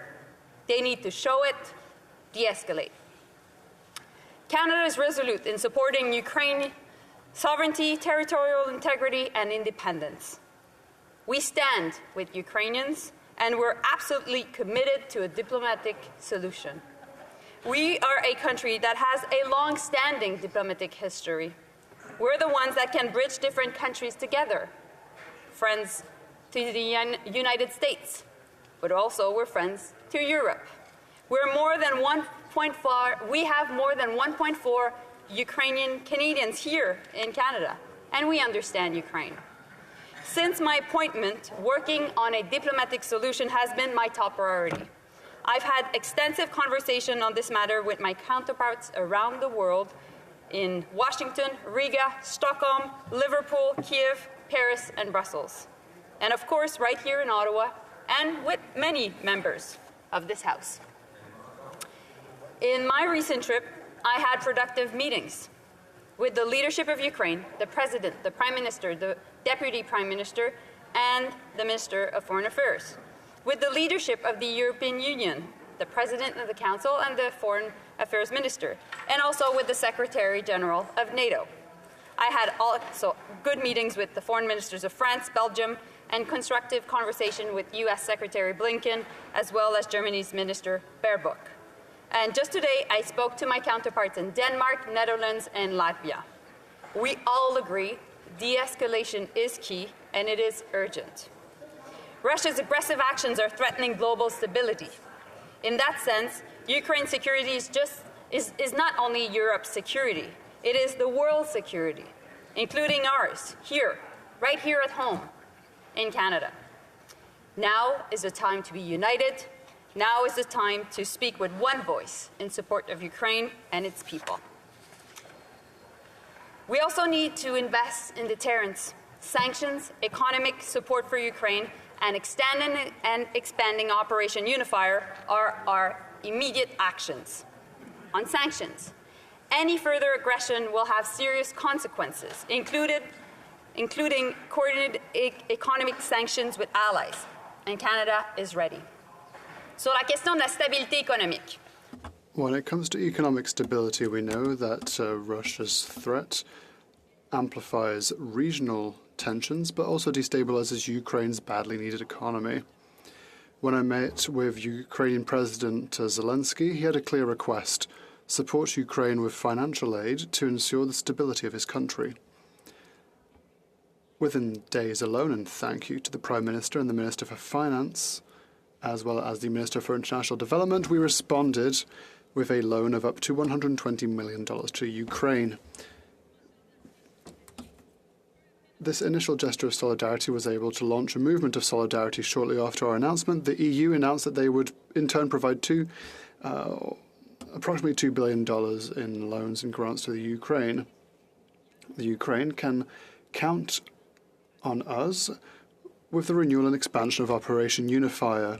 Our members have trained over 30,000 Ukrainian soldiers since 2014. There are currently 200 in Ukraine, and mainly currently come from Valcartier base in Quebec. We'll increase this number and continue to participate in the professionalization and training of the Ukrainian armed forces. In addition to military development and financial assistance, Canada's diplomatic service continue to work around the clock. Pour soutenir l'effort canadien, nous... To support the Canadian effort, we are increasing diplomatic resources in Kiev and in Ottawa. It is important to support civil society efforts as well in these difficult times. Mr. Speaker, my message is as follows. I ask all members of this House to realise that the situation is severe and we must do everything we can to de-escalate tensions. At stake is our national security. Thank you, Mr. Speaker. Comments. Testimony commentaire, the Honourable Member for Selkirk Interlake Eastman. Thank you, Mr. Speaker, and I want to thank the Minister of Foreign Affairs for her speech. But I have to say that it's been incredibly disappointing to see her trip to Ukraine, where she went over empty-handed. She did, after her return, did announce $120 million of financial assistance, which I know is welcome. But we know for a fact that there has been demands from the government of Ukraine for the last several years for more military help, including the use of or provision of lethal weapons. We know that one of the very first things that this Liberal government did when they came to power several years ago, back in 2015, 2016, is that they stopped the provision of RadarSat images. So the people of Ukraine, the government of Ukraine, could actually see what the Russian forces were doing in places like Crimea and Donbass, which is sovereign Ukrainian territory but are now illegally occupied by the Russian Federation. When will the minister actually provide the kinetic energy and the military might that's required for Ukraine to defend off this potential Russian invasion? When will they provide those lethal weapons? When will they restore the use of RadarSat images, which are world-renowned and ones that would really help with the security situation on the ground? And will they actually stand with Ukraine rather than just offer empty rhetoric and half measures? The Honourable Minister of Foreign Affairs. Well, my colleague and I don't agree on everything. We agree on the fact that we need to make sure that there's no further invasion of Ukraine. But right now, the most important thing we need to do is to make sure that we invest in diplomacy and deterrence. And that's exactly what we're doing, Mr. Speaker. What we're doing right now is that we're really that country that is bridging all the other countries of the alliance together and making sure that there's strong unity, which is the case. And also, we are specialists of Ukraine because, as my colleague himself of Ukrainian descent, we have 1.4 million Ukrainian Canadians in Canada, and therefore we can make sure that people know about Ukraine even within the alliance of NATO. On the question of deterrence, Ukraine needed support financially. We were there within 3 days with a loan of $120 million. Ukraine wanted more support in terms of military training. We were there within a week. And Ukraine also wanted more support in terms of cyber support, and we were there also within a week. And for all that, President Zelensky himself said to Prime Minister Trudeau and this government, thank you. Before moving on, I just want to remind the honourable members, when we're speaking of someone, we talk of their title, not of their names, just to make sure we remember that. I know we've been away for a while, but Questions et commentaires. Questions and comments. L'honorable. The Honourable Member from Montarville. Thank you, Mr. Speaker. The Minister rightly reminded us that there was over 100,000 Russian troops amassed at Ukrainian borders. Well, there's nothing new in that because last winter and last spring there were also 100,000 Russian troops amassed at the Ukrainian border on the 22nd of April 2021, and you know that I'm the Vice Chair of the Canada-Ukraine Friendship Group, and the Chair of that group is here with us today. From National Defence and Foreign Affairs, we had a quick presentation, a briefing session on the situation. On the 27th of February, Foreign Affairs and Defence gave us a briefing session on the situation. And we also got one last week, which really resembled the one we got a year ago. So I asked, what's new? And the Foreign Affairs officials responded candidly, well, apart from a bit of shuffling of Russian units in Belarus and Russia, well, we're not too sure. So the question I have for the Minister, when non-essential staff is withdrawn from embassies like the United Kingdom, Australia and the United States did, whereas other NATO allies have not, are we not contributing to this kind of syndrome of a potential new Russian aggression in Ukraine that even the Ukrainian authorities have denounced? Even the Ukrainians are saying, well, stop leaving. It's actually harming us. You're fomenting this climate of tension.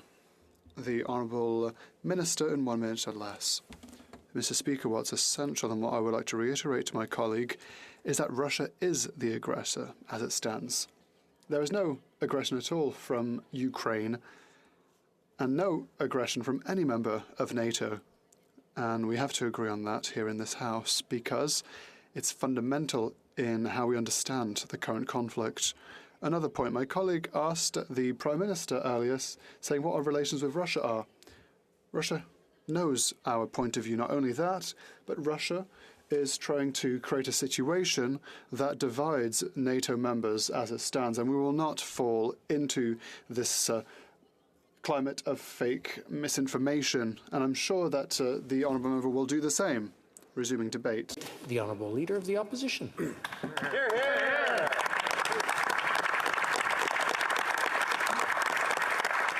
Mr. Speaker, I stand in this House saying that we stand with Ukraine. Hear, hear. An important friend and ally of Canada, important not just to the 1.4 million Canadians with Ukrainian ancestry, important to every single Canadian in this country because Ukraine is our friend, our trading partner, and our ally. This is a debate not about hashtags or holding a sign up on Twitter, Mr. Speaker, as the Minister and the Liberal government have done. This is a debate about who Canadians are as a friend on the world stage. This is a debate about our values as a nation, the dependability of Canada as an ally.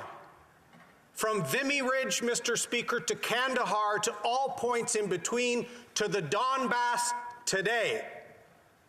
Is Canada that friend and ally that the world knows?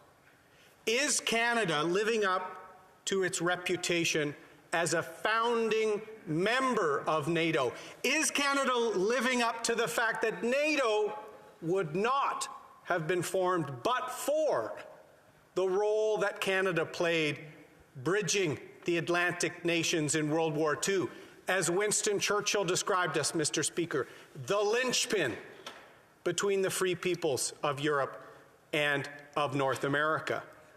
Ukrainian Canadians are demanding more from this government than hashtags. Canadians, and indeed our allies and friends around the world, are asking for more than hollow words and empty gestures, Mr. Speaker. You can send as many ministers to Kiev as you wish, but if they come with nothing but hollow words as we evacuate our people, Mr. Speaker, that is letting our friends down. It's also letting our country down for its values. La politique étrangère du Canada devrait... Canada's foreign policy should be on an important principle. We must never turn our backs to our allies and our friends. Without hesitating, we have to help them when they ask for it, as we have always done throughout Canada's history. To today, Mr. Speaker, Canada has known to be there for our friends, for our allies, but also for our values of liberty, freedom, and dignity of person, Mr. Speaker. These are values we have fought and died for. And Ukrainian Canadians have built this great country. There's members on both sides of this House.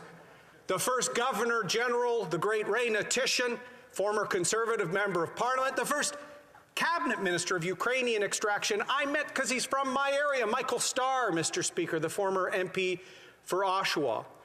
My first event as an aspiring politician was at Lviv Hall with my Ukrainian Canadian friends in Oshawa. My friend from Selkirk Interlake Eastman, my wingman of late, introduced Holodomor commemoration in this House, one of the first Western parliaments to talk about the horrific famine brought on the Ukrainian people by the Russian overlords at the time, Mr. Speaker, by the Soviet Union, by a neighbor that has always impinged on the freedoms of Ukrainians. And it's up to us as Canadians to be there now for them. In fact, I had the honor, Mr. Speaker, in 2014 to be in this chamber for a speech from President Poroshenko, the president of Ukraine, who was invited to speak about that friendship between our two countries. And he said this, quote, "Today, thousands of brave Ukrainian men and women are sacrificing their lives for the right to live in the way they choose, on their land, under the blue and gold colors of the Ukrainian flag, colors that are so dear to many Canadian Ukrainians. In these dark days, we feel your strong support. Thank you very much for that." He went on to say, Mr. Speaker, "It is in our time of need that we need to see our friends, and there is no other way to put it. Canada is a friend indeed," end quote. Now, Prime Minister Diefenbaker challenged Russia to allow free elections for Ukrainians. It was the Mulroney Conservative government that was the first ally to recognize the independent Ukraine. It was Prime Minister Harper who famously, after the invasion of Crimea, said to Vladimir Putin, "Get out of Ukraine." And what do we have from this Prime Minister, Mr. Speaker? We have hashtags. We have ministers embarrassingly holding up a sign on Twitter. That is what Canada is known for now, Mr. Speaker. Twitter diplomacy, but not standing with our NATO allies. In fact, everything that's been done in the last decade for our allies and friends in Ukraine were initiated by conservative governments, Mr. Speaker. Operation Reassurance, Operation Unifier, the use of RadarSat images, which they removed a few years ago, Mr. Speaker, military equipment, all of those measures. In fact, we had to push to get this government to extend Operation Unifier. They waited to the very last minute. And the Ukrainian government, including their former ambassador just this weekend, they've been asking for lethal defensive weapons. Why, Mr. Speaker? Because here's what they're facing. There are citizens in Ukraine today being trained how to use a rifle, being trained on hand-to-hand combat. This is something we're so fortunate Canadians we don't ever have to worry about. There are 130,000 troops lining up, 60 battalions, tactical groups the Russians are lining on the border. Russia outnumbers Ukraine 4-1 in military personnel, 22-1 in fighter planes, 15-1 in attack helicopters, and 5-1 in battle tanks, Mr. Speaker. They're asking for our help at their hour of need. And other allies have responded. The US, the UK, Poland, Lithuania, Latvia, Estonia, Czech Republic. Where is Canada, Mr. Speaker? When our friend, when our ally is in need, where is Canada? Les libéraux vont crier soutenir. The Liberals will shout that they're supporting Ukraine online and on social media. However, to the Ukrainian population, they will not send what this population really needs to stop the threat on its sovereignty. Mr. Speaker, the time for half measures is behind us. Ukraine needs our support now. Our support, yes, but the Liberal Prime Minister is doing absolutely nothing apart from hashtags on Twitter. This is simply not enough for our allies, for our friends, and for our values as a country, Mr. Speaker. Watching. This is not a time for Twitter. This is not a time for hollow words and rhetoric. There is a real chance that there could be an invasion of Ukraine by Russia. Mr. Putin has shown his callous disregard for sovereign territory we've seen in Crimea, the phony war in the Donbass, the influence, the cyber attacks, the shutting down of the hydro grid. The bad actor of the world needs to be called out, and NATO is doing that. But one of the founding countries of NATO, Canada, is missing in action, Mr. Speaker. So this is an issue that I'm sure many in the Liberal government wish they were doing more than just brief trips over there to say hello. I'm sure many are wishing they were responding to the request of our ally at their hour of need. Canada may be a smaller nation. Having served in uniform myself, Mr. Speaker, I know we don't have the standing armies, we don't have the fleets of fighter jets, but we have a passion in our glowing hearts that we were always there for our friends and values. From the earliest days, before our American friends. As Lester B. Pearson once said, Mr. Speaker, a Liberal Prime Minister, that if a rifle is fired on the Korean Peninsula or in Europe, it's just as important to defend Canada as if it was done here on our own soil, Mr. Speaker. So this government has a choice while there's time left. Step up and help our friends in Ukraine. Step up with the equipment they say they need to fight against overwhelming odds and show the world Canada remains a friend and ally there through thick and thin, Mr. Speaker. Questions and comments? The Honourable Minister of Foreign Affairs. Thank you, Mr. Speaker. It's not because my colleague and the Leader of the Opposition states facts that necessarily they're true. That's right. And in that sense, our actions have been clear. $120 million for a sovereign loan, first. Second, doubling the troops of Operation Unifier in Ukraine. Does he know that we have the biggest foreign military training presence in Ukraine as of now? Does he know that Canadians right now are standing shoulder to shoulder in Kiev and in 13 different places around Ukraine? Does he know that Secretary General of NATO, Jens Stoltenberg, said Canada is one of the lead countries in NATO when it comes to providing support for Ukraine? And he also added that there are not many other countries at the equal level of efforts doing as much as Canada. So he talks about the great glowing hearts of our CAF members, and I agree with him. But the reality is that they're the ones, and we're the ones right now in Ukraine. What does he have to say about that? The Honourable Leader of the Opposition. Mr. Speaker, I'd like to thank the Minister for her intervention where she asked if I knew the facts. Yes, I do, Mr. Speaker. In fact, Operation Reassurance, Operation Unifier, sharing of military intelligence, including RadarSat, military equipment, the training she talked about, the training we're both very proud of our men and women in uniform doing, all of that, Mr. Speaker, was started by the Conservative government, and only reluctantly. As that minister knows, one of her predecessors, Mr. Dion, actually withdrew some of that support and wanted to normalize relations with Russia, Mr. Speaker. That was their foreign policy out of the gate. But whether it's appeasement of Russia, whether it's a completely out-of-touch policy on the communist regime in China, Mr. Speaker, whether it's letting down our NATO allies, whether it's not even getting phone calls from the United States anymore, Mr. Speaker. Canada needs to step up. And a loan is important, and I thank the minister for the loan.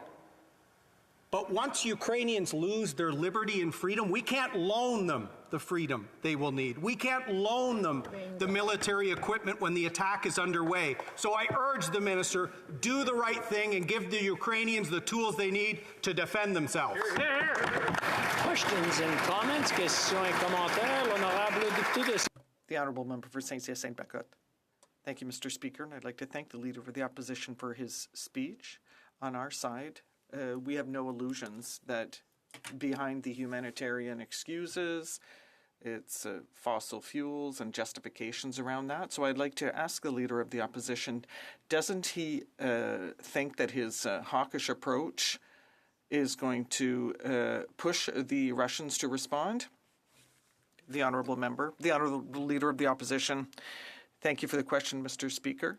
We have to be in tune with our allies. It's not a provocation to stand up for our principles, particularly before an invasion of Russia in Ukraine, against Ukraine. It's time to stand up for our values as a country. As I said, since Vimy Ridge, Mr. Speaker, all the way to Afghanistan, our men and women in uniform have been there, have stood up for freedom in France, in Europe, in Korea. And now we have to be there with the military equipment that we need, that is needed in Ukraine.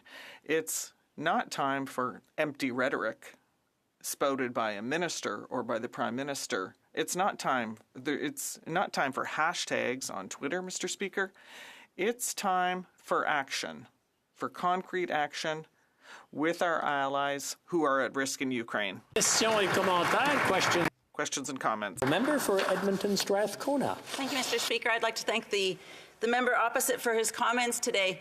You know, one of the things that bothers me most about his comments today is that he speaks about lethal force. He speaks about action, but I don't hear him talking about diplomacy. I don't hear him talking about using what we can to de-escalate this situation right now. And what I want him to understand is that it is Ukrainian people who will die if there is a war in Ukraine. It is women and children in Ukraine who will die if we continue to escalate this situation.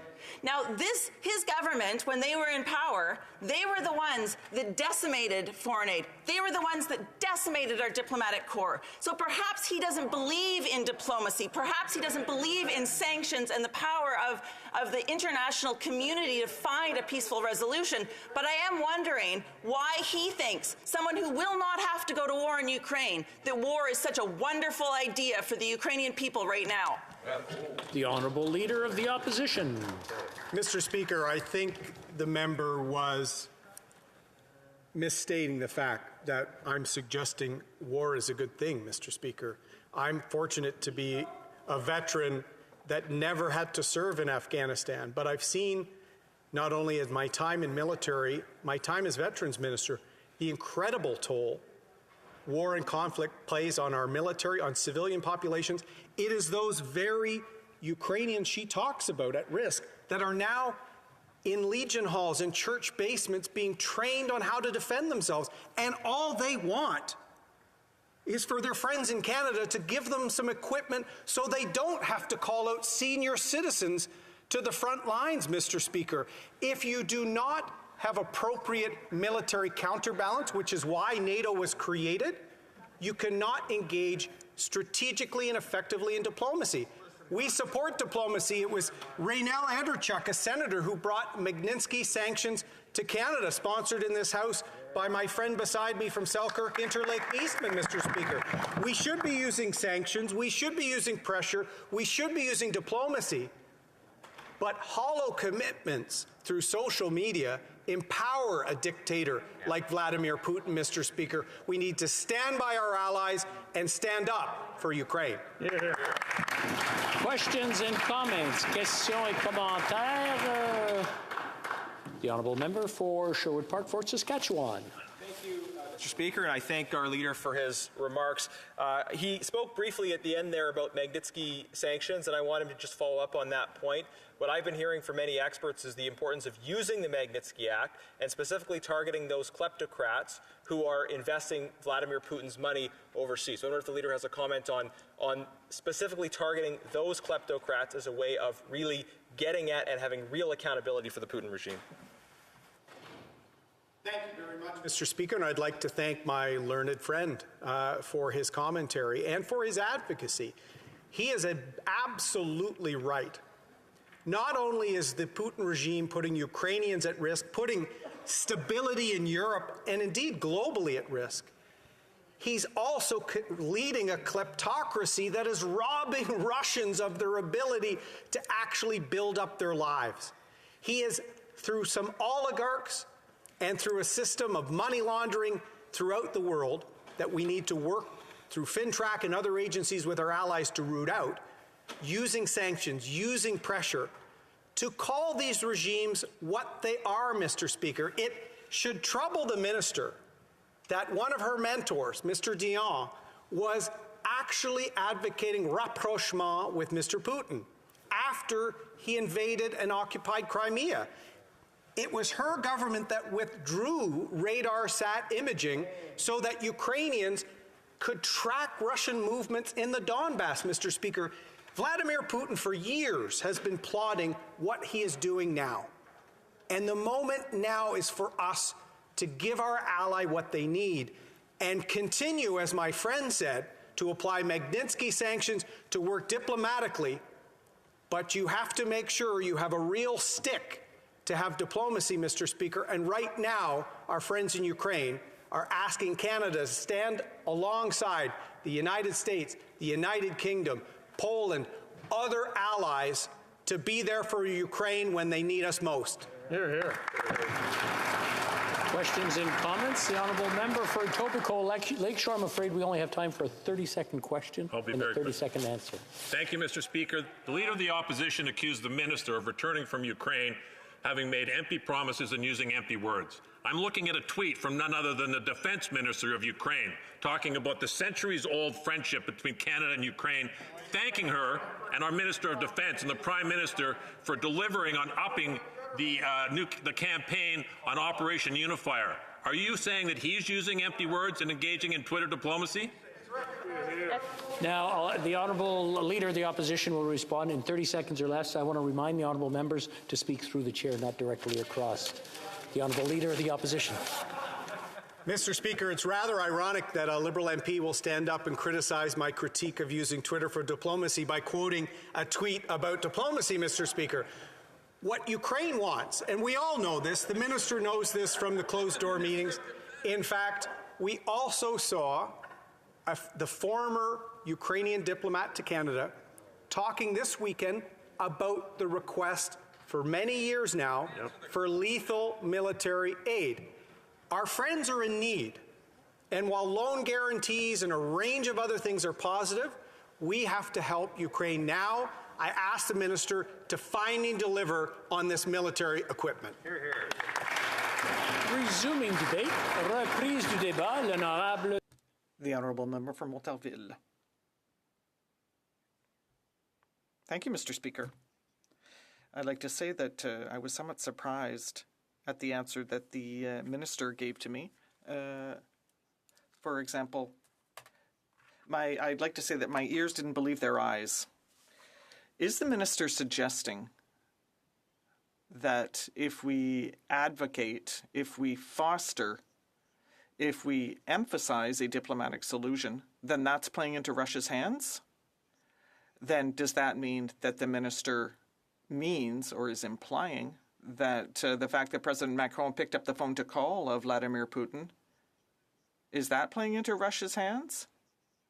Is that allowing for division between allies? I think that asking the question answers it. If the minister was even slightly attentive to some of my speeches, especially in the Parliamentary Assembly of the Council of Europe, then she would know that I have been very critical of Russia. Mr. Speaker, if there is to be dialogue, then that doesn't mean just a unilateral monologue. If we want to be a credible mediator between Russia and Ukraine, then we actually have to speak to Russia like President Macron did. And yet, aside from crying wolf, I'm not seeing anything from the Canadian government that would put us on the path to a diplomatic solution. That's all I wanted to say. Do I recognize that aggression against Crimea and the intervention of Russia in the Donbass is unacceptable? Of course it's unacceptable. How could the minister even call that into question, Mr. Speaker? I'm somewhat not only surprised, but I'm somewhat offended as well. What? 3 minutes? Are you chairing your time? No. It's the full 10 minutes? All right, we received incorrect information. My apologies. Okay, I hope that you will account for this interruption, please. Thank you.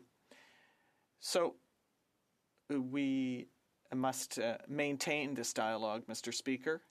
And I was saying this aggression against Crimea, the destabilizing interventions of Russia in the Donbass, are they acceptable? Of course not.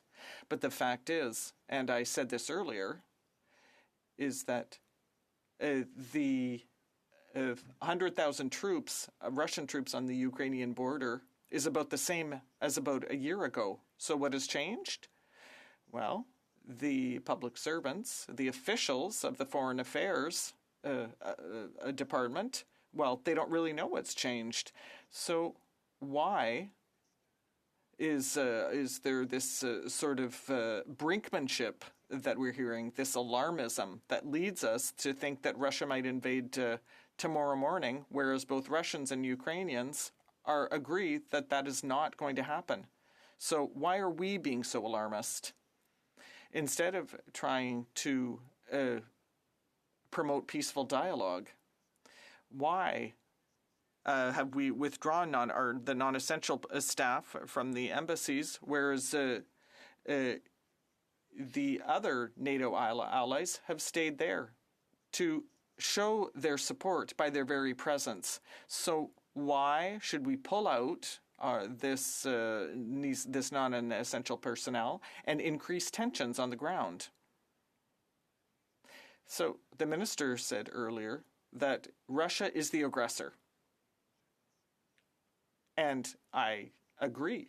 And I would challenge anyone to say that the Bloc Québécois does not support our valuable ally, Ukraine. But I would just like to point out to the minister that Jocelyn Coulon, who was the former advisor to his predecessor, Mr. Dion, former Liberal candidate, put himself in Russia's shoes. And what he told us is that NATO, when Germany reunified, pledged to Gorbachev that the NATO alliance would never go beyond the East Germany border. But what happened? Well, a number of countries from the Soviet bloc and even certain former Soviet republics have been admitted to NATO in the meantime. And that is perceived by Russia as an aggression. It's as if the Western troops are moving towards their borders. That's how Russia sees it. And for some reason, Russia has decided that Ukraine that's enough, that it will not stand for Ukraine joining NATO. The minister talked about the unity of NATO.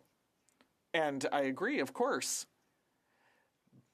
But will the minister deny that at the Bucharest summit in 2008, France and Germany had expressed reservations about the fact that even admitting Ukraine, even as a candidate for NATO.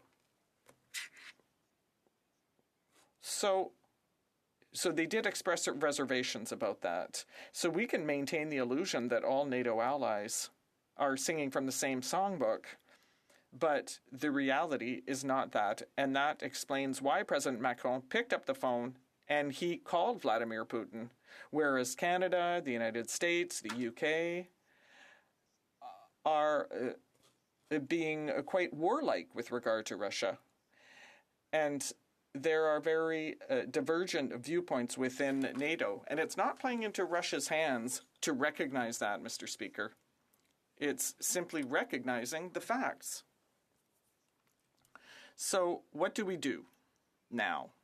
Do we really want to play the role of a useful mediator? If the answer is yes, Mr. Speaker, then we have to act accordingly.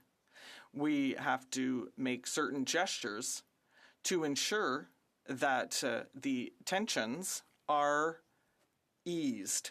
We have made certain commitments to Ukraine, and we have to respect those commitments. But it would be misleading people to claim that does not require unity from NATO to welcome Ukraine into NATO. So what about the unanimity of NATO with that regard? Well, I think we have to be honest. I think we have to be honest with ourselves and with the Ukrainians, but we have a responsibility to them because we gave them our word. We made a commitment. So there are things that we have to do with regard to a partnership that needs to exist between Ukraine and NATO. And there are things that need to be done to meet Ukraine's needs. Obviously, we would like a diplomatic solution, but we cannot deny that Ukraine is calling for Canada's support. And that support is relatively limited. For example, the Defense Committee in 2007 said that a certain number of specialists wanted Canada to sell weapons to Ukraine, but Canada has very few weapons that could help Ukraine, especially with regard to anti-air and anti-tank defense equipment. But there are certainly things that we can do with regard to assistance. For example, cybersecurity, intelligence, considering that Ukraine was recently cyber attacked by Russia in order to destabilize its institutions. So there's work that needs to be done in that regard, and also what has to be done along with a diplomatic solution in order to find a peaceful outcome. Thank you very much, Mr. Speaker. Questions et commentaires. Questions and comments. L'honorable ministre des Affaires. The Honourable Minister of Foreign Affairs. Thank you, Mr. Speaker. You know, my colleague talks about dialogue. I agree. I would like to remind him of the three diplomatic means used by all allies. The first, direct dialogue between the Americans and Russia. And we are in contact, of course, with the Americans on that issue. The second is NATO and Russia. As a member of NATO, we're actively participating in that dialogue within NATO and for Russia. And finally, the Normandy format. And this is, in fact, something that comes from the Minsk Treaty, which is that 4 countries must ensure there are diplomatic discussions when it comes to security in Europe, particularly when it comes to Ukraine. And these 4 countries are Ukraine, Russia, but also France and Germany. And that is why Macron, the president of France, is speaking with the president of Russia, Putin. And that is why I had the opportunity to dine at the Quai d'Orsay with my colleague,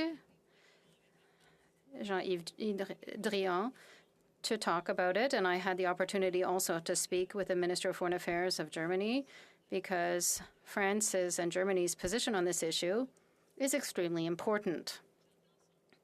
And I hear what he's saying about speaking with the Russian government, and we are in profound disagreement. And I had the opportunity to speak with my Russian counterpart when I was at the OSCE meeting in Sweden about a month ago. And I raised the issue of Ukraine then, and I said that I was very concerned. And as soon as I mentioned my concern, the reaction was extremely strong. We will continue to raise these concerns, but I want to tell the member that fundamentally it's not a potential invasion of Ukraine, but another potential invasion of Ukraine, because there already has been invasions in Crimea, and Donbass is also being occupied at present. So what we need to take into consideration right now is the fact that this country, a country by force, could violate the sovereignty of another country and its territorial integrity. My question, therefore, to my colleague, and of course I know his political party membership, how can he support the fact that a country can, through force, violate another country's sovereignty? The member for Montarville. Mr. Speaker, how can the minister claim, how can she claim that we support aggression of Ukraine by Russia through force? How can she, through this Speak Question press release, how can she say that the Bloc's position is that we do support armed aggression? If she took the trouble to listen a few minutes ago, she would have heard me say that aggression against Crimea, the aggression against the destabilizing efforts of Russia in Donbass are completely unacceptable. How can she claim today that we support that aggressive action? That is an insult to the intelligence of everybody to hear the Minister of Foreign Affairs say such a thing here in this House. That is unacceptable, Mr. Speaker. And I hope that the Minister didn't talk about the Normandy format to ignore the role and responsibility of Canada, the person seeking that we need to find a solution to countries in conflict and not just avoid the responsibilities by saying it's France and it's Germany. Thank God there's France and Germany to avoid having everybody to fall into this syndrome as the Anglo-Saxon bloc countries are doing. It's unacceptable to say those things. And when the minister says that there's a contact between Russia and NATO, perhaps the minister should know that the peace partnership between Russia and NATO is almost non-existent, because not only is there no more collaboration civilly and militarily between NATO and Russia, but the respective missions are closed. So how can the minister claim that there is a relationship between NATO and Russia when they are almost completely cut off? And with regard to the relationship between Russia and the U.S., we cannot applaud the fact that President Biden is also crying wolf when there is a potential reinvasion, as the minister has said, a new invasion of Ukraine. So when the U.S. government cries wolf and said that if there was a limited intervention, the reaction of Western countries could be similar, well, I think that this makes us think. It's lucky that Germany and France are there to try to find a diplomatic solution, because it doesn't seem to be the solution proposed by the Minister of Foreign Affairs for Canada. Questions and comments? The Honourable Member for Calgary-Shepherd. Thank you, Mr. Speaker. It's more of a comment than a question to the member, because I think he really gave a good explanation of his position, the position of the Bloc. But it's rather about the narrative, and I just want to make a comment about that. I think that as a Canadian MP, I'm Polish. I was born in Poland by birth, and I experienced that whole story in Eastern Europe. And when we talk about the way that NATO moved the borders closer to Europe, to Russia, it's because, like the Slovaks, Hungarians, Lithuanians, Estonians, they asked to be members of NATO, to flee oppression by Moscow and the Russian Federation. It was a choice, not just in terms of foreign affairs, but a choice of the people to escape those who had previously occupied them in the sense of being occupied. There was the Warsaw Pact. I think that when we talk about this, it's not NATO, the aggressor, but NATO that got new members that wanted to be part of an alliance that would defend them. And I think it's important when we talk about this to say that it's not the interest of Russia that should count, but the interest of these people who live in Eastern Europe. Thank you, Mr. Speaker. The Honourable Member for Montarville. Mr. Speaker, I had the opportunity in my youth to go and visit Poland under the communist regime. It was under General Jaruzelski, who was in power at the time in Warsaw, and I had the opportunity to go to Hungary and Czechoslovakia under the communist governments there. And I understand that these countries wanted to escape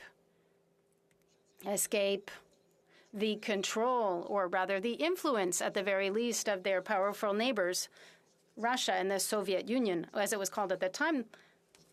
What I'm simply saying, and I'm not the one even saying it, is Jocelyn Coulomb, a former Liberal advisor, who said that NATO didn't keep its promise, because NATO promised Mikhail Gorbachev that the NATO borders would never extend beyond Eastern Germany. So once they said that, we understand that there is the will of the countries in question to join NATO. That's not the question. But what is the question is the word, the promise that was given by the Western powers to Russia, to Mikhail Gorbachev, the last leader of the Soviet Union, that these borders would not extend beyond Eastern Germany. So from the Russian perspective, we did not keep that promise. But does this question the legitimacy of those Eastern countries that wanted to join NATO? Questions and comments. The Honourable Member for London Fanshawe. 45 seconds for the question et 45 secondes pour la réponse. 45 seconds for the answer as well. Time, Mr. Speaker, but thank you.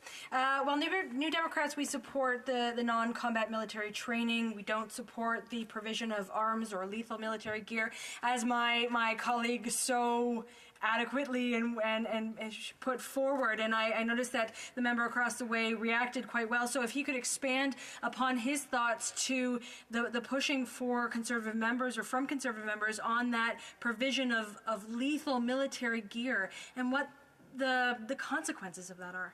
Thank you, Mr. Speaker. The Honourable Member for Montarville in 45 seconds or less. Yes, since 2014, Canada has already been providing non-lethal weapons or non-lethal equipment to Ukraine.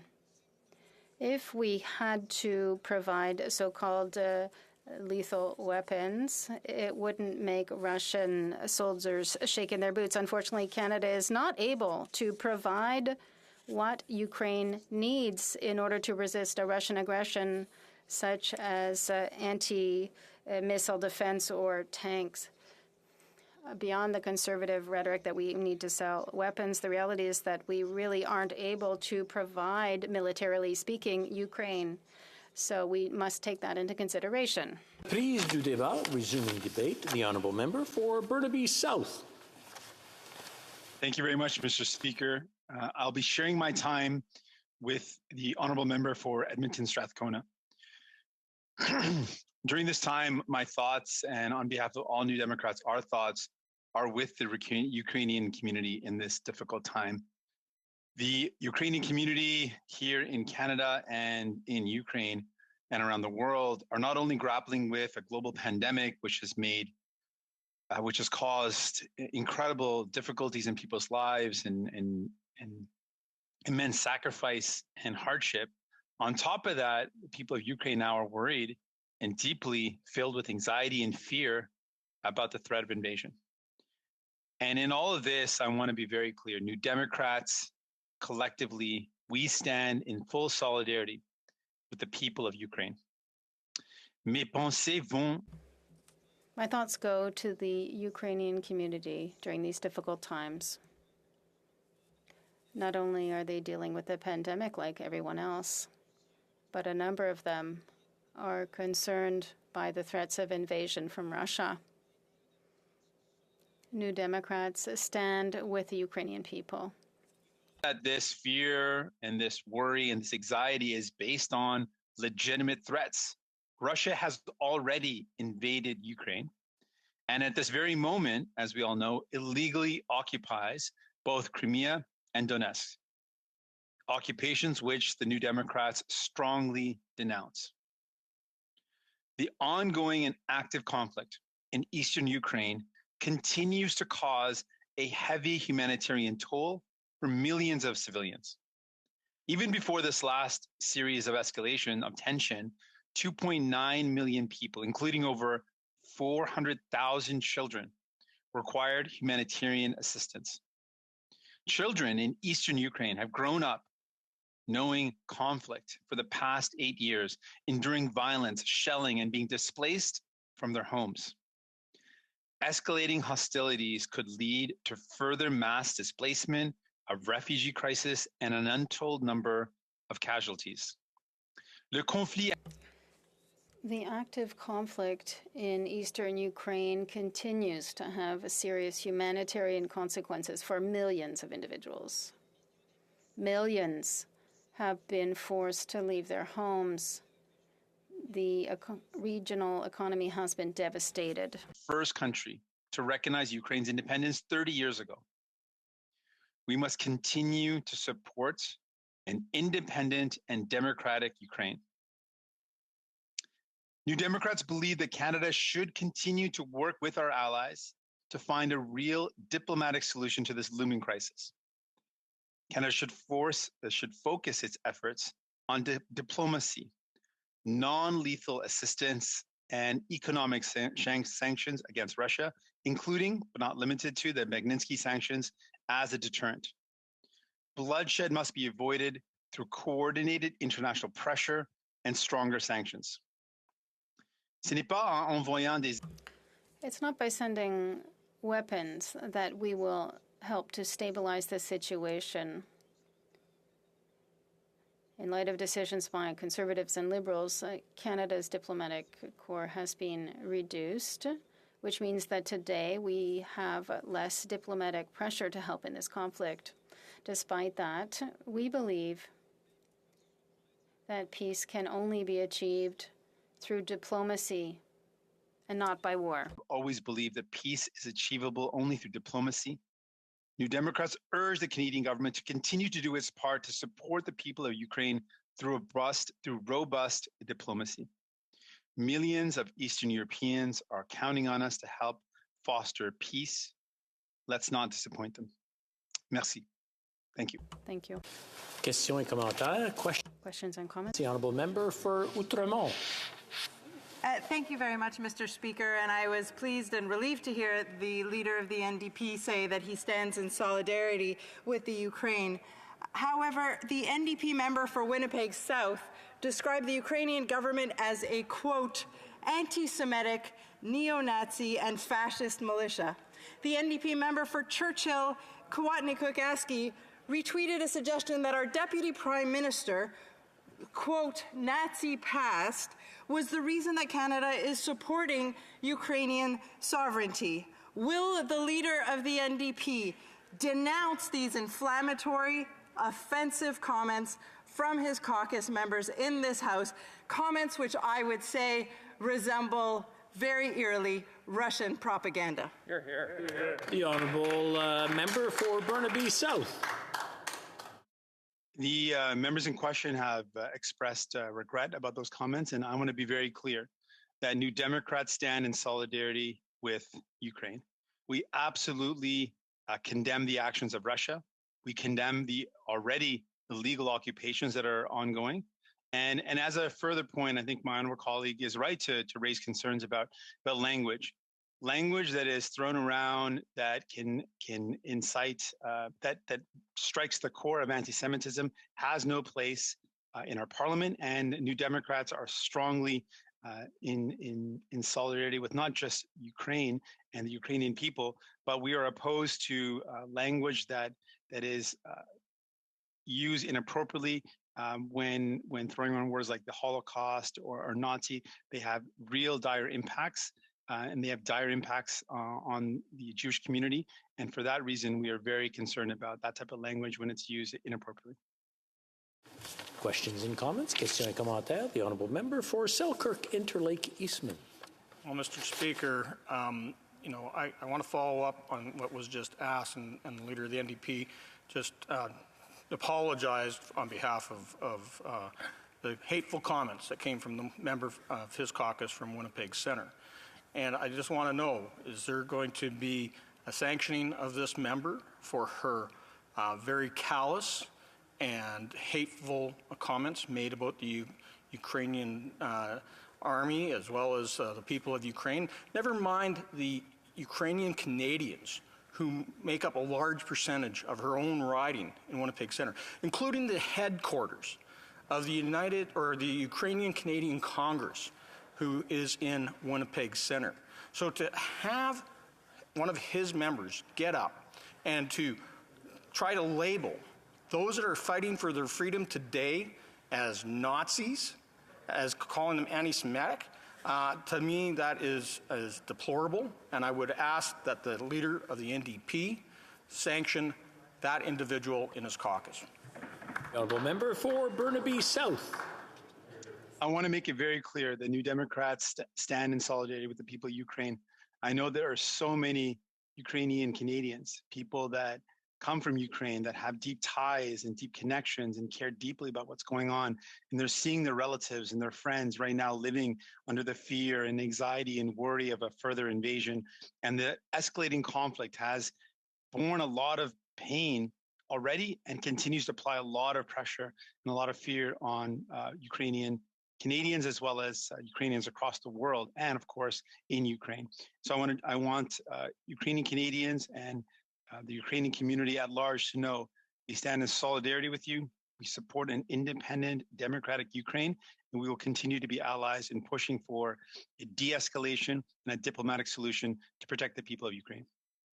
Questions and comments? Questions et commentaires. The honourable member for Edmonton Strathcona, a 30-second question and hopefully a 30-second answer.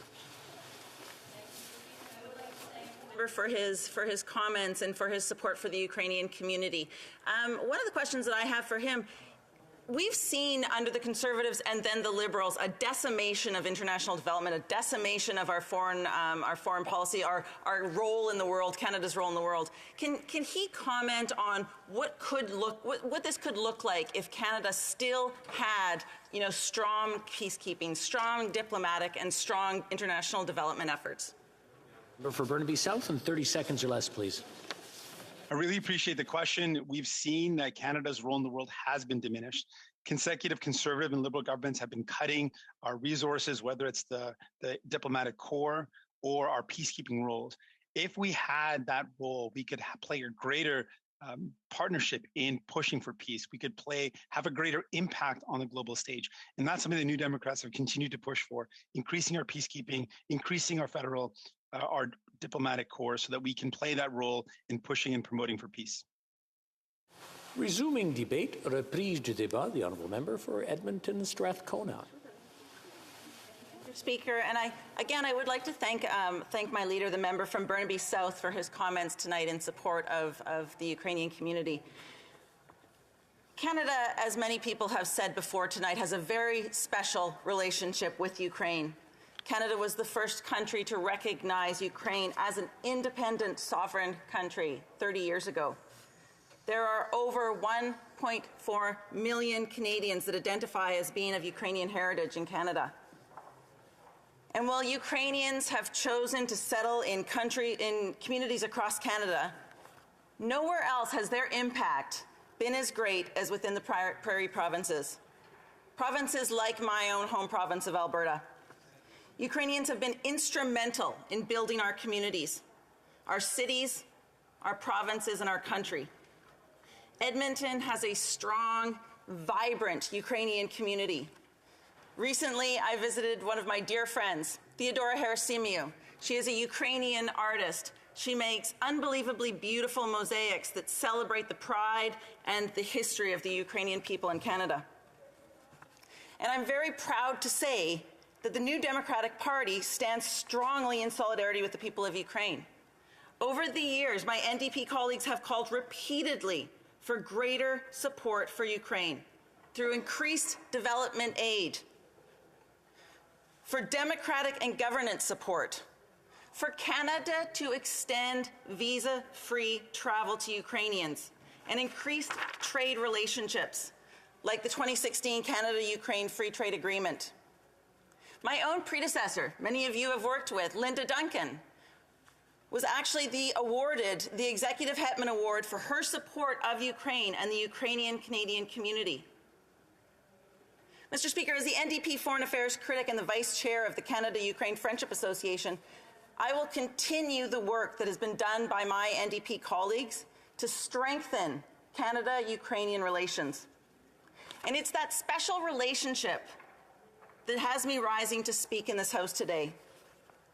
At this moment in time, when Ukrainian Canadians are so worried about their friends and family, when people in Ukraine are increasingly being threatened by an aggressive and belligerent Russia, Canada must do more to work with our allies. We must work with the United Nations. We must work with the OCSE. We must work with NATO to find real diplomatic solutions to this looming crisis. Canada must not escalate and inflame an already precarious situation, but rather focus our efforts on diplomacy, non-lethal assistance, and economic sanctions, including Magnitsky sanctions, to deter Russia from escalating this conflict. Mr. Speaker, I am worried about my friends, and I am worried about everyone in Ukraine. We cannot give Putin a further excuse to invade. We have to use every diplomatic tool we have, including sanctions, to prevent a devastating war that will cost lives. If Russia further invades into Ukrainian territory, Ukrainians will pay the price. Ukrainian civilians will be injured, displaced, and killed. Children and women in Ukraine will bear the brunt of this violence, and those impacts will be felt for decades or longer. UN Secretary General Guterres has urged the use of diplomacy, stating that there should not be any military intervention, but rather that diplomacy is the way to solve the problems. And the Undersecretary General for Political and Peacekeeping Affairs, Rosemary DiCarlo, repeated that any military intervention involving Russia or NATO alliance forces must be averted. Canadian Global Affairs Institute fellow Andrew Rassias, a defense expert and former Department of National Defense official, has explicitly said that if Canada sends arms to Ukraine, it would aggravate the situation. To quote, "You'd be neutralizing your effect. If you put arms in and then try to negotiate, you could do both. There's no law against it, but you'd be neutralizing your effect." There is still time, Mr. Speaker. Working with our allies, Canada can de-escalate this conflict. We can use economic sanctions. We can include removal of Russia from the SWIFT international payment system and sanctions on Russia's sovereign debt. How we respond to this crisis, how we use diplomacy and sanctions to de-escalate this crisis will be an indication of whether or not Canada is indeed back on the world stage. Thank you, Mr. Speaker. Questions and comments? Questions et commentaires. The honourable member for Winnipeg North. Yes, thank you, Mr. Speaker. I want to pick up on the statement that Canada does have a very special and unique relationship with Ukraine. When something's happening in Ukraine, it matters in Canada. Not only to the 1.4 million people of Canadian heritage, but to Canadians as a whole. And that's why we need to have the government engaged. The $120 million loan, something that's badly needed and warranted and supported by the government. The need that we have seen over the years to train 30,000 personnel, military personnel in Ukraine. From entering into agreements like the Free Trade Agreement to give more hope to the people of Ukraine and here in Canada. And I'm hoping that we'll hear more tonight about that special relationship And through that special relationship, we have an obligation. And I believe that the government needs to continue to move forward, as we have, responsibly, thinking in terms of how it is we can support the people of Ukraine. And I'm wondering if my colleague could provide her thoughts on that. Edmonton Strathcona. Thank you, Mr. Speaker, and I would like to thank my colleague for highlighting again just how important that relationship is with Ukraine. There are many things that we can do right now. We can work with sanctions. We should be, in fact, investing more in our diplomatic corps so that when there are conflicts around the world, Canada can take that place back that we've seen so diminished under both the Conservatives and the Liberals. That you know, we don't have a peacekeeping diplomatic corps. We are no longer the convener of world peace. We are no longer who we should be, and it's disappointing. So what I would see is that Canada invests in things like international development, in our diplomatic corps, in peacekeepers. You know, we had promises of peacekeepers going out into the field that have not been met, not even close. So there's so many more things that we could do that would help in situations like what we're facing in Ukraine, but in future situations, because this is not the first time and it is not the last time that a bully is going to try to invade and impose their will on another country. Questions and comments? Question et commentaire. The honourable member for Calgary-Shepherd. Thank you, Mr. Speaker. So just responding to some of the members' comments, I don't know if I'll have a question, but just more commentary. She mentioned that, you know, compared the Russian Federation and President Putin to a bully. And of course, we know that bullies only respond to strength, not to more talking. At this point, more talking without some type of action, without a response that strengthens Ukraine's capacity to defend itself is just going to encourage President Putin and the military to keep preparing for war. They've been moving troops into Belarus on this fake training exercise, so they have this longer undefended border that they can invade through. There are other countries that have been already contributing firearms and weapons to Ukraine, whether it's Turkey, whether it's Latvia, Estonia, Poland, have been providing arms to Ukraine because we know this. They need to defend themselves. They need to means to try and equalize the huge difference in forces between an all-weather, very professional combat force in the Russian military and Ukraine that is still trying to pick itself out of fighting an endless war with Russian separatists supported by the Russian Federation. More talk isn't going to achieve this. The bully isn't going to go away. The bully is just getting more arms, more people, more weapons to deliver a more crushing blow to the Ukrainian government. Member for Edmonton Strathcona. Thank you, Mr. Speaker, and I have to disagree with my colleague across the way. Hitting a bully is not the best way to deal with bullying. I mean, realistically, I have a 13-year-old son. I certainly wouldn't want the member advising him how to deal with bullying at his school. I think there are better ways for us to do that. There are more responsible ways to do that. And I would say that, for example, if you are dealing with somebody who is being aggressive and you punch them in the nose, it is not going to de-escalate the situation. It is not going to turn down the temperature. And to be perfectly fair, I'm not going to be in Ukraine. The member's not going to be in Ukraine. There are women, there are children, there are civilians that are going to get caught in the middle of this. So when he escalates this, those are the people that pay the price. Not him, not me, not anyone in this chamber. So we have an obligation to be responsible. We have an obligation to seek a peaceful resolution. Resuming debate, reprise du débat. The honourable member for Etobicoke Centre. Thank you very much, Mr. Speaker, and I'm proud to rise as part of this emergency Take Note debate on Ukraine and the buildup of Russian forces along its borders. I'll be sharing my time with the member for Parkdale High Park. A week and a half ago, I was joined by a number of my colleagues in requesting this emergency debate, and we thought it was important because we thought it was important that members from all parts of this country and from all parties have a chance to discuss and debate Canada's and the international community's response to this crisis that is so important not only to the people of Ukraine, but to our allies and to Canada. And I'd like to thank members from all sides of this House for supporting the motion for this debate. Just over 30 years ago, Ukraine declared its independence. And when Ukraine declared its independence, I was watching the news coverage with my grandfather, Ivan. My grandfather was a great Ukrainian patriot, and when he lived in Ukraine under the Soviet Union, he risked his lives on many occasions to try to defend Ukrainian culture and heritage and to enable Ukraine's independence. When Ukraine became independent, we were watching it on the news, and it was probably the proudest day of his life. And I remember my grandfather saying, and I was about 14 years old at the time, and I remember my grandfather saying to me, now that Ukraine is independent, we have to keep working to defend its independence. And I said to him, Dido, I called him Dido, I said, Dido, what are you talking about? Ukraine just declared its independence, the people of Ukraine want it, the international community's recognized it. You're wrong, the battle is over.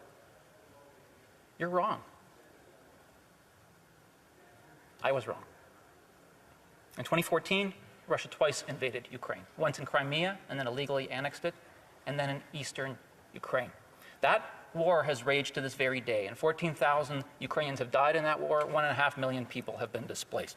In 2014, the world did not do enough.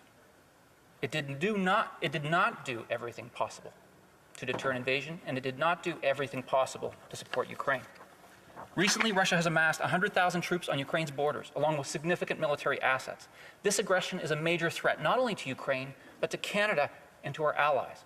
An invasion of Ukraine would put Russian soldiers on NATO's eastern border. Just imagine the military and diplomatic and financial resources Canadians and other countries will have to invest to defend our NATO allies from a further invasion.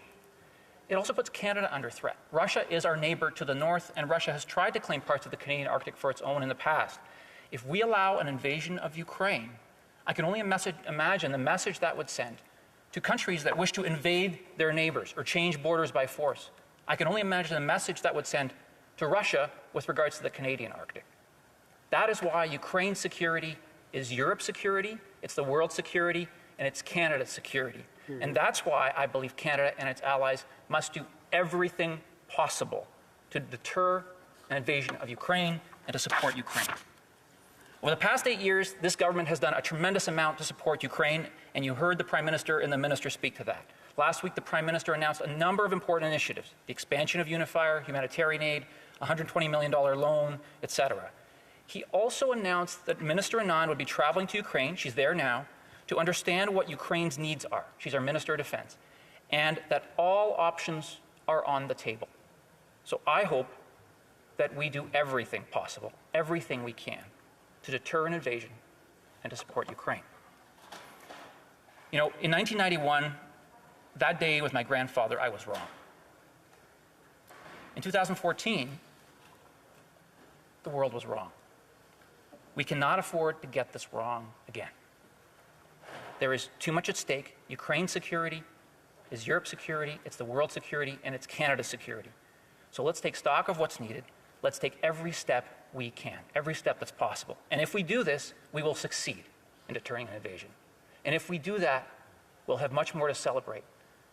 Not for 1 year, not for just another 30 years, but for generations to come in Ukraine, in Canada, and around the world. Slava Kanadi, Slava Ukraini. Questions and comments? Questions et commentaires?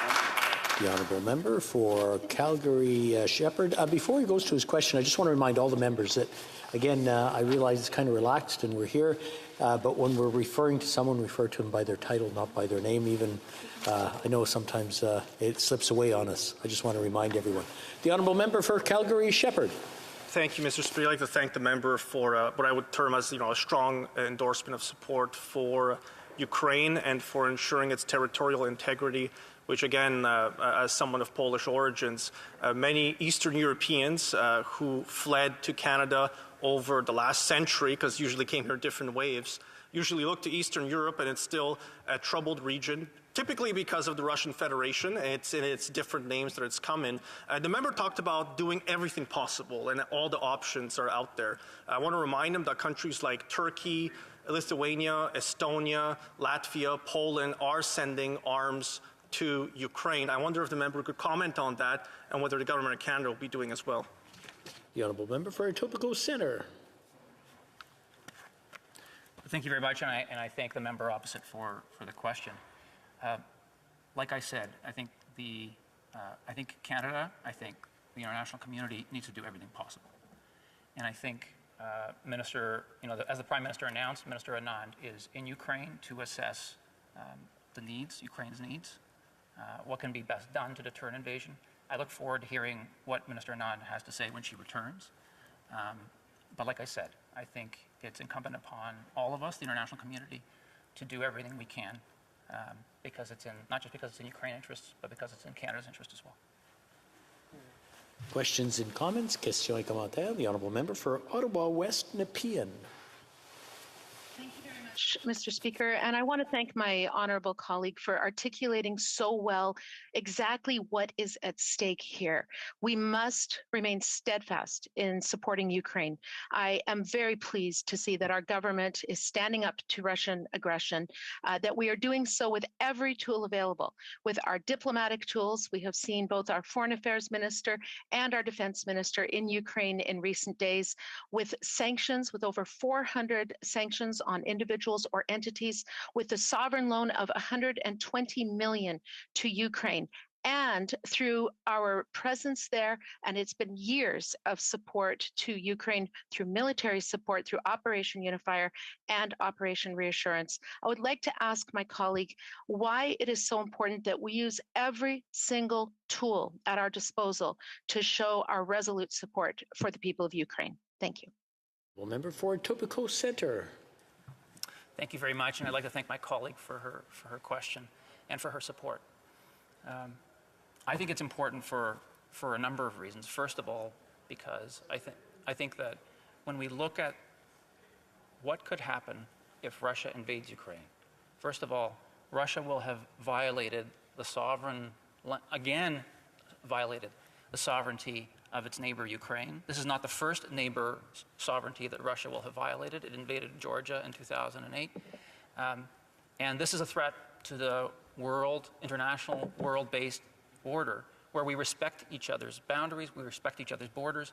And if this is allowed to continue, other countries, be it Russia or others, will get the message that the international community will tolerate military powers invading their neighbors. And we cannot allow that. That's a threat to Europe, to our European allies, and it's a threat to Canada. And as I said before, Russia has in the past tried to lay claims to the Canadian Arctic. I think we have to give some serious thought as Canadians to what would happen, what kinds of threats are posed to us and to our allies in Europe if Russia is allowed to do this. Vladimir Putin has in the past expressed his desire to reconstitute the Soviet Union under Russia, some of the Eastern European countries that my conservative colleague spoke about. Let's imagine the threat to them. So this is a threat to not only to Ukraine, but to Europe and to Canada, and that's why it's so important we take every measure possible. Questions and comments? Questions et commentaires. We have time for a 30-second question, a 30-second answer. The honourable member for London Fanshawe. You're pushing it there, Mr. Speaker. Thank you. I wanted to ask my colleague quickly. Of course, New Democrats, we support that extension of Operation Unifier, but we remain concerned that the reports of extremism within the small parts of the Ukrainian military, problems within our own military that we have, of course, faced. Our armed forces should not train or support any far-right extremist groups. So do you agree that any Canadian training must assist the Ukrainian military to become more democratic, more accountable, and how we're doing that currently? Thank you, Mr. Speaker. The honourable member for Etobicoke Centre. I thank my colleague for the question. I think it's important that we help the Ukrainian military improve in every way possible. And in fact, that's what I think Operation Unifier has been doing. If we look back at all of the various elements of training that Operation Unifier has provided, it's not just combat training. It's leadership, it's integration, it's learning how countries with NATO, that are part of NATO, how their militaries operate. That's so critical for Ukraine because not only does strengthening Ukraine's military allow it to defend itself against these Russian invasions, but it increases the potential, the probability that Ukraine will be able to enter NATO. That cooperation, that integration amongst NATO allies is one of the things that makes this defensive alliance possible. So I think Unifier is an incredibly important mission. I think it plays an incredibly important role in the short term and also in the long term. Resuming debate, reprise du débat, the Honourable Parliamentary Secretary to the Minister of International Trade, Export, Promotion, Small Business and Economic Development. Thank you very much, Mr. Speaker. Just today on January 31st here in Ottawa, I just want to reference something at the start of my comments. I agree fundamentally on the importance of protest and free expression in any democracy, but I also agree that we must all denounce hatred and vilification. Things like wavings of swastikas and Confederate flags are jarring at all times, particularly on the 5th anniversary of the Quebec mosque shooting and days after International Holocaust Remembrance Day. Equally jarring is seeing people dance on the tomb of the unknown soldier. The National War Memorial is dedicated to those veterans who paid the ultimate sacrifice to give us the freedom to do things like protest. Those veterans deserve our respect because they died fighting authoritarianism. This brings me to authoritarianism right now, Mr. Speaker, and what we are witnessing in Eastern Europe and that of Vladimir Putin. Let's make no mistake, the aggressor in this context is Russia. It is Russia who invaded and annexed Crimea illegally. It is Russia who invaded Donbass 8 years ago, and it is Russia who now is the aggressor, amassing troops, 100,000 troops, on Ukraine's eastern and northern borders. Our support of Ukraine is steadfast. That is not a partisan issue, thankfully, in this chamber. It is based on our long and steadfast history. In recent years, it has meant things like Operation Unifier, things like Operation Reassurance. It has meant sanctions under Magnitsky legislation. It has meant things like the Canada-Ukraine Free Trade Agreement. In the last several weeks, literally in the last 14 days, Mr. Speaker, that bond has ramped up. And what have we done? What actions, concrete actions, have been taken? Because this has been put into some debate on the part of the official opposition. We have sent HMCS Montreal to the Mediterranean as part of Operation Reassurance. That left Halifax 2 weeks ago. We've had the Minister of Foreign Affairs in Kiev. The Minister of Defense is in Kiev as I speak, Mr. Speaker. We have sent $50 million in humanitarian assistance, something that the NDP has injected into this debate, rightfully, about assisting on the ground. That is being done with Canadian federal dollars. We've provided sovereign loans to the tune of $120 million, something emphasized by the Minister of Foreign Affairs. We've not just renewed Operation Unifier, we've expanded Operation Unifier. We're providing military equipment. We're also addressing something that is brand new, which didn't exist at the time that the official opposition was in government, things like cyber threats and addressing cyber threats and using Canadian know-how to team up with Ukrainian know-how to better assist in that particular aspect of the fight. We've launched a renegotiation of the Canada-Ukraine Free Trade Agreement. I was happy to participate in that launch with the Minister of International Trade. Why does this matter, Mr. Speaker? It matters because, as you've heard from my colleague from Etobicoke Centre, the security of Ukraine is the security of Europe, the security of the world, and ergo, Canada's security. And it matters to Canadians. We've heard the member opposite from Calgary talking about his own Polish background. We know that I represent, for example, Polish Canadians and Ukrainian Canadians. For any person in this country who is either from Eastern Europe or has ancestry in Eastern Europe, they know what Russian aggression looked like under the Soviet Union, and they're seeing it again now.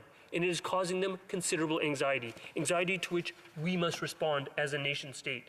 And what is at stake, Mr. Speaker? It is the sovereign ability of any nation to determine on its own about its security arrangements and make independent decisions about how to protect its citizens. And to those who say Canada is a small player and the actions it takes will be inconsequential, I say you are dead wrong. You are dead wrong because Canada can lead and has led. How have we led? When we deliver $120 million in sovereign loans, the EU then follows with additional money in sovereign loans because they see Canada leading by example. You've heard Jens Stoltenberg, the Secretary General of NATO, reference that leadership of Canada. That is what we need more of, Mr. Speaker. That is why I called, together with the member of Etobicoke Centre and 6 of my colleagues, for this debate this evening. And what I pledge in this chamber right now on behalf of my constituents and on behalf of the Canadian people is that we need to continue to do more. And what more can be done, Mr. Speaker? 2 things more can be done. We can address economic sanctions as a package, and we can address economic sanctions now. We need to demonstrate to a person like Putin that the cost of potentially going to war is far more expensive than the cost of peace. And lastly, we must address Ukraine's defense where it is needed. And where we can provide assistance to defending Ukraine, we must do so, including things such as providing electronic jamming equipment, which I understand the Ukrainian Minister of Defense has recently put in a request for. Those are the types of things that I will advocate for in this chamber, I will advocate for with my government, and I will advocate for on behalf of Ukrainian Canadians whom I represent. Дуже дякую, Mr. Speaker. Thank you. A commentaire, questions and comments. The honourable member for Calgary-Shepherd. Thank you, Mr. Speaker. So I want to thank the member for what I also think is a speech in strong support of the right of Ukraine to its self-determination and its borders as well. As I've asked the other member before, I mentioned there's a series of countries that have actually offered and already transferred weapons and arms to Ukraine in an effort to try and bolster their military forces in order to act as a deterrent to the Russian Federation potentially invading into different parts of Ukraine and prolonging the war that they've been fighting with them for several years right now. Will the member perhaps, explain the government of Canada's delays in sending arms as well from Canada to Ukraine in support of our allies there to ensure that they can defend themselves against Russian aggression? Thank you. Secrétaire parlementaire du ministre du Commerce international. The Honourable Parliamentary Secretary to the Minister of International Trade. Merci, Monsieur le Président. Thank you, Mr. Speaker. Thank you to the member from Calgary, Shepherd. And I would actually take issue with just a certain characterization that he made, that the Government of Canada has been delaying. The fact that I was able to list about 5 different initiatives we've taken in a 14-day span, I think, is the antithesis of delay. I think we've taken direct action. And most notably, what I would say to him is that the issue of providing assistance to defend Ukraine is a live one. It is one where all options are on the table. That's the first point. The second point is that we have to consider what Canada has been able to do thus far. Since Operation Unifier was launched, we've provided training to no less than 33,000 Ukrainian soldiers. That is an unbelievable amount. That is a significant impact for a middle power in terms of providing security and assistance in terms of the sovereignty and defense of Ukraine. I've been there myself to observe those troops during the celebrations for independence on the Maidan in 2018. I've seen what Canadians are doing. I've seen what Ukrainian Canadian soldiers are doing on the ground. It is needed, it is wanted, and it is respected. And that's more of the type of contribution that we need to see. Merci beaucoup. Questions and comments? The Honourable Member for Saint Jean. I'd like to thank my colleague for his speech. We heard the members of the government party on several occasions mention that what's crucial, what is at the very heart of this issue is diplomacy and deterrence. So a number of people have criticized the government with regard to diplomacy, claiming that they're using too much soft power in the circumstances, and the gestures that are being made perhaps are somewhat confusing. Ukrainians are complaining that we're late. Others accuse Canada of being too alarmist by pulling out its diplomatic corps. Does my colleague have a suggestion that could be done better on the diplomatic side, because that is at the very heart of the issue for the government? The Honourable Parliamentary Secretary. It's a bun question, and very honestly, we need an approach that is more uniform with regard to Western allies. For example, the question of the Nord Stream 2. As a source of energy. This is causing some division among Western nations. We know the European Parliament, we know areas like Poland, Latvia, Lithuania, and Estonia are against Nord Stream 2. If that kind of project goes ahead, it poses some instability within the Western alliance. It is that kind of diplomacy that we need to unify the Western alliance so that we can approach projects like Nord Stream 2 in a unified manner and approach combating Russian aggression in a unified manner. Merci beaucoup. Questions and comments? The Honourable Member for London Fanshawe. Thank you, Mr. Speaker. I have quite a strong community in London from the diaspora, the Ukrainian folks there. And Daria, the president of the London chapter of the Ukrainian Canadian Congress, brought to me her concerns directly. And I was wondering, considering he has such a diverse community, I would like to hear maybe some of the concerns from his community directly on how they're responding to what's ultimately going on and the government's response to that. Thank you, Mr. Speaker. The Honourable Parliamentary Secretary. Thank you, and I thank the member from London Fanshawe for her question. And what I'm hearing from constituents in my community is the anxiety and fear and concerns about action and wanting as much action as possible, as quickly as possible. And I'm hearing from the Ukrainian Canadian Congress, the president of the Congress lives in my riding, for example. But what I'm also hearing is that when people misconstrue what is actually being provided, misconstrue the situation among the Ukrainian armed forces, it doesn't help matters much. And I'm going to return to a comment that was raised earlier about the member from Winnipeg South and the very volatile comments that she made, which unfortunately still exist on Twitter as I speak. So yes, an apology has been made by the leader of the NDP, but the fact that those tweets remain on the record for the member from Winnipeg South is not constructive to the conversation or the support of Ukraine. Merci. Reprise du débat, continuing debate. The Honourable Member for Selkirk, Interlake, Eastman. Well, Thank you, Mr. Speaker. I'll be splitting my time with the member from Renfrew, Nipissing, Pembroke. I just want to make sure I correct the member from Parkdale High who just spoke, and just so it was the member from Winnipeg Centre that made that tweet, not the member from Winnipeg South, who was a colleague of his, and I know it would be unfair to him to associate him with those ridiculous and hurtful comments by the member of Winnipeg Centre. Mr. Speaker, I know that all of us here, first and foremost, stand in unity with Ukraine, and I know that we all stand here to denounce the aggressive escalation of actions taken by Vladimir Putin and the Russian Federation.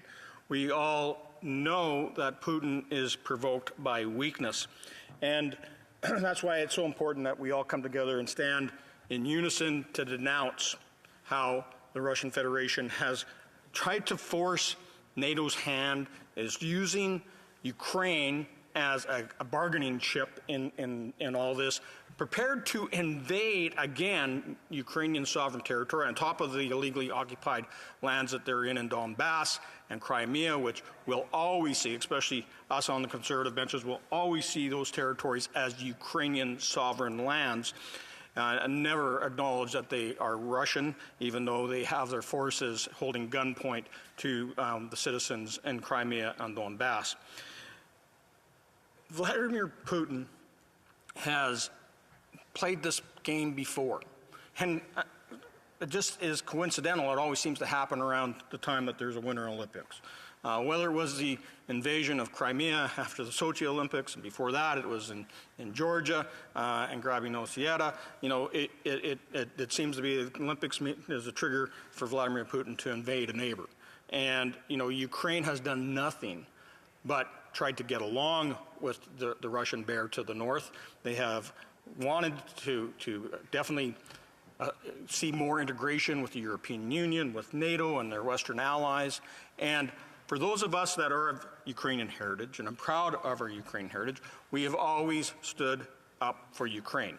And luckily I am an elected member, as many members here are, and I can stand and denounce Vladimir Putin, his kleptocrats in the Kremlin, for this disgusting display that they're putting on right now with over 140,000 troops sitting along Ukraine's border.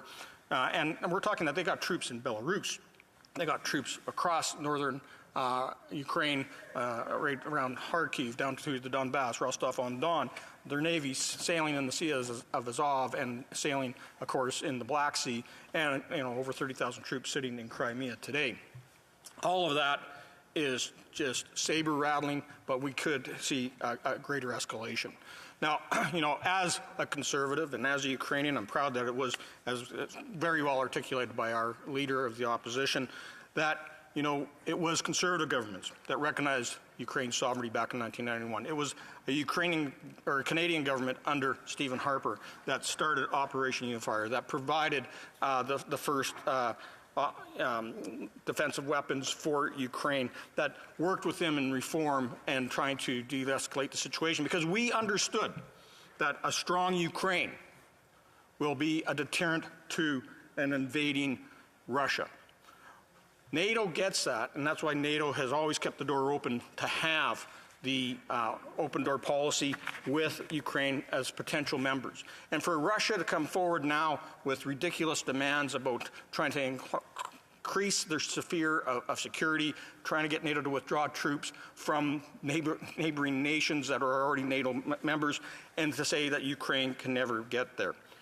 Well, we know, Mr. Speaker, that we have to do more.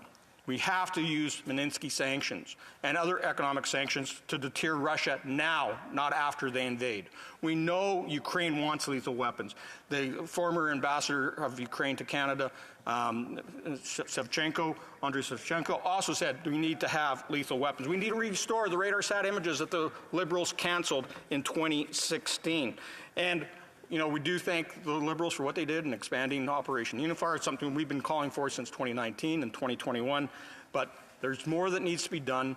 The half measures that have been taken so far by this government has not deterred Vladimir Putin. All it has done is appeased him. Question et commentaire. The Honourable questions and comments for Kingston and the Islands.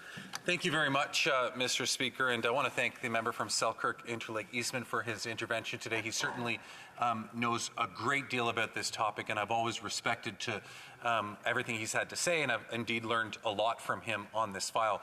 We used to sit on the Defense Committee together, at least I used to be there, I imagine he still is, and we had the opportunity to travel to Ukraine a number of years ago, and one of the things that I felt so inspired by as a Canadian was that when we were there, we heard stories. I remember the member and I sat with amongst other people, the chair of the Defense Committee of Ukraine, who told us other countries were coming to support Ukraine because Canada was there. Canada played this incredible leadership role in being able to mobilize and encourage other countries to get involved and to be part of that presence in Ukraine. Can the member comment as to his thoughts on how Canada's role goes beyond, at times, just monetary and other asset resources? The Honourable Member for Selkirk Interlake Eastman.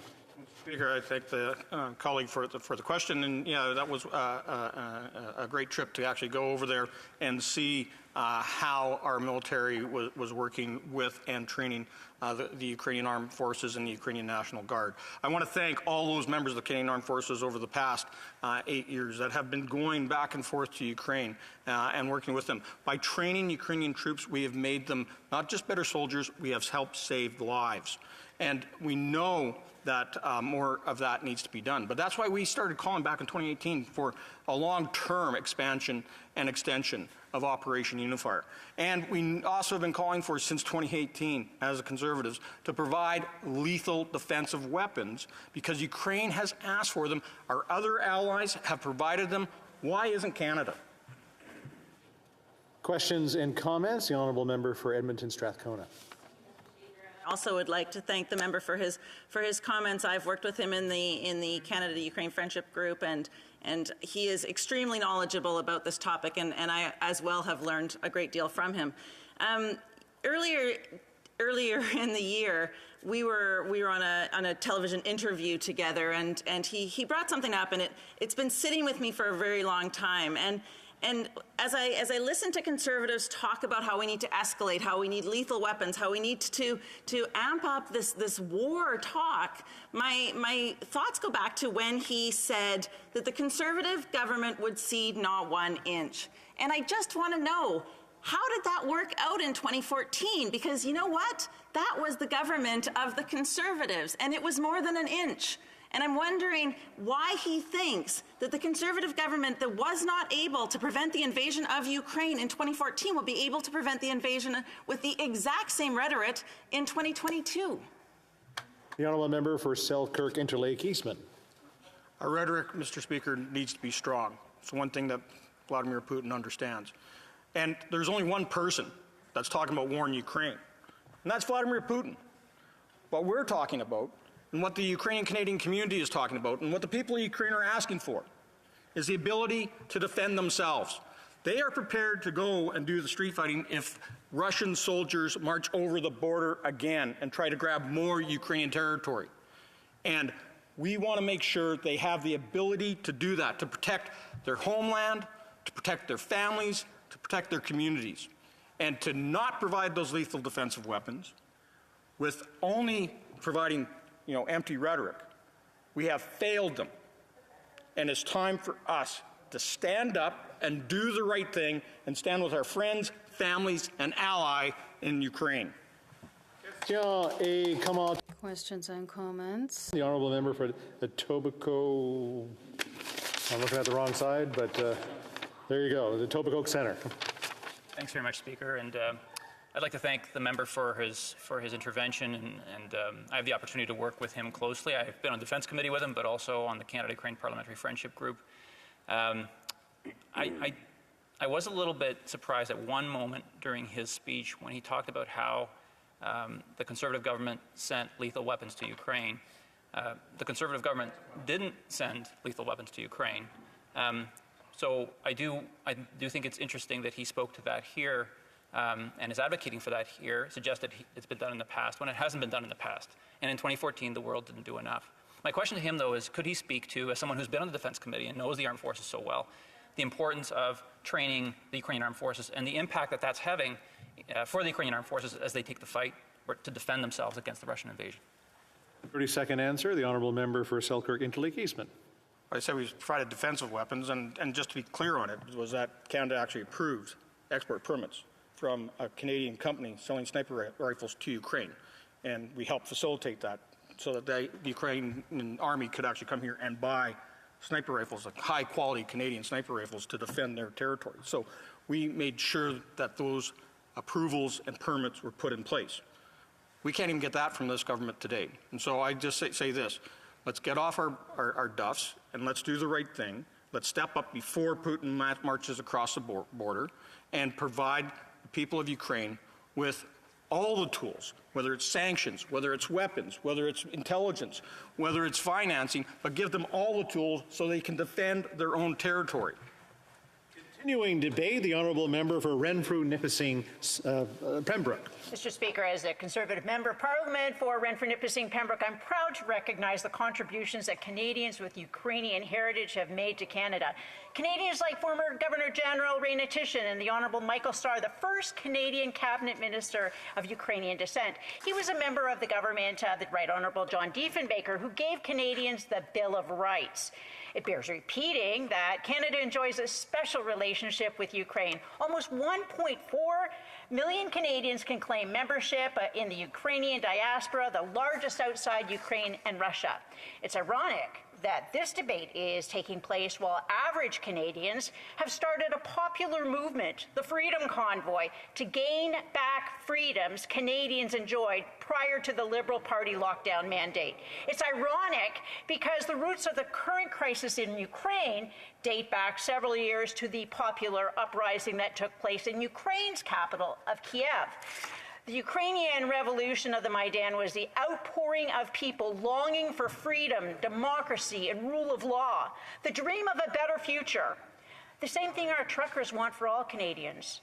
Canadians cheered the Orange Revolution and cheered again the revolution of the Maidan. Canada was the first Western nation to recognize Ukraine's independence after the fall of the Soviet Union. Ukraine's citizens look to the West to realize their dreams. They're still looking for Canada. At first, the revolution of the Maidan was met with brutal violence and aggression. The pro-Russian government of Viktor Yanukovych used the same kind of language to describe the Ukrainian protesters as Canadians are hearing from the Prime Minister, and certain members of his ruling clique described the Freedom Convoy. This eventually led to the pro-Russian oligarch Viktor Yanukovych, who'd been president of Ukraine, to abdicate, going into hiding, fleeing the country. It was during this time of turmoil and chaos that Russian President Vladimir Putin seized the southern Ukrainian region of Crimea. Next came the taking of the eastern Ukrainian regions of Donetsk and Luhansk.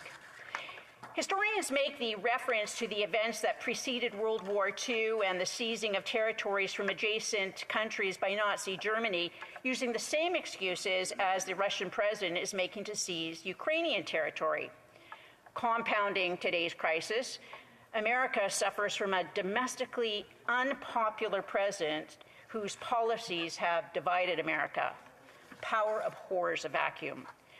There's no shortage of nations who are ready to exploit American weakness like China and Russia. And that leads to the situation the world finds itself in today. Since 2014 and the Russian seizure of Crimea, almost 14,000 people have lost their lives. Many children have been maimed by landmines. There are 1.5 million displaced persons. Now is the time for diplomacy and diplomatic language. Lives are in the balance.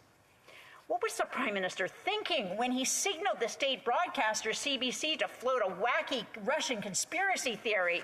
Was he trying to discredit the Canadian freedom protesters with his clumsy attempt at disinformation? It failed.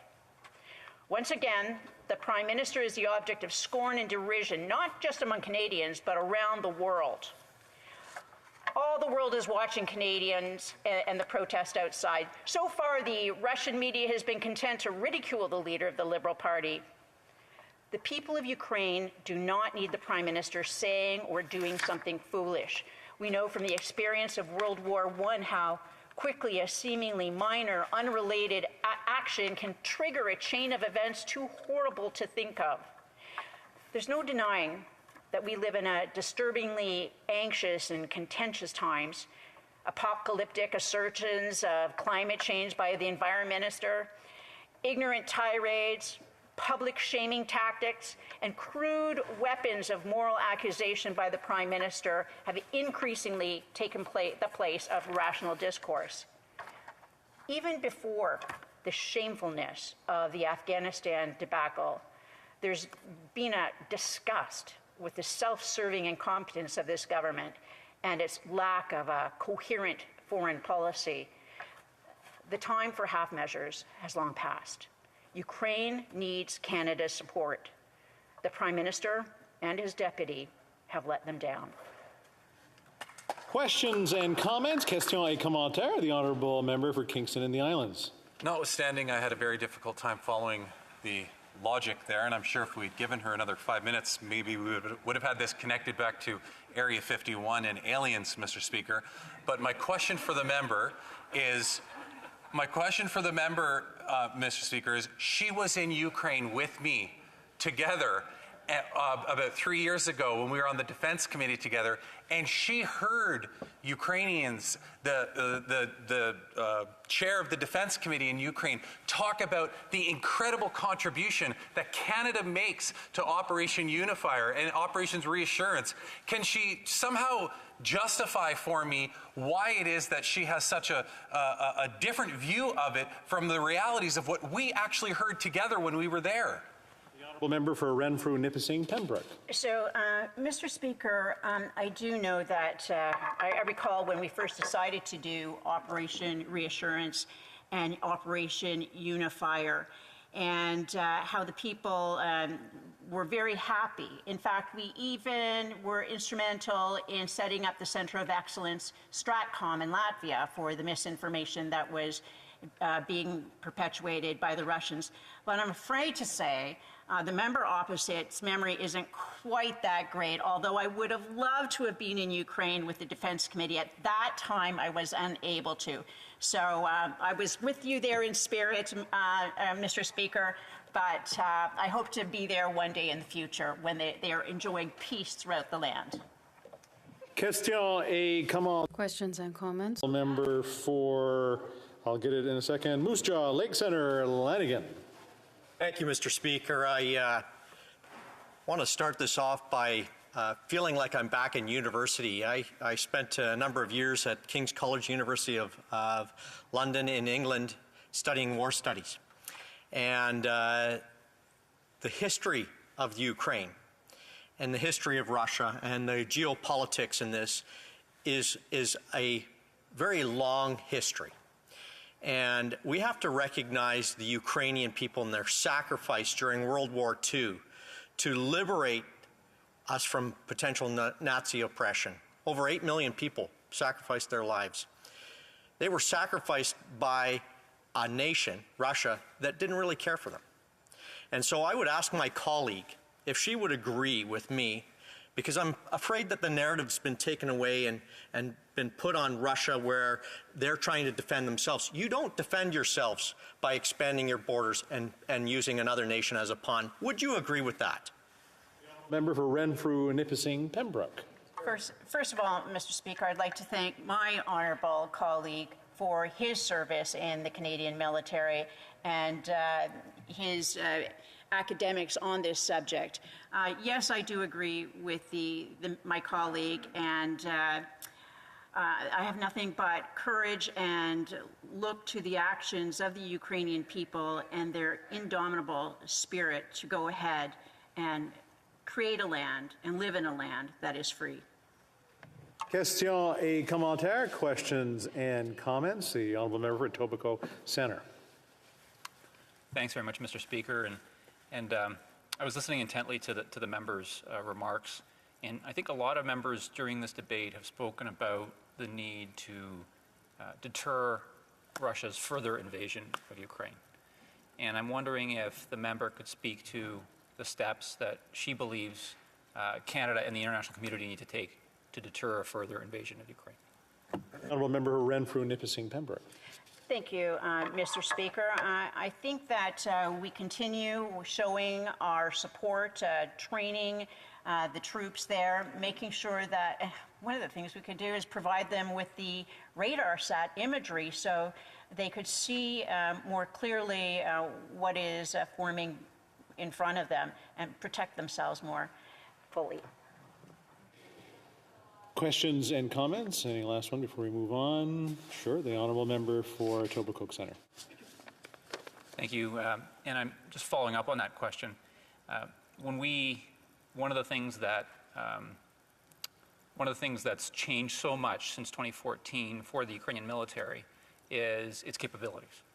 And much of that capability has been developed through the support of its partner countries, like Canada through Unifier, but like the United States, the UK, and others who have training missions.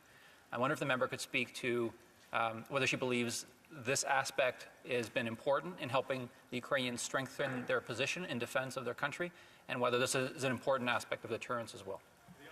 Renfrew Nipissing Pembroke, very short answer. Mr. Speaker, the Ukrainian people are facing a military from land, sea, and air, and on land alone, of upwards of 130,000 troops.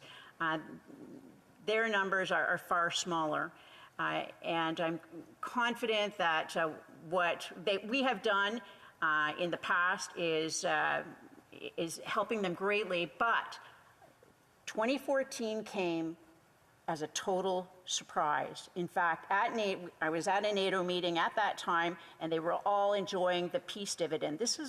That was a warning. During that night, little green men came across the border, and everybody was shocked. So now we shouldn't be shocked when it happens. If it happens, we still pray that calmer minds will prevail, but we are with the people no matter what. Continuing debate, the Honourable Minister of International Development and Minister responsible for the Pacific Economic Development Agency of Canada. Mr. Speaker, before I continue, I'd like to indicate that I will split my time with the Honourable Minister of Tourism. Mr. Speaker, it is essential that we continue to support Ukraine in the days ahead. That we remember that we are not only supporting a nation, we are supporting its people. People who are living with the uncertainty of a potential invasion. People who continue to struggle to build their democracy in the shadow of Russian threats. And those people who continue to be affected by the humanitarian impact of the ongoing conflict in Eastern Europe.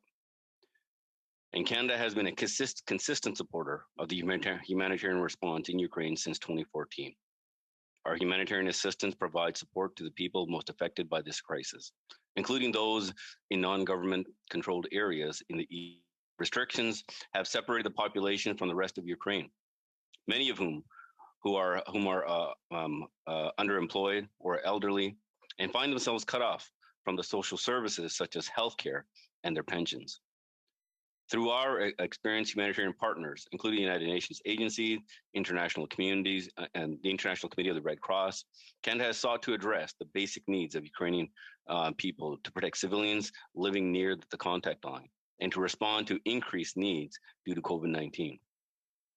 And since 2014, Canada has provided over $49.5 million in humanitarian assistance funding to the Ukrainian people, making us the fourth largest single country donor of humanitarian assistance funding to Ukraine. Now, this funding is having a real impact on the ground. In 2020, we helped support 69 health centers, provided water and shelter assistance to over 1.4 million people, increased food consumption for over 220,000 people, and boosted food production for over 32,000 people. And we are prepared to do more. And last week, our government announced that we'll provide $15 million in new humanitarian assistance to support humanitarian partners to respond with the flexibility a situation in Ukraine that Ukraine requires. Our assistance will focus on priorities that matter to the people on the ground, ensuring people's access to basic services, to health, water and sanitation, shelter, and food security. The increased assistance will also strengthen protection, including for the almost 1 million individuals who remain internally displaced. We will provide advocacy and support for freedom of movement for the families that remain separated by the contact line, in many cases unable to even communicate with family members cut off from them because of the conflict. Our support for the immediate humanitarian needs of those affected by the conflict in Ukraine is complementary to other long-term development and security support that is also supporting Ukraine's resilience in the face of continued escalation of Russian aggression.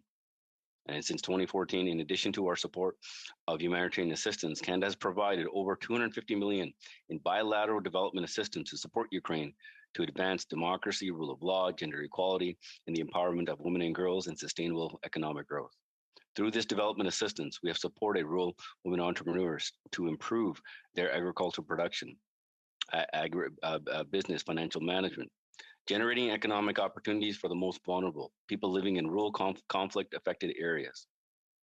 We have fostered a vibrant and diverse civil society landscape in Ukraine that can play a vital role in building functioning democracies, upholding the rule of law, access to justice, and promoting and protecting human rights. We have ensured that women's voices are heard by helping local women's organizations and networks to promote women's rights, advance gender. Now, in the face of this aggression, Canada is increasing development assistance by up to an additional $35 million. This support will fund strategic peace and security initiatives that respond to the evolving needs on the ground. These initiatives will work to strengthen community resilience and mitigate the drivers and impact of instability. Our increased development assistance will also help improve the crisis management and emergency response capacity in Ukraine. It will also allow some of our department partners on the ground to scale up programming to help Ukraine respond to the evolving needs of its citizens and ensure it has the capacity to continue to deliver services and provide help to people if the situation deteriorates even further. It will also enhance our support to civil society, including independent media and human rights activists. Our development aid, of course, does not exist in isolation, but in part of a consolidated Canadian effort to help the government of Ukraine build its economic capacity.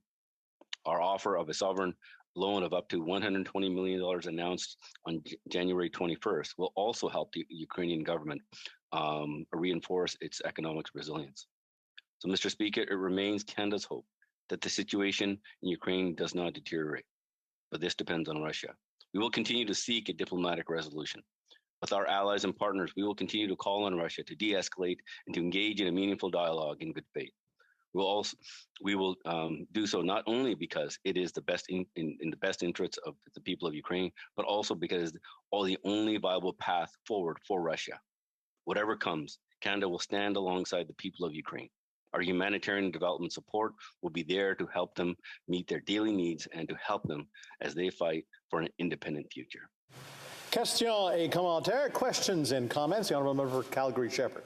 Thank you, Mr. Speaker. So I'd like to thank the Minister for, taking part in this debate and kind of explaining Canada's humanitarian help to Ukrainians. He talked about civic institutions, how important it is to build them in Ukraine. One of the things he mentioned is media, and we know there's a large disinformation campaign being run by the Kremlin through different outlets. And, closer to home, we have one of these outlets operating right here in Canada. It's called Russia Today.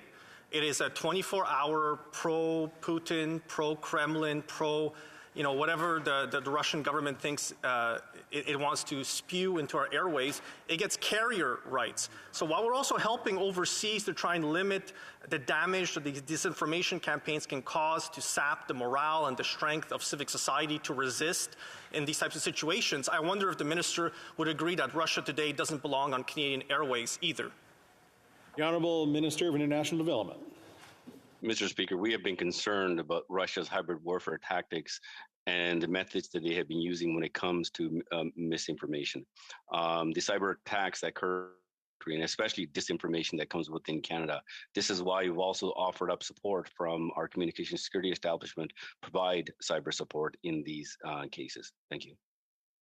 A commentaire, the Honourable Member for Edmonton Strathcona. Thank you, Mr. Speaker, and I would like to thank the Minister for his intervention this evening and for providing some clarity for us on Canada's intentions with regards to international development. I would be amiss, though, if I didn't raise the fact that right now Canada is giving a very low amount of overseas development assistance. We are at 0.31% of GNI, much lower than we should be at, much lower than the government has repeatedly promised to get to. And while what we're seeing in Ukraine right now is happening is an urgent need, I think what we can be very clear on is that there is going to be more conflict around the world, and that the best way we can deal with conflict is to prevent it from happening. International development plays a key role in that. Will Canada commit, will the minister commit on behalf of the Government of Canada to increase our overseas development assistance to be able to fully implement the feminist international assistance policy? Honourable Minister of International Development. Mr. Speaker, I agree with the honourable member that it is very important for all of us to work towards preventing conflict. This is why our government has increased our international development funding, and the speech from the throne has also mentioned this. I look forward to working with the member to look at other conflicts, but in particular in Ukraine, we have stepped up, and we will look at other opportunities as the situation changes. Thank you. Questions and comments? The Honourable Member for Montarville. Merci, Monsieur le Président. Thank you, Mr. Speaker. I'd like to thank the Minister for his statement that I found very refreshing, because since the beginning of this evening, our ministerial colleagues have been talking to us about diplomacy and also talked to us about deterrence. But they're talking more about deterrence than diplomacy, whilst not really telling us how they would like to ensure this deterrence. And so in other terms, I'm hearing discourse that is very acrimonious, aggressive, whereas in a diplomatic perspective, debate and discourse should turn more towards dialogue and discussions. However, what I've heard from the Minister, finally, is that the government seeks to invest more in supporting populations that are in a difficult situation because, for example, of the omnipresence of Russians at the border and in the daily life of Ukrainians. Like my colleague was saying, what does the government seek to do beyond words to truly help those who need to be helped in the field? Thank you, Mr. Speaker. The Honourable Minister for International Development. I thank the member for the very important question. Our government's response is a comprehensive one. I've had the opportunity to visit Ukraine on many occasions. I'm very proud of the time that I had there. I had the opportunity to attend President Zelensky's inauguration. And in fact, actually, I took my daughter to an event in Toronto where the president spoke, because this is an all-Canadian effort.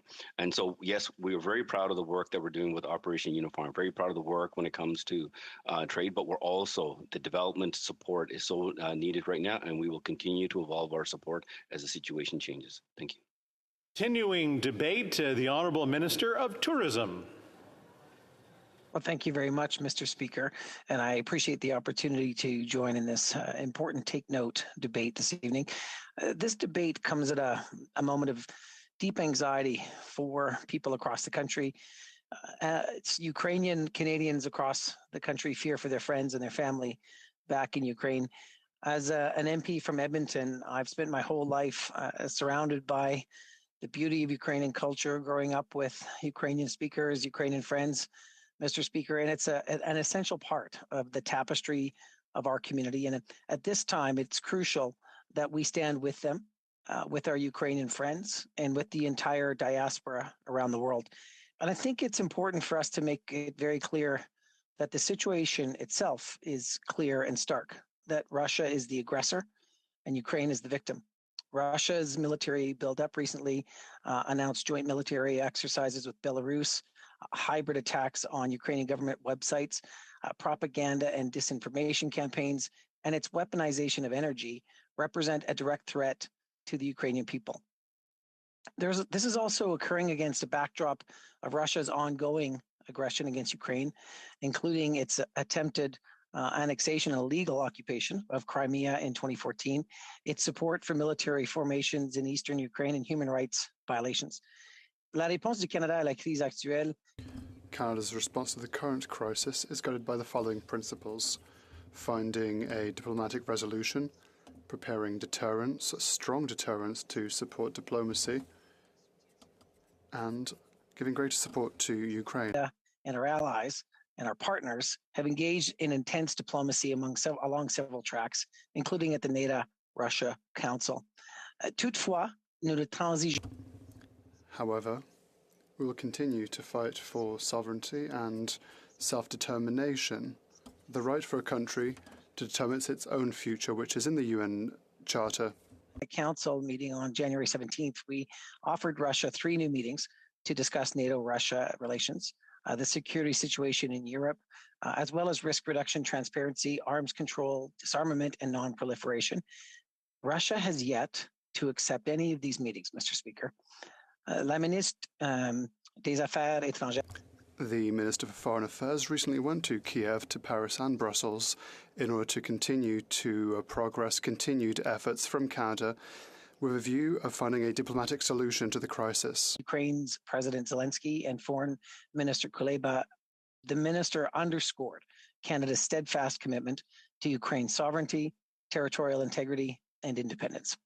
We've always been clear, Mr. Speaker, there's only one way forward, and that is for Russia to de-escalate. It is Russia that invaded Georgia in 2008, and it is Russia that violates international law every day as it continues to occupy parts of Ukraine's territory.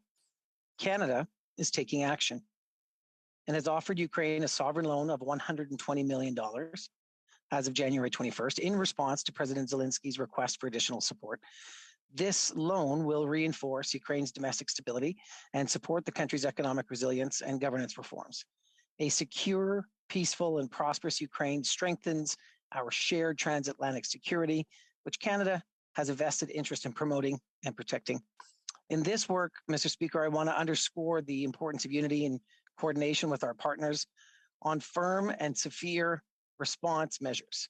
Canada has also been working closely with many like-minded countries to develop a set of robust and concrete punitive measures, chief among them economic sanctions. We are prepared to meet further Russian military action with immediate and hard-hitting sanctions that target influential individuals and entities linked to key sectors of the Russian economy. Mr. Speaker, all options are on the table.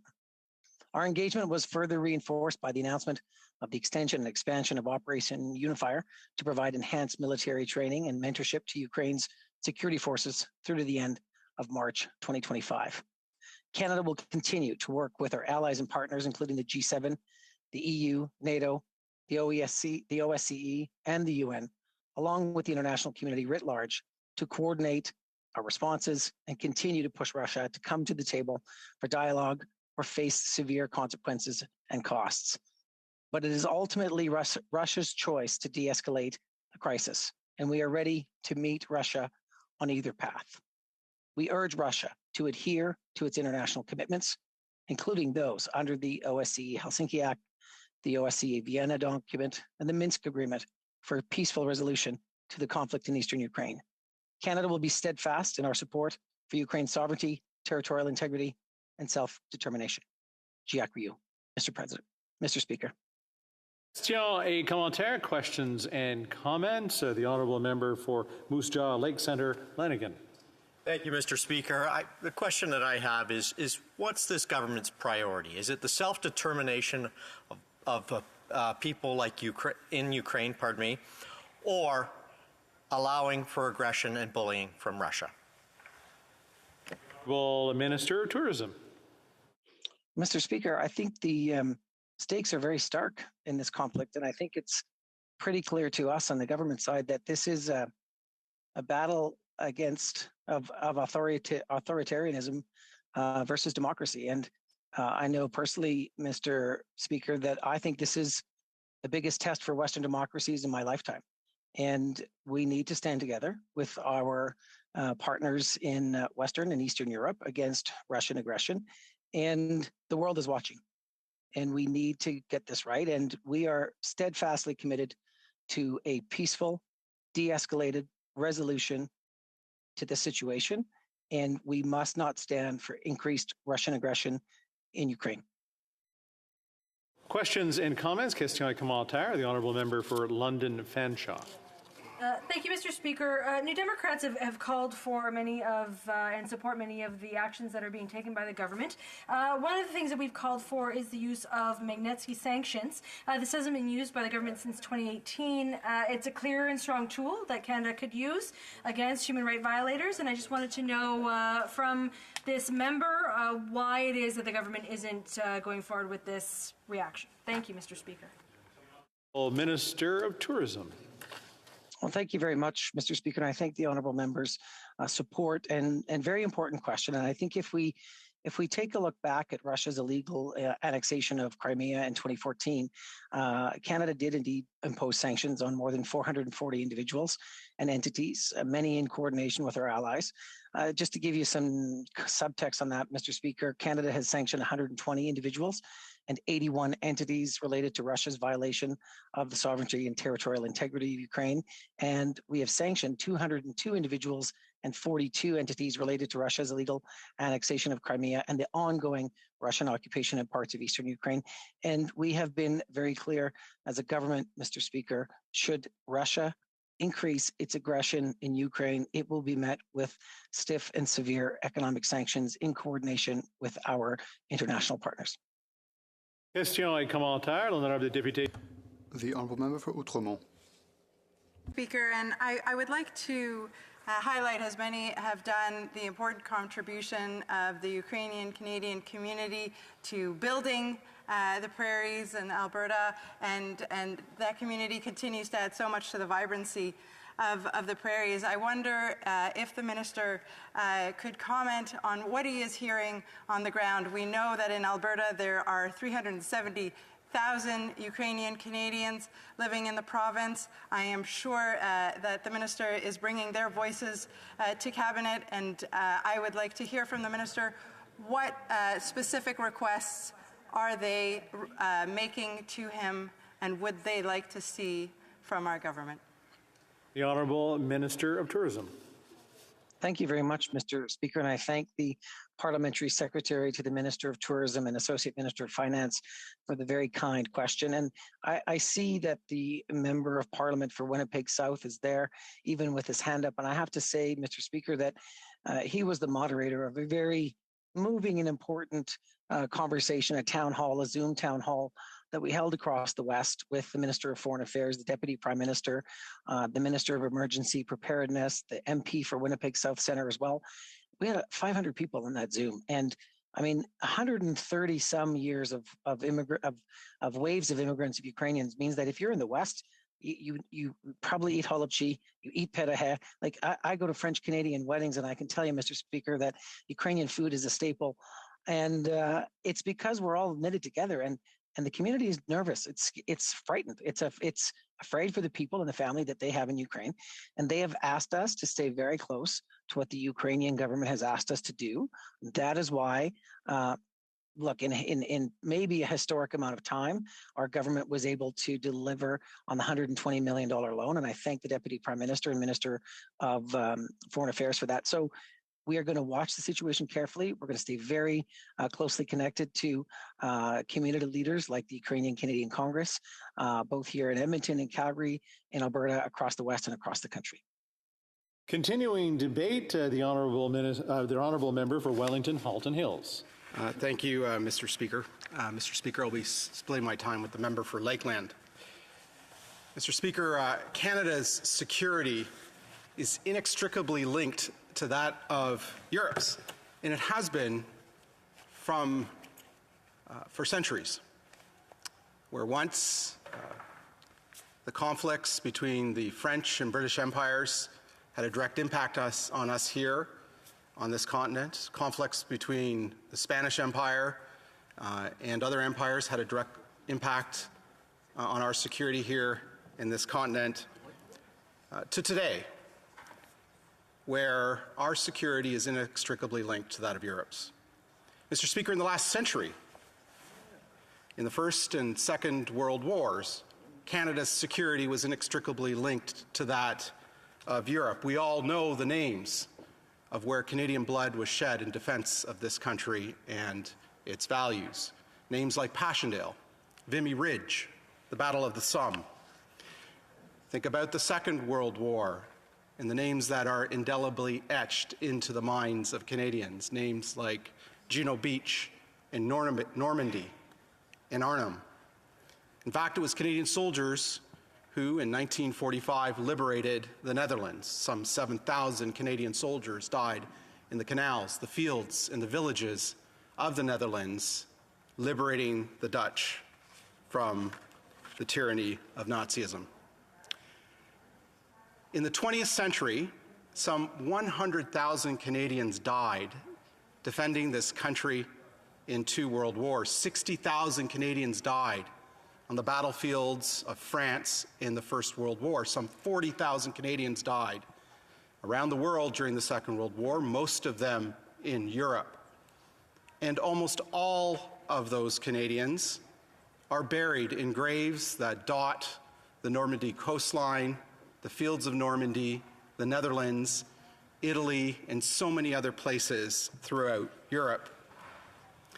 And after the First World War, because of the blood that had been shed, Canada began to gain her independence. The Balfour Declaration led to the Treaty of Westminster and eventually to Canada's independence from the United Kingdom. And after the Second World War, because of the high price we paid, we were a founding member in 1949 of the North Atlantic Treaty Organization. Canada was and continues to play a key role in peace and security across Europe. In fact, Canada has contributed to every single NATO mission since the alliance's inception in 1949. We are one of only 2 countries that are the non-European members of the NATO alliance. And now, Mr. Speaker, NATO is being threatened. An estimated 130,000 Russian troops are built up on the Ukrainian border, but we have a government that has failed to take any real action to support Ukraine. We are facing a situation today of grave consequence. While the government on January 21st announced a loan of $120 million to Ukraine, and while they recently announced the extension and expansion of Operation Unifier, they have failed to grant the key request of the government of Ukraine, which is to provide lethal defensive weapons to Ukraine for her defense. The United States has provided some $650 million in defense equipment, $200 million of which is lethal aid for Ukraine. The United Kingdom has supplied lethal aid, lethal weapons in the form of anti-tank weapons. Others, such as Poland, Lithuania, Latvia, Estonia, and the Czech Republic also have provided lethal weapons. Mr. Speaker, diplomacy not backed up by credible threats of the use of military force, and in limited and rare circumstances, the use of that force is naive talk and empty rhetoric, and that empty talk and rhetoric that will result in damage to Canada's security and the security of Europe and Ukraine. That's what a previous generation of Canadians understood in 1945 when they created the North Atlantic Treaty Organization out of the bloodshed that had happened in the previous 50 years. That's not something that this current Prime Minister understands, who said that this will only be solved through diplomacy and not through the threat of force to defend democracy. And so, Mr. Speaker, I urge the government to get off its naive position, defend the rules-based international order, and ensure that lethal defensive weaponry is provided to a democracy, to Ukraine, in order to uphold that order. Thank you. Questions et commentaires, questions and comments. The honourable member for Scarborough-Guildwood. Thank you, Mr. Speaker, and I thank the honourable member for his speech, which was thoughtful and historical. And I wanted to get his views on a quote where nations don't have friends or enemies, they only have interests. And I'd like him to articulate why, as the member from Etobicoke Centre did, why it is in Canada's best interests that we give full-throated support to Ukraine. Honourable member for Wellington, Halton Hills. Well, thank you, Mr. Speaker. The answer to the question is simple. For centuries, Canada's security, the safety and security of our citizens, the safety of and security of our borders is inextricably tied to that of Europe. And if Europe is being threatened, if democracies in Europe are being threatened with an attack, with invasion, then Canada must stand up, not only for the security of those nations in Europe, but for the security of Canadians here at home, and provide all assistance necessary to ensure that happens. Assistance, including diplomacy, humanitarian aid, and assistance, including the threat of use of force and lethal defensive weapons, as the government of Ukraine has requested. Question et commentaire, questions and comments. The Honourable member for Interlake, Selkirk, Interlake, Eastman.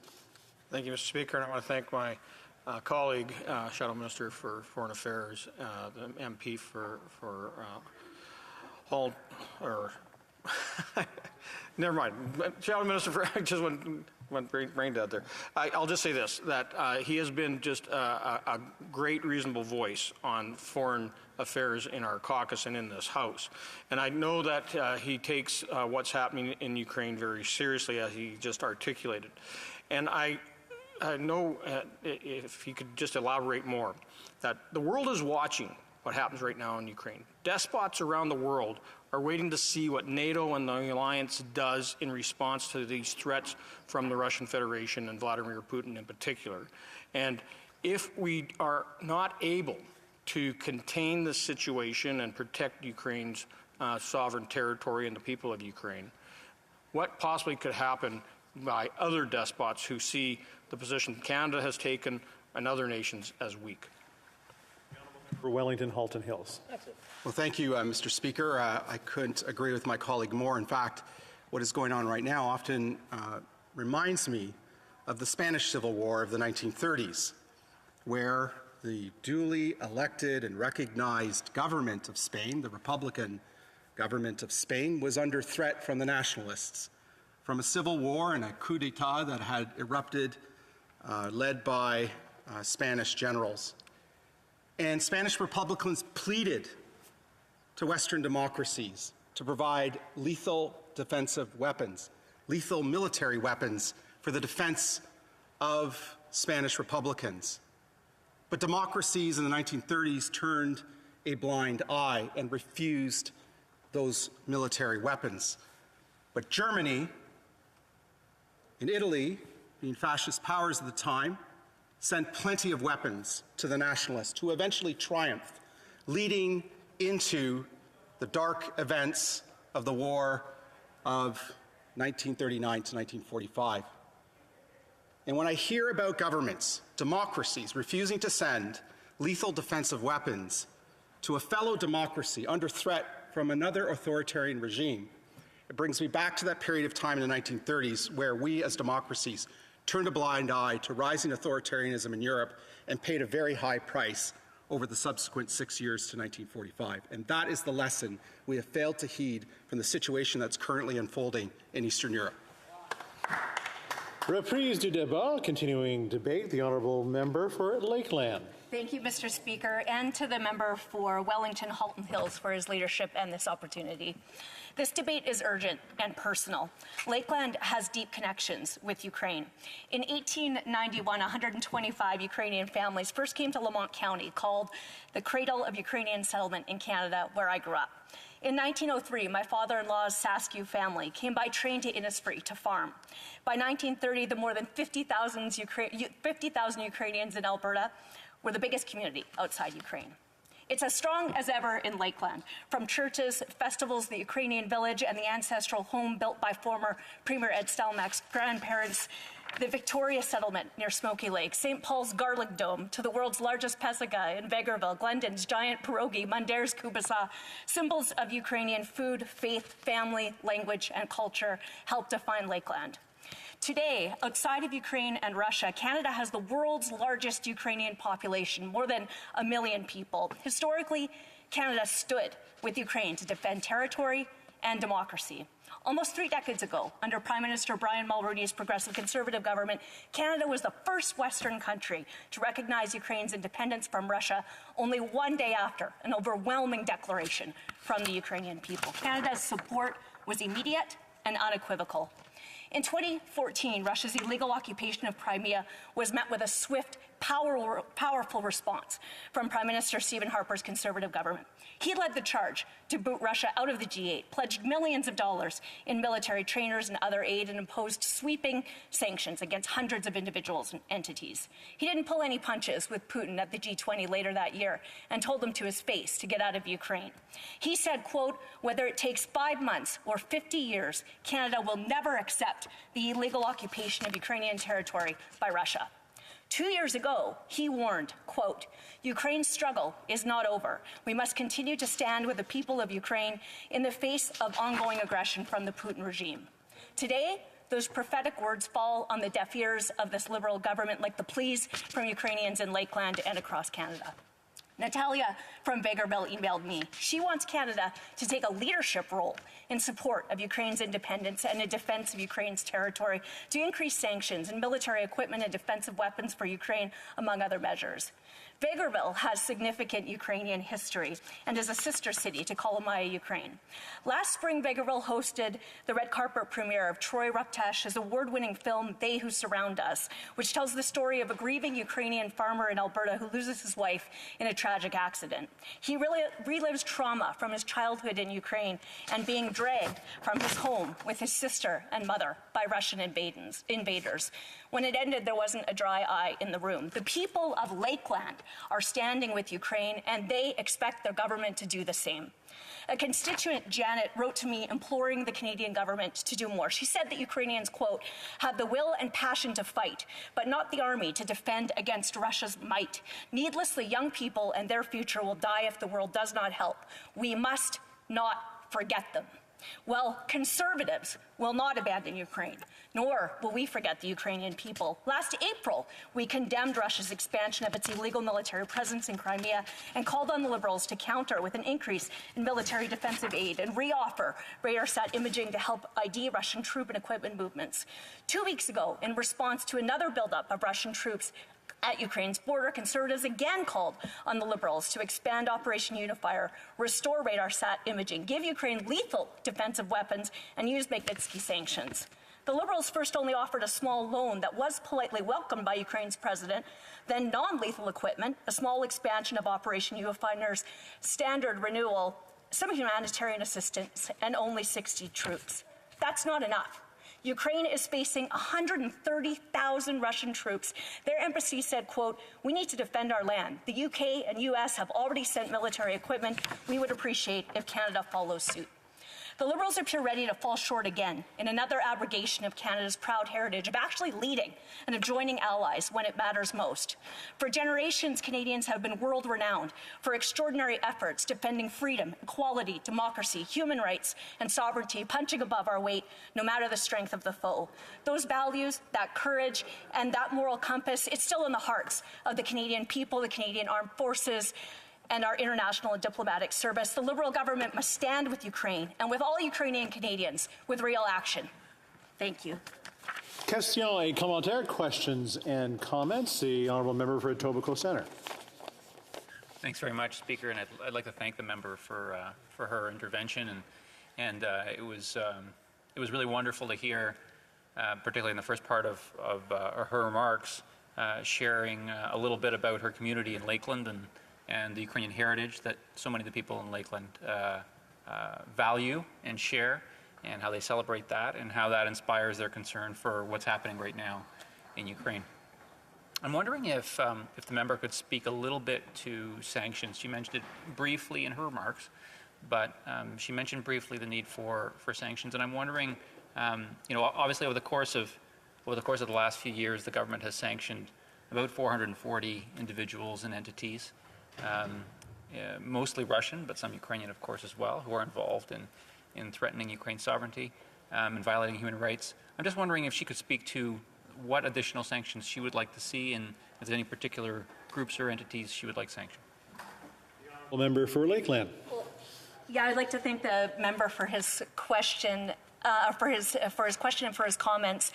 I guess I would say that it's not only about sanctions. The response of the Canadian government must be multi-pronged. Sanctions are only one part of the vast array of tools that Canada has to show real solidarity, to defend the sovereignty and the territorial integrity of Ukraine. And the request is very clear as the top priority for lethal weapons, when not at least 9 other countries in the world, including the US and the UK, have ensured that that military equipment that the Ukrainian people require to defend themselves is there. Canada should be at the front of the pack. Question commentaire, questions and comments. The honourable member for Edmonton Strathcona. Thank you, Mr. Speaker. And I would like to thank my colleague, the member from Lakeland. I know that she has, as many Ukrainians in her constituency as I do in mine, and it was lovely to hear that commitment to the Ukrainian diaspora and her community. She won't be surprised when I talk about the need for de-escalation and the need for peaceful resolution on this conflict. And what I would like to just hear from her is she spoke about the tools that we have in our toolbox and all of the things that we could be doing. From her perspective as a member of the Conservative Party, what are those things that Canada should be doing to de-escalate? Aside from providing weapons, aside from escalating with lethal force weapons, what are those things that she sees the government should be doing to de-escalate, to turn down the temperature on the conflict that's happening in Ukraine? The honourable member for Lakeland. Thank you to the member for her comments and her question as well. I outlined a number of those specific measures that Canada could take and that Conservatives have consistently recommended since last April, which is a lot of time that has expended with very limited action while Ukrainians are vulnerable to expanding Russian military forces on the border. But given that she commented about my constituents, why don't I just tell you a few recommendations that Natalia from Bagerville sent me? These are things that Conservatives support too. She said, accelerated NATO membership action plan for Ukraine, increase sanctions on Russia to deter further aggression, ensure that the Nord Stream 2 pipeline never becomes operational, increase the provision of military equipment and defensive weapons to Ukraine, extend and expand Operation Unifier, Canada's military training mission in Ukraine, of course launched by the former Conservative government. As the member for Wellington Halton Hills said, diplomacy is critical and must be ongoing. But to push back on the danger and the threats to free people and free countries everywhere against despots, it must be founded by real potential lethal action. Question commentaire, questions and comments. The honourable member for Saint-Jean. Thank you, Mr. Speaker. I'd like to thank my colleague for her speech. We've heard a lot. I think my colleague needs to put in her earpiece. I'll leave her the time to do that. All right. We've heard a lot since the beginning. The Conservatives have been talking a lot about Ukraine's requests for weapons. So I'd like to hear my colleague. Does he believe that what Canada can bring, the weapons that Canada could provide, would that really make a big difference on the ground?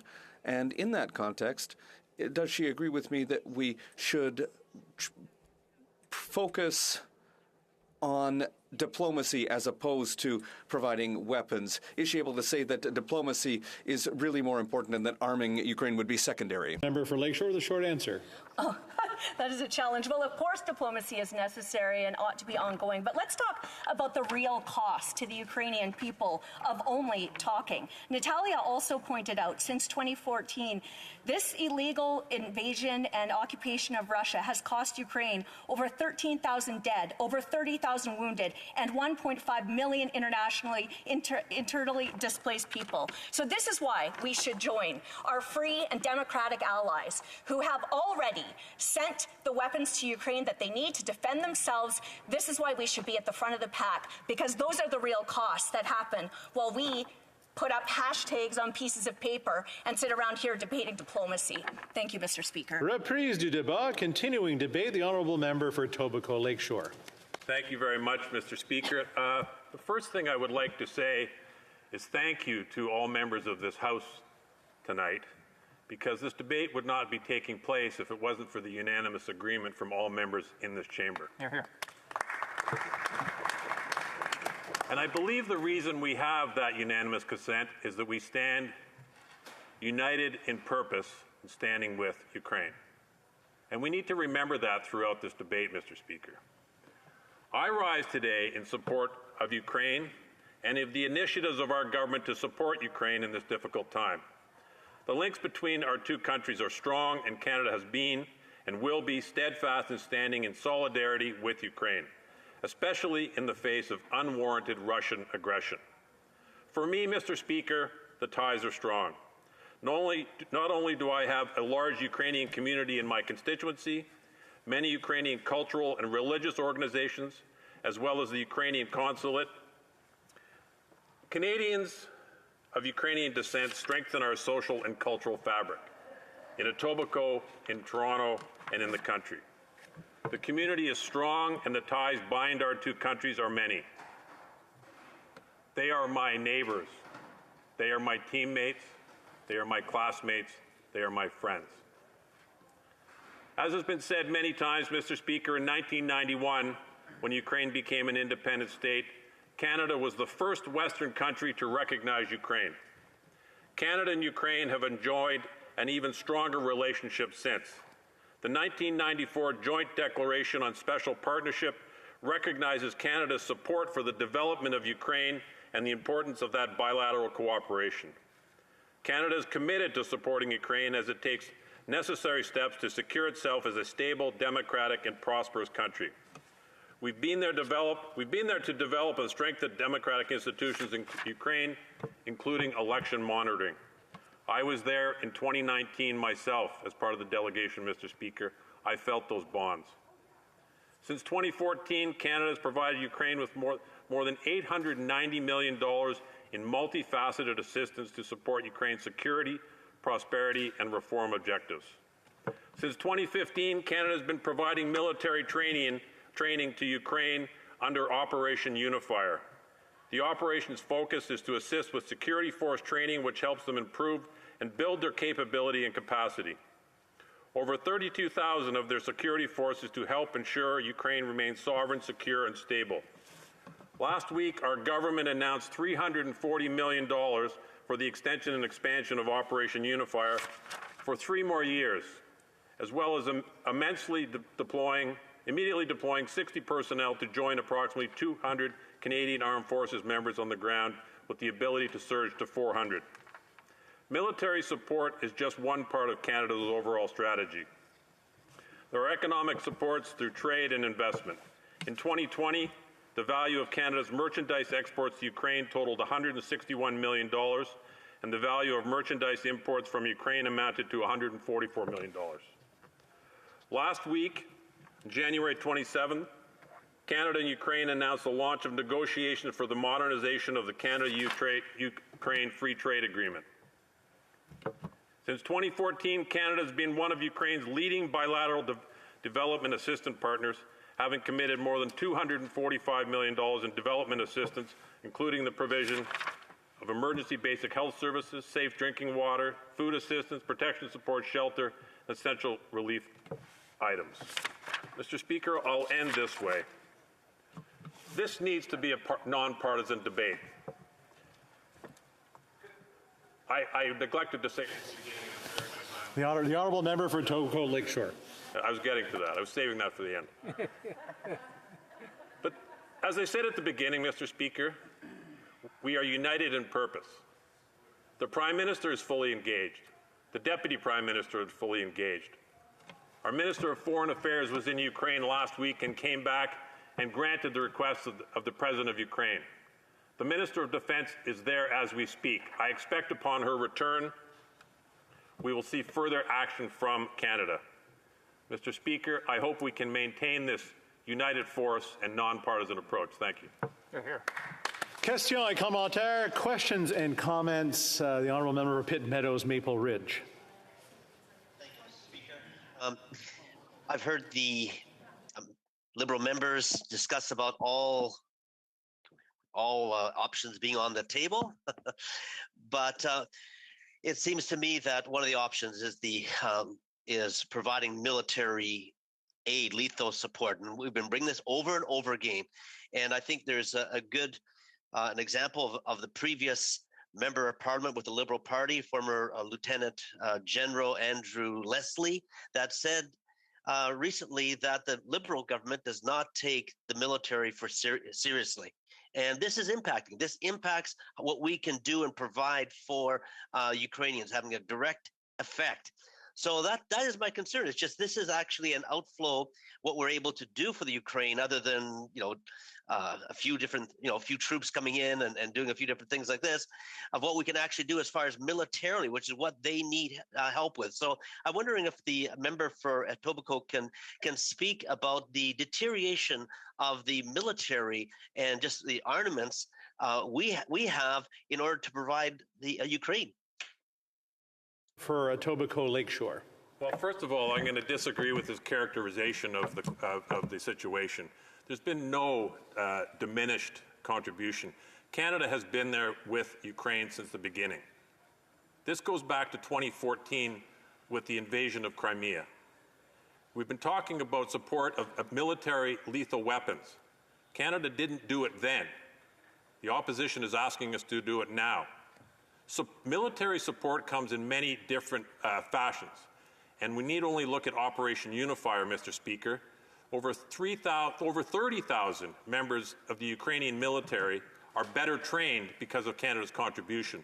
So to say that Canada hasn't helped with military contribution is absolutely false, Mr. Speaker. Here. The honourable member for Edmonton Strathcona.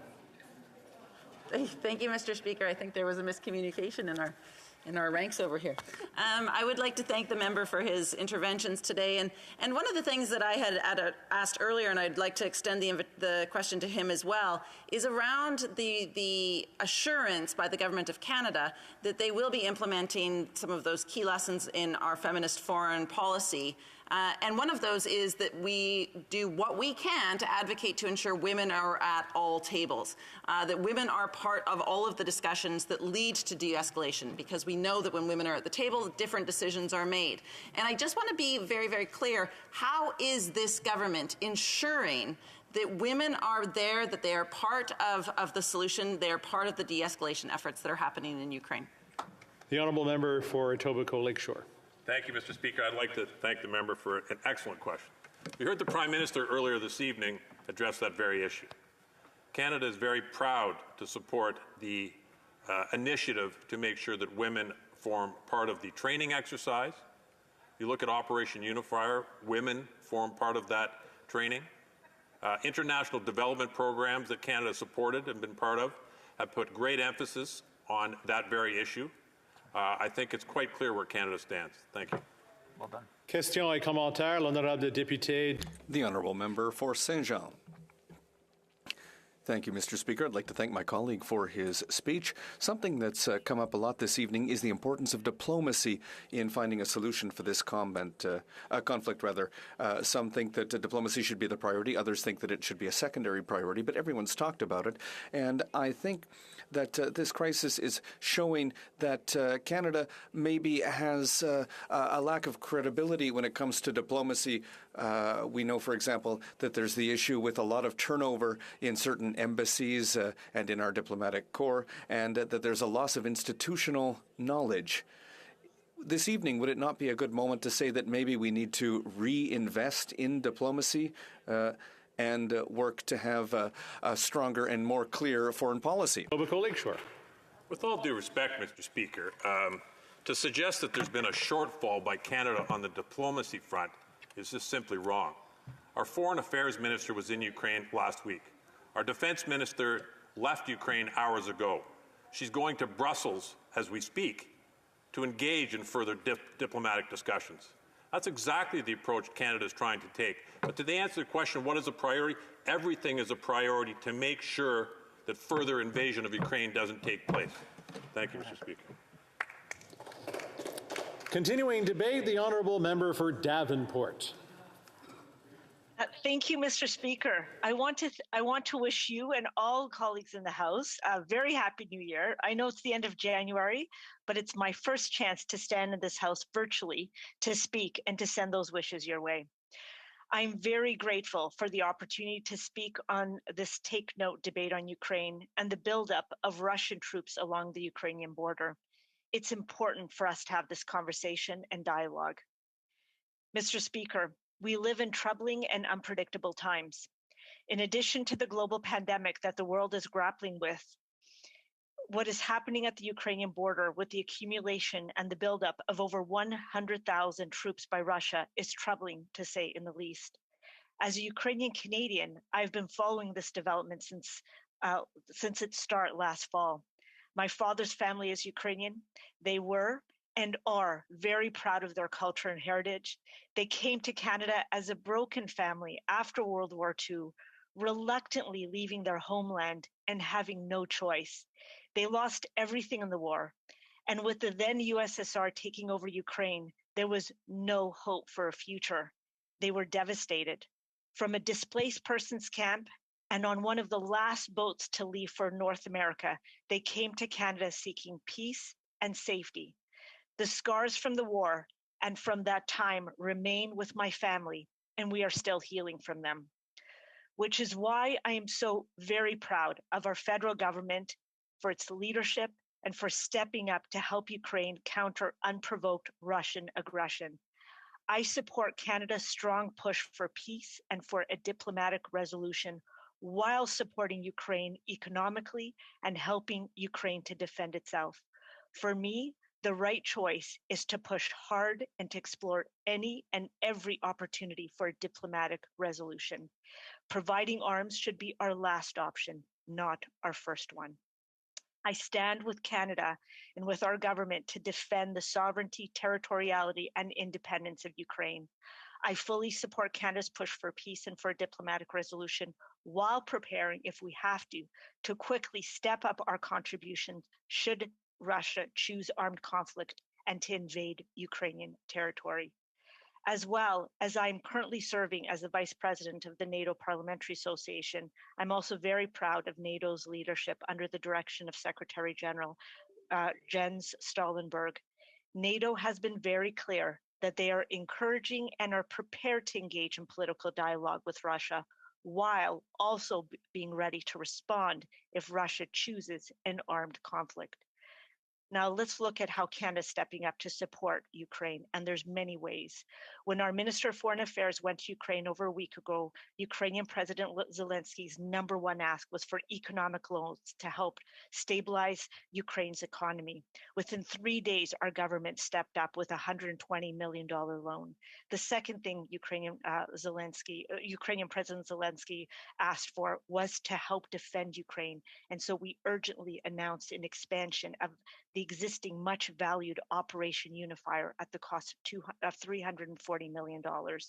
This extension and expansion of Canada's military presence in support of Ukraine will ensure that members of the Canadian Armed Forces will continue to provide enhanced military training and mentorship to Ukraine's security forces through to the end of March 2025. Additionally, Canada is providing non-lethal aid and working with the Canadian security establishment to enhance cyber operations. This increased support will help Ukraine strengthen its security and ability to defend itself against a range of threats. And on top of that, we're also providing $50 million of development and humanitarian aid to Ukraine. So, Mr. Speaker, in less than 1 week, over $500 million in support for Ukraine. Our Minister of Foreign Affairs, who's been in constant contact with our many NATO allies, have indicated that we are ready to step up even more, together with our allies, with stronger economic sanctions against Russia should there be military incursion into Ukraine. Any action by Russia in this direction will have serious consequences. Our Minister of National Defense have said the same thing. I want to say to both ministers how grateful I am for their extraordinary leadership during these unpredictable and troubling times. In closing, Mr. Speaker, while we live in troubling and unpredictable times, I have confidence that working together with NATO and our other allies and in keeping the channels of communication open with Russia, I truly do believe that it is not too late to find a diplomatic and peaceful way out of the current situation. Slava Ukraini. Thank you, Mr. Speaker. A commentaire, the Honourable Member for Wellington, Halton Hills. Thank you, Mr. Speaker. I just have a comment for the member, who I've known for a number of years now. Russia's military is not the only hard power tool that it has to intimidate Europe and Ukraine. It can use energy as a weapon. It supplies 40% of Europe's natural gas. And if it cuts off natural gas supplies to Europe, people will freeze, industries will shut down, and European GDP will plummet. The Biden administration has been talking to countries around the world about increasing natural gas supplies to Europe in the event that the Russians cut off gas to Europe, except for Canada. Canada is not mentioned in any of the reports coming back about supplying natural gas in the event that this happens, even though we are the 5th largest natural gas producer in the world. And so my question is, when will the government see that energy is not only vital to our economy, it's vital to our national security and to that of Europe and to that of Ukraine? Member for Davenport. Thank you so much, Mr. Speaker. And I do want to thank the honourable member for his excellent comment and question. I do believe that we recognize the importance of energy. I do believe that if he is suggesting that we should be looking at energy as one of the ways that we might actually want to support Ukraine in the future, I think that our Prime Minister, all of our ministers have spoken today. Many of my colleagues who have spoken today have indicated that every option is on the table, and anything that we can do to continue to support Ukraine, to continue to de-escalate, will be on the table and will be part of the discussions moving forward. Thank you, Mr. Speaker. Question et commentaire, the honourable member for Edmonton Strathcona. Thank you very much, Mr. Speaker, and I'd like to thank the colleague for her intervention this evening. In the previous intervention, there was some discussion about Canada and its efforts with regards to diplomacy and our diplomatic corps. I'm not referring to ministers going for visits to Ukraine. I'm not referring to that at all. I'm referring about our diminished diplomatic corps. So under the Conservatives, we had massive cuts on our diplomatic corps, especially when global affairs became something, when they took away trade and development and put it all into one place. We lost a lot of our diplomacy and our ability to do diplomacy and our ability to have that role in the world. And we didn't see that be built back up. We also haven't seen our international development and our ODA be built up. We also haven't seen, our peacekeeping efforts be built up. So what I want to know from the government is, will they commit to doing these things, building back our peacekeeping, building back our diplomatic corps, building back our international development, so that Canada can be back and we can be better suited for future conflicts like the one that we're seeing right now in Ukraine? Honourable member for Davenport. Thank you so much, Mr. Speaker, and I want to thank the honourable member for her question.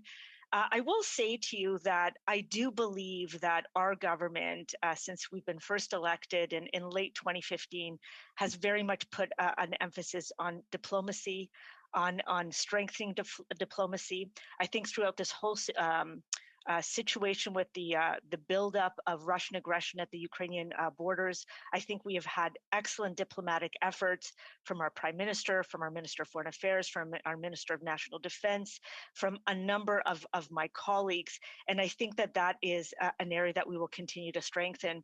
I'll also say to you that one of the other things that we've announced is that Canada is creating a team out of Global Affairs Canada to support further coordination of federal efforts in support of peace and security in Ukraine.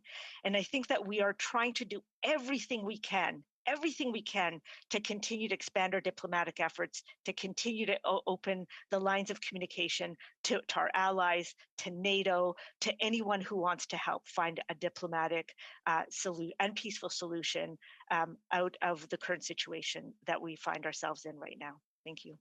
We have time for a very short question and answer. The honourable member for Winnipeg South.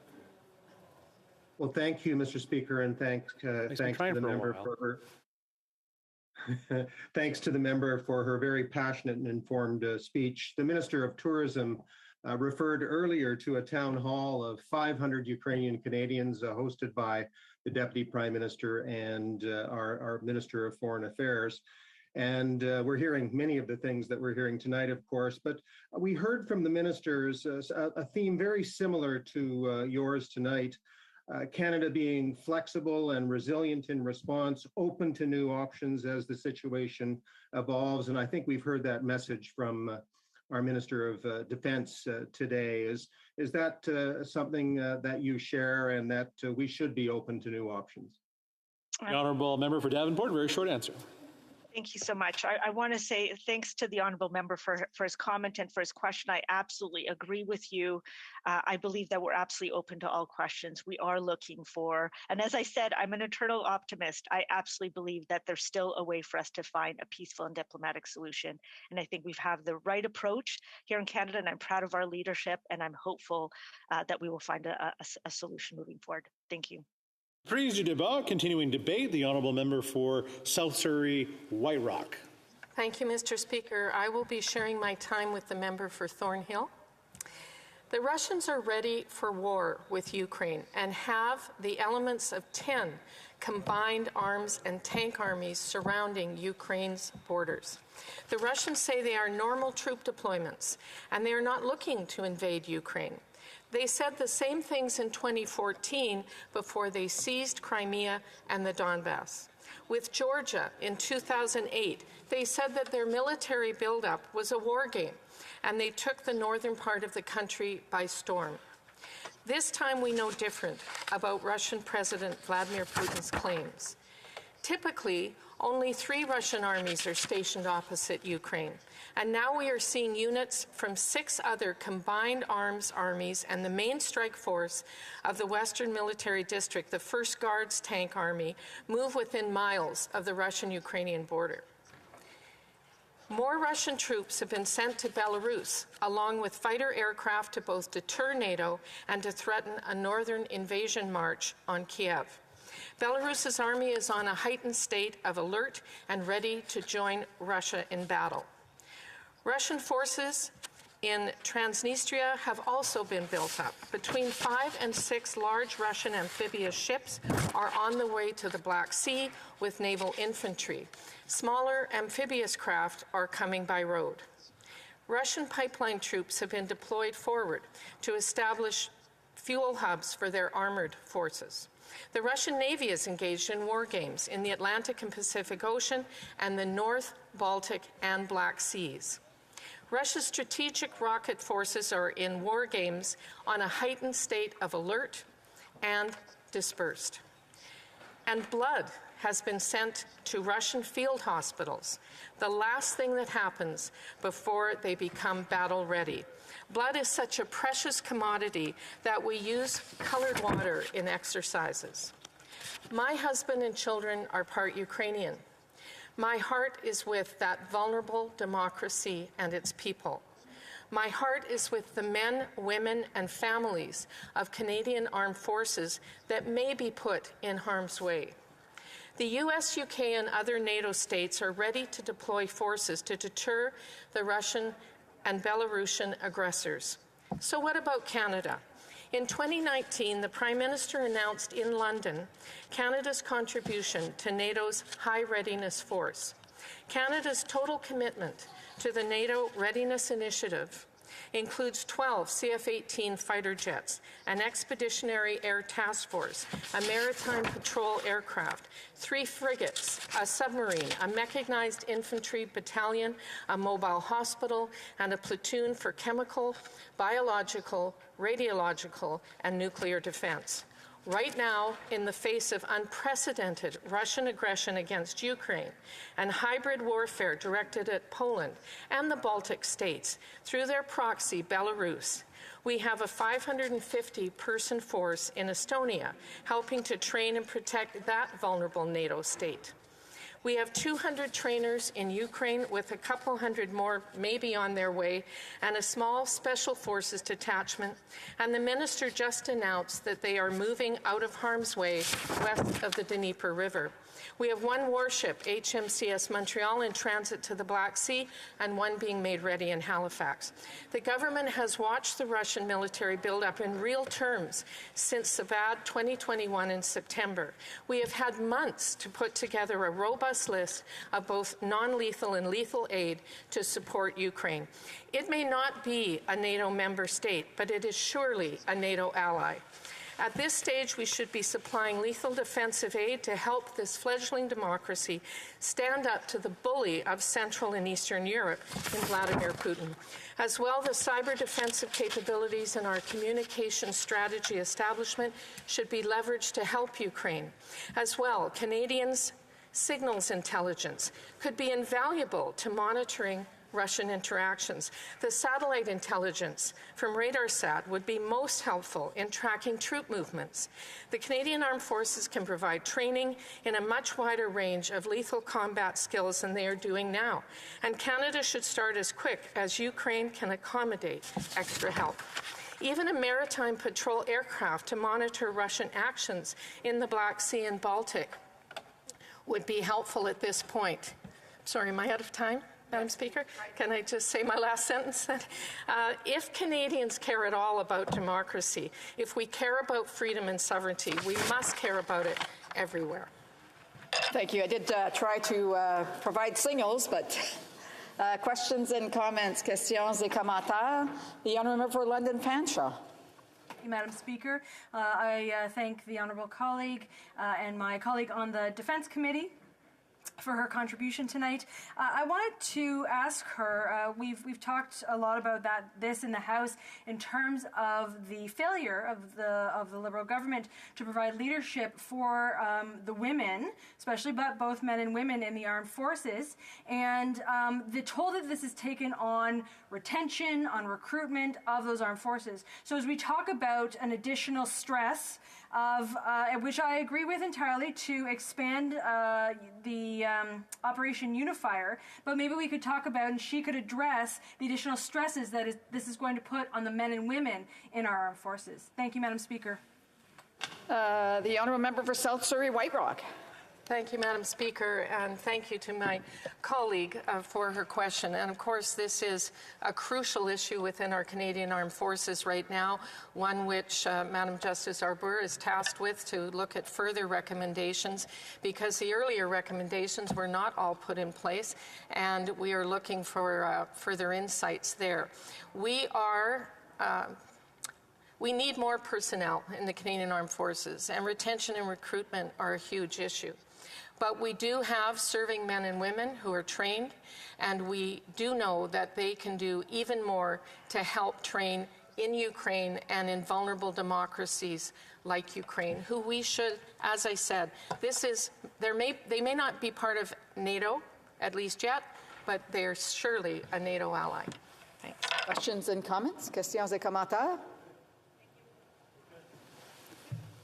The Honourable Member for Etobicoke. Thank you very much, Madam Speaker. And I'm wondering if I appreciated the member's remarks, and I'm wondering if she could speak to, one of the things that the government has done over the past number of years is impose sanctions on a range of individuals and entities who've either violated human rights or contributed to violating Ukraine's sovereignty. We know that in Crimea, for example, there are tremendous human rights abuses against the Crimean Tatars by the now occupying Russian forces and administrations. Democracy is being repressed, etc. So sanctions have been imposed for a number of reasons on Russian officials and entities. And I'm wondering what your thoughts are about the role of sanctions going forward, and if you believe sanctions are needed, are there particular groups of folks or types of folks that you believe should be sanctioned? And I just want to remind the Honourable Member that he's to address all questions and comments through the Chair. The Honourable Member for South Surrey White Rock. Well, thank you for your question. And of course, sanctions, I believe, do work. And diplomacy usually works. But we are dealing with a very aggressive country that has decided that in their interests, whatever they deem them to be, that Ukraine is part of their going forward. And diplomacy should always come first, and sanctions along with diplomacy absolutely are a deterrent. But offering Ukraine every support short of assistance, I suggest, is not good enough. We have to stand stronger with Ukraine and democracy. Questions et commentaires. L'honorable député de... Questions and comments. The Honourable Member for Saint-Jean. Brief question. Thank you, Madam Speaker, and I'd like to thank my colleague for her speech. I'm just piggybacking on the question from the NDP because she sits with Seth on the committee. Cybersecurity, obviously, is very important against countries like Russia. Does my colleague share with me the opinion that it's so important to have a better cybersecurity, a response to cybersecurity for ourselves, but also to share with allies? Member for South Surrey White Rock. Thank you to my colleague, and I absolutely agree. It's essential, and you may have noticed that the Russians shut down a lot of Ukraine's cyber abilities before stepping up even further with aggression. So this is a part of modern warfare, and it's something that's going on all the time by aggressor states, and we need to do more to be alive to it, monitor it, and prevent it. Thanks. So I do want to remind the honourable member as well that when she's answering questions that she's to address it to the chair and not directly to the members. Reprise de débat, the honourable member for Thornhill. Thank you, Madam Speaker. I want to thank the honourable member from South Surrey White Rock for her views on the debate. And with that, I'm pleased to rise in this House to speak to a matter that I know Canadians are watching. Not only those of Ukrainian roots, but all of those who believe in moral clarity and principled approach to our country's foreign policy and our place in the world. And Canadians like me, Madam Speaker, who have pieced together a first-hand history from the family dinner table of stories from the past that make today's threat so clear and obvious. Mr. Speaker, if there was ever an instance where Canada, where the Prime Minister, where the Foreign Minister had the opportunity to do the right thing, it was last week. This government could have lent its support to Ukraine against the Russian aggression by providing Ukraine with the lethal defensive weapons they need. They did not. The government of the US, the UK, Poland, Lithuania, Czech Republic, Estonia, Latvia, and others have already provided that support. Some have leaned on our past refusal to arm Ukraine as an excuse not to do it today. But the difference is now that almost 9 years have passed since Putin's continued occupation began.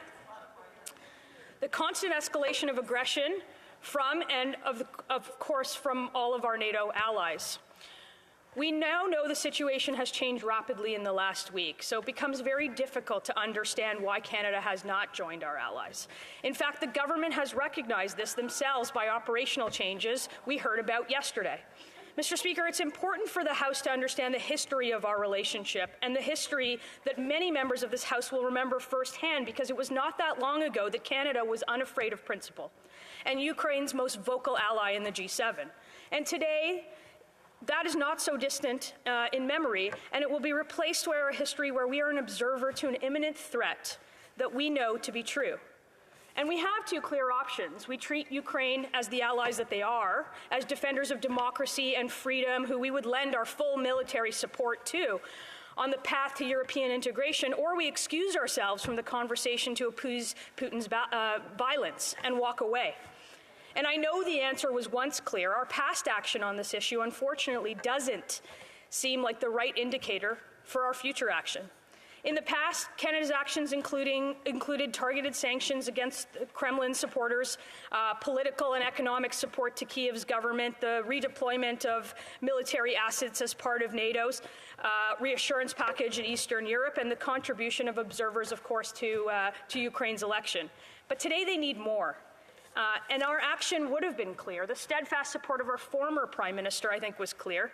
He spoke directly and unambiguously about his views on Putin's occupation and the destabilizing force that Russia is in the world today.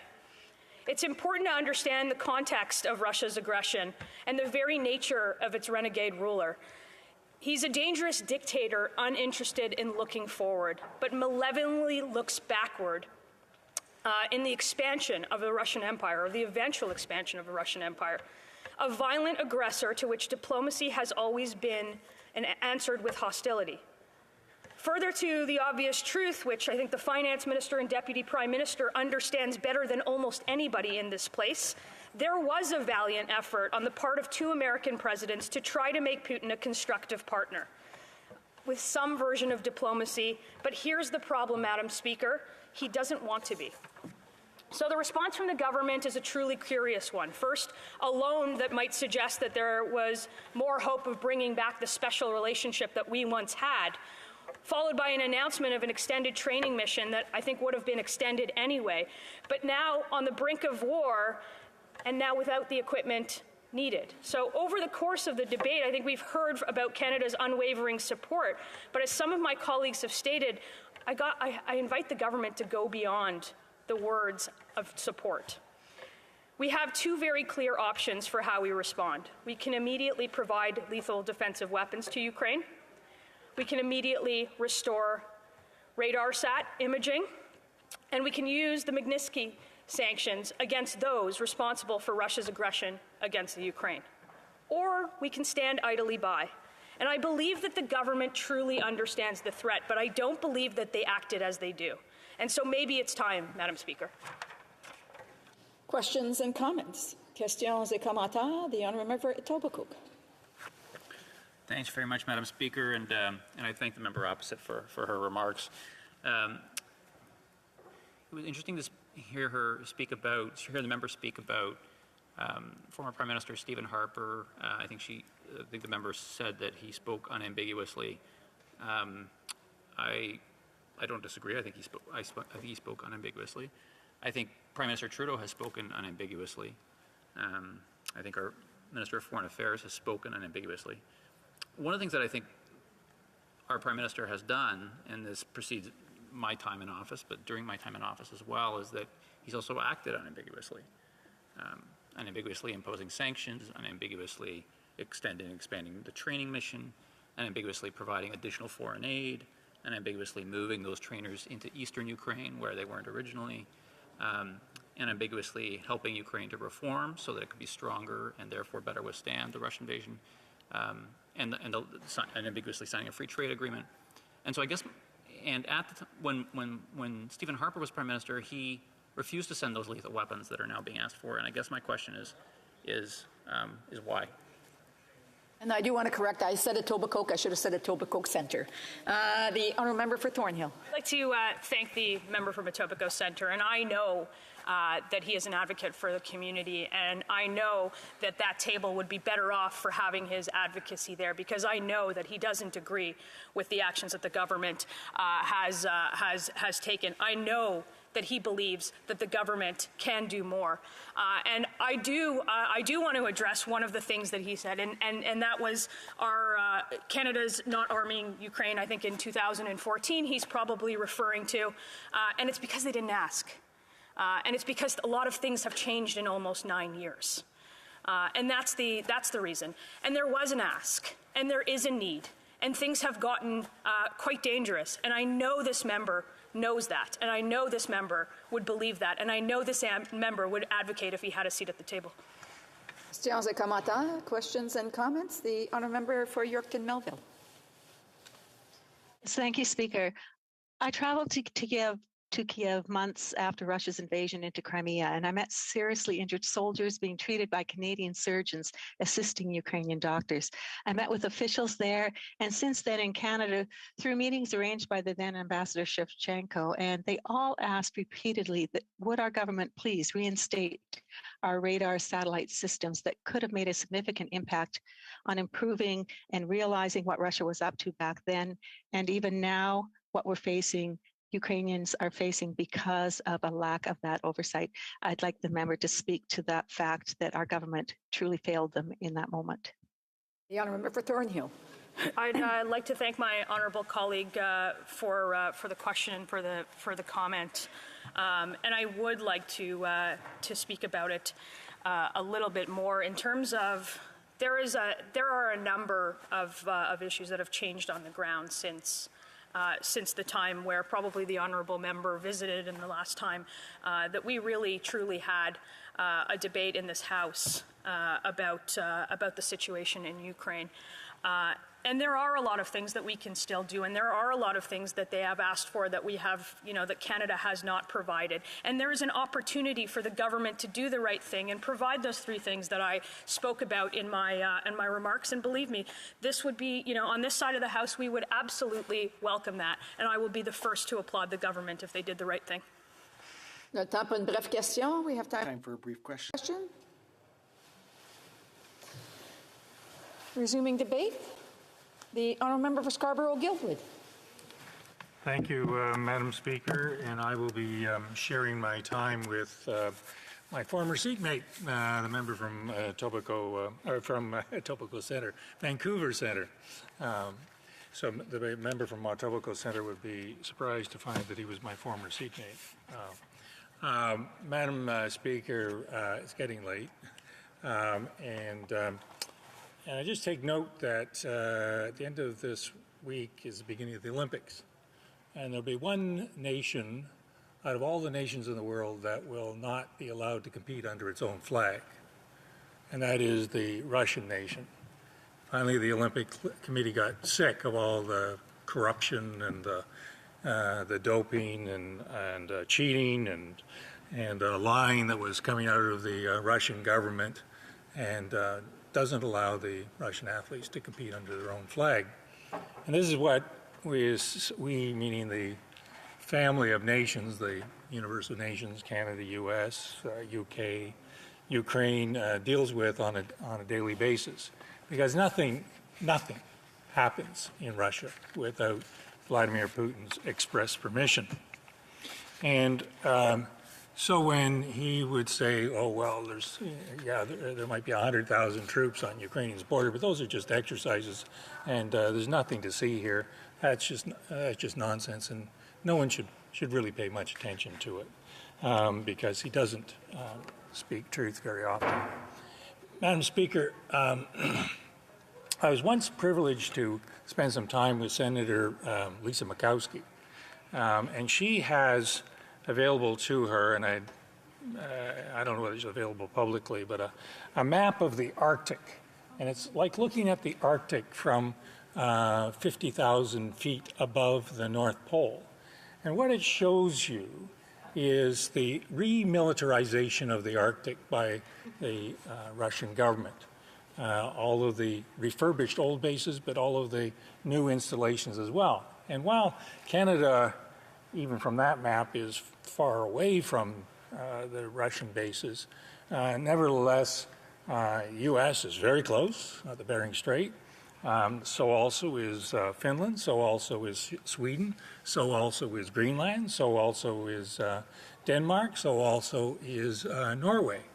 And the remilitarization of the Arctic, in my judgment, Madam Speaker, is what it not in and of itself, but it contributes to why it is in Canada's best interest to fully participate in the Ukrainian repulsion of this Russian aggression.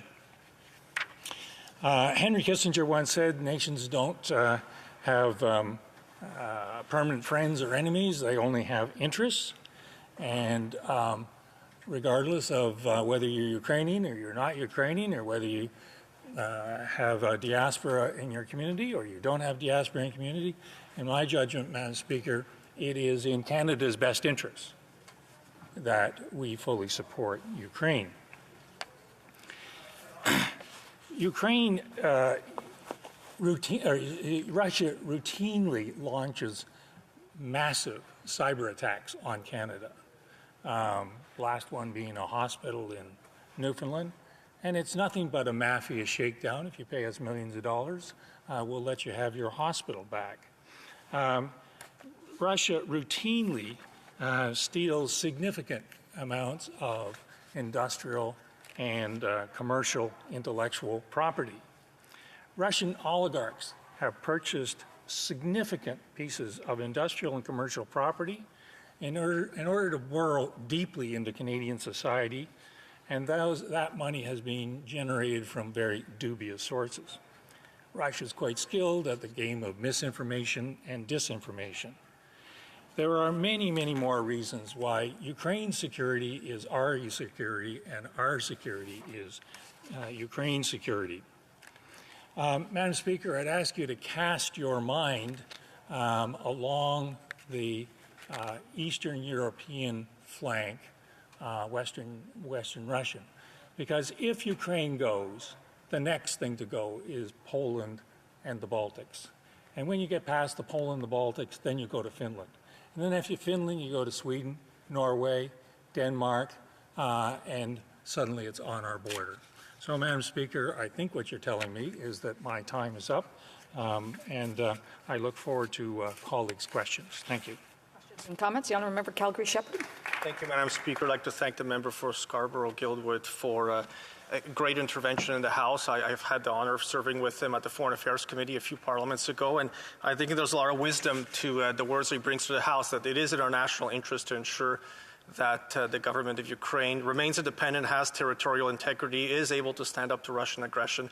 I want to just add to a few things that he said. You know, in 2015, when Russia attacked Ukraine, they used about a dozen battalion tactical groups. Today, we're talking about up to 76 battalion tactical groups massing on the border. It's the types of troops that are being massed on the border of Ukraine that indicate that they are serious about entering Ukrainian territory and staying in Ukrainian territory for whatever purpose, for whatever length of time. I wonder if the member can kind of expand on the comments that he's made on what this would mean for our national interest, for the national interest of NATO allies in the region as well. Calgary-Guildwood. Scarborough Guildwood. I must have moved, Madam Speaker. The honourable member asked a very disturbing question, and the reason that it's disturbing is that this is a build-up like nothing else we've ever seen, and I think that it is has been appropriate that the family of nations, particularly the NATO nations, have reacted as swiftly as they have in a variety of ways. And I, like him, share that concern. I would like to think that diplomacy would do the trick here. I would like to think that this is a feint or something of that nature, that this is just to trick the NATO allies. I'm not as convinced. Questions and comments? Questions et commentaires? L'honorable député de Saint. The Honourable Member for Saint Jean. Thank you, Madam Speaker. I'd like to piggyback on the question that was just put. We're talking about the massing of troops at the Ukraine-Russian border, but we also fear that Russia's going to use other tactics to annex Donbass. So how can diplomacy have a role to play when things are happening sort of behind the scenes? So can my colleague comment on that possibility? Guildwood. Thank you. I thank my honourable member from the bloc. She's my favourite bloc member on the Defence Committee. And I appreciate her question. I would like to share her optimism about the utility of diplomacy. But if you are interacting with a person who has a delusional sense of what constitute Russia's rightful territorial area of influence, you're starting in a pretty deep hole. And it's difficult to arrive at an agreed upon statement of threat, if you will, an agreed upon statement of fact. And if you had those agreements or some basis for moving forward on diplomacy, I would be 100% enthusiastic. But I don't think that this is, at this time, this is going to work. We have time for a brief question. The honourable member for Elmwood Transcona. The troop buildup by Russia along the Ukrainian border is completely unacceptable, as is its threatening posture towards Ukraine. And Canada should absolutely be coming to Ukraine's assistance and using whatever tools it can, including the Magnitsky Act sanctions, which is something that the government has yet to do. And I'm wondering if the member has thoughts about why Canada has yet to deploy Magnitsky Act sanctions as a tool to deter Russia, and whether we can expect that the government will in the near future. Answer from the member for Scarborough-Guildwood. Thank you, Madam Speaker, and thank the honourable member for his excellent question. I agree with him completely.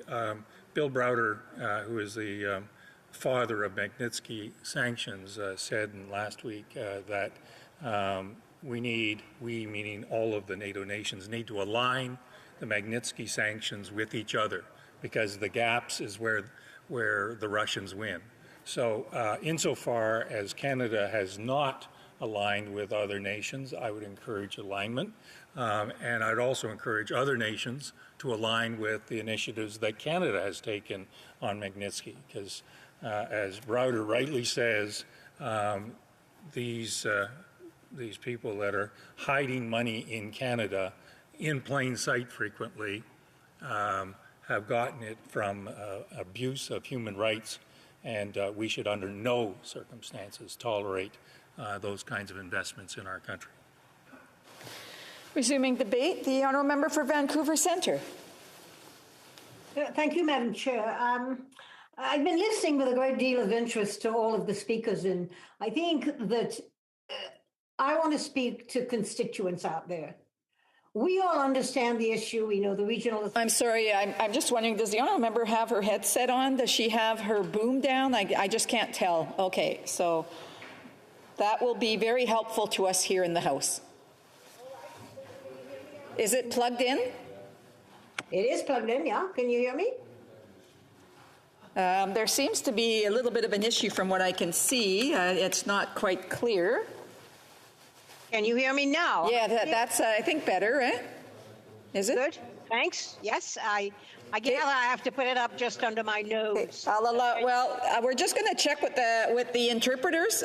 Can you keep talking for a second? I will. Ask Katie to keep talking. You don't have, no, you're absolutely right, John. You don't have to ask me to speak. I am delighted to speak at all times. Est-ce qu'on a de la traduction? Oui? Okay, go ahead.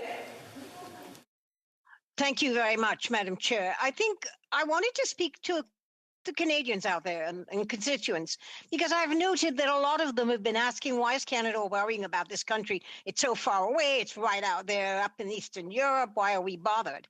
And I think we're bothered because this is not just about us. It's not just about Ukraine. It's not just about NATO. It's not just about Europe.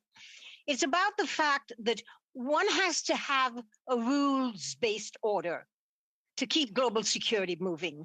One has to have relationships with countries based on trust. And what is shown is that when in 1991, Ukraine became a sovereign nation or became independent, it still carried the third largest arms supply in the world. And the agreement made in 1994 at the Organization for Security and Cooperation in Europe, called the Budapest Agreement, was to give assurances where everyone wanted to look at nuclear disarmament. And of course, there was an agreement between the United Kingdom and the United States and Russia and Ukraine and Kazakhstan as well, that actually said that if Ukraine got rid of all of its nuclear storage, that in fact, they would all agree that Ukraine, as a sovereign nation, would have in exchange the ability to be protected, not to have any aggression level against it. Its territorial integrity and its sovereignty would be accepted and realized. Well, Russia broke that. It broke that rule when it went into Crimea in 2014. It broke that rule again when it's amassing troops on the borders of Ukraine and actually along the Baltic states. It broke that rule when, as John McKay said, when the Honourable Member for Scarborough said, it's now looking at arming the Baltic with warships. Russia is giving us a message. And the whole issue is about trust. If we cannot trust words, if we cannot trust agreements, if we cannot trust assurances, then absolutely global security is at risk when there is absolutely no trust there. And so we all need to be concerned of it, all of us. We talked a lot here about wanting peaceful solutions. We talked a lot here about not moving into war. But the way to prevent war is to have trust. The way to prevent war is to have a rules-based world order. The way to prevent war is to make sure that we can believe in each other and trust each other's word. Russia has proven itself not to be capable of doing that. And not only is it in 2014, when it moved into Crimea, we know that it's moved into Transnistria. We know that the Baltic states are all very, very concerned. And I think that this is something we need to think about. I recall a time when, I don't know, many of you probably remember in history, when a certain government said that it would only move in to take over Czechoslovakia. And we believed them. and we agreed, and we thought that was all fine and wasn't that wonderful. And then we saw the move to take over all of Europe, and then came the Second World War. We are at the brink of a global war. We need to think about it. Now, obviously, we need to negotiate. Obviously, we need to try and find peaceful resolution to conflict. But we also need to have an iron fist and a velvet glove. As we talk about the kinds of things that we need to do in terms of negotiating, we need to have solidly in our backpack, pardon my mixed metaphors, in our backpack, things such as Magnitsky sanctions. We need to understand that money is being hidden in our countries by oligarchs and by Putin himself. That money came from corruption. It came from human rights denials of many people around the world. This is a government that we need to stop where it hurts in the pocketbook and into the personal pocketbook. If that doesn't work, we need to think about the fact that we, as members of the OSCE and members of NATO, have to be prepared to take whatever steps we need. Churchill said, it is better to war than to war. But sometimes, as he showed us, we have to do what is necessary to protect global security. Thank you very much. Questions and comments. Questions et commentaires. The honourable member for Calgary Centre. Calgary Shepherd. That's okay. I was looking at the other side. That's okay, Madam Speaker. I know that it's late in the hour now, and we've had a lot of these take note speeches back and forth. So I'd just like to thank the member for the contribution to this debate. I guess I'm going to sound like the one who has maybe a softer tone. I'm always worried that when we do comparisons to World War II, we're not getting it right.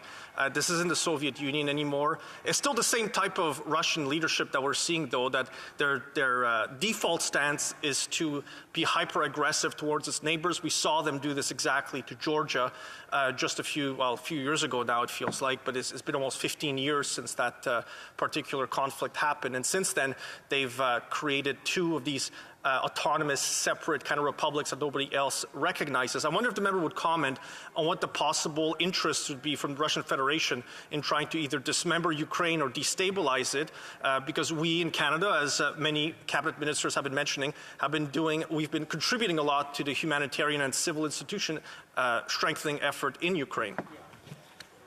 The member for Vancouver Centre. Thank you, Madam Chair. Madam Speaker, what I wanted to say is that I am talking about the word trust here. We trusted a government who told us they were only going into Czechoslovakia and they wouldn't do anything else. And then they moved to take over Europe. I don't know what is at the bottom line of Putin's agenda, but I do know that he has shown himself not to be trustworthy when he went into Crimea, when he's arming his warships in the Baltic, when he is threatening by his very presence a lot of the Baltic states and the Arctic Ocean. I think we need to remember that we have to be guarded. We shouldn't be naive enough to believe that whatever we are hearing from somebody who has shown himself not to be trusted, that we need to be prepared. We need to start softly, but we need to jaw, but we also need to be prepared. And I'm not going to say to war, but we need to be prepared to show our strength, to come together as members of NATO and the OSCE. Thank you. Questions and comments? The honourable member for Elmwood Transcona. Thank you very much, Madam Speaker. As I said earlier, I mean, the buildup of troops by Russia along the Ukrainian border is not acceptable. I think it is important that Canada work with our allies to send a very strong message about the fact that that isn't acceptable.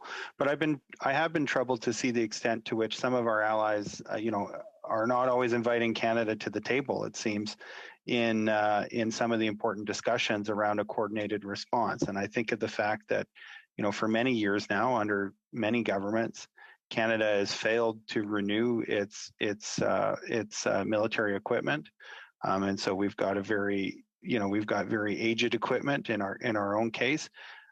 In terms of gross national income, Canada's foreign aid budget is actually quite low. And I think it's important that if Canada wants to play a real role in these conversations and have a seat at the table, that it recognize that it has to be on an ongoing basis, renewing its equipment for the men and women in the Canadian Armed Forces, and also making sure that it's an active participant on the world stage when it comes to providing aid and support to other countries. That's part of the infrastructure that a country needs in order to be taken seriously around these tables and something that Canada had developed throughout the course of the Second World War, which was a reference that the honourable member had made in her own remarks.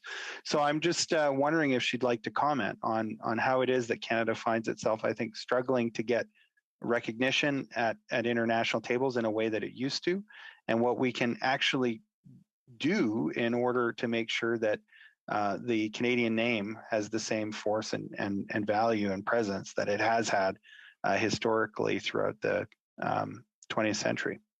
Well, the honourable member for Vancouver Centre. Thank you, Madam Speaker. Look, Canada is at the table.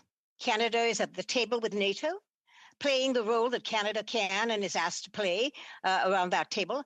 Canada is playing at the table at the Organization for Security and Cooperation in Europe, which is made up of 57 nation states. Canada is well respected and trusted and at that table.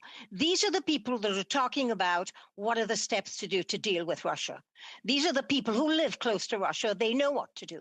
So Canada is also a close friend and ally of the United States. We are at the table. We've been at the table ever since we've been dealing with OSCE agreements that included Russia and that included Kazakhstan and that included Ukraine. But we are playing the role that we can play. When you're in a team, you're asked to play a certain role, and we're doing that. At the moment, this is a role that we feel and that everyone has felt is a good role for us to play. We're prepared, I'm sure, to move forward if we're asked to play other roles. But Canada is definitely at the table, and I know because I'm very involved in the Organization for Security and Cooperation in Europe. Reprise de débat. Resuming debate. The Honourable Member for Saint-Jean. Thank you very much, Madam Speaker, and I'd like to thank all of my colleagues who've stayed so late. It's quite a return to Parliament. But I think it shows, as many of my colleagues have said, the importance of this debate on the situation in Ukraine. And it's good to see that we're holding this debate in a very good way. So I'd like to, instead of focusing on what we can do immediately, and we know we can't necessarily change what's happening right now with the debate in the House, but I think I'd like to take this opportunity to speak to what we could do in the future and talk about some of what the government hasn't done in its response. Diplomacy and dissuasion are very important and have been brought up this evening, but if those efforts are not coordinated, if they are not strong, then it's very hard to make sure a dissuasive message is passed.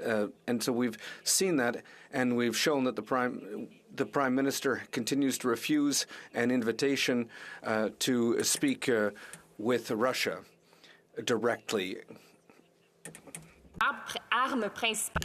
Canada is saying that diplomacy should be the main weapon to find a solution to this crisis, but we're lacking certain leadership in our diplomacy.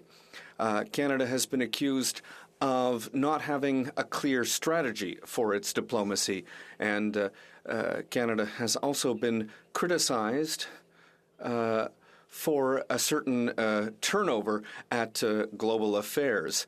There have been 5 ministers in 6 years of foreign affairs, and so there's been turnover in staff along with that, and with that there have been changing approaches.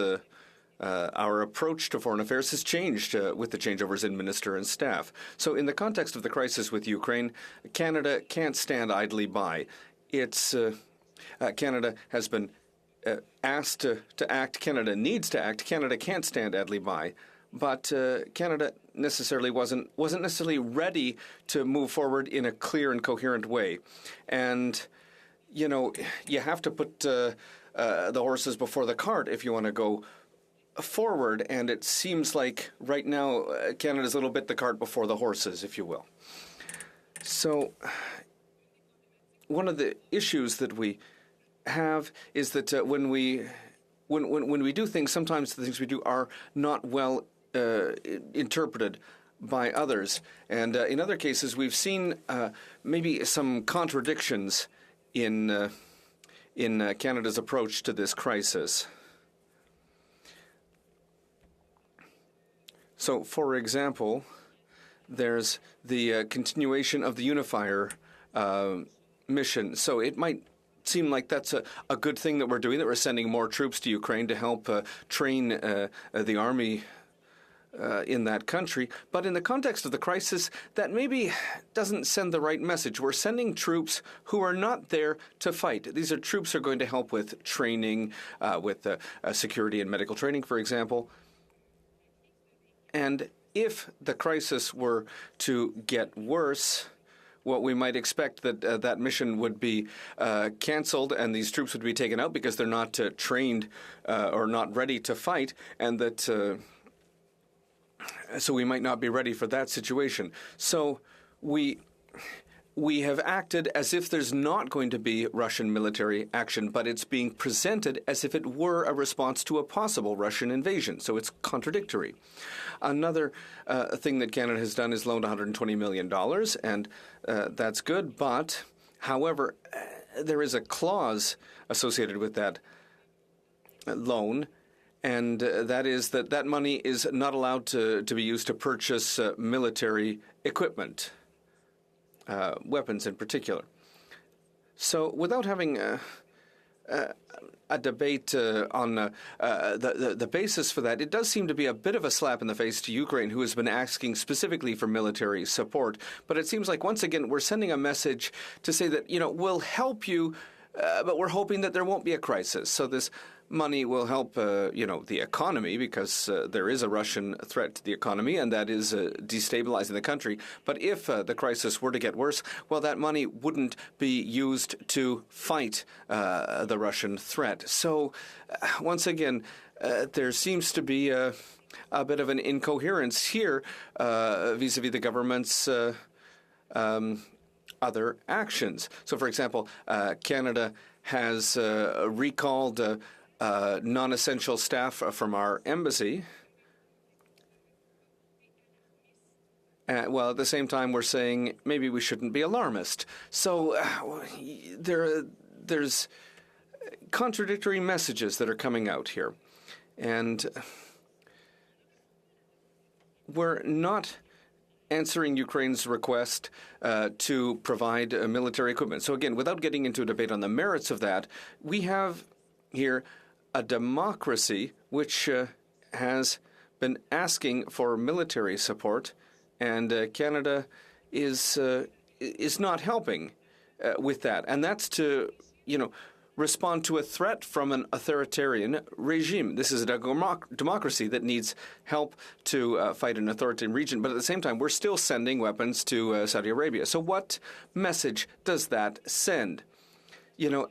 So the question is, why are we sending weapons to Saudi Arabia, but we're not sending any to Ukraine? So again, without getting into a debate on the merits of that action, these measures, and let's remember that these measures will not have a real impact on the ground, the measures that Canada has taken. Canada doesn't have the capacity to completely, change the situation faced with an aggressive Russia. But once again, if we go back to the message that Canada is sending is not clear. And this crisis has demonstrated a number of problems with Canada's diplomacy.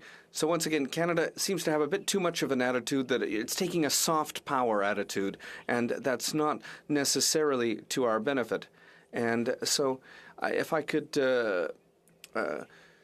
read an article from Joël Denis Bellavance in La Presse this morning, and I'll just read a passage from that article. It says, Mr. Trudeau is not giving the impression that foreign policy is one of his priorities. That having been, and this despite the fact that he said Canada is back when he came to power, he really hasn't demonstrated that that's been a priority. He doesn't have a strong personality in his team, aside from Chrystia Freeland, who would be able to... I know the honourable member is reading what's in the article, but she can't use the names of the Prime Minister or ministers in the House. So the Honourable Vice Prime Minister, excuse me. So aside from the Honourable Vice Prime Minister, there aren't other strong people in the Cabinet who could increase Canada's presence internationally, according to a former diplomat. It's also unfortunate to see that the Prime Minister continues to name deputy ministers for foreign affairs who have never served as diplomats, and it's an aberration, according to an internal source, that the high-ranking officials at Global Affairs are not people who've ever worked in embassies.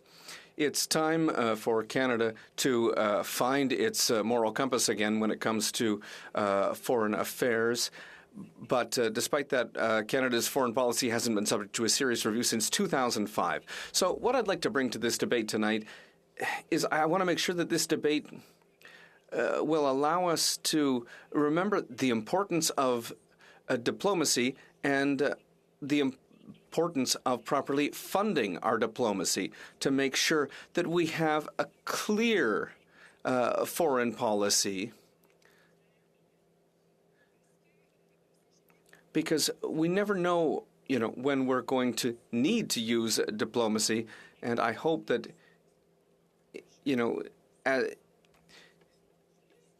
can't build credibility in one day, and that's certainly the case in the time of crisis. So, Madam Speaker, I think that this evening is the time to note that there's still work to be done, and I hope that that's what will come out of this evening's debate. Thank you very much. The honourable member for Etobicoke Centre. Merci beaucoup. Thank you very much, Madam Speaker, and I'd like to thank my colleague for her speech. She spoke a lot about diplomacy, and she highlighted certain aspects of our diplomacy where she believes that there are contradictions. And I would simply like to say that on the issue of a meeting between our Prime Minister and Vladimir Putin, I think that the decision to meet or to not meet someone is also part of a diplomatic strategy. And for my part, I think that our allies are united, and that's why there are certain individuals like President Biden, for example, who are who have been given the role of meeting with Mr. Putin. That's just my perspective, but I think that's a good strategy, and I think it's important that we remain united. And in terms of the loan of $120 million to Ukraine, I think that the goal there was to stabilize their financial system, and again, that's an important strategy to follow. When it comes to weapons which are being sent to Saudi Arabia, we could have a long discussion on that, but my question would be on that, on the weapons. Does the honourable member think that Canada should be sending military support and weapons? If we're sending weapons to Saudi Arabia, does the honourable member suggest that we should also be sending weapons to Ukraine? Thank you. The honourable member for Saint-Jean. I'd like to thank my colleague for his excellent question. And as my esteemed colleague from Montarville said earlier, we don't think that sending weapons to Ukraine is what's going to make Russia tremble in its boots. And so I'll go back to what I said in my speech. The idea by sending weapons would be to send a message. And in this context, we want to make sure that we're sending a clear message and that it's well received. And so that's, the role of diplomacy. And so right now, I think that Canada is sending mixed signals, if you will. And so I don't think that it's just the simple fact of sending weapons that it would have a concrete impact. I think it'd be more important in terms of the signal that we'd be sending. We need to make sure we're sending clear signals. Questions and comments? Calgary Shepherd. Thank you, Madam Speaker. Pardon, Madame la Présidente, je vais le faire en français. Sorry, Madam Speaker. I'll say this in French to respect the other second language of our country. So I'd like to maybe make a comment on that question that we're talking about, the question of whether or not sending weapons to Ukraine would be maybe something that Ukraine's allies could do to make sure that Russia thinks 2 or 3 or 4 times about its decision before it decides to invade. I think that would make a difference in diplomacy. We've seen that in the last few years. President Trump met with President Putin a few years ago, and I think that caused a lot of diplomatic problems in Europe and in America. It was an immense propaganda victory for Russia, and they spread that out through many countries, through Russia Today, which is a 24-hour-a-day news channel which pushes Russian propaganda, even in our country. And there were 2 previous wars in which Russia had fought, in Chechnya, where 50,000 Russian soldiers participated, for example. So I think that today, when we see 130,000 Russian soldiers amassed on the border with Ukraine and also on the Belarusian border with Ukraine, and these are not just soldiers who are just there because they're always there. These are tactical combat units that have been sent from across the Russian Federation. So today, I think that we need to be careful. We don't want to play Mr. Putin's game. We don't want to play the Russian Federation's game. And we know that they're preparing for a bigger war while we're speaking. You know, speaking can be used, and it can be a good diplomatic tool, but it could also be part of a wider game for a war that is upcoming. So I think that we need to be very clear-eyed, if you will, to make sure that we're aware of when our adversary is using our time and using our interest for diplomacy against us. The Honourable Member for Saint Jean. Yes, and I'd just like to mention that the Bloc Québécois doesn't want to close the door on the use of the sending of weapons, but I think that should be subsequent to diplomatic efforts. And these things can be done in parallel, and they must be done in parallel, because if we send weapons, we need to make sure that the message we're sending is clear, because we could send military aid and maybe risk irritating Russia more than anything else. But I think that what we need to do is make sure that everything is being done in parallel. So I'm not saying that we should create a hierarchy of the order in which things should be done or could be done, but I think things should be done in parallel at the same time. The Honourable Member for London Fanshawe. Thank you, Madam Speaker. And I would also like to ask the question in French, but I don't know if I would communicate as effectively, especially at this late hour, so I'm going to stick to English. Forgive me, I'll work on it. One of the questions that I asked earlier in the debate of our Conservative colleague on the Defence Committee is another I'd like to ask my honourable colleague in the bloc, and I do appreciate her work on the Defence Committee as well. It's been good so far, working together. But ultimately, there has been a huge lack of Liberal leadership when it comes to the men and women who are serving in the armed forces. There is a lot of doubt about whether it's safe. Women who have served there and are giving up their entire careers because they cannot go forward. And so we've talked about that retention, that recruitment problem, and this puts an additional stress on the women as we expand and amplify the mission with Op Unifier. So I would like to hear her comments, her thoughts on what we need to do from our end to better support the men and women of the Canadian Armed Forces and to ensure that the Liberal Party and the Liberal government does the same. Thank you. The Honourable Member for Saint Jean.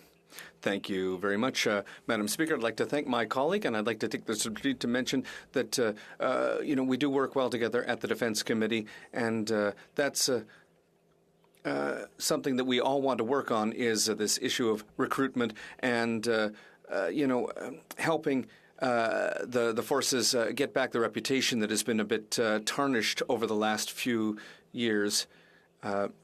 It's important that we have them to protect Canadians and Quebecers here at home, but we also need to be able to play an important role at the international level. And we know that in this context where climate change is a major issue, we need to make sure that we're ready to help as we can. But we won't be able to do that if we don't have anybody left in the armed forces. And this is definitely an issue that we need to continue to work on.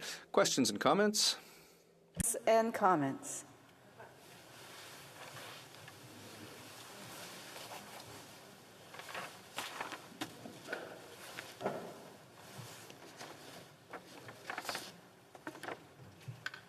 It being 11:55, pursuant to Standing Order 53-1, the committee will rise.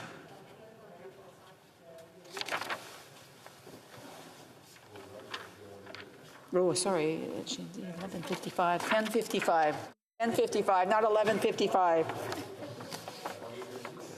According to this House, accordingly, this House stands adjourned until tomorrow at 10 a.m. pursuant to Standing Order 24-1. Tu l'as pas pogné, celui-là.